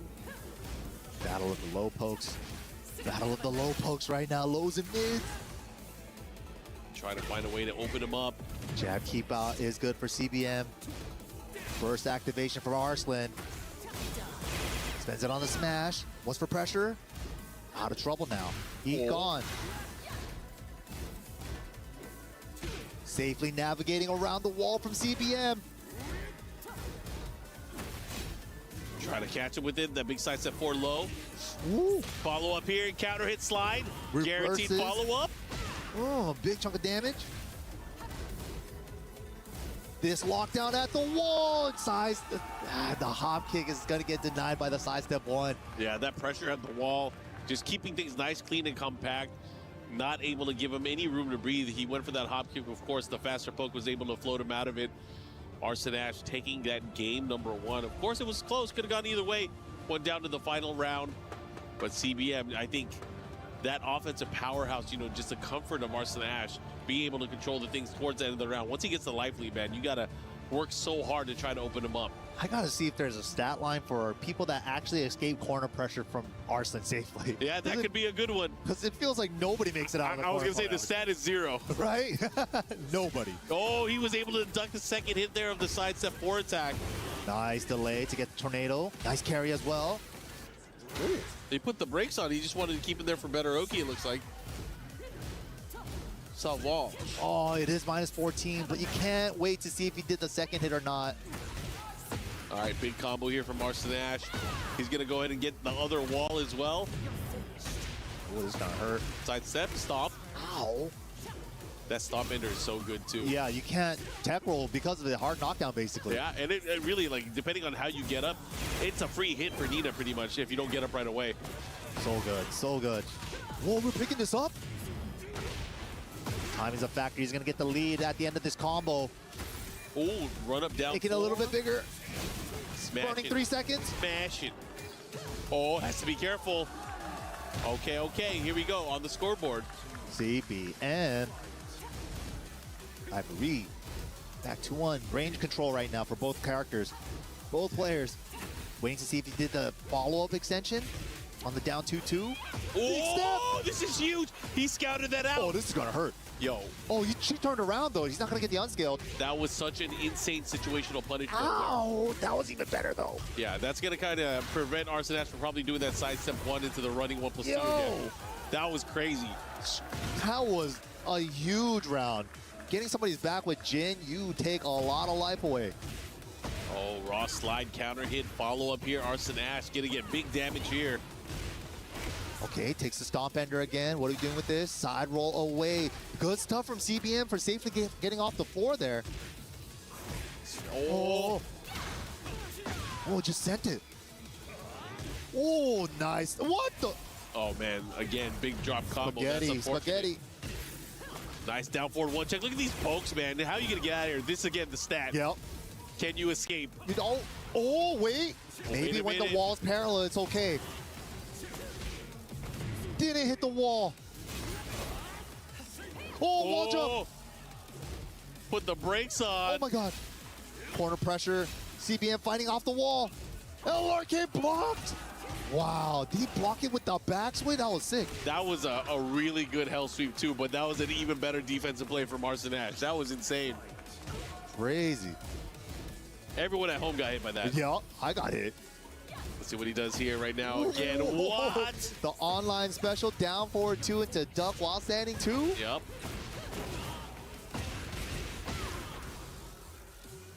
Betrayer. Oh, engage. Let me get that heal. What's he gonna do with it? Who's gonna use it? Arsene didn't get to use his. He was worried about CBM stepping left. Oh, wow, that hit Tracker. Oh, she stepped. Oh, he finished it! He didn't think Arsene would do it. Nice throw break. Deep corpse thrust. Not able to land. He interrupted. Oh. He believed. So he interrupted the mid guns. That was a good call out. Yo, second hit saved him. Down 4, back 2-1, back forward 2-1. Okay, we got ourselves a match. All right, CBM. He you know, he's doing what he said. Doing what he said. He's riding high that momentum. Can he do it all the way? So tense. Arsene gotta be feeling it. Maybe taking a breather now, recollecting his thoughts. Arsene's so close to making it to top 8 now. 1 apiece. This is it. Here we go in the Paris stage. How proper. It's a good old first to 2 from here. Yeah, take it back to basics to see what you got. Yo, Arsene is harassing him with those pokes. The down forward 1. Finally caught him flinching there. Goes for the side step down forward 2.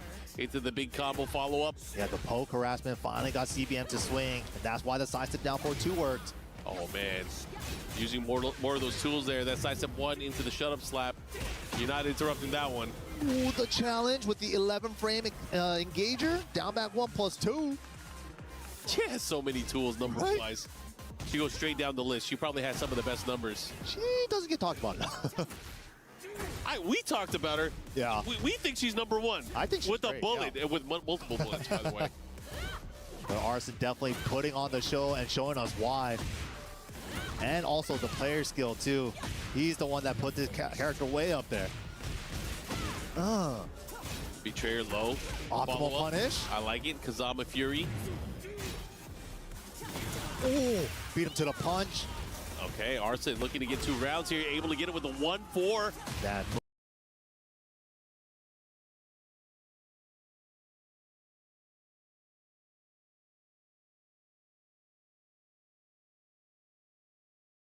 yeah, Assassin's Eye Gouge stab. It almost reminds me of like a cannonball from Brian as an approach tool. With a mix-up afterwards. After, yeah, because you can go and crash that. I guess more like Lee's 4-4-2. Yes, misstep transition.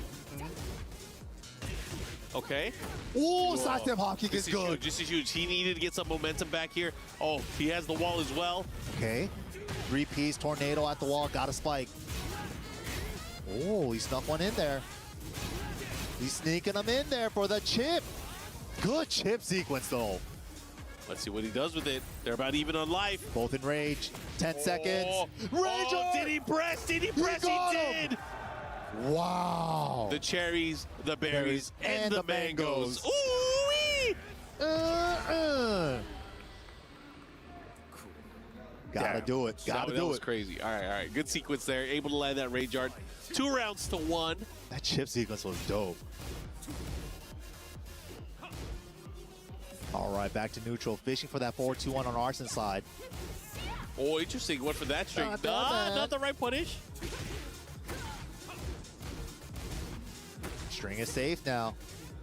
Back forward 2-3. Second hit counter at launch, too. Dude, he's going in with these down 4s. Man, keep adding up. Okay, battle the lows. Nice step. Stepping down. The new stuff from Season 2 from Crouch. Ooh! It's over with the right combo. Yeah, this is big. He should be able to get the spike here, the follow-up down. Oh, no, he gets the Savage. You were right. Beautiful. You were right. Beautiful. Great use of the heat system. Such an important round here. Ulsan watching intently, too, because, you know, he might face one of these guys tomorrow. Gathering the data now. What a block. Block City. Punish City. Can't test him. Got 1 on him. 1 of 3. I mean, he has a chance to make a comeback, but it's going to be tough. It's going to be rough. Again? One more time? Now, again, he said 2-1. Arsene pulling ahead. Damn, he bet it all on that rage art there for that round. A second one? Maybe got greedy. Little bit, possibly. Maybe he thought something. Maybe he saw something. Arsene now 1 game away to qualifying into that top 8. CBM, final prayers. Oh, man. We know CBM has a number of characters, too. There's probably no possibility he would switch, right? He has a Miari, too, but that would be wild in this set. Yo, Jin's therapy session stage. Yep, going right back. You know, this stage was coming up a lot. Yeah, it's one of those, too. Oh, man, what a combo there from Arsene Ash. Good conversion. Yo. Keeps him there. Go ahead and subscribe. Let's go, subscribe. Oh, what a trade. He'll take that. He'll take the trade. CBM will take that. Got rid of the heat smash with minimal damage. Dude, he was down there before he even did it.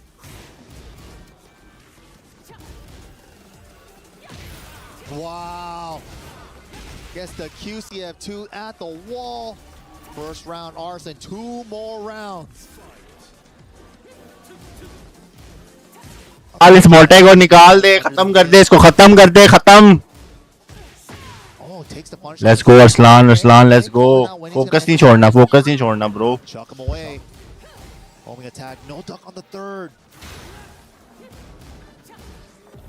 This Arslan wall pressure, do step with him and burst, but the electric out. Shit. Uh-oh. Here we go. What's the test here? Has the wall as well. Oh. Yeah, they're still here. The dive kicks are still here. Dope.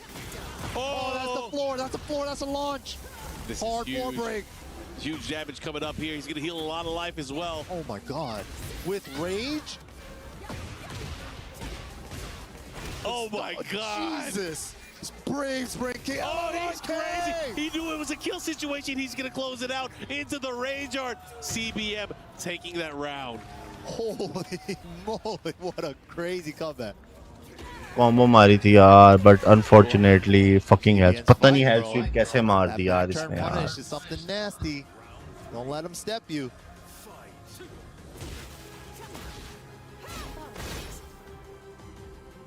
Getting a little bit of chip with the mid guns off the side step 1+2. Arslan just trying to lock him down with the jabs, the down forward ones. Big shot here. Let's see what he does with it. Ooh, first time using that too. 4-4-4 for the range option. Oh, the second hit on almost back turn. Almost back turn. That was crazy. Whoa, that was very nice. Nice. 1 round away, Arslan. 1 round away from going to. He's going to top 8 after 1 round. Oh, this is huge. Big counter. CBM is going to get eliminated. Get this fat ass out of this tournament, man. Oh, nice, yaar. Wow. It was either unbreakable sway throw or sway 4. All right, here we go. What's he got? Has him at the wall. Can you escape? Kazama Fury punish. He's still awake. He has range 2. He's trying to find an engager? Here? Oh, not gonna happen. Oh, wow. Arslan प्यारा भी लग रहा है, बस cutting hitting करा के सही चिकना बन के. अब वो क्या कहते हैं वो? हैं? Oh, he can't believe it. He can't believe it. Third time is the charm. He made it, bro. Yeah, I gotta give Last skin करवा गया है जापान से. Change things up from their भाई आंसू आए. from day number 1, and it wasn't enough. CBM बहुत बातें कर रहा था, मतलब टूर्नामेंट जब स्टार्ट होने वाला था, बहुत बातें कर रहा था. कहता मैंने अरसलान को डाउनलोड कर लिया, इस दफा मैं अरसलान को हरा दूंगा. अरसलान ने इसे टॉप में भी हराया कल, और आज फिर फैन सामने आया फिर है. ओए अरसलान ने पहले ही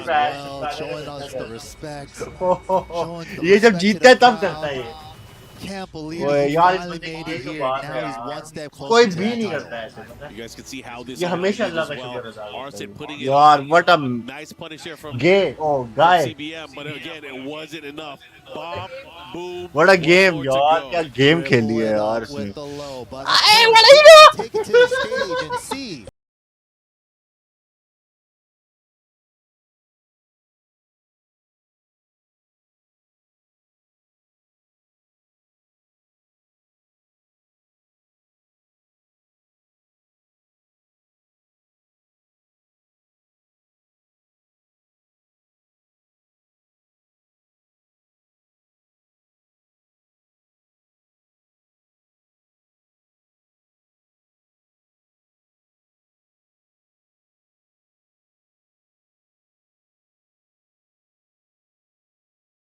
ass.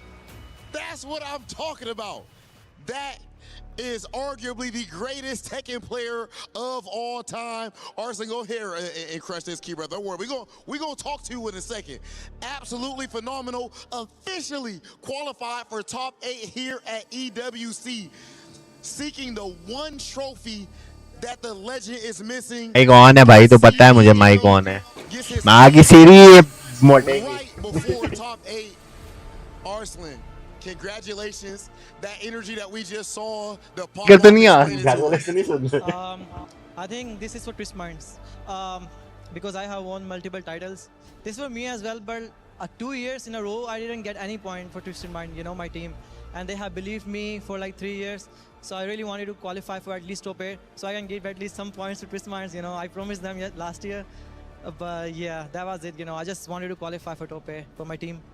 It's amazing that even in a moment like this, how selfless you can be, caring about making sure you get championship points for your squad. I got to ask, as far as you personally, though, 8-time EVO champion, but you've yet to lift that trophy up there on that stage. What would it mean to you to walk away as the EWC champ? I mean, now I made top 8. So I'm now confident because I think I am very good player. I play better in long format. Yeah, you know, we were talking about that. I have achieved everything, taken World Cup finals, 8 EVO titles. This is left. So I think this is my time, inshallah. Ladies and gentlemen, one more time, let's hear it for the greatest, Arslan Ash!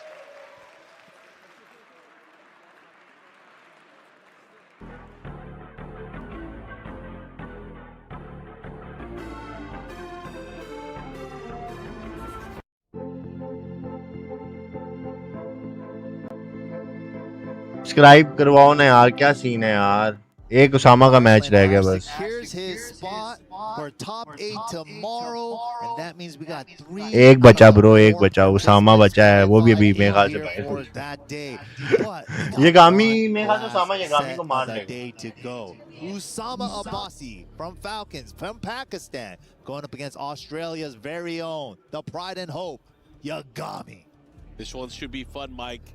I am excited to see because Yagami's last set was a nail biter. Not only was it a nail biter, it was again. He did it again. Trademark comeback. How does he do it, man? Down 2 games, down 2 rounds, facing elimination, brings it all the way back. Yeah. And Usama Abbasi, we know he's going to probably pick that Eddie Gordo. We have Yagami locking in with that Reina, a matchup that we expect. But again, both of these players do have multiple characters that they can utilize at the high level. But this is a secluded training ground where Reina was training in secret with Heihachi. How fitting. This is it. It's going to be a race to 3. Who wants it more? Who is out and who's going to qualify for tomorrow? Final spot. This is it. All right, let's get it on. Oh, step jabs already. Usama Abbasi just going in offensively. From mid-screen. Going to get the punish here. Oh, War God Kid. Yep, into the pickup, gets the counter hit off of it. Hey, can we get the wall? Yep, one more time. John को बाहर कर दिया and it's time for Usama to trash him. Nice combo, man. Great adjustment. And Oh, shit. Has the life lead. They almost traded there. They did trade. Wow, just cuts him off on the sidestep back 2 attempt. And again, something that needs to be brought up, and probably will get brought up a lot, is does Pakistan have a lot of practice against Mishimas, or do they have enough? Man, is that the deciding factor here? The character matchup experience? Ooh. Wow, the running into his skin. Wow, that was crazy. The way he made that look. Oh, nice step there. Usama Abbasi. Out of the air? Not quite. Wasn't in the air yet. Ooh, the second hit. Getting denied out of the heat smash every time. There it is. 3rd time's the charm. Has rage. Has to be careful how he approaches here. Big hell sweep. Oh! Nice. Usama with the clean walk around. Yeah, he is so good at his sidestep, sidewalk. Create opportunities for his character. And again, kind of uncharacteristic for most Eddie players because traditionally they haven't had a sidestep. This is something new. Especially if you're a legacy Eddie player, you just kind of play the back and forth game with him. Yeah. Or sidestep with buttons. Nice wall combo, specific to the wall. Ooh, War God kick on Meaty. Couldn't step it. Yagami takes the lead. Nice, and again, he needed that round here. Looking good from 2 rounds to 1. Usama Abbasi still with the approach on the lows. 4-4 and 3, able to land there. Nice float on the handstand. You got to challenge those, right? Here we go. What's for Oki? Big chunky mid. Wow, up 2. Oh, Nice. He had it. Good back one there. He had the counter hit. Did not believe, though. Oh, floats her with the relax 2. Where are you trying to go with the hop kick? Not going to have the wall here, but it has Majinga low. Ooh, the rare step around the heat smash. Yo, there's going to be a good chunk of damage. Oh, Big he missed it. He whiffed it. And that's how you deal with it, man. Oh, good stuff there. Usama Abbasi here taking it to a final round here. Game number 1. Dude, he's stepping Rewind everything. Nice, down 4-3. Gets the big launch. Yeah, making Yagami second guess his offense right now. He went for the power crush. Thought something was incoming there on a whiff. Yeah, the back 3 counter hit as well. Okay, but finds a while standing 1 on Yagami's side. Brave challenge with the jab after an engage. I feel like because Usama Abbasi has been representing with the sidestep, it's going to kind of prevent Yagami from going for these pokes. Maybe wants to compact it more, maybe even use some of that back 1. Gotta go for maybe some tracking options here. Specific side, very important. So hard to pin down Usama right now. Oh, just like that. Again, step to the game. What do you got here? Oh, out of the air. Oh, man, only a real master. Damn, good try, though. Good try. These mini sidesteps have been benefiting him in such a huge way. Yeah, Usama really picking the perfect spots for him. Yagami just, like, thrown off a little bit by those. Yeah. I wonder how he's going to adjust, though. Like, move selection, maybe go a little bit deeper before hitting the button to try to realign. I can understand the methodology, too, of how he's approaching it, too, because he wants to take the offense into his hand. He wants to have the momentum. But Usama Abbasi has had defensive movement answers for almost everything Yagami has been throwing out there. And he's never letting a whiff go when he steps something. Oh, yeah. Okay, got the 2 hits there. The 2-piece, the follow-up. Again. Sidestep. Again. Launch. Again, Usama Abbasi, like, you're going to try to press me. You're not going to press me if you can't hit me. Exactly. The 3rd dimension, baby. We're moving left and right. Oh, look, Bob's there. He's here early. All right. Is he? It's in Bob. Oh, yeah. Bob's Burgers in the background. I need it, bro. Ooh, whip punish with the 4-4-2. Little Adjust. spike. Okay, challenges with spring kick. Sends it on the dash. Down 4-1-2. Nice deep breath catch into the 4-4 heel drop. Yagami on the scoreboard here, but you need more than just rounds. You need the victories. You need to put 3 together to make it count. Big low parry. That combo's cool. The double while standing 3-4. Got the wall with the burst. Oh, he got me. Ducking. Oh, he didn't see it. He didn't see it. I mean, that's unfortunate because that was guaranteed extra damage. Could have had a wall splat there as well. Big block and a big punish here from Usama Abbasi. He's going to heal some of that life, but he also has these resources. Let's use them. Hopefully that doesn't come back to haunt him. Low. Oh, yeah. Scary. Ooh, final chance. Wow, the block on the hell sweep. Good stuff. I really like Osama's approach at the end there. Made it look like he wanted to close out the round, but he faked that out. And he's like, nah, I have a big enough life lead. I'm not in a hurry. Well, what a jab check there from Usama. Okay. Good pressure. Oh, he got him. Yo, this is going to hurt. This is going to hurt. Oh, he missed. Wait. No, that's unfortunate. Well, Punish. Okay. Roll plus frames. Went for the mid follow-up. Handstand low. Uh-oh, double up on the low. Oh, that could have been bad. So hard to whip punish that side set 3+4. He's trying to too with the 4-4-2. Like that one was still not even in time. Again, I'm telling you, man, every time Yagami gets closer and closer to losing, the stronger and stronger he gets. I think Usama recognizes this too. He knows that he's getting frustrated not getting the whip punish on it. Oh, big follow-up, no. Oh, while standing 3+4 into the burst. What's for pressure? Oh, the brakes are put on. Yo, he's done so.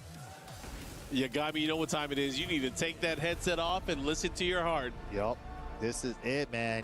God, hopefully he could do it before being down 2 rounds again. I mean, no, let's push him to the edge. Bro, does That's it when he happen up comes in the out. tank, bro? That is the only time Evil Please go ahead and subscribe. Does he have Please. tank tap into it again? That's his skill.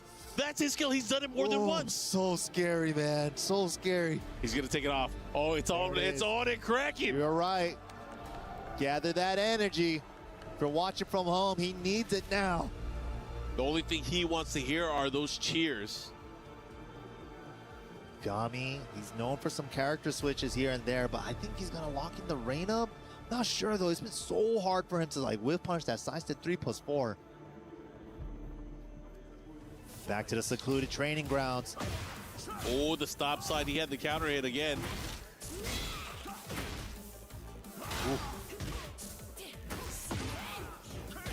Wow. Oh, just let it rip. Let's go, baby. The Heaven's Wrath won, bro. Okay, couldn't see where the wall was. It was really ambiguous.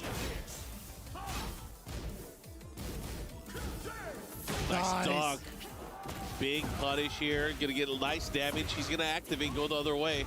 Got a chance to recover a lot of his own life, too. Nice carry. Going for the break. He wants more. Oh, okay. He's cooking up with something. He was going for the guard break. Oh, that's gonna be a guaranteed follow-up. Has to be careful how he approaches here. Heat smash. Oh. Didn't go into the spin. Oh, but blocks the hell sweeps. Rare block on his hell sweep, too. That was crazy. On point. 2 points away now to make it into top 8. Actually, we're 1 round away from Yagami turning Dark up. Yagami? Yup.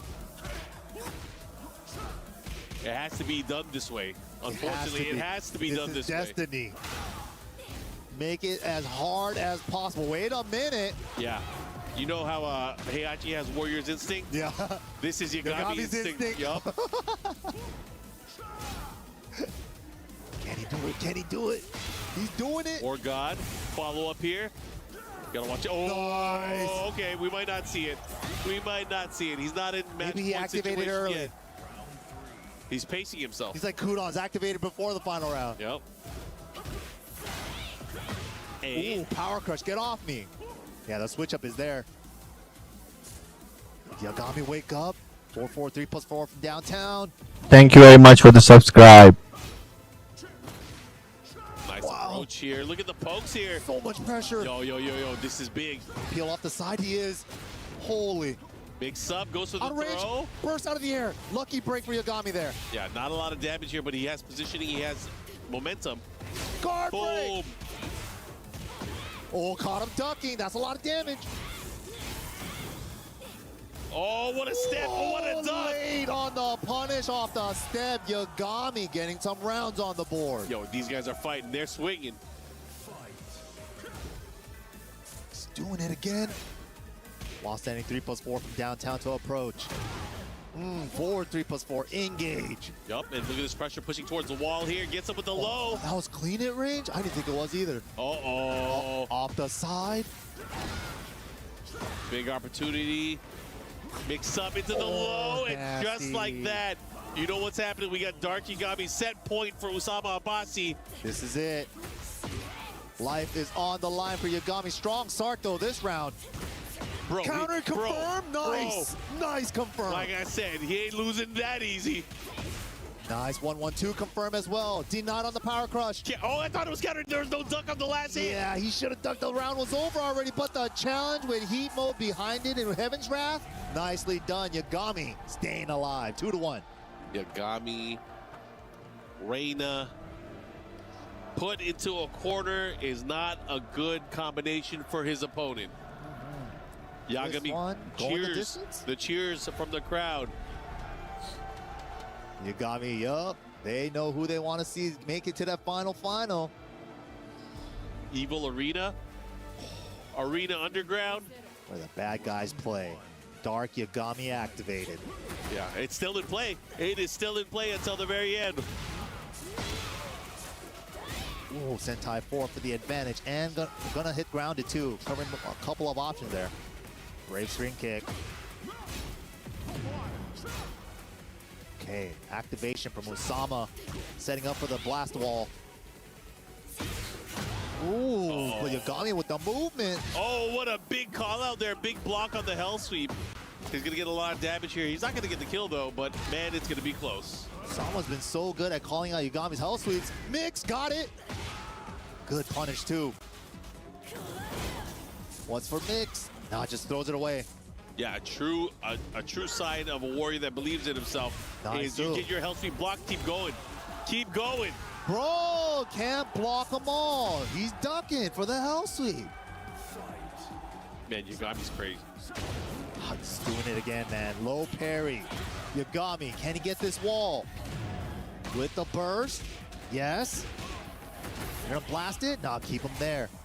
Tried it again, just off a delay. Yeah, this time got punished for it. Let's see what he does.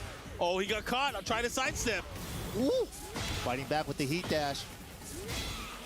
Triple War God kick. Get up. I like here the good sidestep option here from Usama Abbasi. Whoa, he chased him down and he caught him. From he downtown? caught him. Is it enough? With the blast? No, with the stop, not enough. Yo, the patience. Yagami, 2 quick rounds in this game. Crowd is coming alive. 1+2 spike, follow up here. Oh, the hop kick. Yo, the tools, they're here. He has digging into his toolbox. Doing it. Oh my God, the call-outs from Usama, throw and hell sweeps. Got the unscaled, nice, big chunk of damage. Oh, he has to be careful, back to the wall. Chipping away with the lows. If you're gonna reposition, you're gonna eat these lows. Yep, and that's what he said.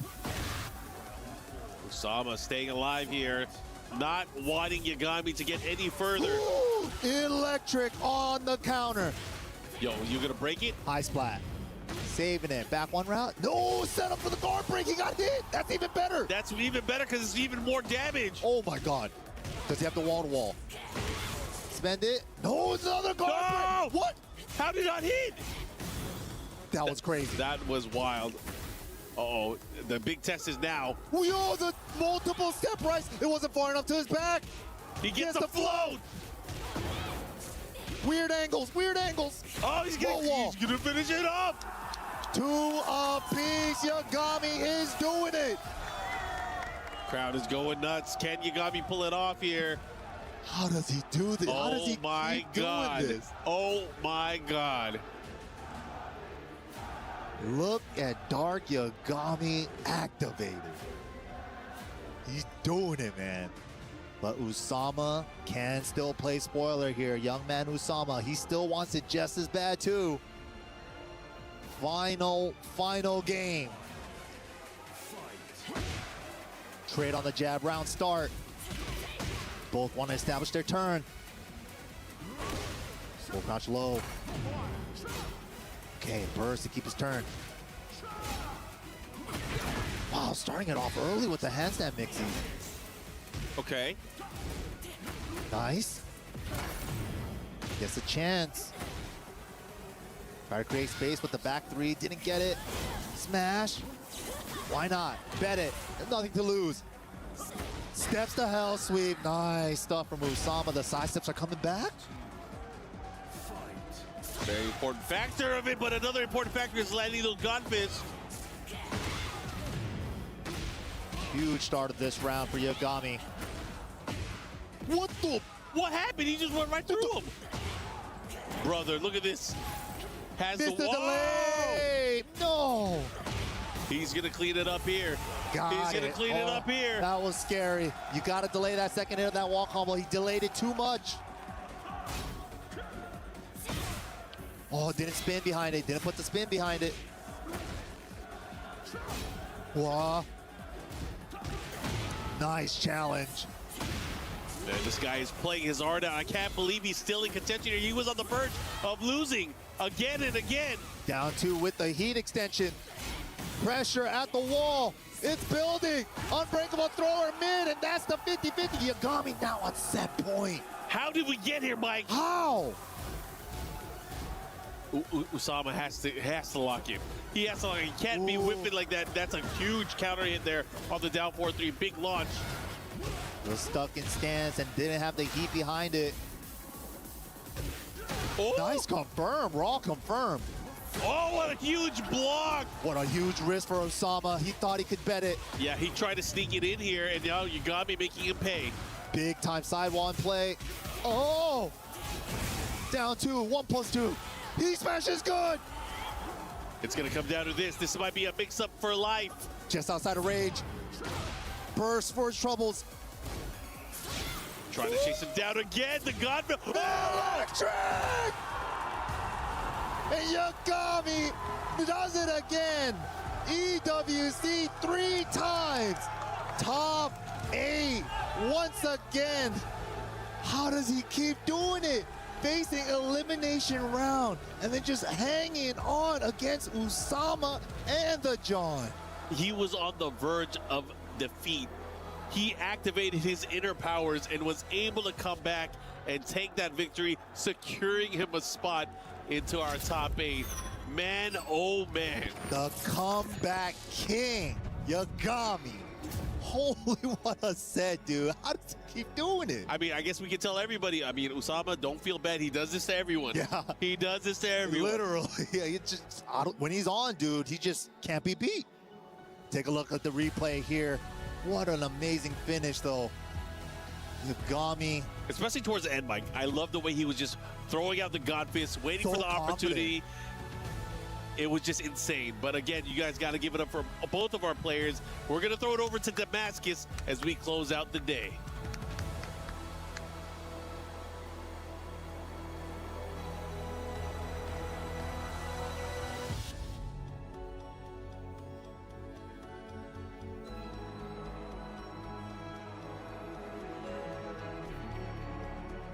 This man simply refuses to lose. Yagami is the victor and qualifies as Usama Abbasi must give his key up. But of course, please send some love to Usama Abbasi. As Yagami, I would like to invite you, as always, to the Crusher. Another key to crush in emphatic fashion. This man is simply unstoppable. Today, he refused to lose, and he made it happen once again. Final key of the day to crush, to validate Yagami's position in tomorrow's top 8. Once again, this man resides on that EWC top 8. He always creates the moments, and that's another key to pop. Guys, just fuck off. We lost. Clean, done, and dusty. Yagami once again. Congratulations, brother. Do we just start at 0-4 tomorrow? Like, maybe. so what happened? Twice in a row, right? You've done it before at EWC. Like, what makes you so good under pressure? I think maybe it's just something at EWC early. I always make comebacks here for some reason. Do you feel like there is an EWC buff for you? At this point, yeah. Hey, listen, the EWC buff is real, and Yagami will be back tomorrow on the top 8. We have our 8 players, but we have one more thing to do, a big draw. So we're going to go to the studio, and then stay tuned, because we're going to have the draw for tomorrow's top 8.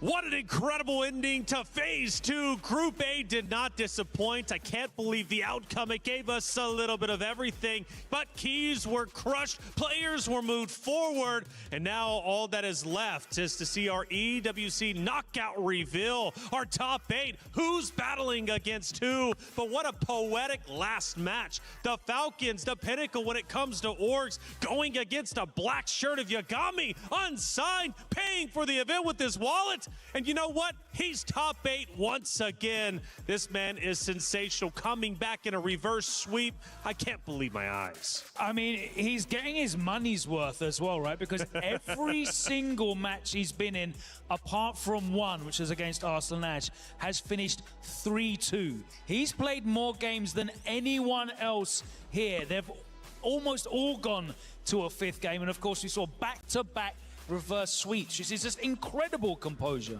Honestly, and I'm absolutely lost for words with what I've just witnessed there. I cannot believe, I think everyone else's faces, like we've all lost our voices here in the studio, on the commentary desk, in the arena as well. It's just incredible. What a beautiful moment. He's such a lovely person and he deserves the best as well, but he plays some mean Tekken 8.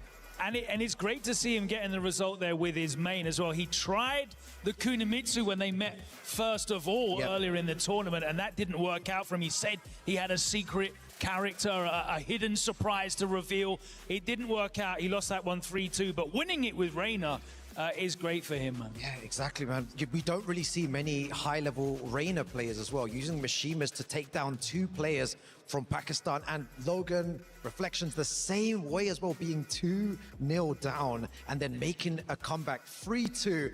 This guy is incredible, and I'm so excited to see what he's going to do tomorrow. You know who I blame for all these comebacks? Olsan. He was the one who said he made it possible, drop it down to the lowers, We've had getting so the many reverse sweeps. It's been insanity, honestly. Mental. We've had so many great games in the Allianz Vault. Don't get me wrong, and the brackets have been stacked, but this is about to be the craziest finals bracket I think we've ever seen, at least on our stage. It's just phenomenal. You get a little bit of everything. And guys, 3 out of the 8 players competing tomorrow come from the LCQ.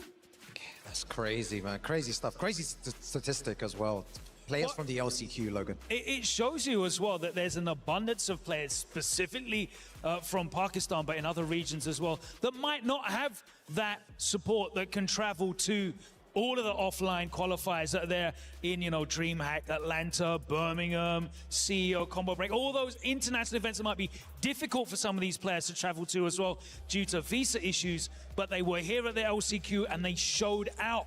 And they're showing out here in the bracket. We're going to see him tomorrow. Absolutely. So many great matches. Arslan Ash getting through, right? He had a scary moment, losing 3-0, maybe showing that he was losing form, but he snapped right back to qualify for tomorrow. Yeah, I'm really happy for Arslan Ash as well. I bumped into him in the lunch area as well, and he was super happy and he looked super confident as well. And to see him make it through as well for the storylines, it's incredible. We have an amazing top 8 coming up. You said it, Reflections, yourself, that this is probably one of the best top 8s, and it's going to be first of 5 as well. Wouldn't have it any other way at the Esports World Cup. Let's take a look at our Group A. It was exhilarating. We just witnessed so much momentum down in the decider matches. But even in the opening matches, we had a lot of fun. Arslan Ash getting through Lohai as well. Zubair, Usama Abbasi. You know, at one point, I was wondering how these qualification matches were going to go, but Lohai, Zubair got the first 2. Yeah, Lohai definitely turned his form around and showed that grit as well. 2-3-2 victories. He really scrapped to get that place. And of course, he also has the advantage of being in the upper side for seeding as well. But Zubair, aside from that, shock loss. Okay, guys. 0 sweep against.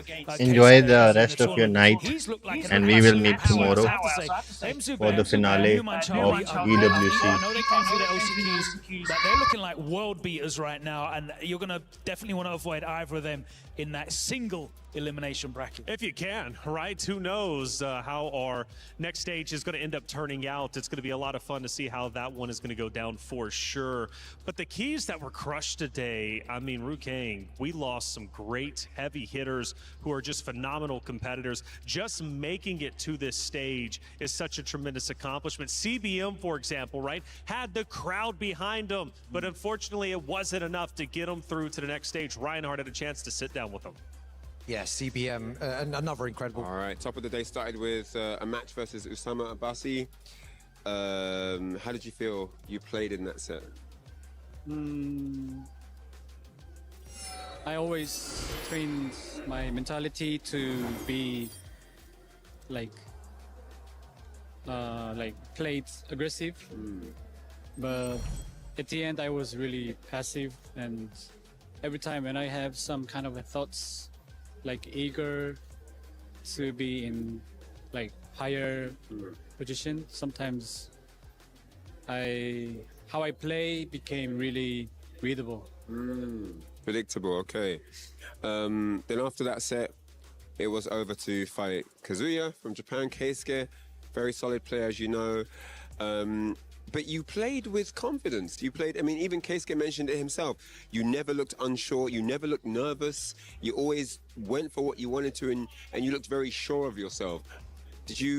Was that something that you felt yourself? And were you able to play that same way in the Arslan set at the end?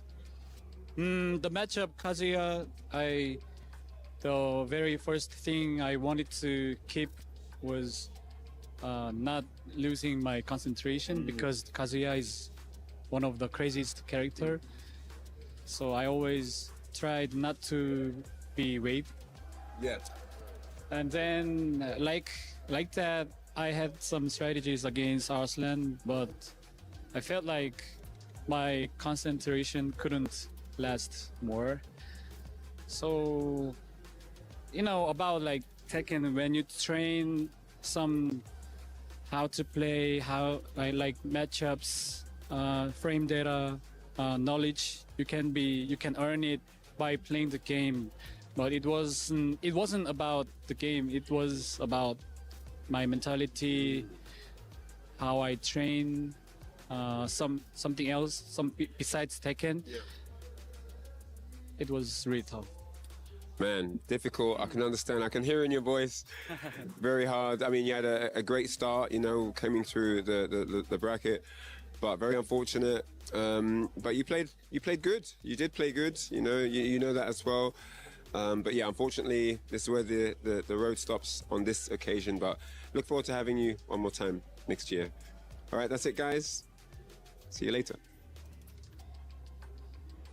Thank you, Reinhardt, as always, for the great interview. CBM, a wonderful competitor, had the crowd behind him, and he made it far. So he can at least rest his head easy tonight, I would have to say. Great competitor. I'm sure we'll be seeing more of him in the future. But let's go back into the past to Group B, where we started the day, and the storylines developed very quickly. Yeah, the Group B was absolutely incredible. Numan and Jonding making it through there alongside Ulsan and Raif. And I feel like one of the main things to point out there is the emotion that we saw in their faces. So many players close to tears, and so many players actually shedding tears as well, making it through. You could see how much it means to them. Even when he didn't make it through, we saw Nobi shedding a tear when he managed to bring it back against Mangja. We saw Ulsan, of course, in the lower bracket, just, you know, winning everyone's hearts and praying for them.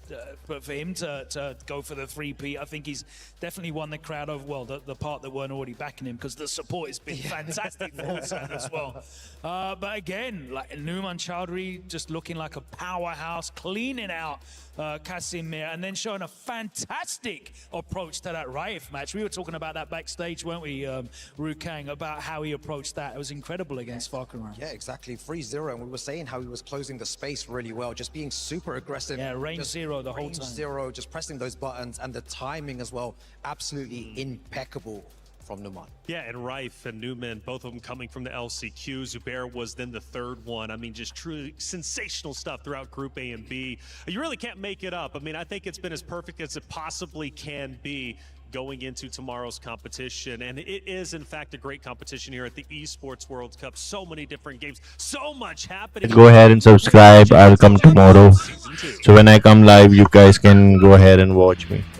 Also, I'm going to stream PUBG Mobile tournament for EWC, because Pakistan is also on top in PUBG. Shin din din din, shin din din din, din din din, din din din.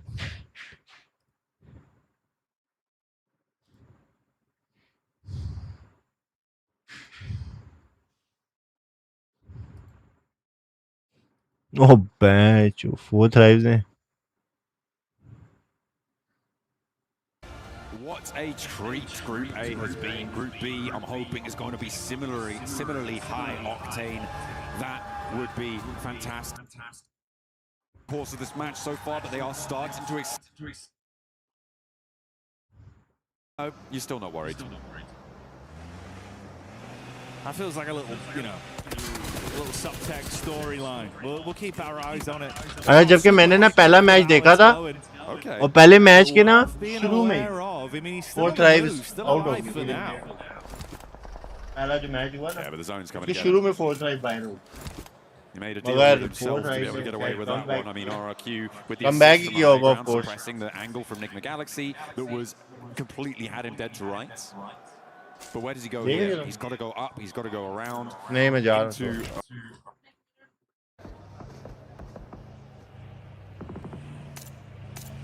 Just about the showmanship of it. कुछ chicken dinner भी किया इन्होंने. ये सुबह देखूंगा यार.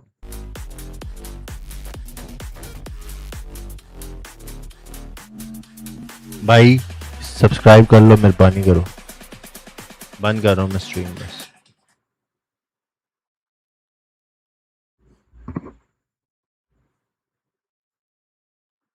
यार schedule ही नहीं आ रहा है इसका कल के मैचेस का.